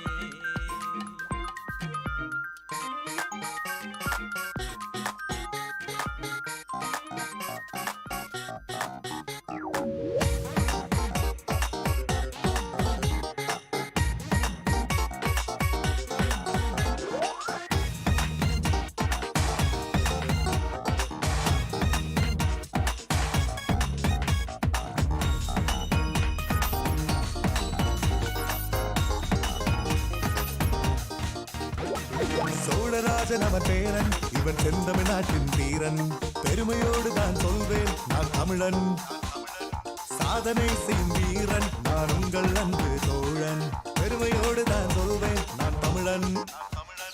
அவ்வை சொன்ன தமிழ் மொழியும் கம்பனாவன் கவி வரையும் என்றும் எங்கும் எங்கு காக்கும் தன்மான தமிழன் நான். என்றுமான குரல் வரையில் வீரமிசையின் வழியில் திமிரும் ஒன்று உலகம் என்று உயும் தமிழன் நான்.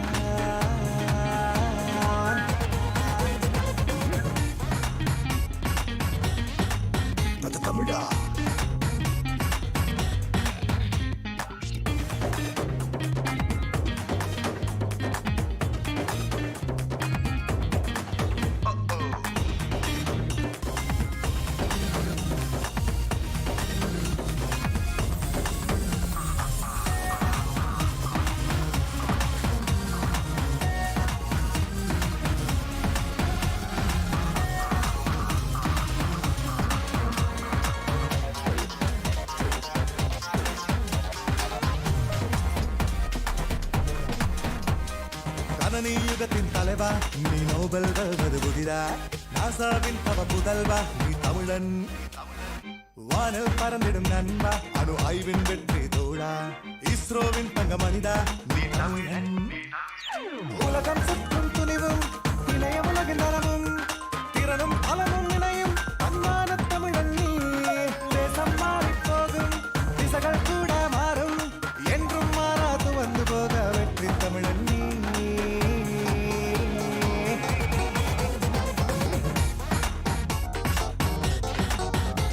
தமிழா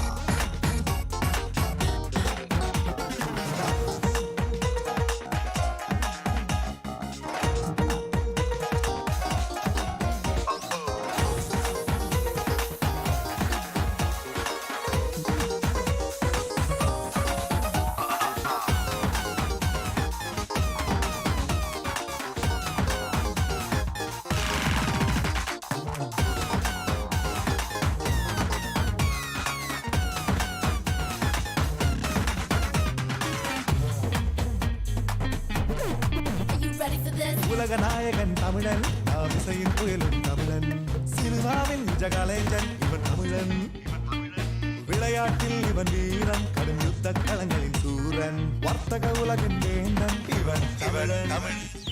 இரகடல் பலவை கண்டதும் திருவியன் கோடி குவிந்தும் சொந்த மண்ணை மரவா தன்மான தமிழன் கோடி தமிழர் நினைவில் வெற்றி வருவே மடியில் தமிழில் பேசி தமிழில் வாழும் தமிழர் சூழம்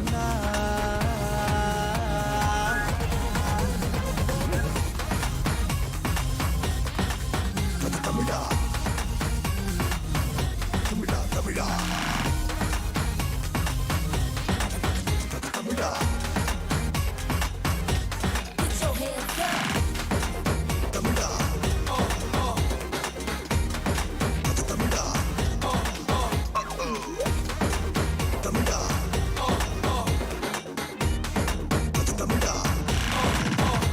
தமிழா. கேட்ட பாடலை இசையமைத்து பாடியவர் நீரஜ் கோபால். பாடல் வரிகள் கணதீபன் ஞானகுமரன்.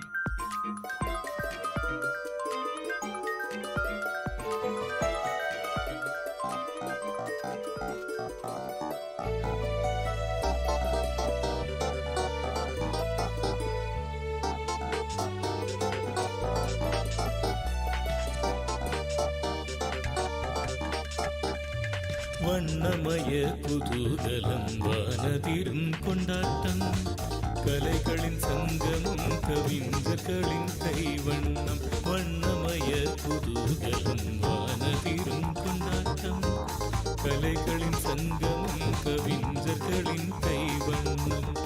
எண்ணங்கள் தொடும் உயரம் விண்ணளவு நாம் அறிவோம், ஒன்று கூடி எல்லோரும் கொண்டாடுவோம் festivity. Festivity, இது வெளியாகின் festivity, festivity, oh festivity.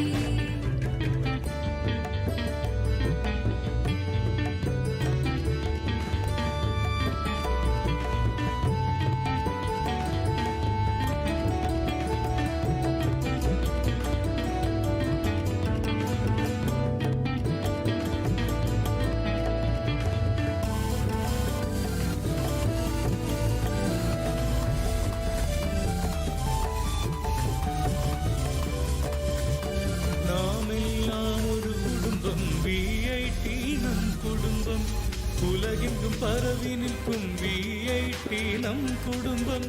வேந்தரெனும் தலைமையின் கீழ் செயல்படும் ஒரு குடும்பம். வேந்தரெனும் தலைமையின் கீழ் செயல்படும் ஒரு குடும்பம். மனமகிழ்ந்து எல்லோரும் கொண்டாடுவோம். ஃபெஸ்டிவிட்டி ஃபெஸ்டிவிட்டி இதுவே விஐடியின் ஃபெஸ்டிவிட்டி வண்ணமய குதூகலம் வானதிரும் கொண்டாட்டம் கலைகளின் சங்கமம் கவிஞர்களின் கைவண்ணம் ஃபெஸ்டிவிட்டி ஓ ஃபெஸ்டிவிட்டி ஃபெஸ்டிவிட்டி ஓ ஃபெஸ்டிவிட்டி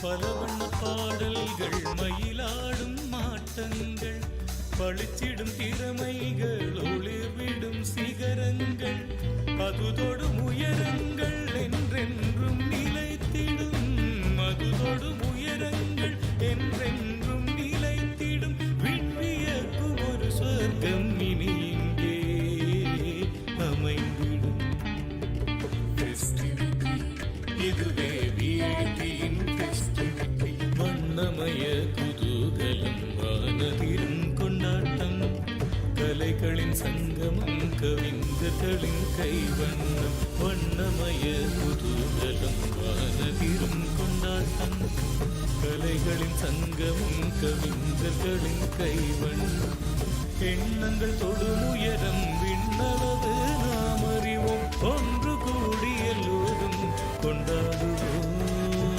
ஃபெஸ்டிவிட்டி ஃபெஸ்டிவிட்டி இதுவே விஐடியின் ஃபெஸ்டிவிட்டி ஃபெஸ்டிவிட்டி ஓ ஃபெஸ்டிவிட்டி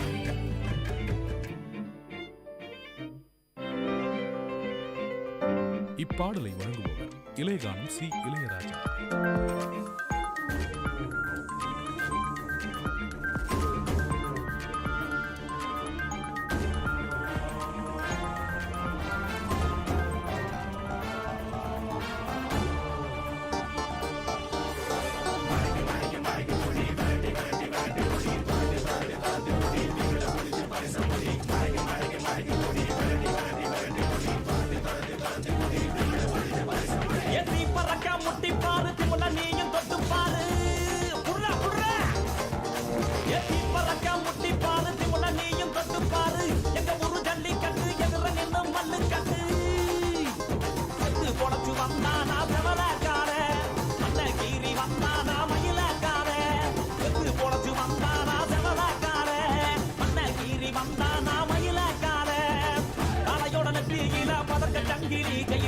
கண்ணியோட கழுத்துக்கு நான் தாலி சங்கிலி அலையோட நெத்தியில பறக்க சங்கிலி ஜெயிச்சா கண்ணியோட கழுத்துக்கு நான் தாலி சங்கிலி ஏற்றி பறக்க முட்டி பாரு ஏற்றி முல நீயும் தொட்டு பாரு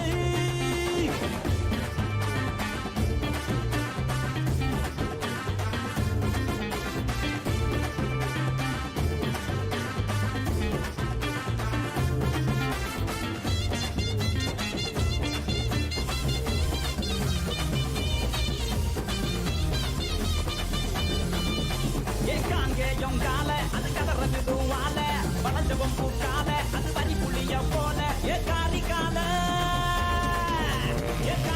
கருத்த கால தெரிஞ்சதும் 100 கால இறங்கி எட்டி பூடி இளவட்ட கால இறங்கி எட்டி பூடி இளவட்ட கால எத்தி பறக்க முட்டி பாரு இமுல நீயும் தொட்டு பாரு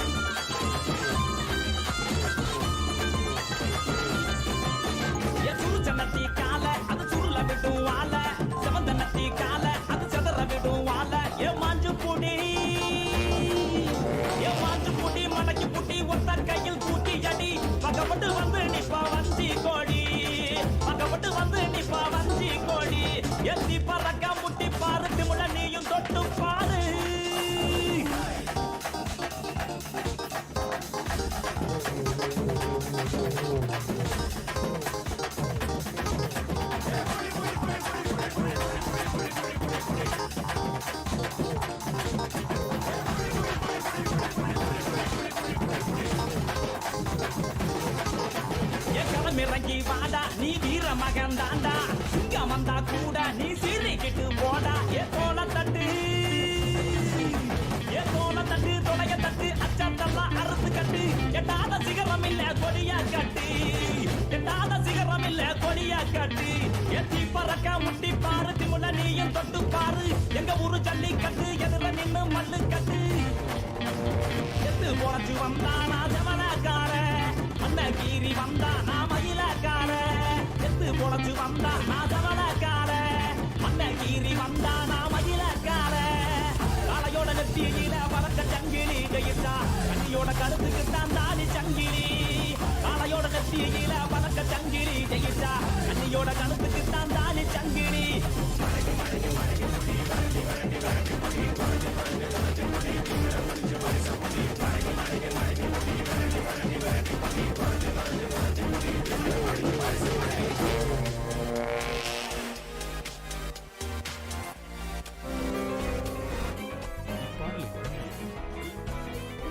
All marriages are sacred, but all are not safe.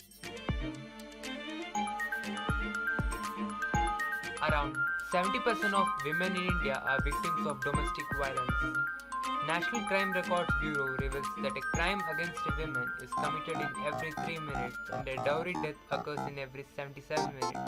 And one case of cruelty committed by either the husband or the relative of the victim occurs in every 9 minutes. According to the UNICEF Global Report on Adolescence 2012, 57% of boys and 53% of girls in India think a husband is justified in hitting or beating his wife. If the numbers we see in domestic violence were applied to terrorism or gang violence, the entire country would be up in arms and it would be the leading story every day and night.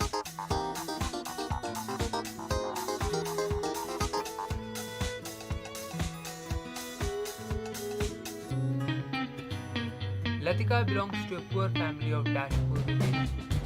She completed her graduation and is working as a teacher in a school in Mahanagar city. Raj, coming from a well-off family, is also working in the same school as a teacher.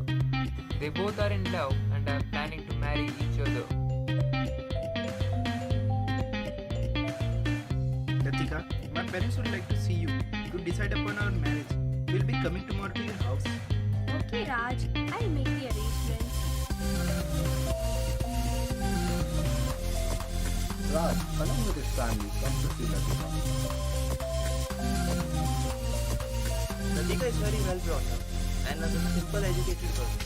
She is the only educated girl from our village. I am happy to give my daughter to you, Raj. We'll take care of her, Papa. I never thought that my son would ever go for a love marriage.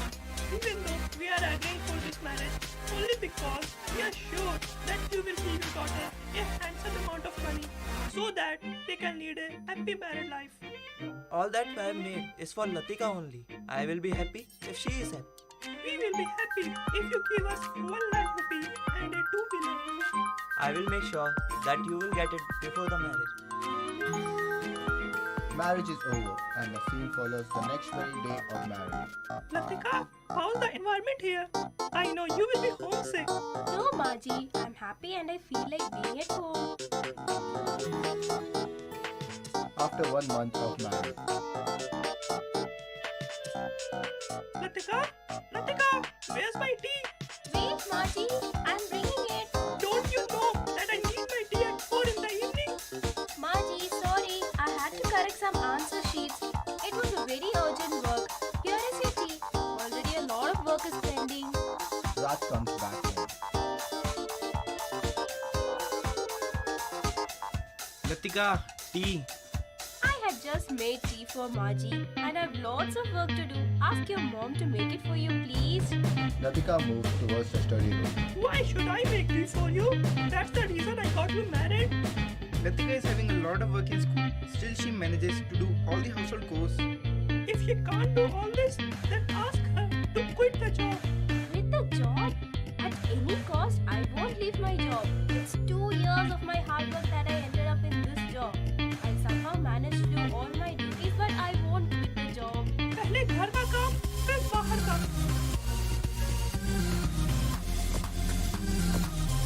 Similar things happen for a couple of days. Suddenly, one day the situation turns very sad. Latika, you have to leave the job. Because you are not doing any household work and not taking care of my mom. She has become unhealthy and weak. I want you to quit the job. I did not know that you will also support your mom and go against me, Raj.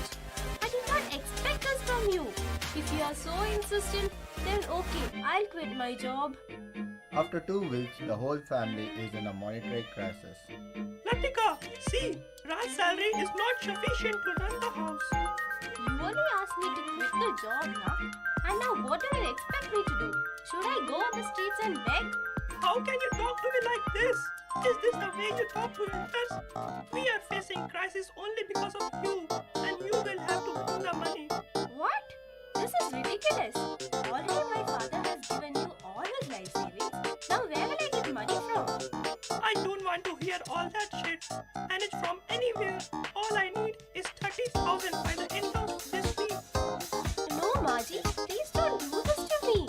Already I have quitted the job for you people, for your happiness. My father is already in debt. No excuses. I need the money.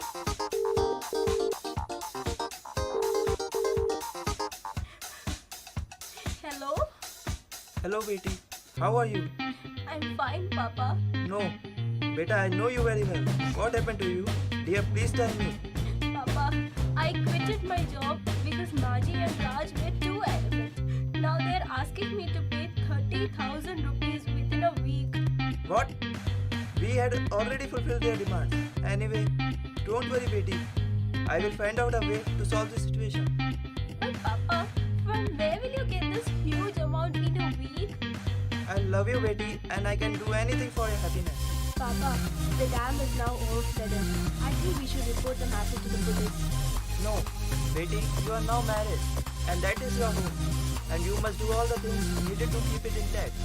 Don't worry about me. I will manage the money somehow.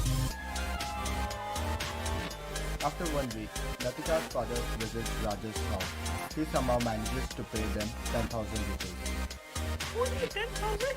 I told you to bring 30,000. Pay the rest of it, Latika. Maji? Latika, wait. Let me see. It is not Latika's fault. Sorry, I got this much money only. And for getting this much money, I have mortgaged my house, my field, everything. Now I don't even have a roof over my head to live. If you can't give 30,000, then take your girl with you. Raj, how can you say this? Your drama won't work here. Now stop crying and get lost. We don't need you here. Get out of my life. No, Raj, please don't do this to me. I am sorry. It's my fault. Please don't punish my daughter. I will get you the money within 2 days. 2 days?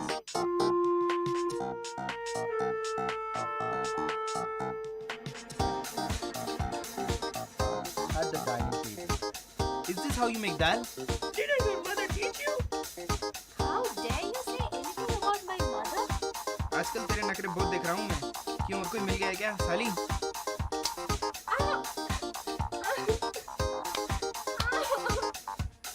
Latika got injured very badly. They locked her up in a room. She calls up her father. Hello. Latika. Latika, why are you crying, my dear? Please forgive me. I've given you a lot of trouble. And now further I won't.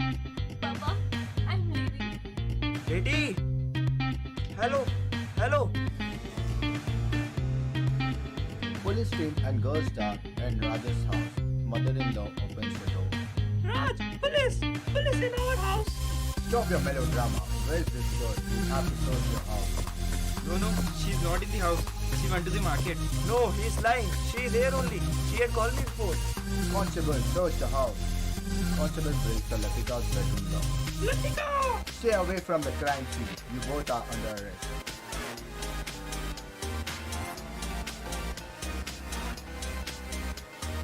The danger is real. Domestic violence hurts all family members. When a person is abusive, he or she eventually loses the trust and respect of his or her partner. Abused partners are afraid to communicate their feelings and needs.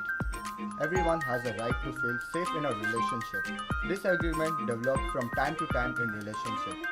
Domestic violence is not a disagreement. It is a whole pattern of behavior used by one partner to establish and maintain power and control over the other. These behaviors can become more frequent and intense over time. They are destructive and dangerous. The abusive person is responsible for this behavior. That person is the only one who can change them. Don't wait until you and the one you love get hurt. You're not alone. Raise your voice.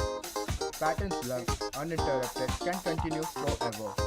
Domestic violence is a pattern that unless something significant changes, it will go on and affect everyone around you, your friends, family, and your children. No man can know where he is going unless he knows exactly how he arrived at his present place.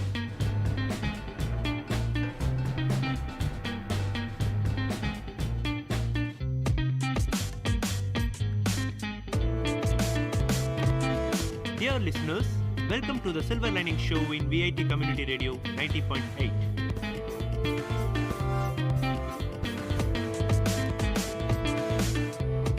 The program to reach heights, a motivation to enhance the positivity in you.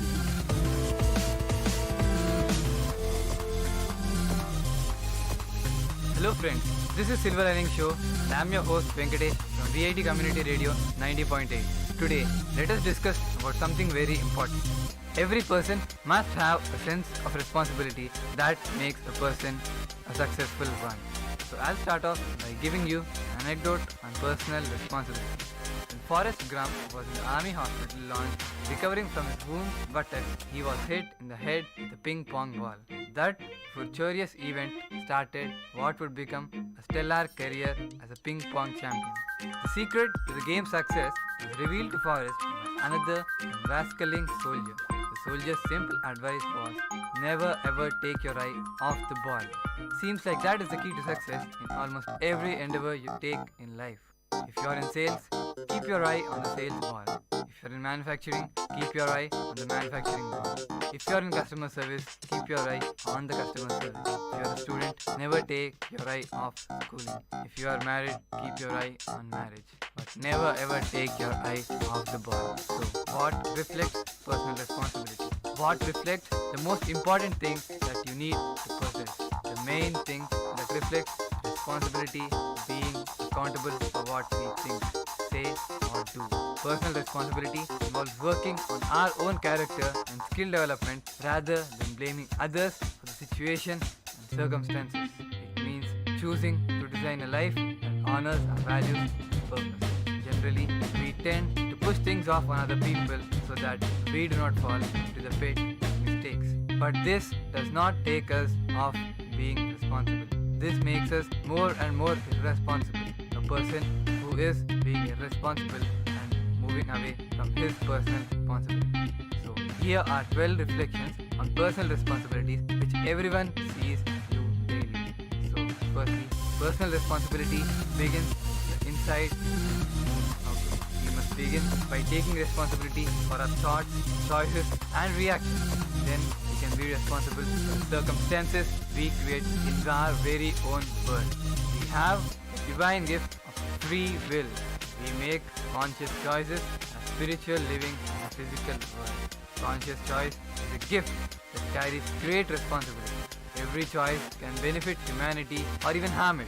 Even avoiding choices is a choice, and each choice will have consequences. When you think something or someone else is responsible for your problems and their solutions, that exact thought is the first problem to solve. People waste precious years while believing that there will be more time tomorrow than there is today. Today is the perfect day to accept and develop our gifts and talents. Do not postpone anything for tomorrow. Do whatever you do today. Do whatever you can today. Do not postpone. That only shows a sense of irresponsibility and not able to complete your work in the given time. This is an irresponsible person. This quality shows you that you cannot be responsible not only towards your work but towards anything you are given. The great philosophy of responsibility. When things are working, I am responsible, and when they need fixing, I am responsible. Do not run away when things need fixing. You should be the leader who can take the initiative and fix things when needed. Be responsible, be good to what you can, take the initiative, and move forward. Only our choices and actions today bring the rainbow's end any gold might contain. The richest blessings follow those who follow the rules and honor the universal laws for abundant living. Laws for wellness, success, relationships, prosperity, spirituality, and service to others. When you follow the rules, life works. If you think you ever really get by breaking the rules, you are only fooling yourself. True personal independence is the freedom from reaction, the ability to choose action and make choices that will influence positively the future of our lives and our world. The Creator knows it is we to be doing and will provide us with plenty of chances to show up. Do not let down these chances given to us. Do not run away from chances. Do not let them down. However, we will not get an unlimited number of chances and we cannot ever assume that we will have a tomorrow. Do everything today. Do not postpone anything. Do not postpone something which has a greater deadline too. You can control your ability to design your life and philosophies. The philosophy of personal responsibility allows you to live from an inner core of integrity that will bring a sense of satisfaction and fulfillment. You can choose to allow every circumstance to make you stronger, wiser, more knowledgeable, more skillful, and more living. The most important thing in life. We also have to be responsible not only for ourselves, for our company, but also for people around us. People who care for others, for our dear nature. Environmental responsibility is also very important as this is being a great need today. You are going to have to figure out what it means to be a human being on earth at a time when every living system is declining and the rate of decline is accelerating. Kind of a mind-blowing situation. But not one peer-reviewed paper published in the last 30 years can refute that very statement. Basically, civilization needs a new operating system. You are the programmers and we need it within a few decades. This planet came with a set of instructions, but we seem to have misplaced them. Important rules like don't poison the water, soil or air, don't let the earth get overcrowded, and don't touch the thermostat have been broken very easily. But Mr. Fuller said that spaceship Earth was so ingeniously designed that no one had a clue that we are on one, flying through the universe at a million miles per hour. No need seatbelts, lots of room in coach, and really good food. But that is all changing now because we are being responsible to our very own earth.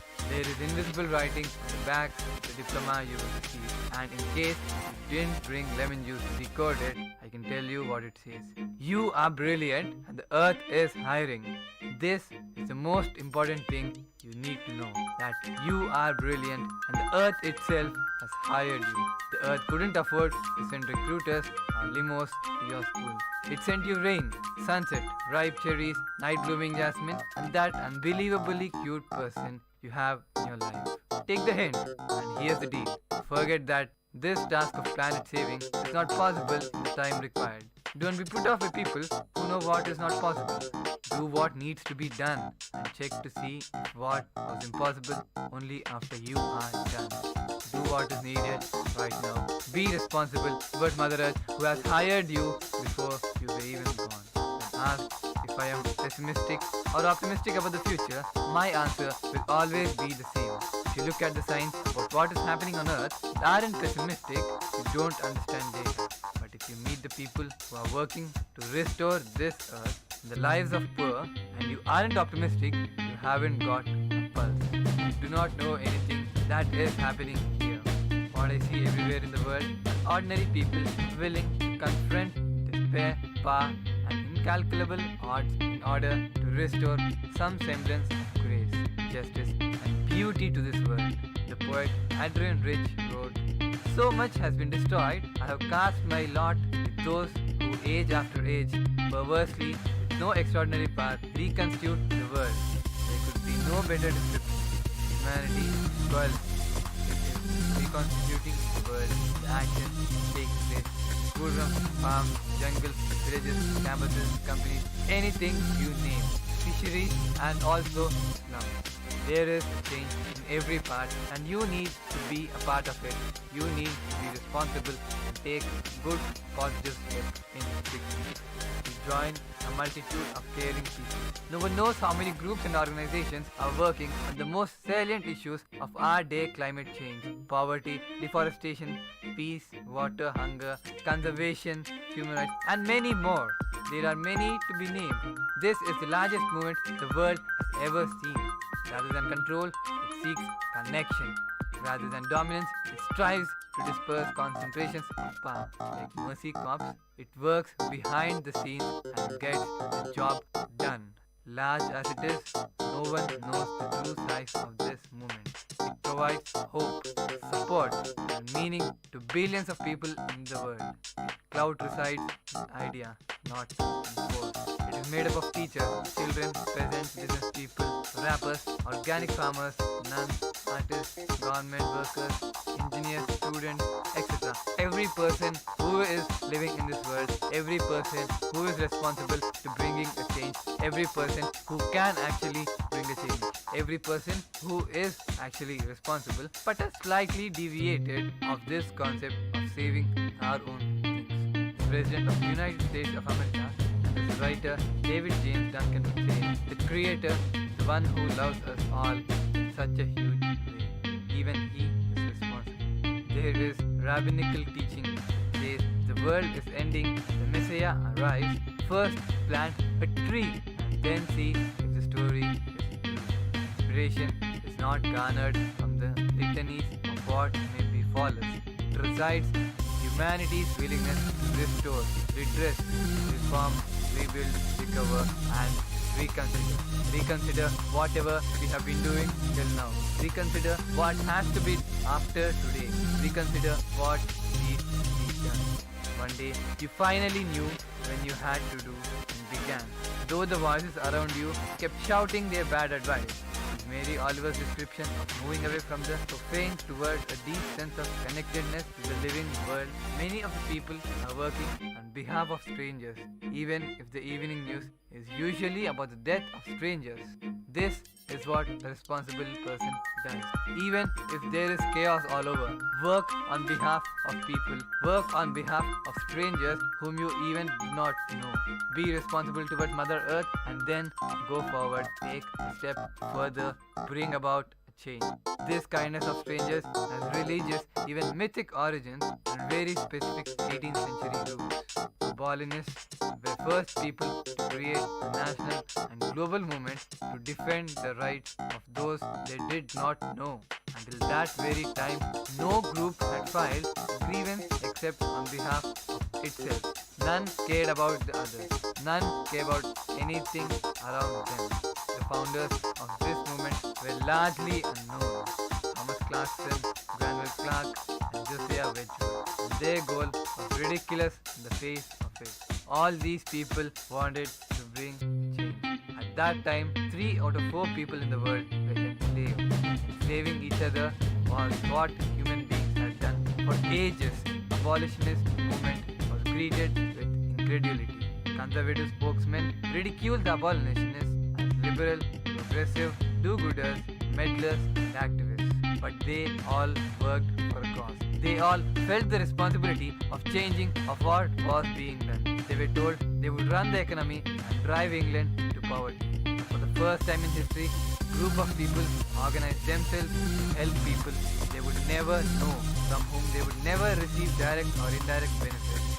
Today, because of that very responsible step which they took back then, there's some change in our lives today. And yet, that isn't sufficient.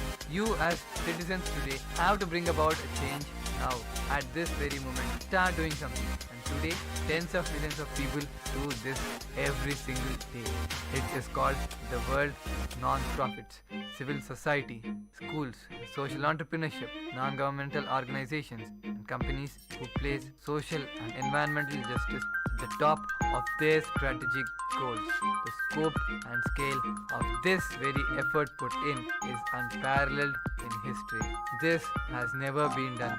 This magnitude work is the first time it is being done. And friends, be a part of it. Do not move away. The living world is not out there somewhere, but in your very heart. What do we need to know about life? In the words of biologist Jenny Benias, life creates the conditions that are conducive to life. I can think better motto for future economy.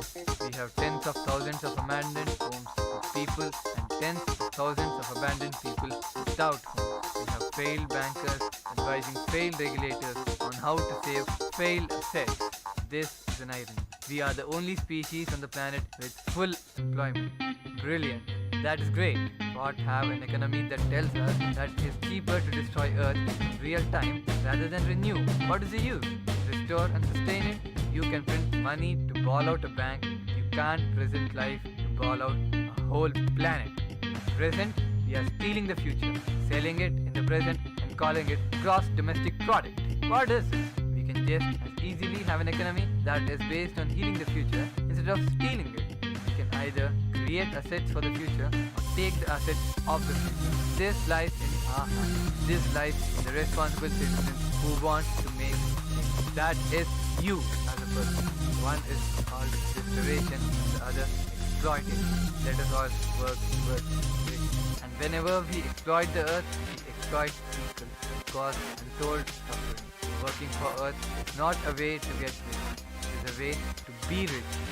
The first living cell being nearly 40 million centuries ago, and its direct descendants are in our bloodstreams. Literally, you are breathing molecules this very second that we inhaled by Moses, Mother Teresa, and Bono.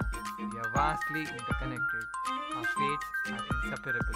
We are here because the dream of every cell is to become two cells. And dreams come true. And each of you are a quadrillion cells, 90% of which are not human cells. Your body is a community. Without those other microorganisms, you would perish in just hours. Each human cell has 400 billion molecules conducting millions of processes between trillions of atoms. Total cellular activity in one human being is staggering. 1 septillion actions at any moment. A 1 with 24 zeros after it. In a millisecond, our body has undergone 10 times more processes than there are stars in the universe. This is exactly what Charles Darwin foretold when he said science would discover that each living creature was a little universe in himself, formed of a host of self-propagating organisms, inconceivably minute and numerous as the stars of the heaven. So, I have two questions for you all. First, feel your body. Stop for a second. Feel your body. On septillion activities going on simultaneously in your body. Does this so well you feel? Ignore it. Wonder. Instead, when the speech will end, you can feel it. It is called life. This is who you are. My next question is, who is in charge of your body? Who is managing those molecules? Hopefully, not a political party. Life is creating the conditions that are conducive to life inside you. Just as in all our innate nature to create the conditions conducive to life. What I want you to imagine is that collectively humanity is evincing deep innate wisdom coming together to heal the wounds and insult the past. Ralph Waldo Emerson once asked what we would do if the stars only came out once every 1,000 years. No one would sleep at night, of course. The world would create new religions overnight. We could be ecstatic, delirious, more rapturous by the glory of God.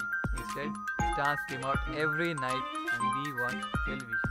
This extraordinary time when we are globally aware of each other and multiple dangers that threaten civilization has never happened. Not in 1,000 years. Not in 10,000 years. Each of us is as complex and beautiful as all the stars in the universe. We have done great things and we have gone away off course in terms of honoring creation.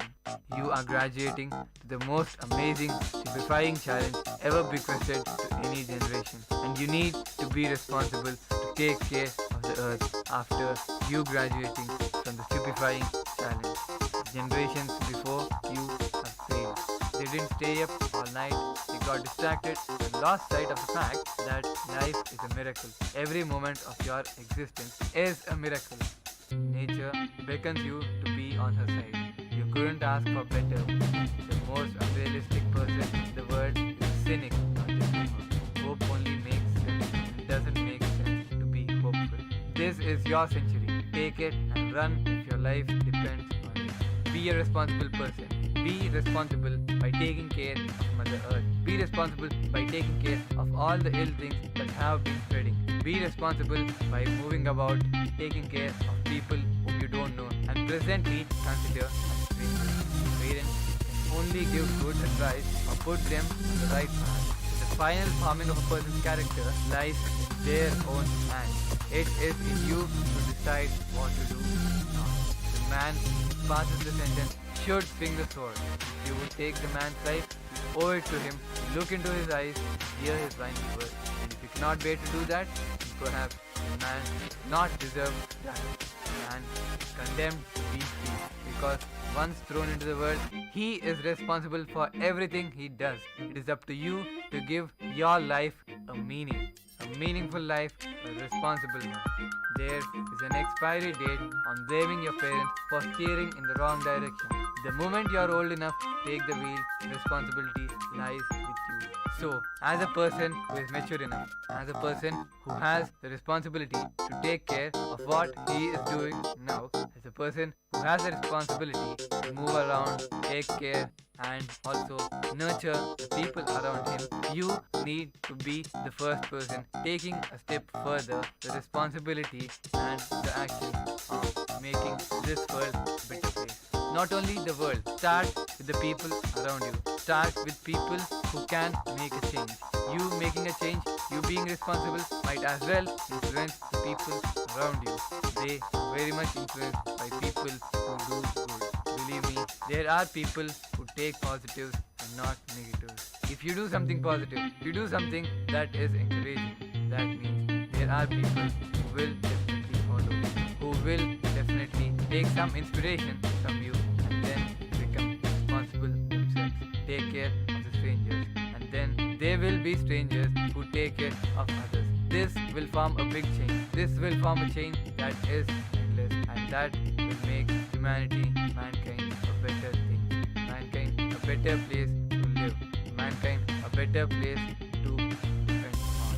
The earth has been there, has been thriving, will be good. It will be something to leave hope for future generations. It will be something as tribute to the people who have started this very revolution of making Earth a better place to live. Man is therefore condemned to be free. And in this free world, it is your choice to make the right choice of always doing good. Always being responsible to whatever you are given. Always being responsible in everything you do. It is up to you to give what you do some meaning, some meaningful thing in your life to do, some meaningful thing that you can do and also influence people around you. It is up to you to do all these things. It is in your hands. No one would sleep in the night, of course, if there were no stars. So friends, because of all these nature has provided to you, you have something to provide to nature. And not only nature, but also to people around you. There are reflections that can be seen in you due to your responsibility on how you take things. This responsibility is very important. This responsibility should start. I hope this starts at this very moment and you help not only yourself but also strangers, as you call them, the different people around you, and also people who are thriving and need something, some help, some responsible person to be around them. Friends, this is Venkatesh, your host, signing off from Vit Community Radio 90.8.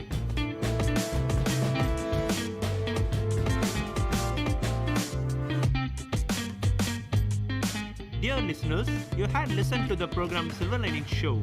We will meet you with another interesting positive topic in our next show. Till then, tune in to VIT Community Radio 90.8.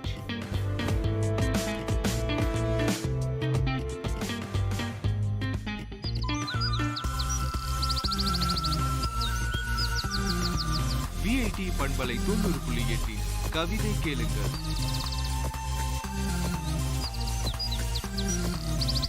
பேனா மரங்கள்.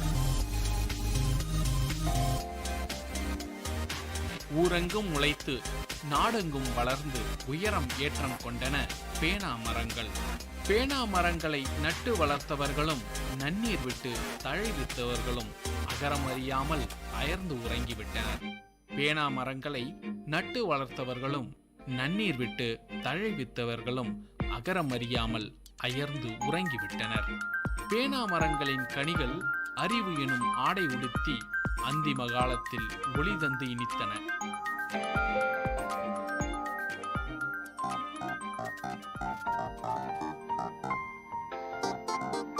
மரம் நட்டவனுக்கோ அகரம் தெரியாது, கனி கொண்டவனுக்கோ நட்டவனின் மனம் புரியாது.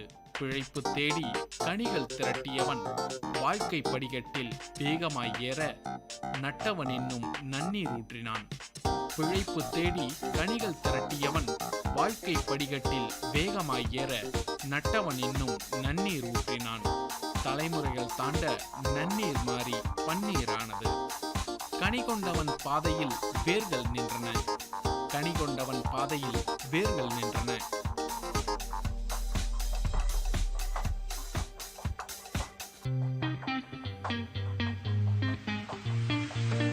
இரண்டாம் தலைமுறை கனி கொண்டான், இன்னும் நட்டான் பல மரங்களை. இரண்டாம் தலைமுறை கனி கொண்டான், இன்னும் நட்டான் பல பேனா மரங்களை. நடக்கும் வழிகளிலும் பேனா மரங்கள், உழும் நிலம் எங்கும் பேனா மரங்கள். பாறையிலும் பல்கி பெருகின பேனா மரங்கள். பாரபட்சமின்றி பாரெங்கும் பேனா மரங்கள். உரமிட்டு ஊன்றி நட்டு கனி தின்னும் காலம் கடக்க பழுத்து தொங்கும் பேனா மரக்கனிகள். உரமிட்டு ஊன்றி நட்டு கனி தின்னும் காலம் கடக்க பழுத்து தொங்கும் பேனா மரக்கனிகள்.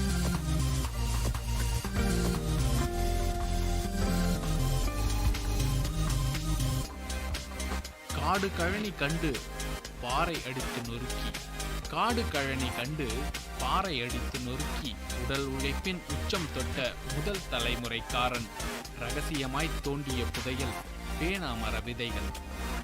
உடல் உழைப்பின் உச்சம் தொட்ட முதல் தலைமுறைக்காரன் ரகசியமாய் தோண்டிய புதையல் பேனா மர விதைகள்.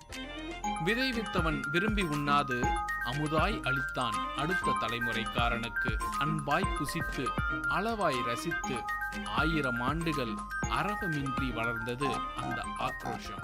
அன்பாய் புசித்து அளவாய் ரசித்து 1000 ஆண்டுகள் அரவமின்றி வளர்ந்தது அந்த ஆக்ரோஷம். புதையல் உதிர்த்த மரங்கள் உதிர்த்தன தன் மழலைகளை.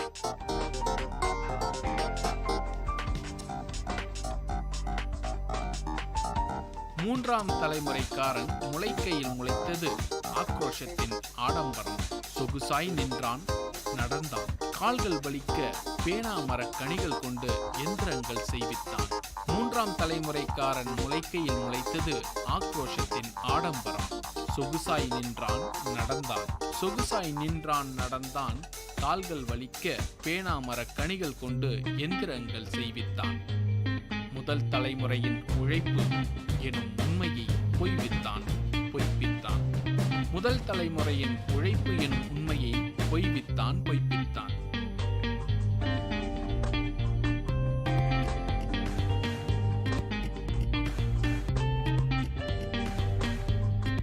இன்னும் 2 தலைமுறைகள் தாவ காடு கழனி காணாமல் போக அன்பாய் புசித்தவன் அதிகாரமாய் கை வைத்தான் பேனா மர கனிகள் மீது. இன்னும் 2 தலைமுறைகள் தாவ காடு கழனி காணாமல் போக அன்பாய் புசித்தவன் அதிகாரமாய் கை வைத்தான் பேனா மர கனிகள் மீது. பேனா மரக்கனிகள் கோபம் கொள்ள காலம் வெகு தூரமில்லை. புதையல் பெட்டியில் விதைகள் மீதமில்லை. பேனா மரக்கனிகள் கோபம் கொள்ள காலம் வெகு தூரமில்லை. புதையல் பெட்டியில் விதைகள் மீதமில்லை. பேனா மர விதைகளில் இன்று வீரியமில்லை. பேனா மரங்கள்.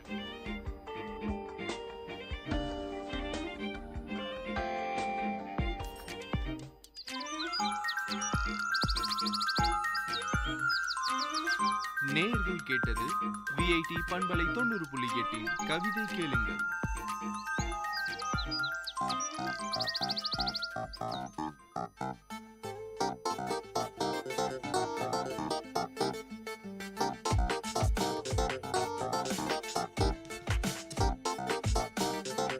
Vanakkam, Vandanam, Namaste. This is VIT Community Radio 90.8 and you are listening to Second Look. By now, you must have gotten used to my voice. As courtesy demands, to all those who don't know me, I am Vibisha. We have a special guest today. She's been here before. Let's welcome Arija onto our show. Hello Arija. Hi Vibisha. Hi Urva. So, how was your weekend? It was so boring. I was watching the movies I had already watched over and over. And this movie, Bride Wars, I have to tell you, this is my favorite. I have watched it several times, but I still wouldn't mind watching it again. Oh yeah, Bride was one amazing movie. I think even today, in some corner of the world, girls would be watching it in a sleepover. Why don't we talk about Bride Wars today? Sounds cool. Let us talk about it. To all the listeners who haven't watched Bride Wars yet, what comes to your mind when you hear the two words Bride Wars? Maybe brides fighting over something? Well, keep guessing. We're gonna tell you anyways.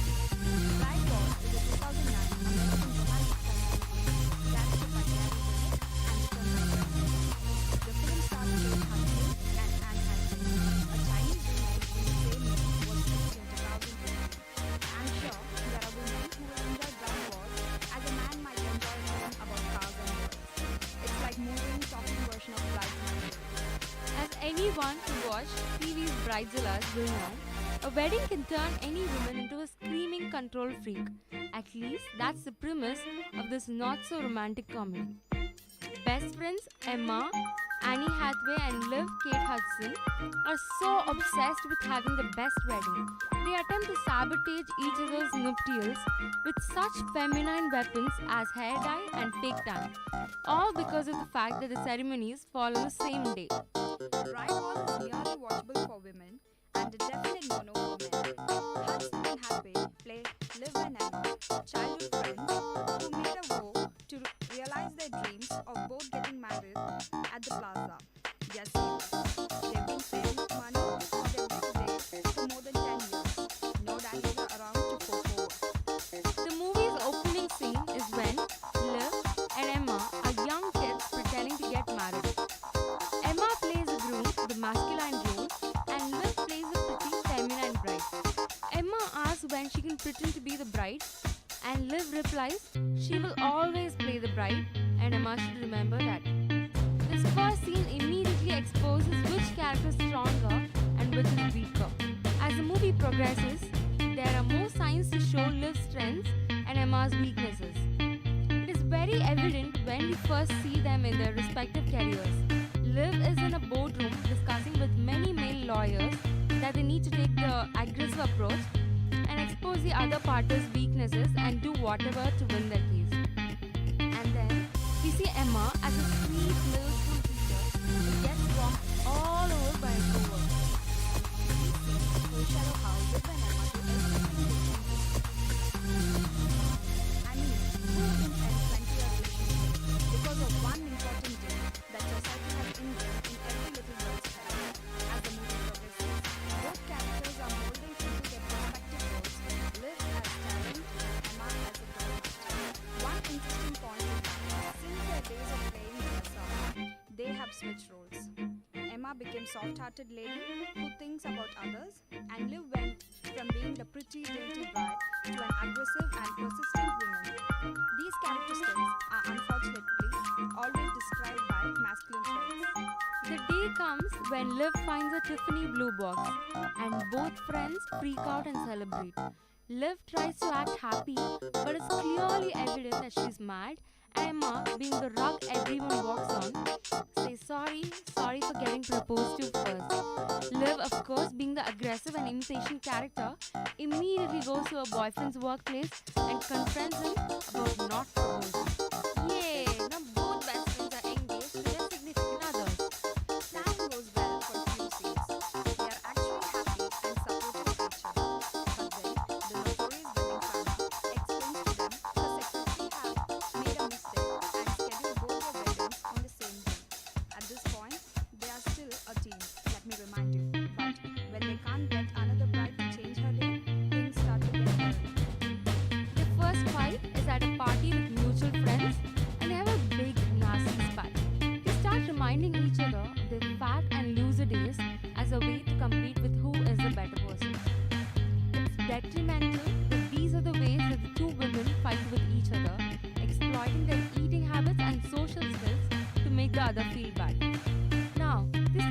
sabotaging each other, Emma sends sweets to Liv to get her fat so she won't fit into her dress. Because as they say in the movie, Vera Wang doesn't alter for you, you alter yourself for Vera Wang. As they undermine tanning sessions and haircuts as they both prepare for the nuclear. All of these trajectories are skin deep, illustrating how horrible these two characters are. They put on so much emphasis on how they should look and no significance on how they should treat each other with respect.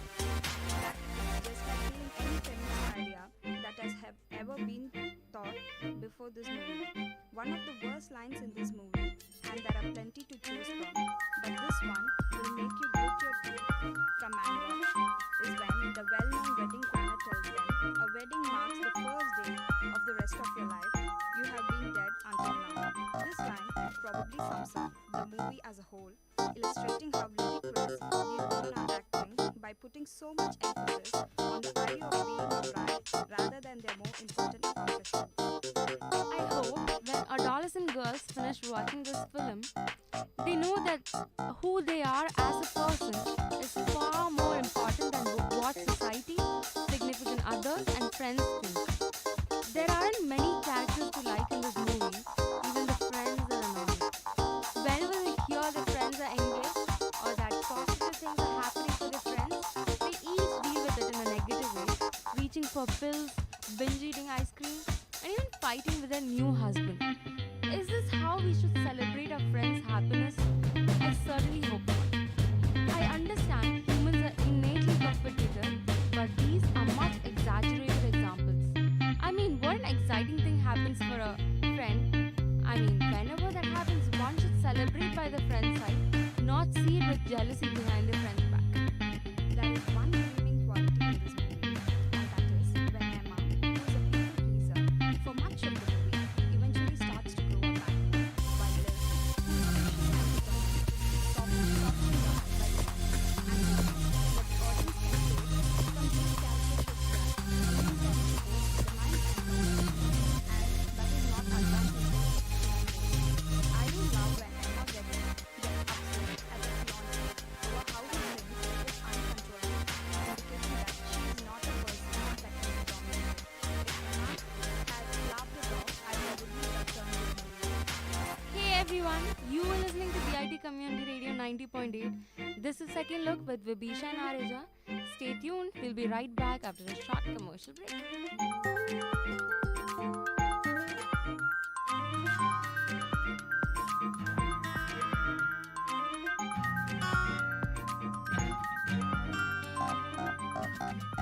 Little hands and little feet, little eyes and little teeth. Don't make you smile, don't they make you laugh? Little hands and little feet, little eyes, those little teeth. Don't they make you smile? Don't they make you laugh? Wiggle mouth, wiggle mouth, wiggle, wiggle mouth, wiggle mouth, wiggle.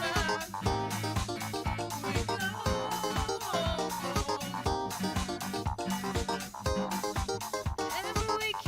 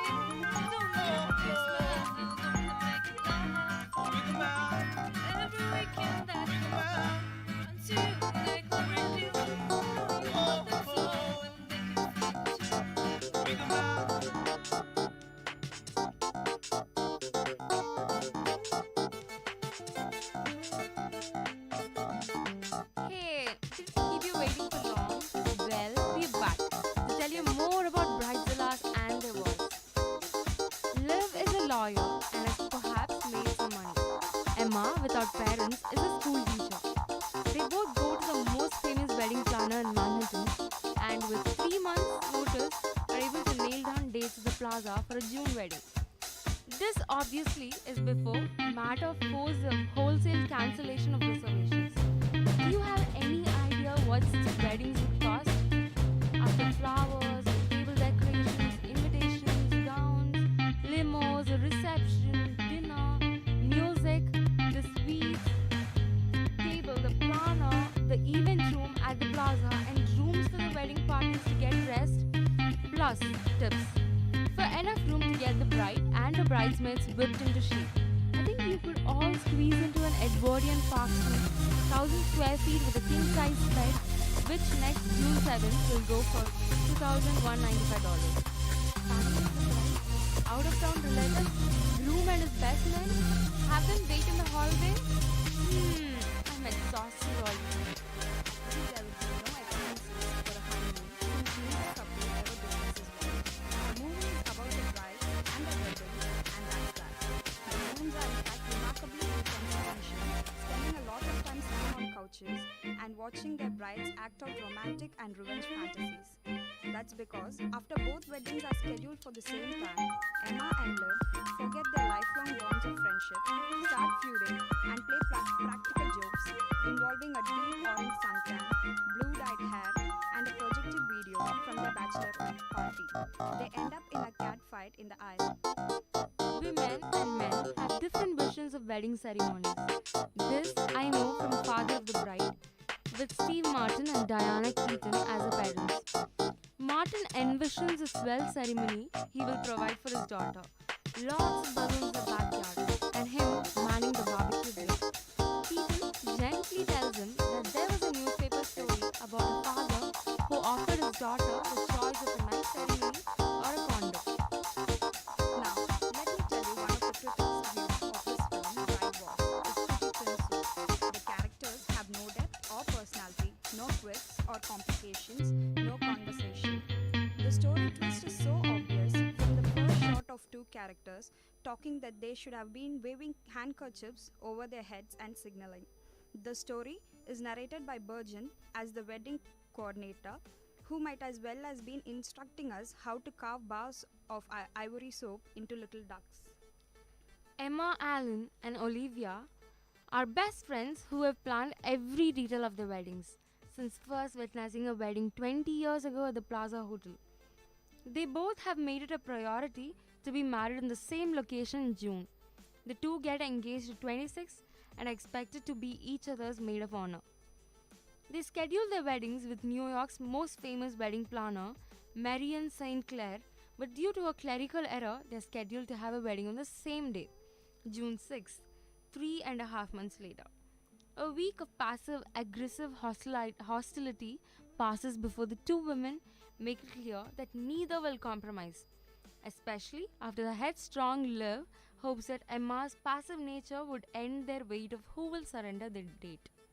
Emma's fiancé, Fletcher begins to show signs of being controlling. The two women declare war after being slightly misunderstanding that Liv already set her wedding date, outraging Emma, who sets her date as well, which Liv becomes aware of their shared shower party. The two exchange threats and insults in front of their friends who decide not to take sides.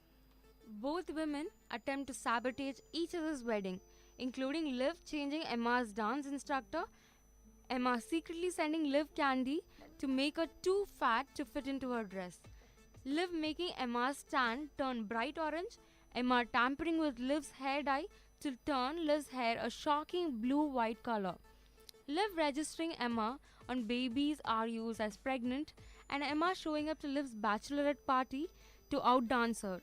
Emma and Fletcher get into an argument regarding Emma's maniac behavior of sabotaging Liv's wedding and their friendship, including how Emma has changed since they first met. Emma and Fletcher are shown to undergo strains in their relationship because of Emma's newfound opinionated and confident trait, a depart from her usual people-pleasing characteristics. Liv has learned to be more sensitive and expressive, which gives her a sense of relief to finally have the luxury of being able to let go and be less controlling. Both brides-to-be are shown to be in the plaza very shortly before they are due to be wed separately. Right before Liv's leave to begin her march to the altar, she encounters Emma's father and receives his blessings. Immediately, she regrets setting up a wild spring break DVD to play at Emma's wedding. She sends her assistant, Kevin, to replace the DVD with the right one filled with childhood memories, thinking that the DVD is for a prank. He does not do so. Before the brides enter their respective venues, they share a moment of reconciliation as they both smile at each other. Emma begins a walk down the aisle but stops when the footage of her spring break is shown. She loses her temper and tackles Liv after sprinting to the other section of the plaza.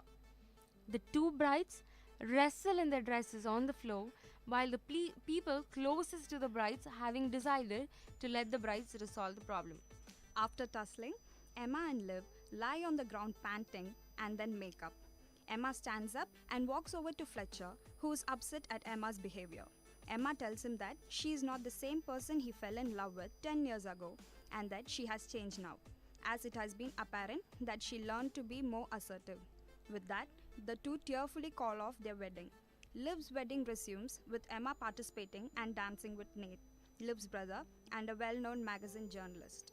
The movie picks up a year later when Liv and Emma meet up for drinks, where it's revealed that Emma married Nate. Emma and Liv also reveal to each other that they're pregnant and that their due dates are the same, March 3rd, and both friends get excited. Hey, you fabulous listeners. I think it's time for us to stop talking and let you guys watch this film. Keep listening to Second Look on VIT Community Radio 90.8. See you next time. Until then, it's a big bye from Vibisha and Areja. Bye.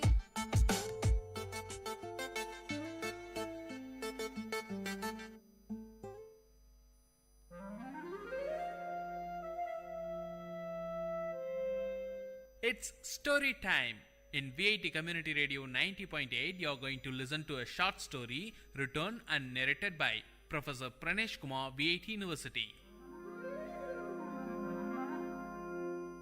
Title of the story, Padma. A land traditionally endued with myths and spirituality, India still pertains to its belief and notions, which sometimes are ridiculed as superstitious. Fortune tellers, tantris and sannyasis are welcomed, and their service is sought by an ordinary man, irrespective of whether he is an urban or rural dweller. The beginning of 1980s was a period in South India, especially in South Tamil Nadu, when most of the homes in villages were electrified, and God said, "Let there be light," and there was light. While some claim that light enlightened people, there are also notions that it wiped away the innocence of the ordinary. The hero of the story, Raghav, was employed in the electricity board. He was looked upon with great wonder and respect. People spoke to him rarely. It must be the fear factor or respect that made the villagers shy away from Raghav. Raghav was in his 40s. He had a fearful appearance with a huge imperialistic mustache, reddish eyes, and a gigantic figure which would scare away children. It was 6:30 p.m. Raghav rushed to the tea shop close to the Panchayat office. Mohan and Aji were waiting there for his arrival. In the dim light, Raghav could rightly locate them from a few meters away with the illuminated cigarettes on their lips. The silence of the eve was beautiful with a movie song from the Tamil movie Padinaru Vaidinile that was ascending from the tea shop radio. The atmosphere was disturbed in intervals by a scratch noise. Probably it's the tea shop owner cleaning his vessels. Raghav, Mohan and Aji were friends right from their childhood days. Mohan and Aji were unemployed but survived on the income from their ancestral property. Among them, Mohan was the youngest. He differed from his friends, wearing a bell-bottomed pant and with a peculiar hairstyle that was trendy among youths of the time. Coming close to his friends, Raghav stopped, got on from the cycle and flipped down the stand, leaving it to rest. Aji offered a cigarette to Raghav. Before placing it between his lips, Mohan lighted it for Raghav with his own. The conversation began immediately after Raghav had 2 strong puffs of the dry tobacco roll. Aji, shall we proceed with it? Raghav, with what? Removing the cigarettes from his mouth. Mohan, should we narrate it again? Don't you remember the plan that we told you yesterday? Raghav, but I told you that I have very little knowledge about mantras. Did I not? Aji, so you are the right person. You have the little knowledge that we need. After giving a deep thought, Raghav replied. Raghav, okay then, let's give a try. But only if you support me. Both the friends cheered as they were waiting for this word from Raghav. As it used to be, a wealthy landlord of the nearby village had a beautiful daughter. The fairy girl was possessed by the evil spirit Rektarashas, a bloodthirsty evil spirit. The landlord was much worried since it was the time when he was almost successful in fixing a bridegroom for his daughter Padma. Padma was then alienated. She sat at the corner of a dark room, staring at the window with wet eyes. She expressed a peculiar symptom. No one in the house went close to her. If that happened, she bit her own flesh to suck blood, thus carrying away others. Prayers and special pujas with offerings to the local deities were made. Kalam puja during midnight and all other means were tried but in vain. The distressed landlord promised a lump sum of 5,000 rupees for any tantri who would ward off the Rektarashas from his daughter. 5,000 rupees was a lump sum then.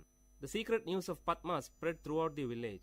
Everyone knew of this, but none dared to discuss about it in public. Aji's father Nadraj, the prominent matchmaker of the village, brought home the story of Padma. Nadraj was the matchmaker for Padma. When the story of the Rektarashas reached the three friends through Aji, they discussed the issue. The bone of content of the discussion was not Padma, but the 5,000 rupees. Three friends were in dire need of money. Mohan needed money to buy a new tape recorder. Raghav was aiming for a motorbike, and Aji wanted to buy a costly gift to impress his lady love. Aji said, "Merely dreaming about the lump sum will give us absolutely no result. How do we grab it?" Mohan: Raghav's grandfather was a well-known Vaidya and a Tantri. He was also an expert in warding off evil spirits. Raghav: Oh, that old man.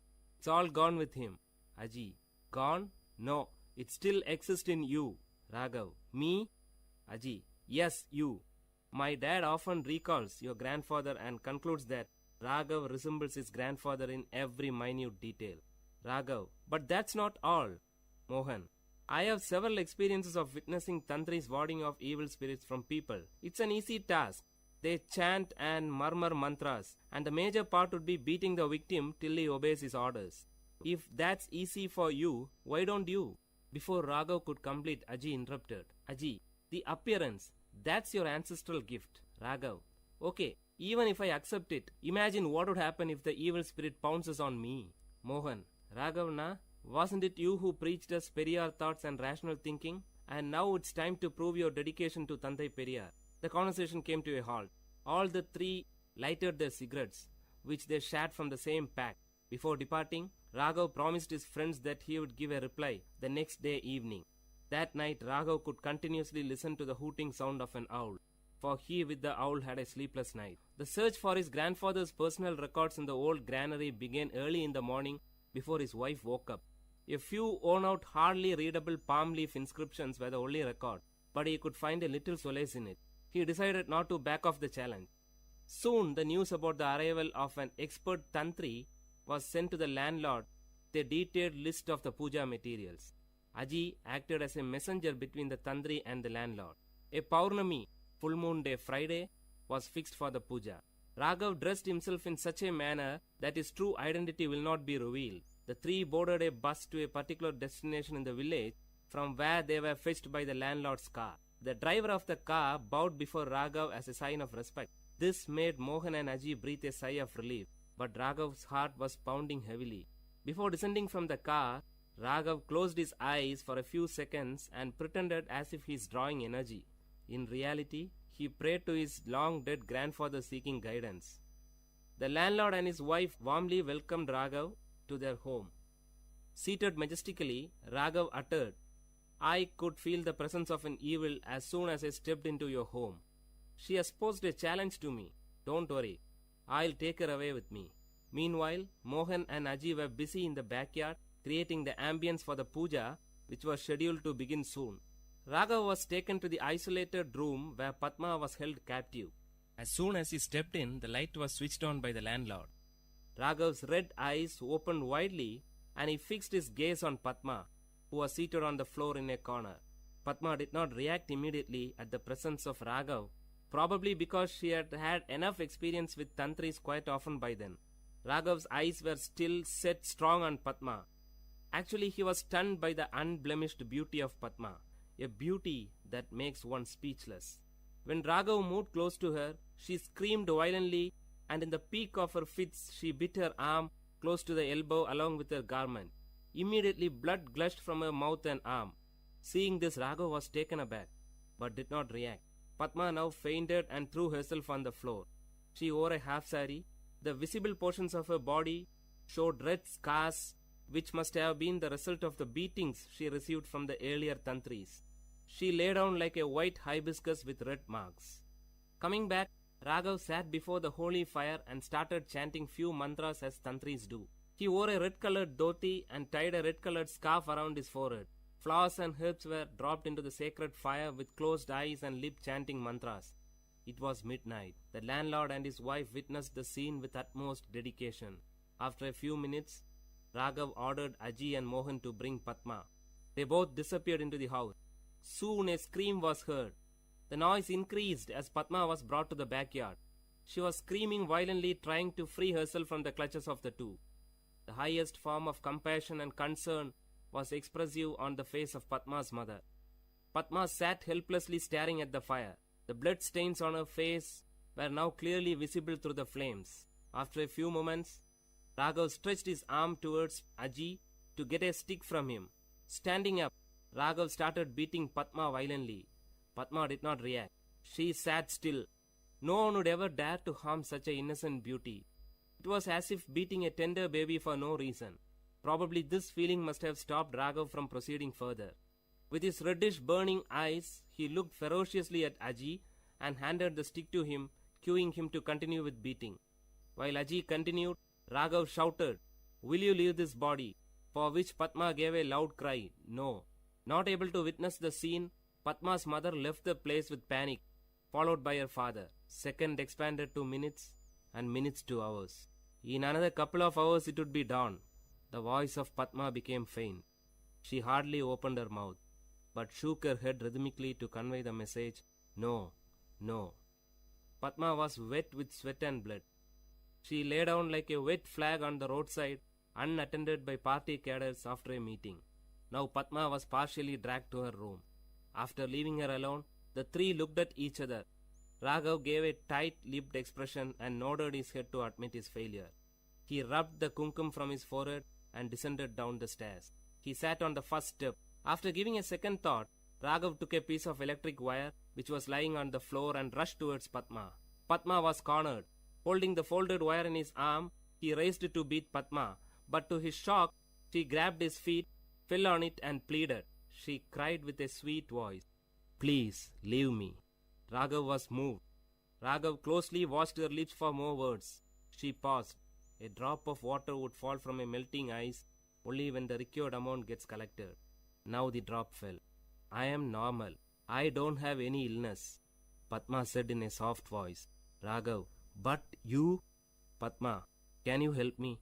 Before Raghav could give an answer, Padma continued, "I am in love with my cousin, but our families are not in good terms. My parents will never accept him as my pair. If I reveal it, Chandran may be in trouble.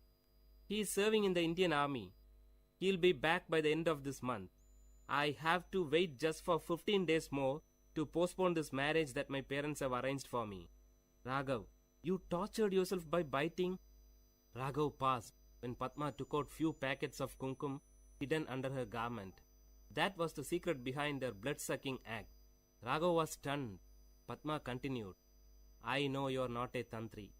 Hearing this, Raghav touched his face and dress with his fingers to make sure if his makeup hasn't deceived him. "You never uttered a correct mantra." Raghav expressed a surrendered look of a child in front of his mother. Padma continued, "My parents will not let me out of the house." Those were the days when women were denied freedom to move about, especially after the marriage is being fixed. In most of the communities, women did not have any freedom in choosing their life partners too.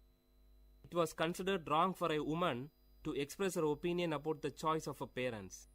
Some women considered that pretension of being possessed by an evil spirit was the only way by which they could get an outlet to express their views. Whatever she uttered in this form was considered as a word of the spirit which possessed her. Padma was one such victim. Raghav was deeply moved by the depth of love that Padma had for Chandran. She had withstood all the humiliations of the tantri for her love. Padma carefully stood up, stretched her hand towards the picture of goddess Lakshmi, and took a piece of paper which was hidden behind it. She carefully handed the paper to Raghav. Can you inform Chandran that my parents are busy in getting me married to another man? Please? Raghav took the paper and looked into the contact details. Nodding his head as a sign of acceptance, he moved out. Just as he stepped out of the room, he could hear the murmuring sound of his friends outside. Then something struck him. He swiftly turned back to Padma. Holding the paper in one arm and the other arm holding the door, Raghav uttered to Padma in a feeble sound, "Can you do us a favor?" Padma looked at Raghav with an expression that signaled proceed. "Raghav, I assure you that we will unite you with Chandran. But till then, can you stop this self-punishing at least for our sake?" Hearing this, like streams of water in a dry place, Padma's lips started to smile after a long time. "Padma, don't worry, you will get your reward." The word was kept. Years passed, and today Padma and Chandran are happy with their children and grandchildren. Today, as the opinion of women is being sought by their parents for all the factors that concern their life, the cases of women possessed by evil spirit in the society has declined.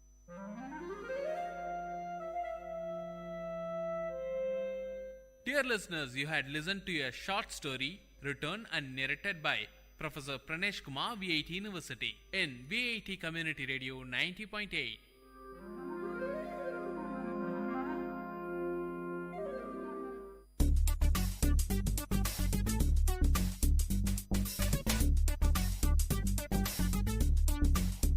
And you're listening to the show Travel Bonanza with, of course, your host Ashika.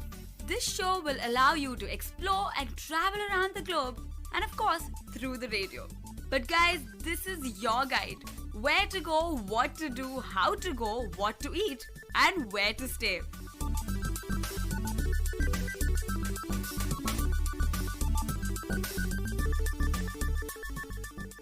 Hello to all the listeners. This is VIT Community Radio 90.8. And you're listening to the show Travel Bonanza with your host Ashika. The show where you get to travel around the world through the radio. As we stay in Vellore, how about in this episode we deal with the areas in the near vicinity. And in the near proximity, the first place we think about is the city of Chennai, or as some people call it, Madras. Chennai itself is an excellent tourist destination for all of us, especially the people of Vellore. Chennai is home to beaches, educational centers, recreational facilities, resorts, historical heritage sites, and plenty more. We definitely require more than one episode to feature this city. Thus, we could probably call it Part 1 of Chennai. The later sessions we can explore as we visit the places further. So what is the first thing that one remembers or recollects when one says Chennai? Yes, it is the beach, of course. The Chennai coast contains various beaches, the Thiruvanmayur beach, the Besant Nagar beach, Elliot's beach, Kovalam beach, and of course, how can we forget the Marina beach? So we'll talk about Marina in this first episode. Marina is the landmark of Chennai, or let's say India, being the second longest coast in the world. Marina is a hot tourist destination, even literally. Whenever I've visited the beach, it's always bustling with life. Tourists of various nativities all relaxing at the beach. The attraction of the tourists calls for many souvenirs that people can take back home. The main path to the beach contains side stalls that sell souvenirs like shells, beach attire, handicrafts, and of course, what is a tourist destination without food? There are tiny food stalls throughout the beach. Fish stalls, corn, chips, beach kulfi. Oh, that's my favorite, of course. And the famous bhaji stalls, how can we forget that? And apart from that, which you say the food, you have the horse riding, which is, I think, very particular to the Marina beach. You get to witness fishing right in front of your eyes in Marina Beach, and it's a complete experience. The unique aspect of Marina that sets it apart is the recreational features, like the memorials of individuals who have made a difference to what is Tamil Nadu today, like Dr. MGR's memorial. The facilities are very well maintained and constructed in a magnificent manner. So do visit the memorials. a glimpse of the modern history of the emergence of Tamil Nadu. How can I forget? What is a beach without a lighthouse? You get a chance to get a bird's eye view of the coastal phenomena along the horizon. Enough of me talking. We have an interview with one of the Chennaiites at Marina Beach. My name is Shivakumar. Okay, where are you from? I'm from Chennai.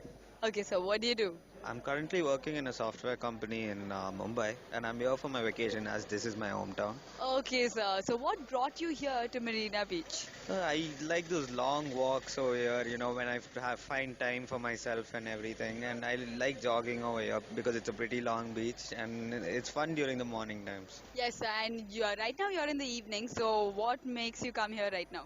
It's pretty windy and all those types weather, and I like to take a walk when I want to, relax and everything. So you come with your friends. I see a lot of them right now. Yeah, we play football generally, and we hang out sometimes. We play frisbee and everything sometimes. But otherwise, we just talk and, eat something over here. And we like the beef stall over here, which is good. So we come there during the nights and hang out over here. Yes, definitely. Marina is such a happening place. There's so much crowd here, and it's completely amazing. So what do you think sets Marina Beach apart from the other beaches?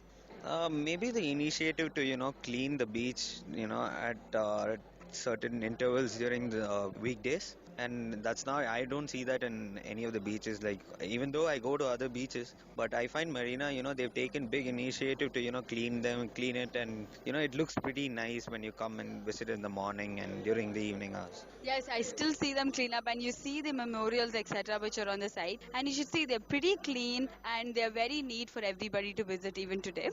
So what do you think is the most interesting thing about Marina? The food. I guess I like the food over here because I come for that mostly. Because I stay within around a kilometer from here, so I come for the food, and the beef stall and the fried rice and everything is too good over here, and what is the bhaji and everything is good. It's famous for that.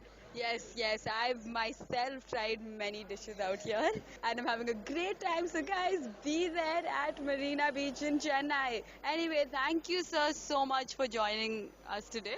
Thank you. And I'm sure it would have got the locals' viewpoint of this destination.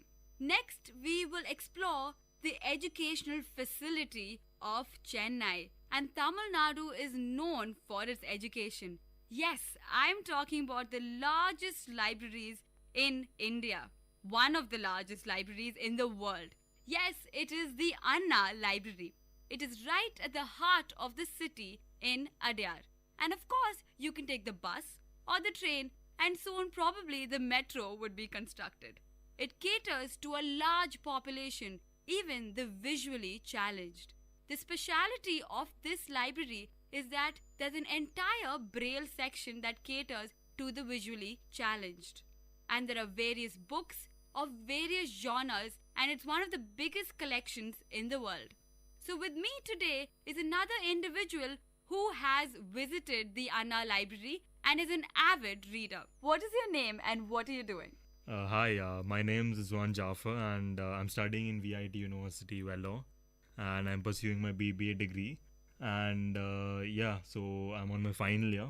So within 5 months to 6 months, I should be finishing my degree. Okay, good luck with that.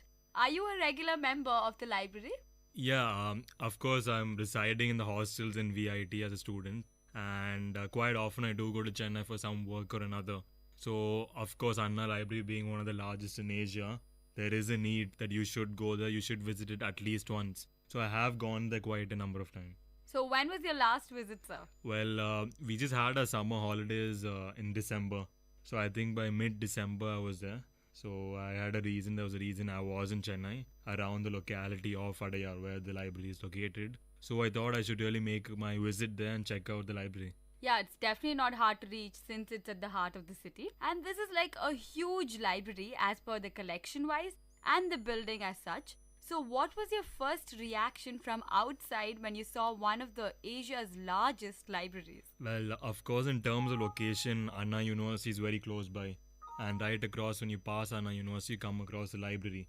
And the first glimpse, when you look at the library and look at the structure and the overall building, the first glimpse or first thought you get is probably, is this an IT company or IT building? That's how amazing this building looks. Very well polished, great looking building.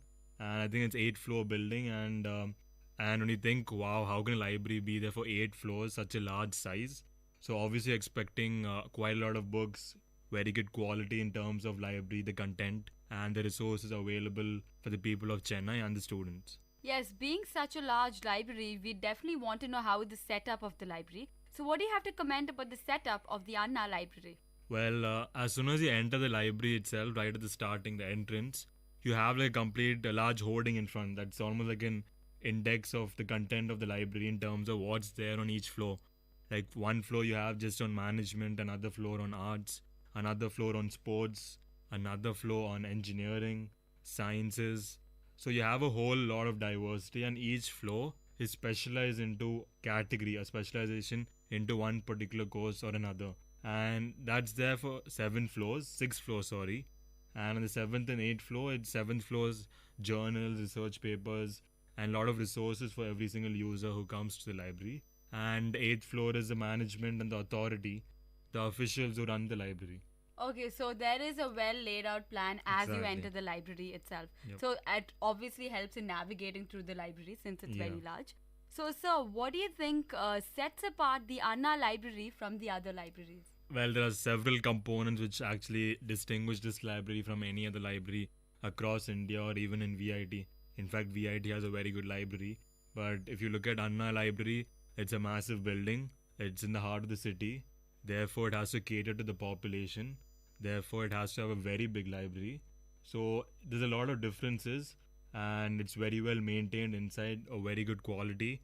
And of course, all your needs are met, whether you're in the science stream, management stream, sports stream. So every single component is covered. And of course, even if you're a researcher, you have all the resources you need. So in terms of the structure of the building, the quality of the building, the resources for a user, and the location and the size of the building, it's way better, way superb, and sets it apart from any other library in Tamil Nadu or across country or even in Asia.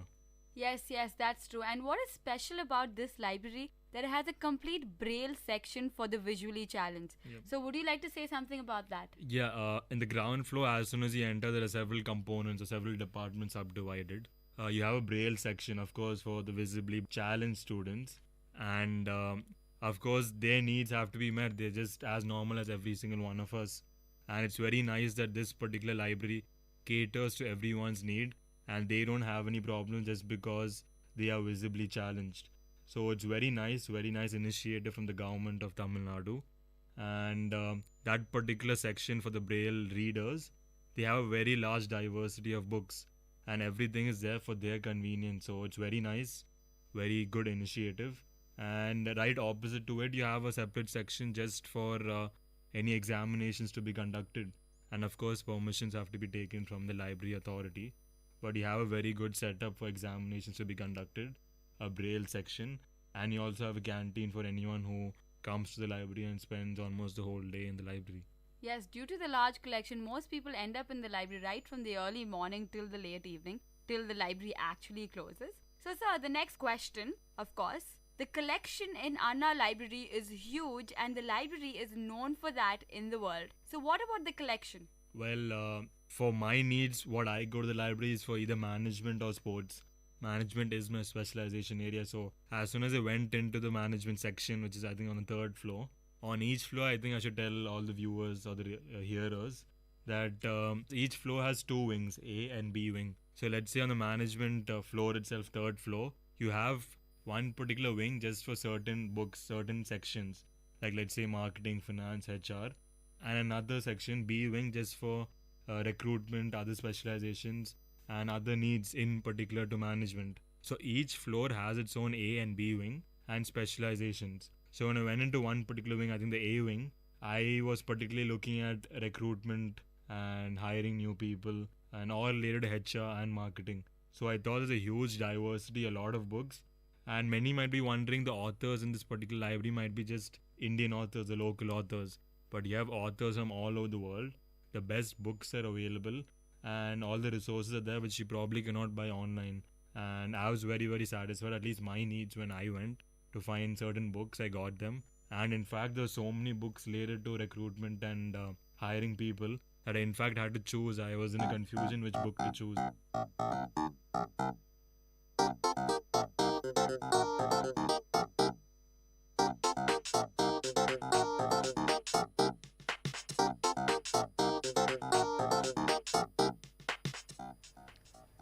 Hello VIT, మీరు వింటున్నారు VIT community radio 90.8 FM. మీరు ఇప్పుడు వినేది స్థిత ప్రజ్ఞ. నేను మీ RJ Ananya. నేను మీ ఆర్జే అభినవ్. హాయ్ అనన్య, ఎలా ఉన్నావు? హాయ్ అభినవ్, నేను బాగున్నాను. నువ్వెలా ఉన్నావు?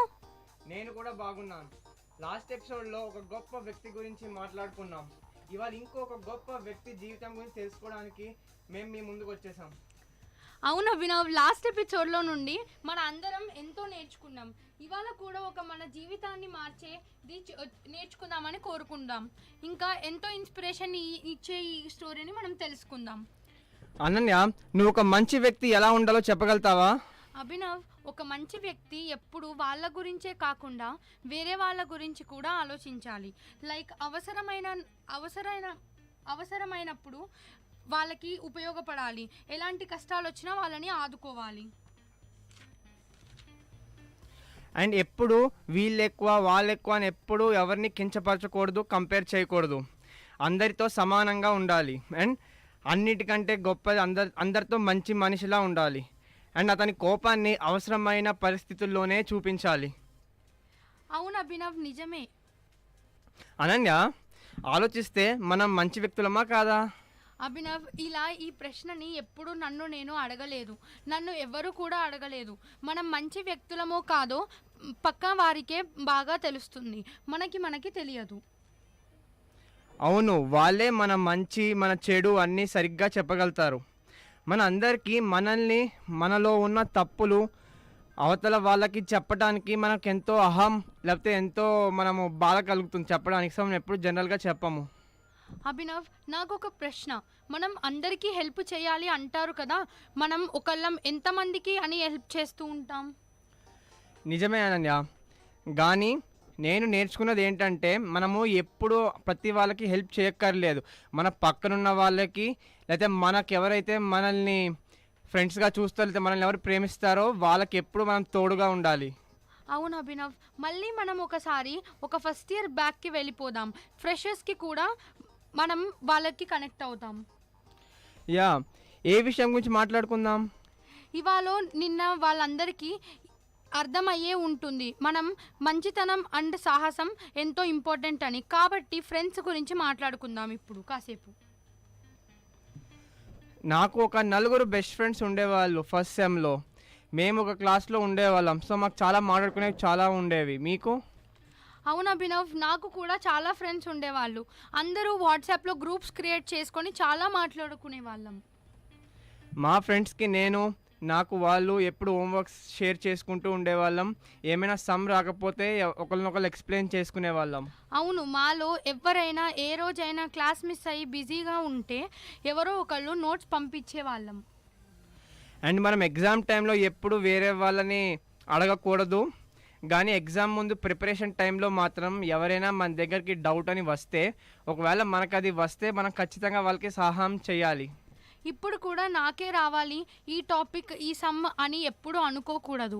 అవతల వారికి ప్రిపరేషన్ టైంలో హెల్ప్ చేస్తే తర్వాత మీకే అది ఏదో ఒక విధంగా ఉపయోగపడుతుంది. అండ్ నేను ఫ్రెషర్స్కి ఇంకో చిన్న మాట చెప్పాలి. ఎప్పుడు ఎవరిని ఏ విషయంలోనూ డిఫరెన్షియేట్ చేయకండి. ఎవరిని ఎప్పుడు బాధ పెట్టకండి. అభినవ్, ఇంకా ఫ్రెషర్స్తో మాట్లాడే ముందు మనం ఇవాళ చెప్పబోయే వ్యక్తి గురించి స్టార్ట్ చేద్దామా? నిజమే అనన్య, ఆవిడ గురించి మాట్లాడుకోవడానికి మనకి చాలా ఉంది. ఆవిడ ఎవరో నువ్వు చెప్తావా? నేను చెప్తాను. ఇవాళ మనం మాట్లాడుకోబోయేది మాతా అమృతానందమయ్యి గారి గురించి తెలుసుకోబోతున్నాం. ఇవాళ మన అందరికీ అమృత యూనివర్సిటీ గురించి తెలుసే కదా. అమృత యూనివర్సిటీకి ఎంత గొప్ప పేరుందో మనందరికీ తెలుసు. ఈ కాలేజ్ని స్టార్ట్ చేసింది మాత. ఆవిడ జీవితంలో చాలా గొప్ప కార్యక్రమాలను చేశారు. ఎన్నో వేల మందికి చాలా హెల్ప్ చేశారు. ఆవిడ 27 సెప్టెంబర్ 1953 నాడు జన్మించారు. కొల్లం డిస్ట్రిక్ట్, కేరళ స్టేట్లో.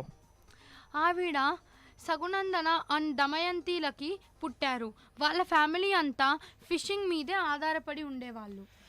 ఆవిడ చిన్న వయసులోనే ఎంతో కష్టపడి కుటుంబానికి ఏదో ఒకటి చేయాలి, కుటుంబానికి డబ్బులు సంపాదించాలి అని ఆవిడ ఎంతో కష్టపడేది.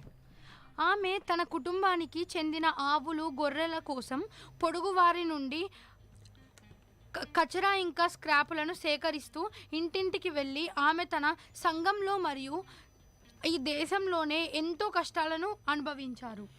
ఆవిడ ఎవరి దగ్గరైనా వేసుకోవడానికి సరిగ్గా బట్టలు లేకపోతే ఆవిడ స్వయంగా ఆవిడ ఇంట్లో నుంచే వాళ్ళకి బట్టలు ఇచ్చి వాళ్ళకి ఎప్పుడూ సహాయం చేసేది. వేరే వాళ్ళకి కష్టాలు పడటం చూసి మనం ఒకరితో ఎలాగో అలా హెల్ప్ చేయాలి, అలా ప్రేమించాలి, అలా తెలుసుకొని అందరికీ చెప్పుకోవడం స్టార్ట్ చేశారు. ఎవరైనా ఆకలితో కనపడినా వాళ్ళకి ఎంతో కొంత ఫుడ్ వాళ్ళ ఇంటి నుంచి తీసుకుని వాళ్ళకి ఇచ్చేసేది. వాళ్ళ ఫ్యామిలీ దగ్గర అంత డబ్బులు ఉండేవి కాదు. సో ఆవిడ ఇట్లా అన్నీ బయట వాళ్ళకి ఇచ్చేస్తున్నారని వాళ్ళ యొక్క తల్లిదండ్రులు ఎంతో బాధపడి ఎంతో కోపంగా ఉండేవాళ్ళు. కానీ తరచు మెల్లమెల్లగా ఆవిడ యొక్క స్వభావాన్ని తల్లిదండ్రులు కూడా అర్థం చేసుకున్నారు. ఆవిడకి ఆ చిన్న వయసులోనే ఎవరినైనా బాధలో ఉంటే వాళ్ళని వెళ్ళి సపోర్ట్ చేయాలి అని, ఓదారించాలని ఎంతో ఒక గొప్ప యాటిట్యూడ్ అనేది ఆవిడకి అప్పటి నుంచే వచ్చింది. చాలా గొప్ప వ్యక్తి ఆవిడ. ఈవిడ ఆంగ్లంలో ఒకటి కోట్ అనేది ఇచ్చారు. I don't see if it's a man or a women, I don't see anyone different from my own self. A continuous stream of love flows from me to all of creation. This is my inborn nature. The duty of a doctor is to treat patients. In the same way, my duty is to console those who are suffering. ఇది ఎంత మంచి coat అంటే దీని యొక్క అర్థం మనం ఇవాళ మాట్లాడుకుందాం. తను ఏం చెప్తున్నారంటే, నాకు ఆడ ఇంకా మగ అనే తేడా లేదు, నాకు వ్యక్తి అనే తేడా మాత్రమే ఉంది. ఈ లోకంలో డాక్టర్స్ ఎలాగైతే అనారోగ్యం ఉన్న వాళ్ళకి ట్రీట్మెంట్ ఇస్తారో అలానే నేను కూడా కష్టాల్లో ఉన్న వాళ్ళని ఆదుకోవడమే నా ఈ జీవిత యొక్క ఉద్దేశం. ఆవిడ చిన్న అమ్మాయి అయినప్పటికీ ఆమె సముద్ర తీరంలో లోతైన ధ్యానంలో గడిపిన చాలా గంటలు దృష్టిని ఆకర్షించాయి. ఆమె భక్తి పాటలను కూడా కంపోజ్ చేసేది మరియు హృదయపూర్వక భావోద్వేగంతో దైవానికి పాడటం తరచుగా చూడవచ్చు. ఆమె లేత వయసు ఉన్నప్పటికీ ఆమె కంపోజిషన్లు గొప్ప లోతు మరియు వివేకాన్ని వెల్లడించాయి.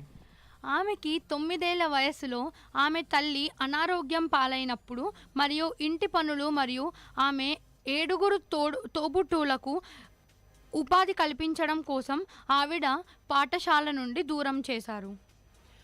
ఆమె కూడా వారి దుఃఖంలో ప్రజలను ఓదార్చడానికి చాలా కష్టపడేవారు. ప్రతిసారి కౌగిలించుకోవడం ప్రారంభించారు ఎవరైనా దుఃఖంలో ఉంటే. ఆమె ఆప్యాయతతో స్పందించిన వారు ఆమెను అమ్మ అని పిలవడం ప్రారంభించారు. అమ్మ తాను చూసిన ప్రగాఢమైన బాధలకు తీవ్రంగా ప్రభావితమైంది. హిందూ మతం ప్రకారం వ్యక్తి యొక్క బాధలు అతని లేదా ఆమె స్వంత కర్మల వలనే గతంలో చేసిన చర్యల ఫలితాలు. అమ్మ ఈ భావనలో అంగీకరించింది, కానీ ఆమె నిష్క్రియాత్మకతను సమర్థనంగా అంగీకరించడానికి నిరాకరించింది. అమ్మ మరింత లోతైన సత్యాన్ని వెల్లడించే వరకు కర్మసూత్రం గురించి ఆలోచించండి. ఈరోజు మనలో ప్రతి ఒక్కరిని అడిగే ప్రశ్నను అడుగుతుంది. బాధపడడం ఒక వ్యక్తి యొక్క కర్మ అయితే అతని బాధ మరియు బాధలను తగ్గించడంలో సహాయం చేయడం మన ధర్మం, కర్తవ్యం, అవునా కాదా? ఈ సరళమైన మరియు లోతైన నమ్మకంతో తక్కువ అదృష్టవంతులకు సహాయం చేయాల్సింది తన బాధ్యతగా భావించి అమ్మ తన సేవా జీవితంలో విశ్వాసంతో మరియు అన్ని జీవుల పట్ల కరుణతో కూడిన శ్రద్ధలతో ముందుకు సాగింది.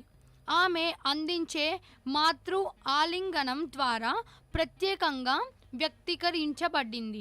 ఆమె చేతుల్లో శాంతత్వ కోరుకునే వారున్నారు. అయితే అమ్మ సంఘంలో 14 ఏళ్ల బాలిక ఇతరులను, ముఖ్యంగా పురుషులను తాకడం అనుమతించబడదు. అమ్మ వివరిస్తుంది, భారతదేశంలో మహిళలు బ్యాక్గ్రౌండ్ ఉండాలని భావిస్తున్నారు, గోడలు కూడా వినకూడదు అని అంటారు. నేను ప్రజలను చేరుకునే విధానాన్ని కుటుంబం అర్థం చేసుకోలేకపోయింది. వారికి ఆధ్యాత్మిక సూత్రాలు గురించి తెలియదు. కానీ ప్రతికూల ప్రతిచర్యలు ఉన్నప్పటికీ అమ్మ తన హృదయాన్ని అనుసరించింది. తరువాత ఇలా వివరించింది, నా నుండి అన్ని సృష్టికి ప్రేమ యొక్క నిరంతర ప్రవాహం ప్రవహిస్తుంది. ఇది నా జన్మ స్వభావము.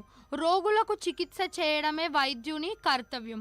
అదేవిధంగా బాధల్లో ఉన్న వారిని ఓర్చడమే నా కర్తవ్యం. చాలామంది ప్రజలు ఆమె ఆలింగనాన్ని అనుభవించడానికి వస్తారు. ప్రపంచానికి ఓదార్పునిచ్చే ఆమె ప్రత్యేకమైన మార్గం. కొందరు ఆమె స్వచ్ఛంద సేవ కార్యక్రమాలకు ఆకర్షిస్తుంది, లేదా మన కాలంలోని ప్రముఖ ఆధ్యాత్మిక గురువులలో ఒకరి నుండి మరింత తెలుసుకోవడానికి. అయితే వారు వచ్చినప్పటికీ చాలా వరకు కదలిపోతారు అండ్ ప్రేరణ పొందారు. ప్రపంచంలోని అత్యంత అందుబాటులో ఉండే మానవతా నాయకులలో కొంతమంది. ఇప్పుడు మనము ఇంకా మాట్లాడుకోబోయే ముందు ఇంకా 2 డేస్లో ఒక ఎక్సైటింగ్ డేస్ రాబోతున్నాయి. ఏంటో చెప్తావా? అవును అభినవ్, గ్రావిటాస్ గురించే కదా నువ్వు చెప్పేది? అవును అనన్య, మనం ఫస్ట్ ఇయర్లో గ్రావిటాస్ మిస్ అయ్యాము. అట్లీస్ట్ ఈ ఇయర్ చేసుకోవడానికి మాకు చాలా హ్యాపీగా ఉంది. నువ్వు గ్రావిటాస్లో ఏమైనా ఈవెంట్స్లో రిజిస్టర్ చేసుకున్నావా? నేను ఒక 3 ఈవెంట్స్లో పార్టిసిపేట్ చేస్తున్నా. మా ఫ్రెండ్స్ అందరం కలిసి సైన్ అప్ అయ్యాము. నువ్వు? లేదు, నేను ఈ గ్రావిటాస్లో రిలాక్స్ అవుదాం అనుకుంటున్నాను. నేను మా ఫ్రెండ్స్ ఇక్కడ వెల్లూరులోనే ఏమైనా సైట్ సీయింగ్ ప్లేసెస్ ఉంటే వెళ్దామని అనుకుంటున్నాము. ఓ మంచిదనన్య. మేము బాగానే బయటకి వెళ్ళాము. Vellore fort, golden temple, Karigiri hills, ఇలా చాలా ఉన్నాయి. ఓ అంత మంచివి ఉన్నాయా? సరే మరి మళ్ళీ అనన్య, ఆవిడ పెట్టిన ఆర్గనైజేషన్స్ అండ్ ఆవిడ చేసిన గొప్ప పనుల గురించి మళ్ళీ మాట్లాడుకుందామా? అభినవ్, తప్పకుండా మాట్లాడుకుందాం. కేరళ తీరంలోని చిన్న మత్స్యకార గ్రామమైన పరాయ కడవులో ఉన్న అమృతపురి ఆశ్రమం మాతా అమృతానందమయి మఠం అని కూడా పిలుస్తారు. కొల్లంకు ఉత్తరంగా 1 గంట, త్రివేంద్రంకు ఉత్తరాన 2.5 గంటలు మరియు కొచ్చికి దక్షిణంగా 3 గంటల దూరంలో ఉంది. అమృతపురి నేడు దాదాపు 3000 మంది నివాసితులతో వేగంగా అభివృద్ధి చెందుతున్న ఒక చిన్న నగరం. సాధారణ దీర్ఘకాలిక సందర్శకులకు ఒకరోజు సందర్శించే పర్యాటకుడిగా లేదా తీవ్రమైన ఆధార్య సందర్శనంగా ప్రతి ఒక్కరూ ఎల్లప్పుడూ సందర్శించడానికి స్వాగతం పలుకుతారు. అమృతపురి అంటే అమ్మ నివాసం. చాలామందికి అమృతపురి ఒక పవిత్రం ప్రదేశం. ఇది అమ్మవారి ప్రధాన ఆశ్రమం మాత్రమే కాదు, ఆమె చిన్నతనంలో పుట్టి పెరిగిన ప్రదేశం కూడా. సరిగ్గా అమ్మ తల్లిదండ్రులు పాత ఇల్లు ఉండే ప్రదేశం. కాలం గడిచే కొద్దీ అమ్మ దర్శకానికి, అమ్మతో ఉండటానికి వచ్చేవాళ్ళు సంఖ్య పెరిగిపోయింది. ఈ ప్రదేశాన్ని వాళ్ళు ఇప్పుడు పెద్దగా చేశారు. ఎక్కువ స్థలం అవసరమైనప్పుడు తల్లిదండ్రులు ఆస్తులు ఇంటి చుట్టూ ఉన్న భూములను సంవత్సరాలుగా కొనుగోలు చేశారు. అత్యంత ప్రత్యేకమైన ప్రదేశం పాత కృష్ణ దేవాలయం లేదా కలరి. ఇది కుటుంబం యొక్క ఆశలు గోసలుగా ఇది అమ్మ కూర్చొని ప్రజలను కలిసే మొదటి ప్రదేశం. తరువాత తండ్రి ఆశలు భూమిలో కొన్ని గుడిసెలు నిర్మించారు. తరువాత మొదటి చిన్న సిమెంట్ నిర్మాణం జరిగింది. 1988-1992 వరకు కాళీ ప్రధాన ఆలయం నిర్మించబడింది. పెరుగుతున్న రద్దీకి తగ్గంగా వరకు అమ్మ అక్కడ దర్శనం ఇచ్చేది. ఈరోజు భక్తిగానం జరిగే పెద్ద ఆడిటోరియం అమ్మ దర్శనం ఇస్తుంది.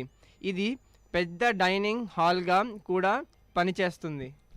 సంవత్సరాలుగా అమృతపురి ఏ రకమైన వ్యక్తికైనా గరిష్ట ప్రాథమిక సౌకర్యాలను అందించే క్రమంలో అభివృద్ధి చెందింది.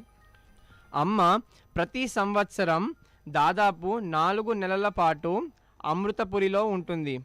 ఆమెను సందర్శించాలి అంటే ఉత్తమ సమయం ఆగస్టు మరియు సెప్టెంబర్లు నెలలు. ఈ సమయంలో ఆమె సాధారణంగా అక్కడే నిరంతరం ఉంటారు. ప్రపంచం నలుమూలల నుండి చాలామంది వృద్ధులు మరియు చిన్నపిల్లలు కూడా ఈరోజు అమృతపురిలో నివసిస్తున్నారు. అమ్మ సాధారణంగా ఏప్రిల్, జూన్, జూలై, అక్టోబర్ మరియు నవంబర్ నెలలలో భారతదేశం వెలుపల ప్రయాణిస్తుంది. డిసెంబర్ ప్రారంభం నుండి మార్చి చివరి వరకు ఆమె సాధారణంగా భారతదేశంలో పర్యటనలకు వెళ్తుంది. మధ్యలో ఉన్న ఆశ్రమంలో ఉంటుంది. క్రిస్మస్ మరియు నూతన సంవత్సరానికి ఆమె ఎప్పుడూ ఆశ్రమంలోనే ఉంటుంది. అమృతపురిని సందర్శించడానికి ముందుగా ఆమె ప్రయాణ షెడ్యూల్ని ఖచ్చితంగా తనిఖీ చేయాలి. ఆశ్రమంలో ఉండాలనుకునే అంతర్జాతీయ భక్తులు ఆన్లైన్లో నమోదు చేసుకోవాలి. త్రివేంద్రం మరియు కొచ్చి విమానాశ్రయాల నుండి టాక్సీ పికప్ కూడా ఆన్లైన్లోనే ఏర్పాటు చేసుకోవచ్చు. అబ్బా అభినవ్, వింటుంటేనే ఎంతో బాగుంది కదా. ఎప్పుడైనా ఆశ్రమానికి మనం వెళ్ళాలని అనిపిస్తూ ఉంటుంది కదా. మళ్ళీ నువ్వు వెళ్తావా ఎప్పుడైనా? నాకు ఛాన్స్ దొరికితే పక్కా పెద్ద అయ్యాక ఖచ్చితంగా ఒకసారి వెళ్ళి మాతా అమృతానందమయ్య గారిని దర్శించుకుంటాను. ఎంతో మహాభాగ్యం కదా. అవును, ఇప్పుడు మనం ఇంత తెలుసుకున్నాం కదా ఆశ్రమం గురించి. మరి వాళ్ళు జీవితంలో ఎంతో చేశారు కాబట్టే కదా ఇవాళ మనం వాళ్ళ గురించి మాట్లాడుకోబోతున్నాం అభినవ్. అయితే మనం ఇప్పుడు వాళ్ళు ఏమేం చేశారో మాట్లాడుకుందామా? మాట్లాడుకుందాం అనన్య. అమృతానందమయి మాత అమృతానందమయి మఠానికి స్థాపకుడిగా మరియు చైర్మన్ మరియు ఎంబ్రేజింగ్ ది వరల్డ్ వ్యవస్థాపకురాలు. ప్రపంచాన్ని ఎంబ్రేజింగ్ అనేది స్థానిక మరియు ప్రాంతీయ స్వచ్ఛంద సంస్థలు మరియు ప్రాజెక్టుల యొక్క ప్రపంచ నెట్వర్క్. ఇది మాతా అమృతానందమయి మఠం యొక్క భారతదేశ ఆధారిత స్వచ్ఛంద ప్రదేశం. పేదలకు ఆహారం, నివాసం, ఆరోగ్య సంరక్షణ, విద్య మరియు జీవనోపాధి వంటి 5 ప్రాథమిక అవసరాలను అందించడంపై సంస్థల దృష్టి ఉంది. ఈ సంస్థలు విపత్తు ఉపశమనం మరియు పర్యావరణ పరీక్షణకు రంగాలలో అలాగే పరిశోధనలు నిర్వహించడం మరియు పేదలు మరియు పేదలకు సహాయం చేయడానికి కొత్త సాంకేతికతలను అభివృద్ధి చేయడంపై కూడా పనిచేస్తాయి. అబ్బా ఎంత గొప్ప కదా. భారతదేశంలో మాతా అమృతానందమయి మఠం దాని వివిధ కేంద్రాల ద్వారా పేద ప్రజలకు సంవత్సరానికి 10 మిలియన్ల ఉచిత భోజనాన్ని అందిస్తుంది. అదేవిధంగా ఎంబ్రేజింగ్ ది వరల్డ్ 1987లో మదర్ కిచెన్ అనే కార్యక్రమాన్ని నిర్వహించి 49 కేంద్రాల ద్వారా ఉత్తర అమెరికా ఏటా 1,50,000 మందికి పైగా ఆహారం అందించడం ప్రారంభించింది. మెక్సికో, కోస్టారికా, ఫ్రాన్స్, స్పెయిన్, కెన్యాలో ఇతర ఫీడ్ ద నేషన్ ప్రోగ్రాంలు ఉన్నాయి. బ్రెజిల్, స్లోవేనియా మరియు ఆస్ట్రేలియా. మఠం ప్రస్తుతం భారతదేశం అంతటా 5,000 గ్రామ కేంద్రాలలో స్వచ్ఛమైన త్రాగునీటిని అందించే లక్ష్యంతో వడపోత వ్యవస్థలను అమలు చేస్తోంది. ఇది 10 మిలియన్ గ్రామస్తులకు నీటి శుద్ధీకరణను అందిస్తుంది. 1998 నుండి మాతా అమృతానందమయి మఠం భారతదేశంలోని 75 ప్రదేశాలలో నిరాశ్రమలమైన వారి కోసం 47,000 గృహాలను నిర్మించింది. ఇది కేరళలో 500 మంది పిల్లలకు అనాథాశ్రమాన్ని కూడా నడుపుతుంది. అలాగే ఎంబ్రేజింగ్ ది వరల్డ్ నైరోబీలో పిల్లల గృహాన్ని నిర్వహిస్తోంది. మాతా అమృతానందమయి మఠం కొచ్చిలోని 1,100 పథకాల super speciality hospital Amrita institutions of medical సైన్సెస్ను నిర్వహిస్తుంది. ఇది 1998లో ప్రారంభించారు. అలాగే భారతదేశంలో అనేక ఇతర ఉచిత ఆరోగ్య సంరక్షణ క్లినిక్లు, మెడిసిన్ డిస్పెన్సరీలు, ధర్మశాలలు. ఇది ఢిల్లీ ఎన్సీఆర్లో 2,000 పడకల ఆసుపత్రిని నిర్మించే ప్రక్రియలో ఉంది. మొత్తంగా గణితం 1998 నుండి 4 మిలియన్లకు పైగా ప్రజలకు పూర్తిగా ఉచిత వైద్య సంరక్షణను మరియు శస్త్రచికిత్సలను అందించింది. ఇందులో గుండె శస్త్రచికిత్సలు, మెదడు శస్త్రచికిత్సలు మరియు మృతపిండాల మార్పిడి వంటి సూపర్ స్పెషాలిటీ చికిత్సలు కూడా ఉన్నాయి. ఉచిత చికిత్సలే పాటు అమృత ఇన్స్టిట్యూట్ స్టేడెంట్ స్కేల్లో సంరక్షకను అందిస్తుంది. ప్రజలు వారు భరించగలగలేనంత చెల్లించడానికి అనుమతిస్తుంది. ఇది తరచుగా మొత్తం వైద్య ఖర్చులలో కనిష్ట శాతం. ఆగస్ట్ 24, 2022న హర్యానాలోని ఫరీదాబాద్లో అమృత హాస్పిటల్ పేరుతో మరో ఆసుపత్రిని భారత ప్రధాని నరేంద్ర మోడీ ప్రారంభించారు. ఈ ఆసుపత్రి 39 లక్షల చదరపు అడుగులలో విస్తరణం మరియు 2600 పడకల సామర్థ్యంతో భారతదేశంలో నిర్మించిన అతిపెద్ద ప్రైవేట్ ఆసుపత్రిగా నివేదించబడింది. సో అనన్య, మనము ఈ గొప్ప వ్యక్తి గురించి తెలిసాక నువ్వు ఏం నేర్చుకున్నావు? అభినవ్, నేనైతే ఎంతో నేర్చుకున్నాను.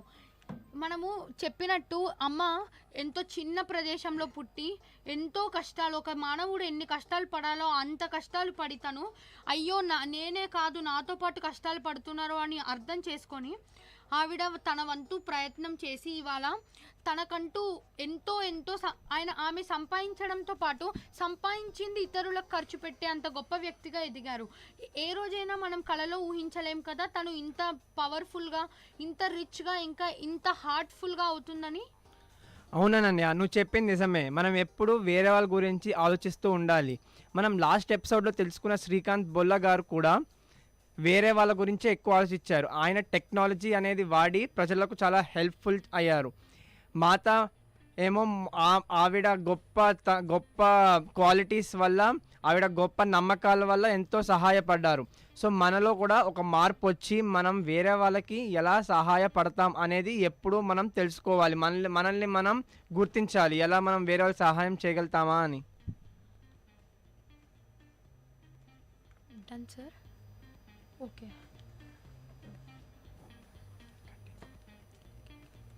అయితే అభినవ్ మళ్ళీ ఇన్ని చేశారు కదా, తనకి ఏదో ఒకటి వచ్చే ఉంటాయి కదా అవార్డుల లాంటివి. అవునన్నయ్య, ఆవిడకి Swachh Bharat award for the largest contribution to clean India campaign 2018లో నరేంద్ర మోదీ గారే ఆవిడకి చేర్చారు అవార్డ్. అబ్బా, ఇవే కాదు ఇంకా ఉంటాయి కదా.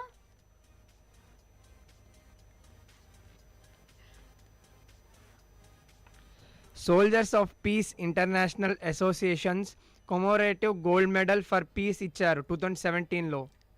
ఇలాంటి గొప్ప గొప్ప అవార్డులు పొందినప్పటికీ కూడా తన మనసు ఎప్పుడు ఏదో ఒకటి లేని వాళ్ళ దగ్గరే ఉండి వాళ్ళకి ఏదో ఒక విధంగా సహాయం చేద్దామని, ఏదో ఒక రోజు మనం హెల్ప్ చేస్తూ ఉంటే ఇతరులకు ఆ పైవాడు ఇంకా మన కర్మనే మనకి మంచి చేస్తూ ఉంటుంది.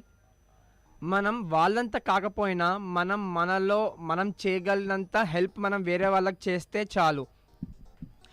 అవును అభినవ్, వేరే వాళ్ళకి ఏం చెప్పాలనుకుంటున్నావు నువ్వు?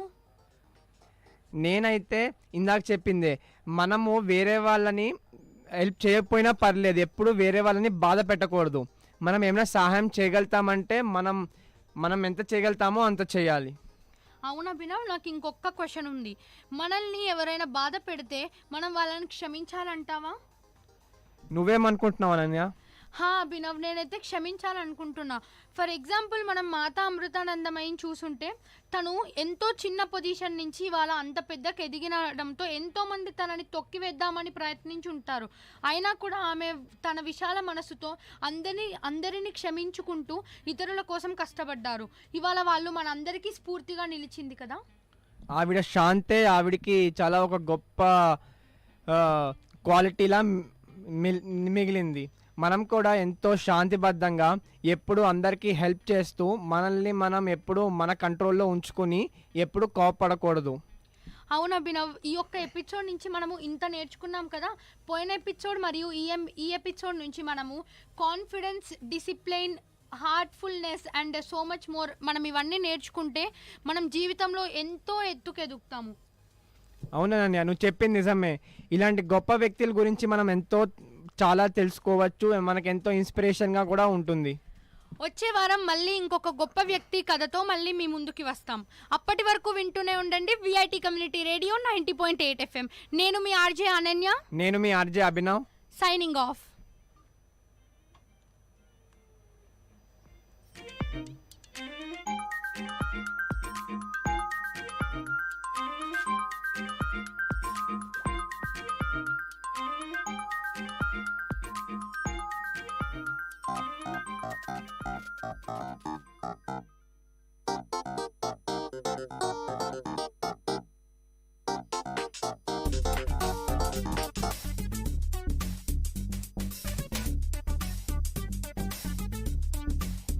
And you're listening to the show Travel Bonanza with, of course, your host Ashika. This show will allow you to explore and travel around the globe and, of course, through the radio. But guys, this is your guide. Where to go, what to do, how to go, what to eat, and where to stay.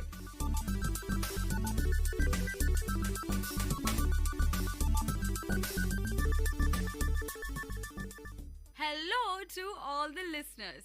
This is VIT Community Radio 90.8 and you're listening to the show Travel Bonanza with your host Ashika. The show where you get to travel around the world through the radio. As we stay in Vellore, how about in this episode we deal with the areas in the near vicinity. And in the near proximity, the first place we think about is the city of Chennai, or as some people call it, Madras. Chennai itself is an excellent tourist destination for all of us, especially the people of Vellore. Chennai is home to beaches, educational centers, recreational facilities, resorts, historical heritage sites, and plenty more. We definitely require more than one episode to feature this city. Thus, we could probably call it Part 1 of Chennai. The later sessions we can explore as we visit the places further. So what is the first thing that one remembers or recollects when one says Chennai? Yes, it is the beach, of course. The Chennai coast contains various beaches, the Thiruvanmayur beach, the Besant Nagar beach, Elliot's beach, Kovalam beach, and of course, how can we forget the Marina beach? So we'll talk about Marina in this first episode. Marina is the landmark of Chennai, or let's say India, being the second longest coast in the world. Marina is a hot tourist destination, even literally. Whenever I've visited the beach, it's always bustling with life. Tourists of various nativities all relaxing at the beach. The attraction of the tourists calls for many souvenirs that people can take back home. The main path to the beach contains side stalls that sell souvenirs like shells, beach attire, handicrafts, and of course, what is a tourist destination without food? There are tiny food stalls throughout the beach. Fish stalls, corn, chips, beach kulfi. Oh, that's my favorite, of course. And the famous bhaji stalls. How can we forget that? And apart from that, which you say the food, you have the horse riding, which is, I think, very particular to the Marina beach. You get to witness fishing right in front of your eyes in Marina Beach, and it's a complete experience. The unique aspect of Marina that sets it apart is the recreational features, like the memorials of individuals who have made a difference to what is Tamil Nadu today, like Dr. MGR's memorial. The facilities are very well maintained and constructed in a magnificent manner. So do visit the memorials, a glimpse of the modern history of the emergence of Tamil Nadu. How can I forget? What is a beach without a lighthouse? You get a chance to get a bird's eye view of the coastal phenomena along the horizon. Enough of me talking. We have an interview with one of the Chennaiites at Marina Beach. My name is Shivakumar. Okay, where are you from? I'm from Chennai. Okay, so what do you do? I'm currently working in a software company in Mumbai, and I'm here for my vacation as this is my hometown. Okay, sir. So what brought you here to Marina Beach? I like those long walks over here, when I find time for myself and everything. And I like jogging over here because it's a pretty long beach and it's fun during the morning times. Yes, and right now you're in the evening. So what makes you come here right now? It's pretty windy and all those types weather, and I like to take a walk when I want to, relax and everything. So you come with your friend. I see a lot of them right now. Yeah, we play football generally, and we hang out sometimes. We play frisbee and everything sometimes, but otherwise we just talk and eat something over here. And we like the beef stall over here, which is good. So we come there during the nights and hang out over here. Yes, definitely. Marina is such a happening place. There's so much crowd here, and it's completely amazing. So what do you think sets Marina Beach apart from the other beaches?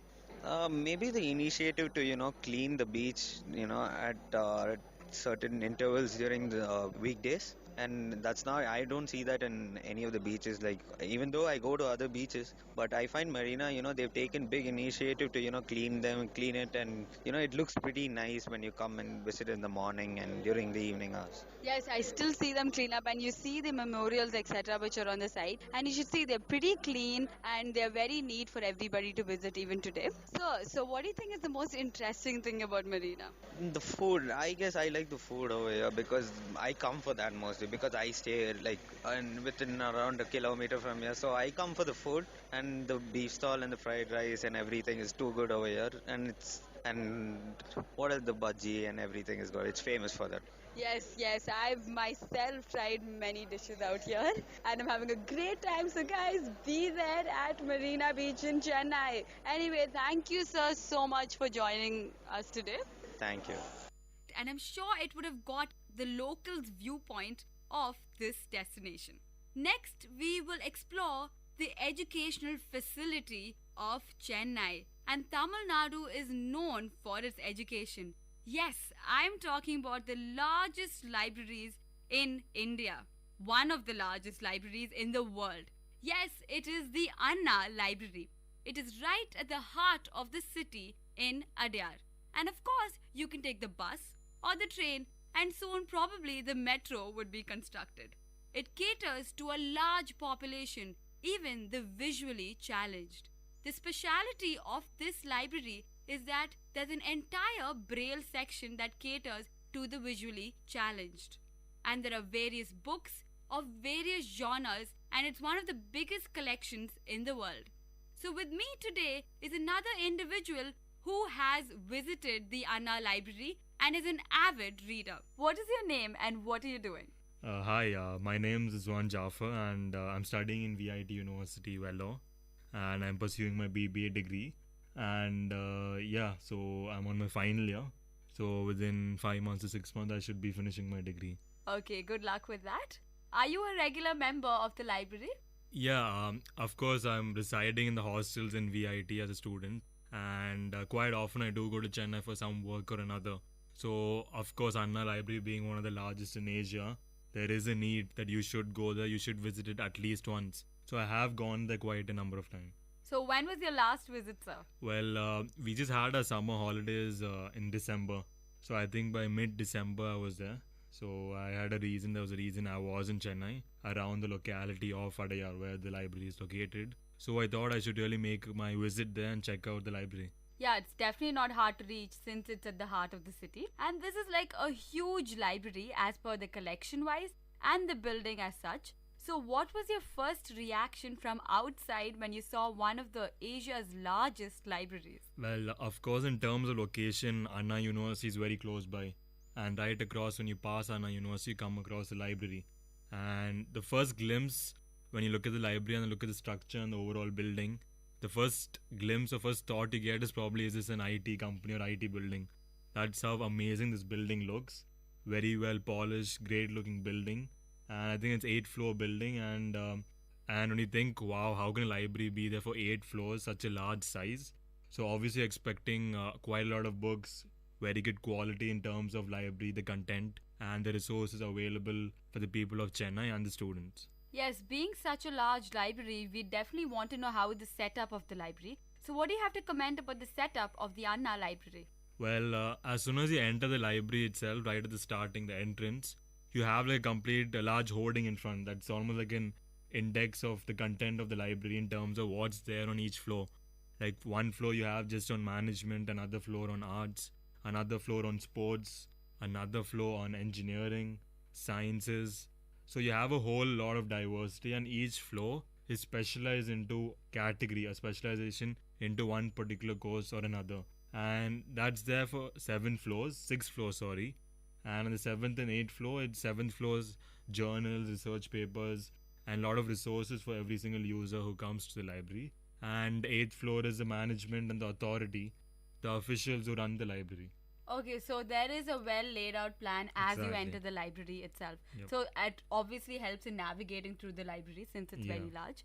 So, sir, what do you think sets apart the Anna library from the other libraries? Well, there are several components which actually distinguish this library from any other library across India or even in VIT. In fact, VIT has a very good library. But if you look at Anna Library, it's a massive building. It's in the heart of the city. Therefore, it has to cater to the population. Therefore, it has to have a very big library. So, there's a lot of differences, and it's very well maintained inside, a very good quality. And of course, all your needs are met, whether you're in the science stream, management stream, sports stream. So every single component is covered. And of course, even if you're a researcher, you have all the resources you need. So in terms of the structure of the building, the quality of the building, the resources for a user, and the location and the size of the building, it's way better, way superb, and sets it apart from any other library in Tamil Nadu or across country or even in Asia. Yes, that's true. And what is special about this library? That it has a complete braille section for the visually challenged. Yep. So, would you like to say something about that? Yeah, in the ground floor, as soon as you enter, there are several components or several departments subdivided. You have a braille section, of course, for the visibly challenged students. And of course, their needs have to be met. They're just as normal as every single one of us. And it's very nice that this particular library caters to everyone's need, and they don't have any problem just because they are visibly challenged. So it's very nice initiative from the government of Tamil Nadu. And that particular section for the braille readers, they have a very large diversity of books, and everything is there for their convenience. So it's very nice, very good initiative. And right opposite to it, you have a separate section just for any examinations to be conducted. And of course, permissions have to be taken from the library authority. But you have a very good setup for examinations to be conducted, a braille section, and you also have a canteen for anyone who comes to the library and spends almost the whole day in the library. Yes, due to the large collection, most people end up in the library right from the early morning till the late evening, till the library actually closes. So, sir, the next question, of course, the collection in Anna Library is huge, and the library is known for that in the world. So, what about the collection? Well, for my needs, what I go to the library is for either management or sports. Management is my specialization area. So as soon as I went into the management section, which is I think on the 3rd floor, on each floor, I think I should tell all the viewers or the hearers that each floor has 2 wings, A and B wing. So let's say on the management floor itself, 3rd floor, you have one particular wing just for certain books, certain sections, like let's say marketing, finance, HR, and another section, B wing, just for recruitment, other specializations, and other needs in particular to management. So each floor has its own A and B wing and specializations. So when I went into one particular wing, I think the A wing, I was particularly looking at recruitment and hiring new people and all related to HR and marketing. So I thought there's a huge diversity, a lot of books, and many might be wondering the authors in this particular library might be just Indian authors, the local authors, but you have authors from all over the world. The best books are available, and all the resources are there which you probably cannot buy online. And I was very satisfied, at least my needs when I went to find certain books, I got them. And in fact, there were so many books related to recruitment and hiring people that I in fact had to choose. I was in a confusion which book to choose. So I mean, that's a great thing for any librarian or any person who's an avid reader. Then I went to the sports section. In the sports section, of course, you look at football, cricket, basketball, hockey, swimming, several other sports. And every single sport is very well covered. You have all the books. all the resources, and it's all up to date.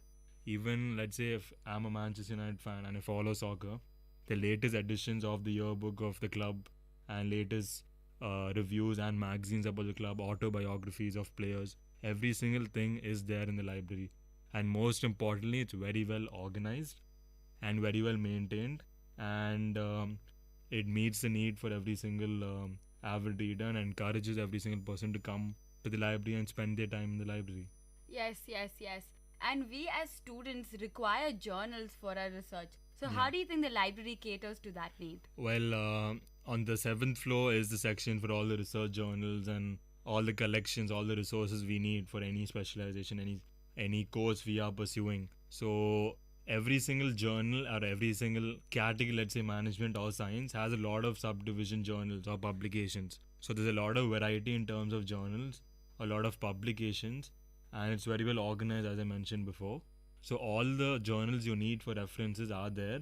So you can use the best of the resources, and that in turn helps your publication or your research project. So there's an entire floor for the journal section. Exactly. So I'm sure us VITians would find it very, very interesting and definitely a need for us. So, sir, what about the integration of technology in the whole facility? Well, first thing when I went into the library, I thought there would be Wi-Fi.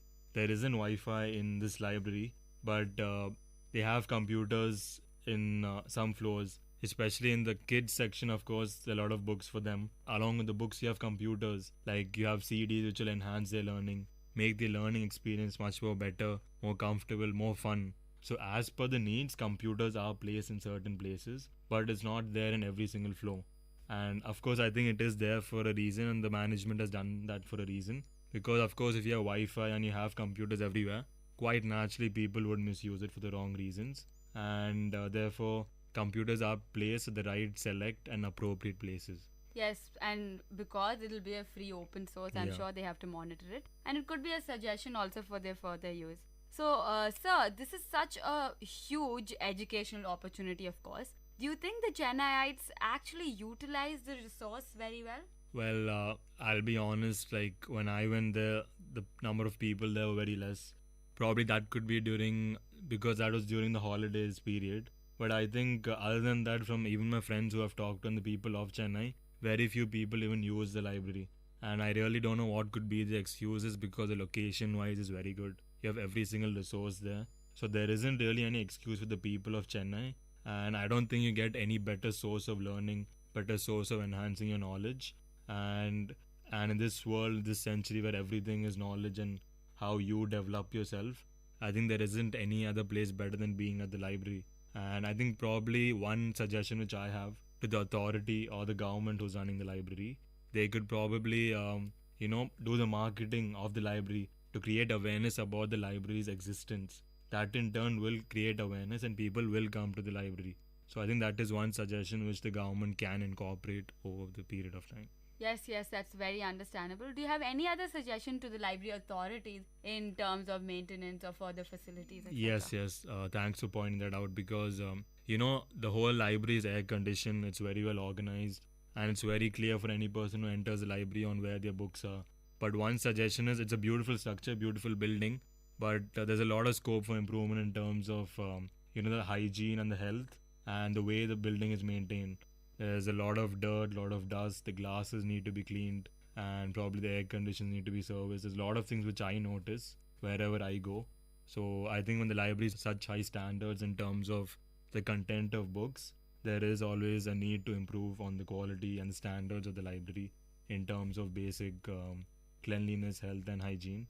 That is one big area of improvement which the library authorities can do. But if you look at it from their side, the library has been old and has been running for quite a long time. So if you look at that span and the number of years the library has been running, it's not bad the way they've maintained it.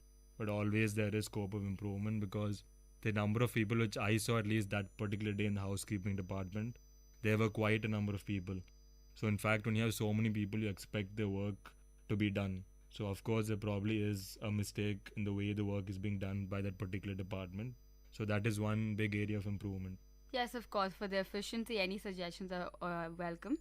You're a VIT student, Yeah. so I'm sure you'd like to advise the students that it would be a great opportunity to actually visit the library. So could you just let our listeners know that what it takes to be in the library?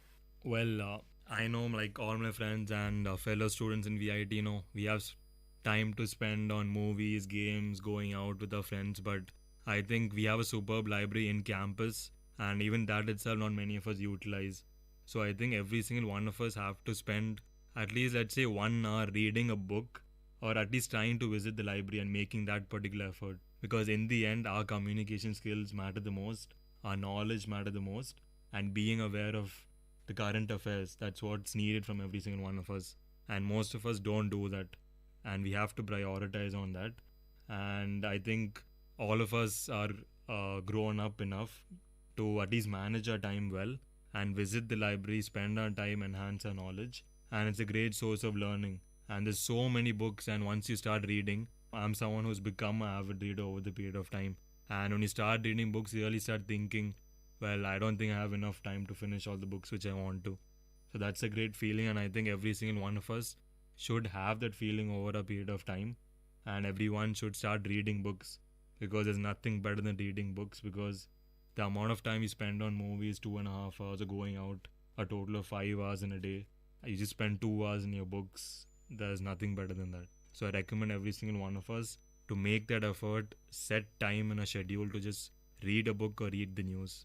Yes, and many of us visit Chennai often, or they live in Chennai. So if you're in Chennai and it's right at the heart of the city, I'm sure it's kind of a necessity to actually go to the Anna Library, and especially as VIT students. And any other words you'd like to say, Mr. Rizwan? Yeah, just one last thing. In terms of location, this library is in Adyar, a mall like Express Avenue and Satyam Theatres are very close by. So these are the distractions for the people. But I think that shouldn't be an excuse for everyone, and we should make that effort to come to this amazing library, and hats off to our government. Yes, it's a well-connected place, so do visit that place, especially as students of VIT. Thank you so much for joining us today, Mr. Rizwan. It's a pleasure. Welcome. That was a pretty informative exchange. So everybody, especially the VITians, please use this resource well, which requires at least a whole day of spending. With this, we come to the end of part 1 of Chennai. We have plenty more places to visit. Mahabalipuram, the beach resorts, and plenty more.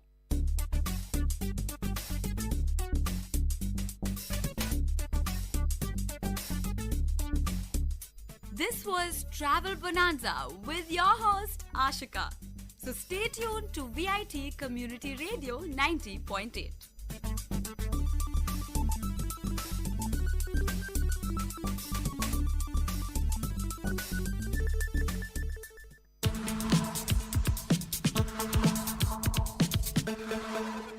Way to Success. Uncommon scenes, inspiring stories from real life heroes in VIT Community Radio 90.8.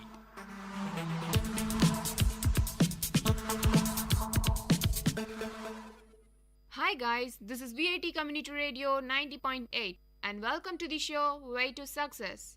I'm your host Pooja. Today I'm going to tell you about Swami Vivekananda's teaching of power of will. He thought to stand up and fight, not one step back. This is the idea. Fight it out, whatever comes. Let the stars move from the spear. Let the whole world stand against us. Swamiji asked a question to every man as, are you strong? Do you feel strength? And made understand every person as, strength is the medicine for the world's disease. And do not say that I am weak. I cannot do anything or everything, because everything can be done by us, as we all have the same glorious soul. Let us believe in it. He said that when the soul has wrestled with circumstances and has struggled forward again and again and yet again, then the soul comes out of us. Then say that everything is in me and I can manifest it all will. And Swamiji said that to have the power of will, we must have positive thoughts. By dwelling too much upon negativism, as the whole country is going to ruin. What a botheration. In every soul is infinite strength. And he asked to the people that, should you turn yourself into cats and dogs by harboring negative thoughts? And then explained that That sort of self-deprecating attitude is another name of disease. Do you call that humility? It is vanity in disguise. You must hurl yourself on the world like an avalanche. Let the world crack in twine under your weight. Then he asked that, "What makes you weep, my friends, as all power is in you? Summon up your all-power nature, and this whole universe will lie at your feet. And if you think yourself as pure, pure you'll be." This teaches us not to think ourselves as weak, but as strong, omnipotent, omniscient. No matter you have not expressed it yet, as it is in you, all knowledge is in you, all power, all purity, and all freedom. You can think that why you cannot express this knowledge. The main thing is you do not believe in it. So first believe in it, then automatically it will come out. He said that if you can think that infinite power, infinite knowledge, and indomitable energy lie within you, and if you can bring out that power, you also can become like him. You must not look behind, instead forward if you want infinite energy, infinite zeal, infinite courage, and infinite patience. Then only you will achieve the great things. And finally, guys, to succeed, you must have tremendous perseverance, tremendous will. You must say that you will drink the ocean as you're the persevering soul, and say that at my will, mountains will crumble up. Have that sort of energy, that sort of will. Work hard and you will reach the goal. The will is stronger than anything else. Everything must go down before the will, for that comes from God and God Himself. A pure and a strong will is omnipotent. And finally, Swamiji said that he wants a few men and women who are pure and selfless, so that he can shake the world. You're listening to the show Way to Success on VIT Community Radio 90.8 with me, Pooja. Meet you in our next episode with more interesting moment of successes. Dear listeners, you had listened to the show Way to Success. We will meet you with more uncommon stories from real-life heroes in VIT Community Radio 90.8.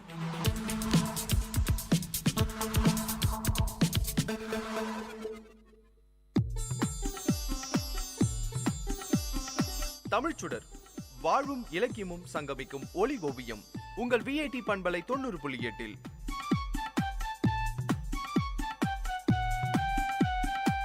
இன்றைய தமிழ் ஓவியம் தீட்டுபவர் ஜெயஸ்ருதி. வணக்கம். இன்சொல் இனிது ஈன்றல் காண்பான் எவன் கொல்லலோ வன்சொல் வழங்குவது. இன்றைய காலகட்டத்துல நம்ம எல்லோரோட வாழ்க்கையும் இயந்திரத்தனமா மாறிடுச்சு. அதனால வாழ்க்கையில படபடப்பு, கோபம் எல்லாமே ஒரு அங்கமாயிடுச்சு. நம்ம அன்றாட வாழ்க்கையில ஒரு இடத்துக்கு போயிட்டு வரும்போது திடீர்னு மழை பெய்யும். ஒதுங்கி நிக்கிறதுக்கு மரமோ இல்ல கட்டிடமோ அங்க இருக்காது. வீட்டுக்கு சீக்கிரமா போயாகணும். சரி, மழையில நனைஞ்சிட்டே போயிடலாம்னு பார்த்தா வண்டியில பெட்ரோலும் இருக்காது. இப்படி ஒரு சூழ்நிலையில நாம இருக்கும்போது இந்த இயந்திரத்தனமான வாழ்க்கையில கோபம் வர்றது இயல்புதானுங்க. அந்த பகுதியில சுத்தி பார்த்தா ஒரு பெட்ரோல் பங்க் கூட இருக்காது. அப்படியே ஒரு பெட்ரோல் பங்க் கண்ணுல பட்டு அங்க போய் நின்னா அங்க பெட்ரோல் இருக்காது. கெட்ட நேரம் அப்படின்னு ஒரு முடிவுக்கு வந்து நல்லது நடக்குமான்னு யாரையாவது உதவிக்கு கூப்பிடுவோம். மழை பெய்யறதால அலைபேசியில தொடர்பு கொள்ள முடியாம போகும். இந்த நேரத்துல நம்ம உறவினர் அல்லது நண்பர் யாரையாவது தொடர்பு கொண்டு உதவிக்கு வருவாங்களான்னு பார்த்தா அவங்களோட நகைச்சுவை உணர்வு அப்பதான் கரை புரண்டு ஓடும். அப்பதான் நம்மளோட கோபமும் அந்த கரையை உடைச்சு ஊருக்குள்ள வரும். யாரோட தொடர்பும் வேணாம் அப்படின்னு அலைபேசியை ஆஃப் பண்ணிடுவோம். அந்த வழியில ஒரு நல்ல நண்பன் செய்யற உதவியால அந்த சூழ்நிலையை சமாளிச்சு வீட்டுக்கு போயிடுவோம். இவ்வளவு பெரிய பிரச்சனைக்கு அப்புறம் சூழ்நிலை மாறினாலும் நம்ம மனசு மாறாதுங்க. அது கூட இயல்புதான். ஆனால் அந்த இயல்பு எவ்வளவு சரியானது? நம்மளோட மனசு வீட்டுல இருக்கிறவங்க அக்கறையா என்னாச்சு ஏதாச்சுன்னு கேட்பாங்கன்னு எதிர்பார்த்தா அவங்க நம்ம மேலேயே கடும் கோபமா கேள்வி மேல கேள்வி கேட்பாங்க. அப்பா, அம்மா, அண்ணன், தம்பி, தங்கச்சி இது பத்தாதுன்னு பக்கத்து வீட்டுல இருந்து வந்து இன்னாமா இப்பதான் வந்தியானோ மழை பெய்யுதுன்னு யாருக்கும் தெரியாத பெரிய ரகசியத்தை போட்டு உடைப்பாங்க. இவ்வளவோ அனுபவிச்ச நாம தனியா உட்காந்து யோசிச்சா ஒவ்வொரு மனுஷனும் மத்தவங்க கிட்ட இருந்து எதிர்பார்க்கறது என்ன? எல்லோரும் நம்ம கிட்ட அன்பா ஆறுதலா பேசணும். ஆனா எத்தனை பேருக்கிட்ட நம்ம அப்படி நடந்துக்கிறோம்? இந்த கேள்வி எல்லாரும் மனசுலயும் ஒரு ஆணி அடிச்சு வச்சு அதை தினமும் நினைச்சு பார்க்கணும். அப்படி நாம பேசி நடந்து வந்தா நம்மளோட பேசுறதுக்கு எல்லோருக்கும் ஒரு அலாதியான பிரியம் ஏற்படும். இதைத்தான் வள்ளுவர் ஒரு குறள்ல சொல்றாரு, இன்சொல் இனிது ஈன்றல் காண்பான் எவன் கொள்ளலோ வன்சொல் வழங்குவது.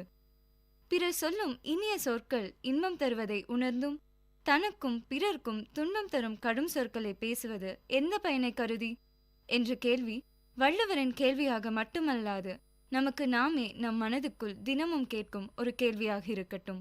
சிந்தியுங்கள், செயல்படுங்கள். நன்றி.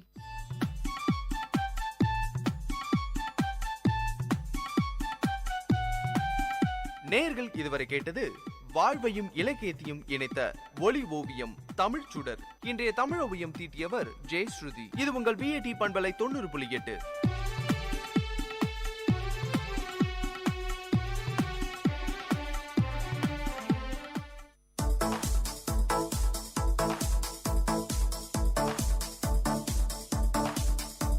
Welcome to the Noble Lectures, an audio lecture series of VIT Community Radio 90.8 FM. Interesting innovations, technological inventions, technical presentations, inspiring impressions, philosophical thoughts, lingual leaps, artistic amusements, and lecture formats delivered by eminent professors, researchers, and innovators from various fields. Let the talks touch your thoughts with our noble notions. In today's Noble Lecture, we have a lecture on Motivation for Innovative Engineering Projects, delivered by Professor Chandrasekhara Udayagiri, VIT University.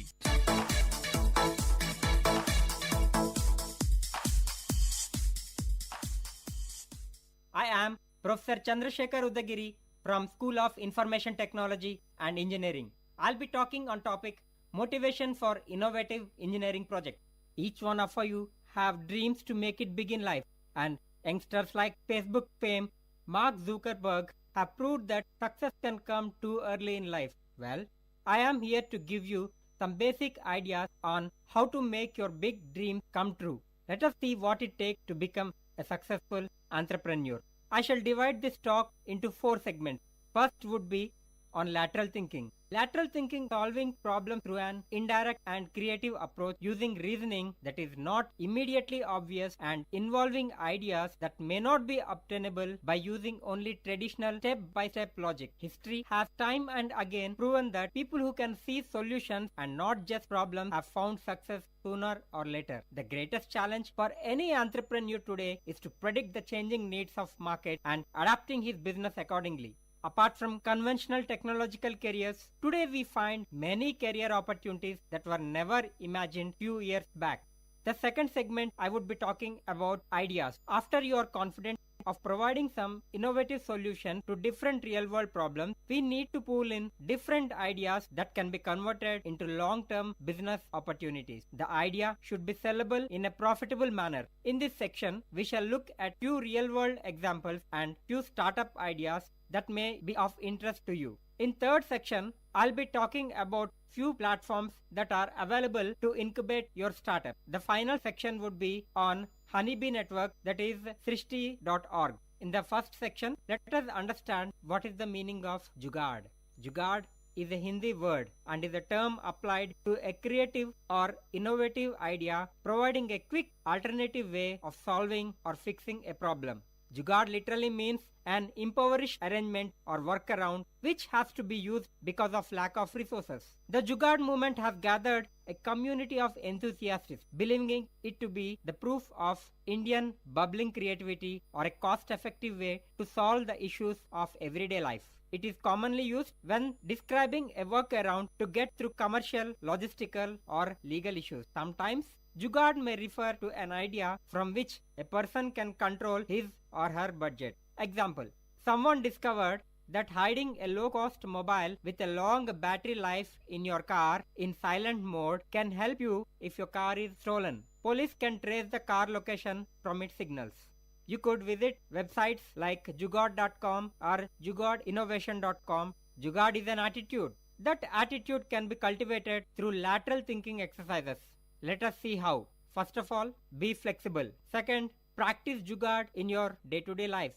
Third, try to improve your comfort and convenience at lower cost. This practice will help you find low-cost solutions in your future career endeavors. Fourth, brainstorm your ideas with like-minded company. They could be students as well as your faculty. Fifth, if you get lost in halfway finding a solution, celebrate the intermediary solutions. They may lead you somewhere else in future. Last, you're all engineers. As you learn, parallelly figure out how your knowledge fits into solving real-world problems. Always keep in touch with real world.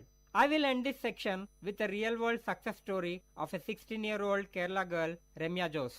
Ramya scored above 90% in her board exams, this in spite of having to do the laundry. She represented her school at various science fairs and won prizes for making a still model of a transmission tower for mobile phones. For her 12th standard practical examinations, she made a model of refrigerator in which vegetables, fruits, etc. would remain fresh up to a week. Miss Jose made this popular award-winning washing machine after her board exams when she was just 14-year-old. It all happened because Ramya's mother fell ill during her 10th standard exams and her father was undergoing cancer treatment. She had to change 3 buses while going to and coming from school and spend about 2 hours each way. As there was no washing machine at home, the chore of doing the laundry fell to her and her twin sister. So, instead of just wishing for a washing machine, she decided to try her hand at making one during the vacations. She had watched the functioning of an electric washing machine and thought of substituting the electrical power with mechanical power. She drew the basic diagram and her father took it nearby automobile workshop. He requested the workers to make it when they had a free hour and agreed to pay. He then purchased the materials according to his daughter's instructions and supplied them to the shop. Once she had to explain to the mechanic personally how she wanted it to be done. The mind being familiar with the conventional washing machine, this innovation comes across as surprisingly simple. It consists of an aluminium cabin in which there is a horizontal cylinder made of iron net wire. The cylinder is connected to a pedaling system which consists of a cycle chain, pedal and a seat. An old broken cycle was used for this purpose. In appearance, it looks like an extra cycle usually seen in a gymnasium, which is connected to a cabin. Clothes are put into the cylinder. This cabin is filled with water to the level of clothes. Washing powder is added and left to soak. Then pedal for 3 to 4 minutes. The cylinder rotates at a very high speed with the clothes inside, cleaning them thoroughly. Soap water drains out, the barrel is filled and the process is repeated. By pedaling, the washed clothes are centrifuged and become about 80% dry. NIF has filed the patent for this machine. The advantages are galore. In the rural area, electricity is always a scarcity and with revision of rates, the common man cannot afford to use a washing machine in the first place. By attaching a cycle-like device to it, it can be used as an exercise machine, thereby serving the twin purposes of keeping fit as well as doing the laundry. It is quite cheap at cost, as cost would be limited to about 2000 rupees. It is portable, so the motivation is highly practical for use in the rural areas and stays within the budget of the common man. Now, there is a proposal for mass production of this washing machine. Now I would move on to the second segment, ideas. An idea can change your life. All the modern day industrialists unanimously agree that people who face the problem know their solutions better. Especially in a growing economies like India, etc., any existing product may not actually fulfill all the needs and requirements of its customers. People may want low-cost, multiple-use device or systems or services. We will look at few such solutions that came out from customers themselves. First, all of you must be aware of a website named redbus.in. This is a 600 crore company today, started by Mr. Fanindra Sama with just 5 lakh investment in the year 2005. He made the website out of his personal need to book tickets online. He found that there were too many travel agencies which were not known to the people and vice versa. So buses would go partially empty while there were passengers who postponed their travel due to lack of seats. Second, 22-year-old Saket Modi's hobby had been hacking computer systems. After a bitter experience in childhood, he understood the need to use this hobby only for ethical purposes. During his graduation, he sharpened his hacking skills. He would report the vulnerabilities of different websites to their owners and offer solutions. Today, he is the CEO of Lucidius.com, having clients as Microsoft, Reserve Bank of India, IBM, etc. He charges anywhere between 1 lakh to 50 lakhs for his solutions. Well, the stories of many software companies are similar to the above. Being from IT background, I wish to speak about few innovative ideas which were used to construct successful business ventures for using internet. When computer was invented, no one knew internet was possible. When internet started, no one predicted the social revolution that the networking sites like Facebook and YouTube will bring about. Today is a new era where the internet and IT services have shown path to altogether new career opportunities that were never imagined before. The beauty of this path is the ease with which the business model can be transformed. Zero investment on hardware, and most importantly, the business runs in a virtual office. That is, people can work from their homes. Following are few ideas that have transformed careers of homemakers, provide extra source of income to youngsters, or have grown into a successful business models altogether. Let us hear few such ideas. First one. Many people are emotionally attached to their old items like albums, furniture, books, and other antique objects inherited from their ancestors. But the problem starts when we have to preserve them. Without proper care and maintenance, they tend to rust or get damaged. People who are traveling a lot might want to keep such things at one place so that they may bring them back once they settle down or possess a large enough space. An idea, store more, is born out of this need. They preserve these items in cartons and take proper care of them by charging monthly nominal fee per box. Store More CEO in Delhi is seeing profits of late. Moral: human emotions are excellent raw material for an idea. The second idea, online auto. We need to be admitted to a hospital urgently, but there is not a single auto in the vicinity. Auto drivers may reject the destination or demand double price. Autovola.in has solved this issue. Just like radio taxi model, this company has a call center which books auto for us and sends it to our home in time. Since it ensures regular income, many auto drivers prefer joining these jobs. In just 2.5 years, the number of autos in the company have grown from 25 to 150. Mukesh Jha and Janardhan Prasad are planning to expand this business to other metros. Moral: great ideas are very simple.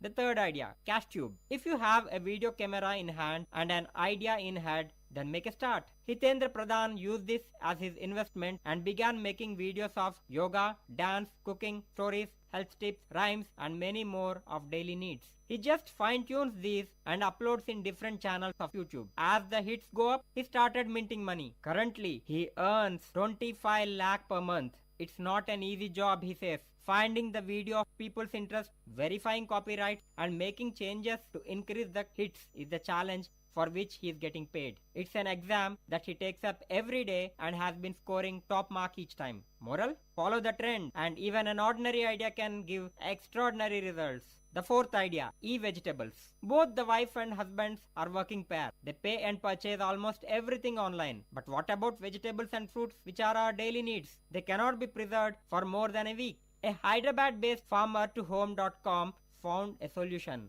Go to the website and choose the required vegetables and their quantities. Register your address, make a minimum purchase of Rs 180 and the vegetables are delivered to your home. CEO of Farmer to Home, Ramana Kumar, is planning to extend this facility to other metros. Moral: one's need is another's business idea. The fifth idea, housemaids.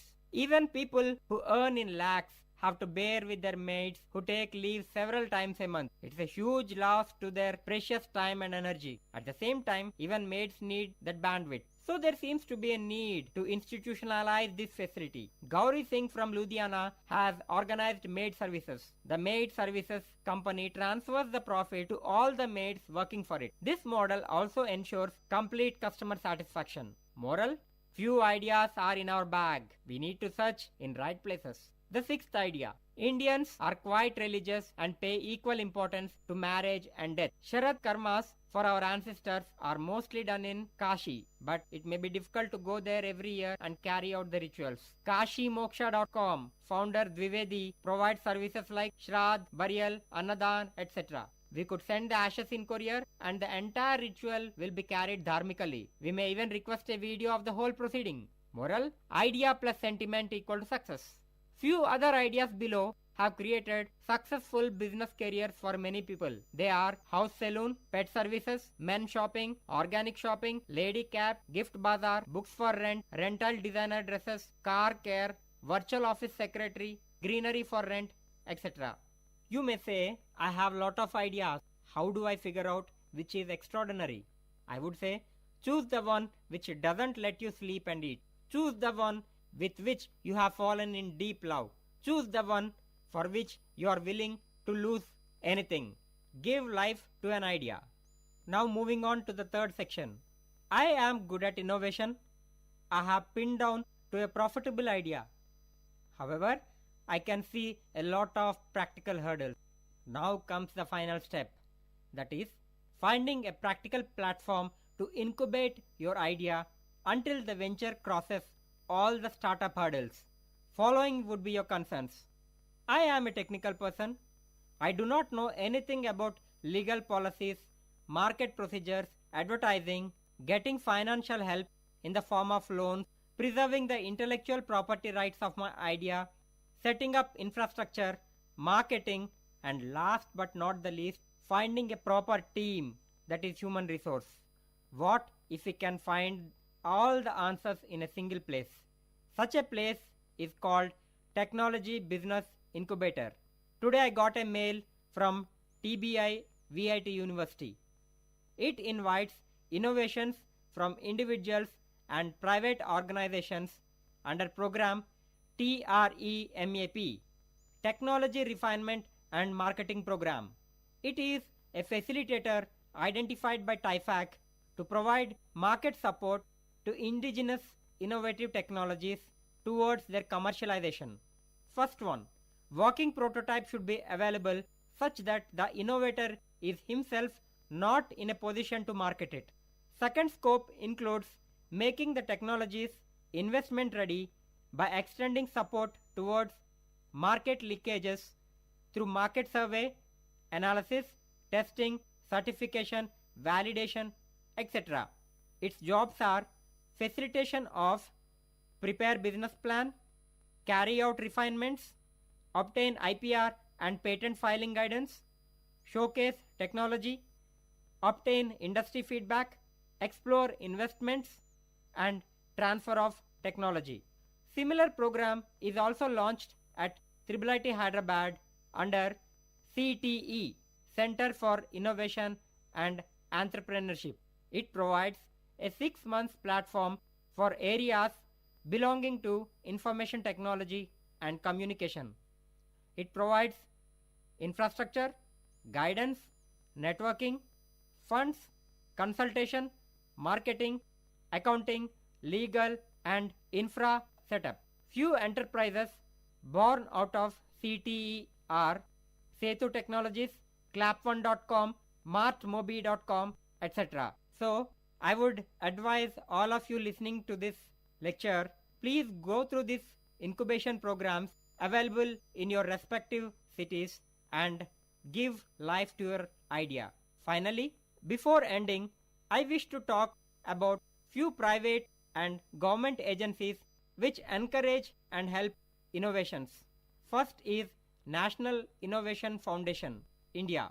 It is an autonomous institution of Department of Science and Technology.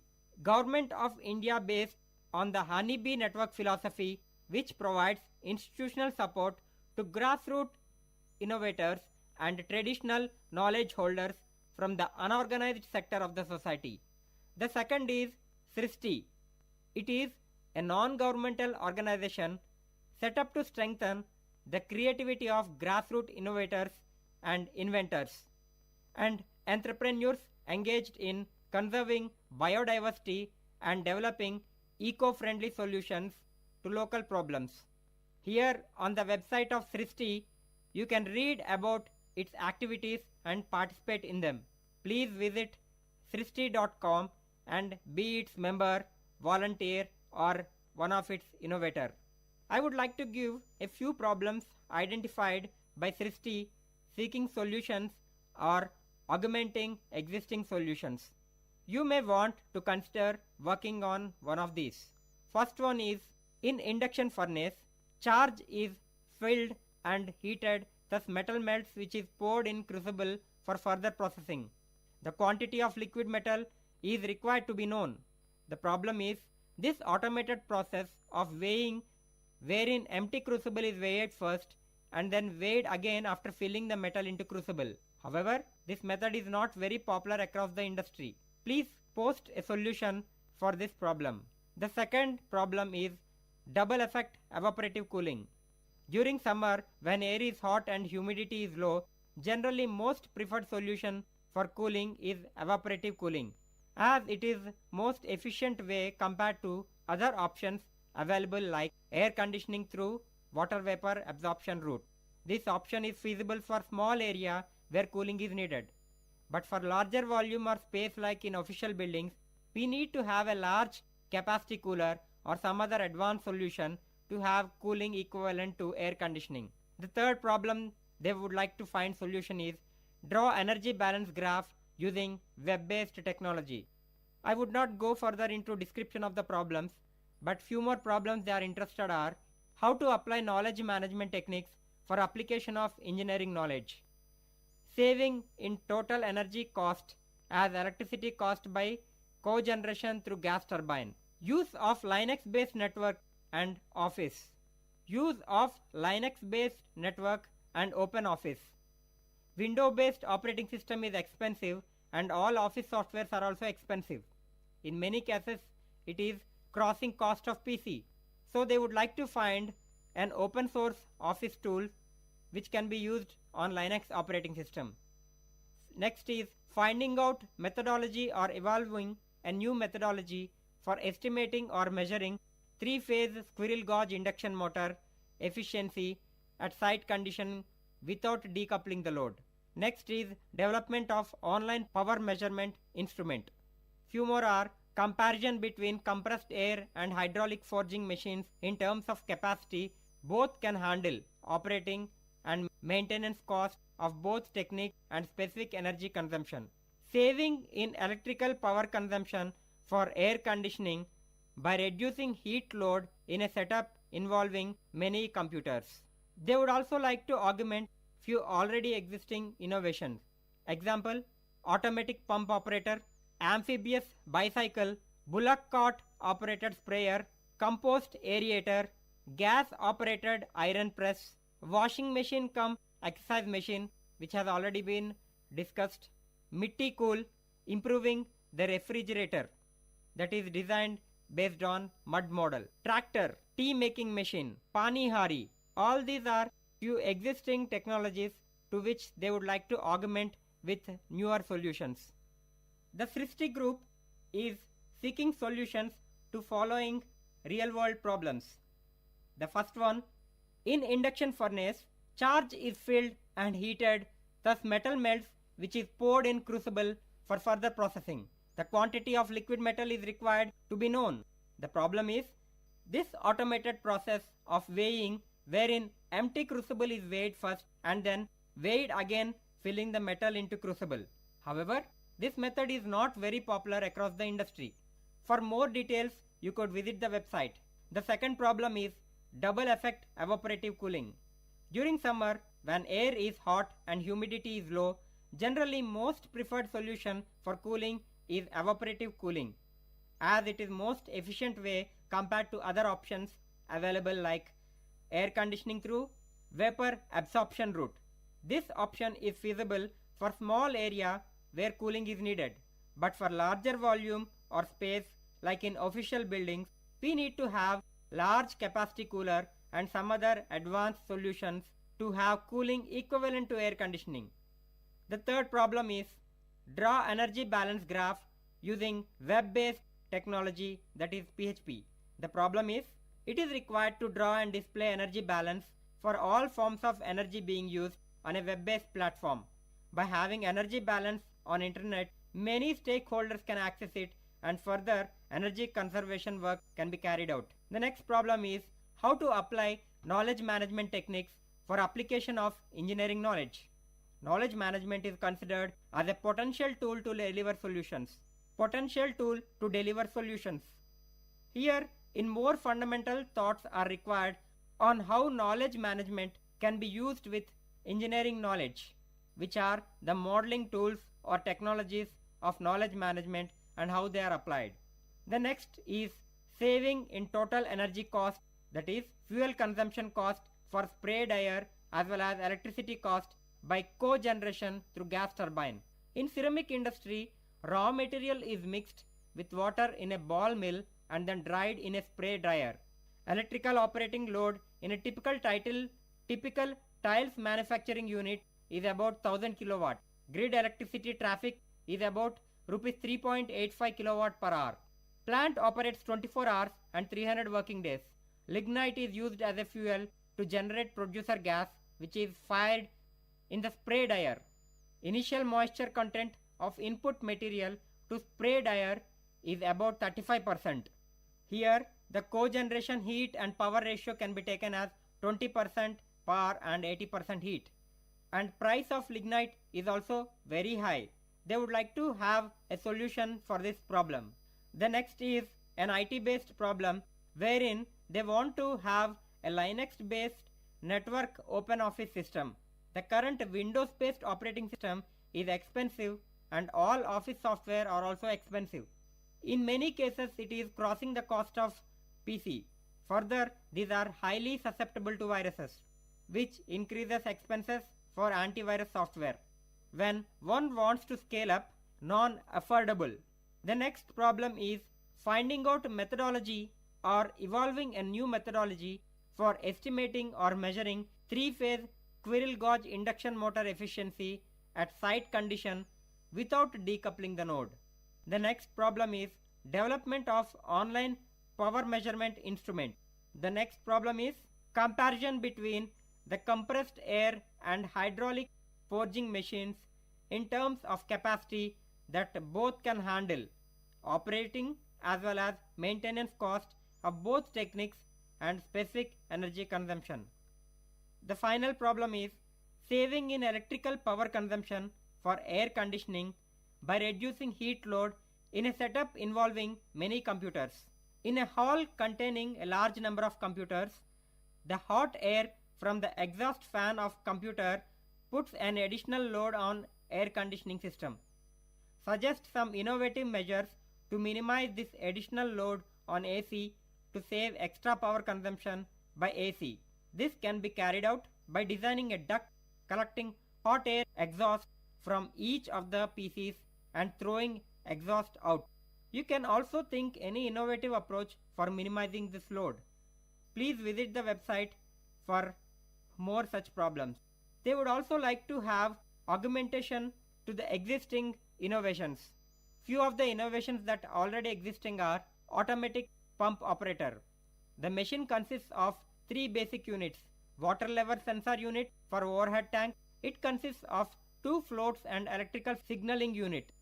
Based on level of water in tank, different signals are activated and fed to control unit. Second, water level sensor unit for all reservoir source. In normal cases, the pump starts once the water level in the overhead tank falls below the threshold level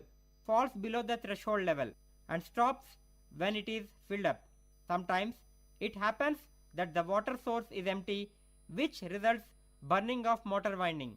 Whenever the water level sensor unit for overhead tank sends signals to control unit for switching on the pump, this unit checks the water level in the source and sends feedback.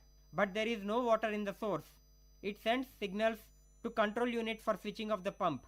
Third, the control unit. This is the main unit of the system which receives signals from water level sensors and switches on or off the pump accordingly. They would like to augment this innovation.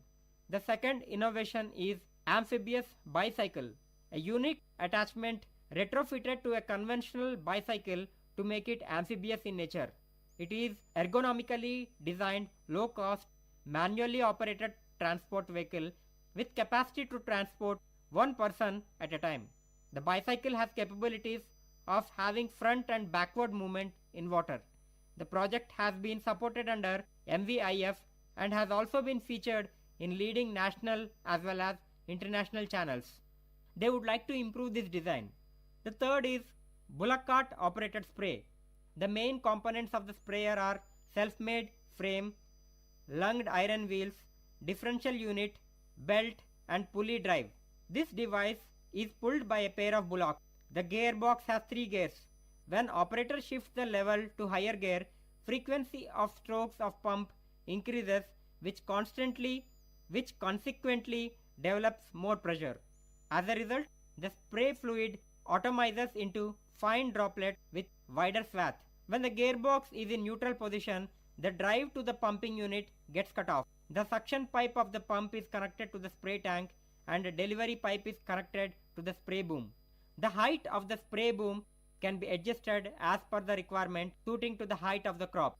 They would like to augment this design. Next design is compost aerator. The present innovation relates to a compost aerator machine which can efficiently turn, mix, aerate and humidify the waste for easy conversion of bio-waste to compost useful as rich manure in agriculture field. An Indian patent has been filed for the innovation. His manufacturing unit is registered as Donshi Mechanization. The next innovation is gas-operated iron press. The innovation consists of an iron box that is operated through LPG gas. There is an inbuilt automatic lighter for ignition of the filament in the iron. The box has a capacity of holding 1 kg of gas. The iron gets warmed within 2 to 3 minutes up to 45 degrees. The cost for operating the iron box for an hour is rupees 1.8 approximately. The low-cost gas-operated iron is ideal for tailors and washermen due to its cost effectiveness and simplicity in design. The next design was already discussed, which is washing machine cum exercise machine. The innovation is a mechanical, semi-automated, pedal-operated washing machine for clothes, which works on the principle of tumbling effect. The device comprises a cuboid-shaped encasement which rotates through a shaft integrated to pedals with a seating arrangement for the user. The operation facilitates physical exercise for the user. They would like to augment this design so that it can start up for a mass production. The next is Mitti Cool. It is a refrigerator developed using mud as its ingredient. Next is tractor. Bachubai's tractor is to be optimized with variable speed engine and a newly designed gearbox. Next is tea making machine. It needs to have control system to enable the mixing of tea, milk, sugar in proportion one wants. It should be able to remember the preferences of different consumers for different moods with a smart card. Tea has to be made in Indian style. Last is Panihari. Can we make it more efficient, comfortable and redesign load distribution system in any other way for this Panihari? For further details, you can visit srishti.org. And here I end my lecture on motivation for innovative engineering project. You have heard some prospective ideas and possible solutions. Now it's time to gear up your wit and decide what do you really want to do with your engineering knowledge. If you are prepared to make it big, keep questioning yourself what really motivates you. I hope my lecture has been useful to each and everyone and identifying an appropriate platform to incubate your idea and finally coming out in flying colors. With this, I end this lecture. All the best. Thank you. I hope this lecture touched your thoughts with a noble notion. Tune into the Noble Lecture series of VIT Community Radio for another noble talk from eminent professors, researchers, and innovators from different fields. You are listening to VIT Community Radio 90.8 FM. Let the talks touch your thoughts with our noble notions. Exchange of ideas. Scientific community came to a point where they realized that they need separate funding, separate independent body to do their space missions. After 5 days, we lost the total communication with the Aryabhatta satellite. Initially, we didn't have the technology to produce our own cryogenic engines. After the success of the Rohini series of satellites in 1980, India began launching the INSAT series in 1983. The Mangalyaan maximizes efficiency with the limited cost that it was operating, had to go around Earth and use Earth's gravity to slingshot it towards Mars. Whereas Maven, on the other hand, was directly put into a Mars transfer orbit in order to reach Mars. ISRO named these bacteria after itself, that is Bacillus isronensis, Bacillus aryabhatta and Bacillus janibacter hoyle.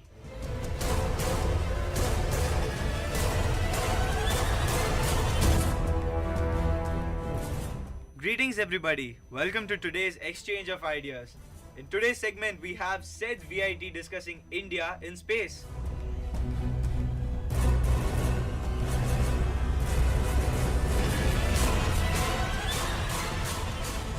In today's panel we have Karthik Nair, Himanshu, Madhumita, Akshaya, Roshan and myself Shreyas. So Karthik, can you take us to the past and to the point where it all started? Go back to its earnest beginnings, we'll have to go thousands of years back to the time of Aryabhatta and Bhaskara, when they calculated a movement of planets and stars across the night sky. Aryabhatta also calculated the length of a year in more or less very high precision, almost around 1/10 the precision of what we have right now, which is pretty amazing since it was a time when they did not have technology. All they did was a calculation in their head and on paper. Indian space program started in 1962 when INCOSPAR was established under Department of Atomic Energy, which was chaired by India's pioneering nuclear physicist Dr. Homi Bhabha. Over the ages, while initially funded by Department of Atomic Energy, at some point the Indian government or Indian scientific community came to a point where they realized that they need separate funding, separate independent body to do their space missions.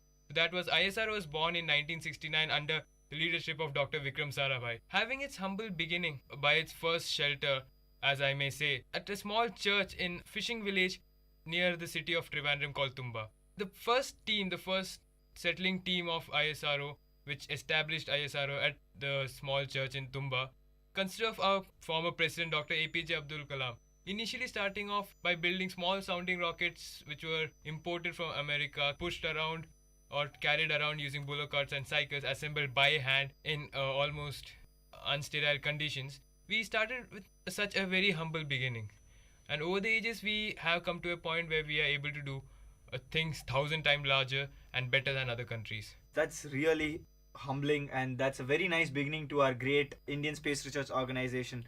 Do you have anything to say, Himanshu? After 1969, ISRO got established and became one of the most fully fledged space research organization our country has ever seen. The first giant step that ISRO took was the launch of our great satellite Aryabhatta, which happened in the year 1975, in the month of April, 19th April 1975. So the main experience was to gain expertise in handling how to different satellites in space. Of course, as we say, they launch us into space, but as you say, every great step has some obstacles. And the Aryabhatta mission was our first mission, but it only occurs for the 4 days. After 4 days, it happens to goes through a total blackout, and after 5 days, we lost the total communication with the Aryabhatta satellite. That's really great. We actually managed to make through it unscathed. What do you have to say, Akshaya?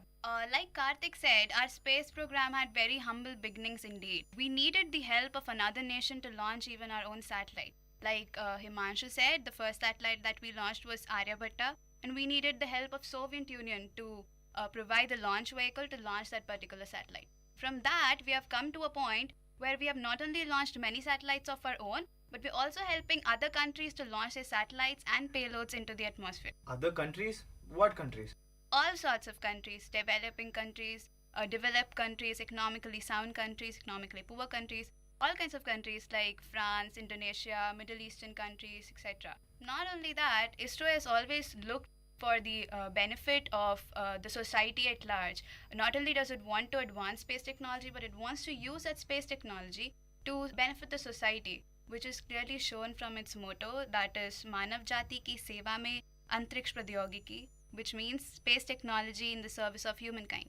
That is a very inspiring motto. Do you have anything to add, Madhu? I agree, the motto is very inspiring, but we have received a lot of criticism and have been questions about the relevance of space activities, which was then a newly independent nation, which couldn't even feed its own population. Our space program has no intention to show off its might, but just to play a role in the application of the advanced technologies and to solving the real problems of man in society. In spite of all this criticism, Indian Space Research Organization has always helped humankind. We have launched numerous satellites which have observed the meteorological conditions and have helped predict several cyclones and have effectively mitigated these cyclones, saving hundreds of lives. We have also had a lot of research and we are now able to predict rainfall, which is very good as India is an agricultural nation, and this has been hugely useful for this. ISRO is also planning to launch a new satellite which will completely be dedicated to observing the cosmos. So this will help us gain a lot of data. For this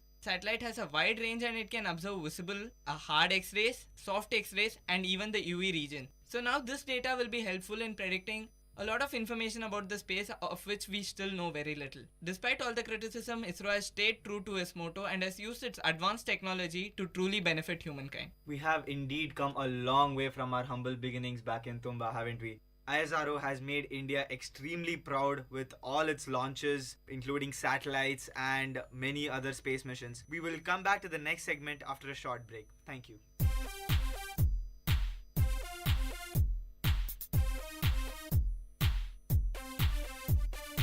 Mintu, I'm going to the market today. I have to get some vegetables. Are you coming? Wait, Chintu, I am coming. Hey, where is the carry bag?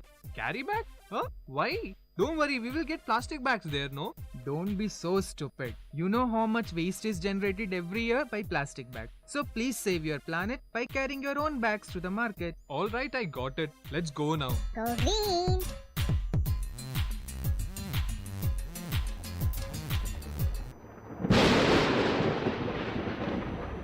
Exchange of ideas.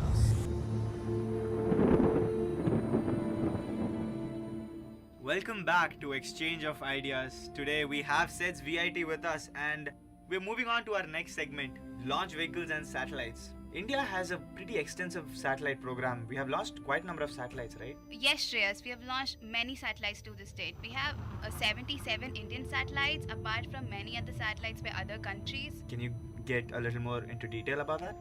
Starting with Aryabhatta in 1975, we went on to launch the Rohini series of satellites in 1980. The Rohini series was an experimental series only, but the cool thing was that they were all Indian made. The launch vehicle was also Indian made. It was the SLV-3, Satellite Launch Vehicle 3. After that, we went on to make ASLV, Augmented Satellite Launch Vehicle. Then we made the PSLV, then GSLV, and now the GSLV Mark III. Both SLV and ASLV have been discontinued to its low success rates, but it's been compensated with the use of PSLV, GSLV, and GSLV Mark III. The PSLV is an expandable launching system which allows us to launch Indian remote sensing satellites with sun synchronization orbits, which was not done by any other country before Russia. We are the second country to do this. The GSLV enables us to launch geostationary satellites and makes us less dependent on the foreign rockets. It is possible to have a payload up to 5 tons. Initially, we didn't have the technology to produce our own cryogenic engines. However, on June 5th last year, the GSLV D5 successfully launched a GSAT-14, which intended orbit, making it the first successful flight using an indigenous cryogenic engine. India is the 6th country in the world to have this technology. ISRO intends on using GSLV Mark III for all future heavy lifting. It has a much higher payroll than the present GSLV. We have come a long way, haven't we? Starting from something very simple as a sounding rocket like Nexstar, which we imported from US and got it launched. All we did was launching it to an altitude of 80 kilometers, doing basically weather balloon studies using a rocket. But end of the day, we have come a long way coming to developing our own cryogenic engines, which is a big milestone on its own, cause cooling down hydrogen and oxygen to liquefying temperatures is not easy, and maintaining those temperatures is totally a different task altogether. So yeah, we have come a long way even. But end of the day, this launch vehicle which launches satellites and the satellites which have been launched by these vehicles have changed the life of a common Indian man in many ways. Starting from something as simple as IRS, Indian Remote Sensing Satellites, have given us insight into the weather systems, the movement of clouds, the movement of steam vapor channels across atmosphere, and help us predict rainfalls and hailstorms and various disasters as such. Something like this is pretty significant for a country which is predominantly agricultural like us. For example, if we have a monsoon which has very low rainfall predicted, farmers can brace themselves for a low crop yield or something like that, which is significant because that helps reduce the impact in case of if it comes as a surprise. And also it has helped us mitigate many disasters like many cyclones as previously mentioned. And a very good example of this would be the Uttarakhand floods. The rains were already predicted, the weather disturbances, the western disturbances as it were called, were already predicted, already forecasted and already observed. The teams were ready for a flood, but the only thing they did not expect was the scale at which it was going to come because of water getting dammed up in the Himalayas. So yeah, it did help us predict and help us evacuate people way before anything happened. Also, it helped us coordinate the rescue operations as weather was predicted, and which helped the Indian Air Force to take their flights as and when required and get as many people as possible back on land. I would like to add, Karthik, these satellites have made it possible for a lot of damage control during natural disasters. Cyclone Phylan, the death toll for Cyclone Phylan reached up to 8 or 9 casualties. Many years ago in 1999, a cyclone with the same intensity took the life of about 1,000 people. Now we have also launched a new series called the Gagan satellite system, which will help monitor air traffic and manage this as it gets real-time information from 7 different airports and many other minor airports in India. So as this goes on, it becomes very easier for an aircraft to know where to land and when to land, and has drastically reduced the time an aircraft have to spend waiting for a landing strip. Yeah, Gagan, which the full form of which, if I'm not wrong, is GPS Augmented Guidance and Navigation System, is a technology which is still in more or less dependent on the GPS satellite constellation of United States. It's basically our own satellite network using a already existing satellite, but end of the day we have to use data coming in from GPS satellite systems. But at this point where Russia has its own GLONASS network of navigational satellites, that we also need an independent navigation system particularly targeting only our own country or the Indian subcontinent as a whole. That's where IRNSS or Indian Regional Navigation Satellite System has come into being. Recently, a few launches were done. The 5th satellite of the series was launched on March 28 this year.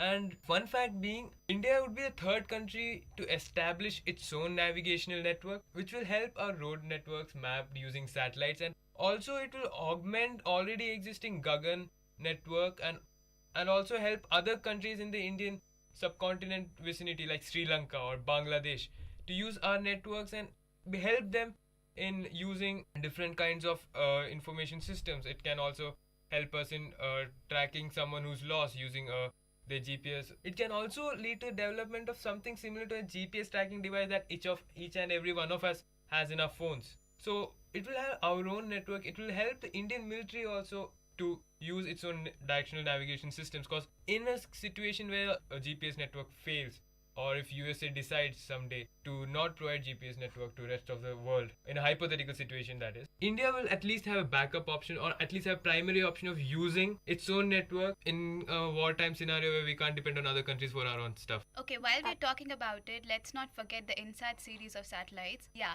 after the success of the Rohini series of satellites in 1980, India began launching the INSAT series in 1983. INSAT stands for Indian National Satellites. These satellites basically revolutionized the telecommunication systems in India. Also, it has the speciality of being the largest domestic communication system in all Asia Pacific region. Doordarshan, All India Radio, etc. depend on it totally.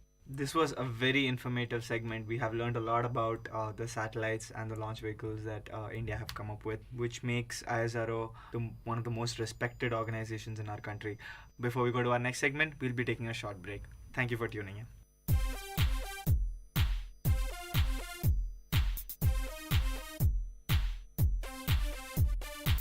Chintu, did you close all the windows and door properly before coming out? Yeah, I did. And did you switch off all the lights and all the electricals? Oh god, I totally forgot. Chintu, how can you be so irresponsible, huh? Using energy wisely in the home saves money and the environment. So let's start doing our own share. Sorry, I'll go and switch off all the lights and come back. Go green!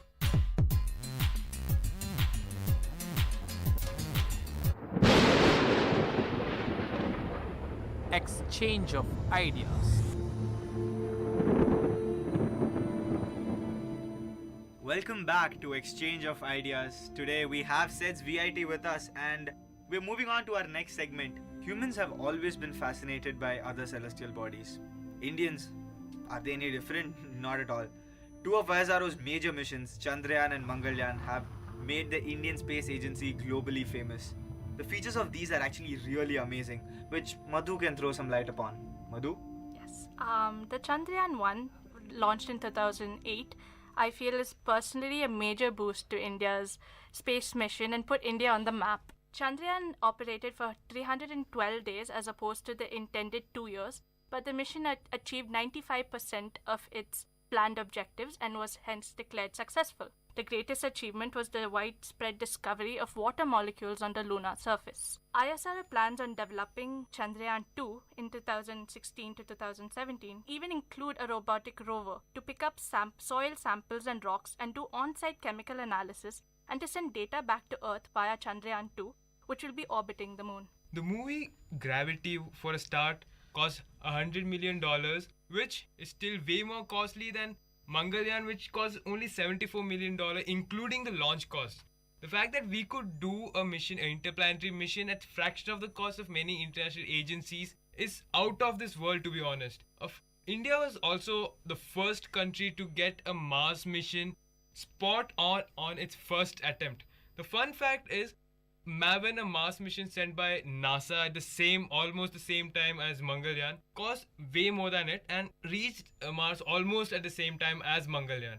Only difference was Mangalyaan had, in order to maximize its efficiency with the limited cost that it was operating, had to go around Earth and use Earth's gravity to slingshot it towards Mars. Whereas MAVEN, on the other hand, was directly put into Mars transfer orbit in order to reach Mars. Mangalyaan's payload is also pretty simple because we are starting off with our first interplanetary mission. It has a visual spectrum camera which has taken, or as I might say, has also been rated as the best camera ever put into Mars orbit because it took the best, finest quality pictures of Mars till date. Mangalyaan also has a methane sensing probe on it to sense the amount of methane that's coming off the Martian surface, which will help us detect or predict whether life existed on Mars or not, because methane is a clear indicator of life. And coming back to life, ISRO has also detected or found forms of bacteria on the upper atmosphere. Am I not right, Akshaya? Yeah. So, ISRO has made another important achievement by discovering 3 new species of bacteria in the upper atmosphere. These bacteria are extremophiles. They are not found anywhere on planet Earth, leading to the speculation that they might be of extraterrestrial origin.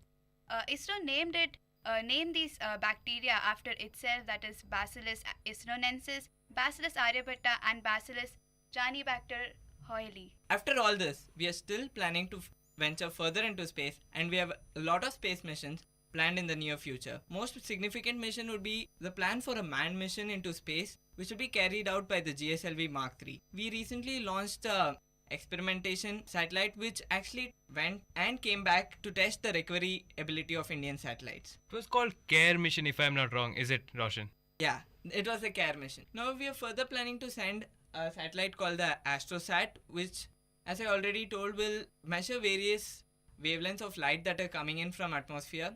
And this satellite is typical because no other satellite has a wavelength and measure a bandwidth this big. We go all the way from ultraviolet to visible to soft X-rays and to hard X-rays, which is pretty significant considering the Hubble Space Telescope manages only a fraction of this segment. Okay, that's pretty wonderful because AstroSat is something, it's probably India's first mission to actually do astronomical observation. Till now, India has been pretty much dependent on its ground-based station like those in Leh, Rangpur Observatory and Osmania University, and also those observatories at Ooty, the radio observatory at Ooty, and the observatories of Ayuka in Pune. So it's pretty wonderful because till now India has been primarily focused on doing missions which help the development of our country by like launching IRNSS or IRS or INSAT series for that matter. But launching something like AstroSat is pretty much going into the next level because we have established our expertise in field of launching satellites and making satellites. So why not venture into something furthermore scientific importance, help Indian scientists around the world for that matter to study about various astronomical observations, like something like as you said, if I'm not wrong, has a wide observation range, if I'm not wrong. So that would actually help us observe many astronomical phenomena like gamma ray bursts or supernovas, solar flares coming off the sun. So it does increase our scientific knowledge, and India will be one of those countries which have their own observational satellites, which have been predominantly dominated by Russian, European and NASA satellites by NASA, and also the International Space Station. So this will help India in a longer run by creating more scientific value, proving that ISRO not merely focused on just launching satellites for communication and weather networks, but also for scientific purposes. CARE module is a test bed for our future manned mission, something that we will have to do because our future lies not here on this planet but rather in the skies. So as India tries to explore newer avenues, I believe that we are capable of greatness as we have in our past. ISRO has made all Indians extremely proud. We have taken a stand to compete with all the major space agencies, even with the likes of NASA, ESA and Roscosmos. We have even set an example on how to be cost-effective and accurate with space missions. We are really looking forward to many more breakthroughs such as these. For more, please do tune into 90.8 VIT Community Radio to catch SEDS VIT talking more about space and other stuff. Thank you. Exchange of ideas. This is VIT Community Radio 90.8.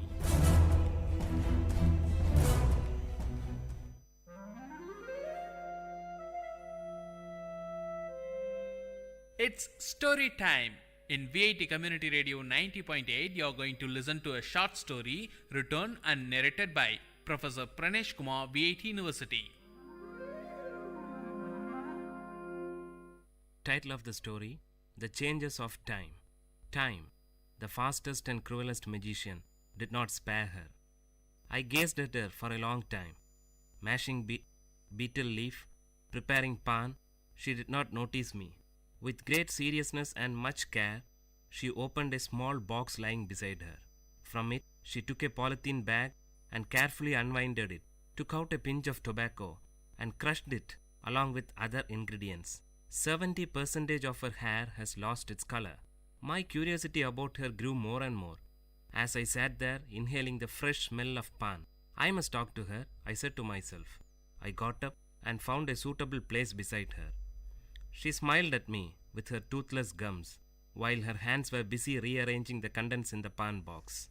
The skin of her arm seemed coarse like the epidermis of an old tamarind tree. She herself was like an old tree that had witnessed many springs and summers. Dressed in a white saree and without a blouse, she looked like a typical old woman from South Tamil Nadu. Each time she moved her head, her heavy pampadums, these are nothing but ornaments meant for the ear, moved to and fro rhythmically. She must not have felt the unease, used as she was to those two pampadums from her early teens. They were huge pieces of gold ornament, different shapes, cubes, circles, triangles, and horseshoes closely packed with the usual wax stuffing. She could often be seen seated on the veranda of that old house with tiled roof. Nobody knew her name. People called her member's wife, since her husband became a panchayat member. Being the senior-most person in the area, people from the surrounding area called her great-grandma in respect. She lived with her younger son's family. We both gazed at each other until I broke the ice by asking her about the tattoo on her arms. She had tattooed the picture of a peacock across her biceps.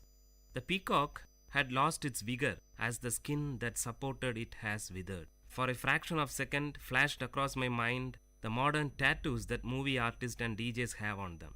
I asked her the intention behind her tattooing and why a peacock. She opened her mouth carefully, holding her head upwards so that the pan from her mouth did not spill.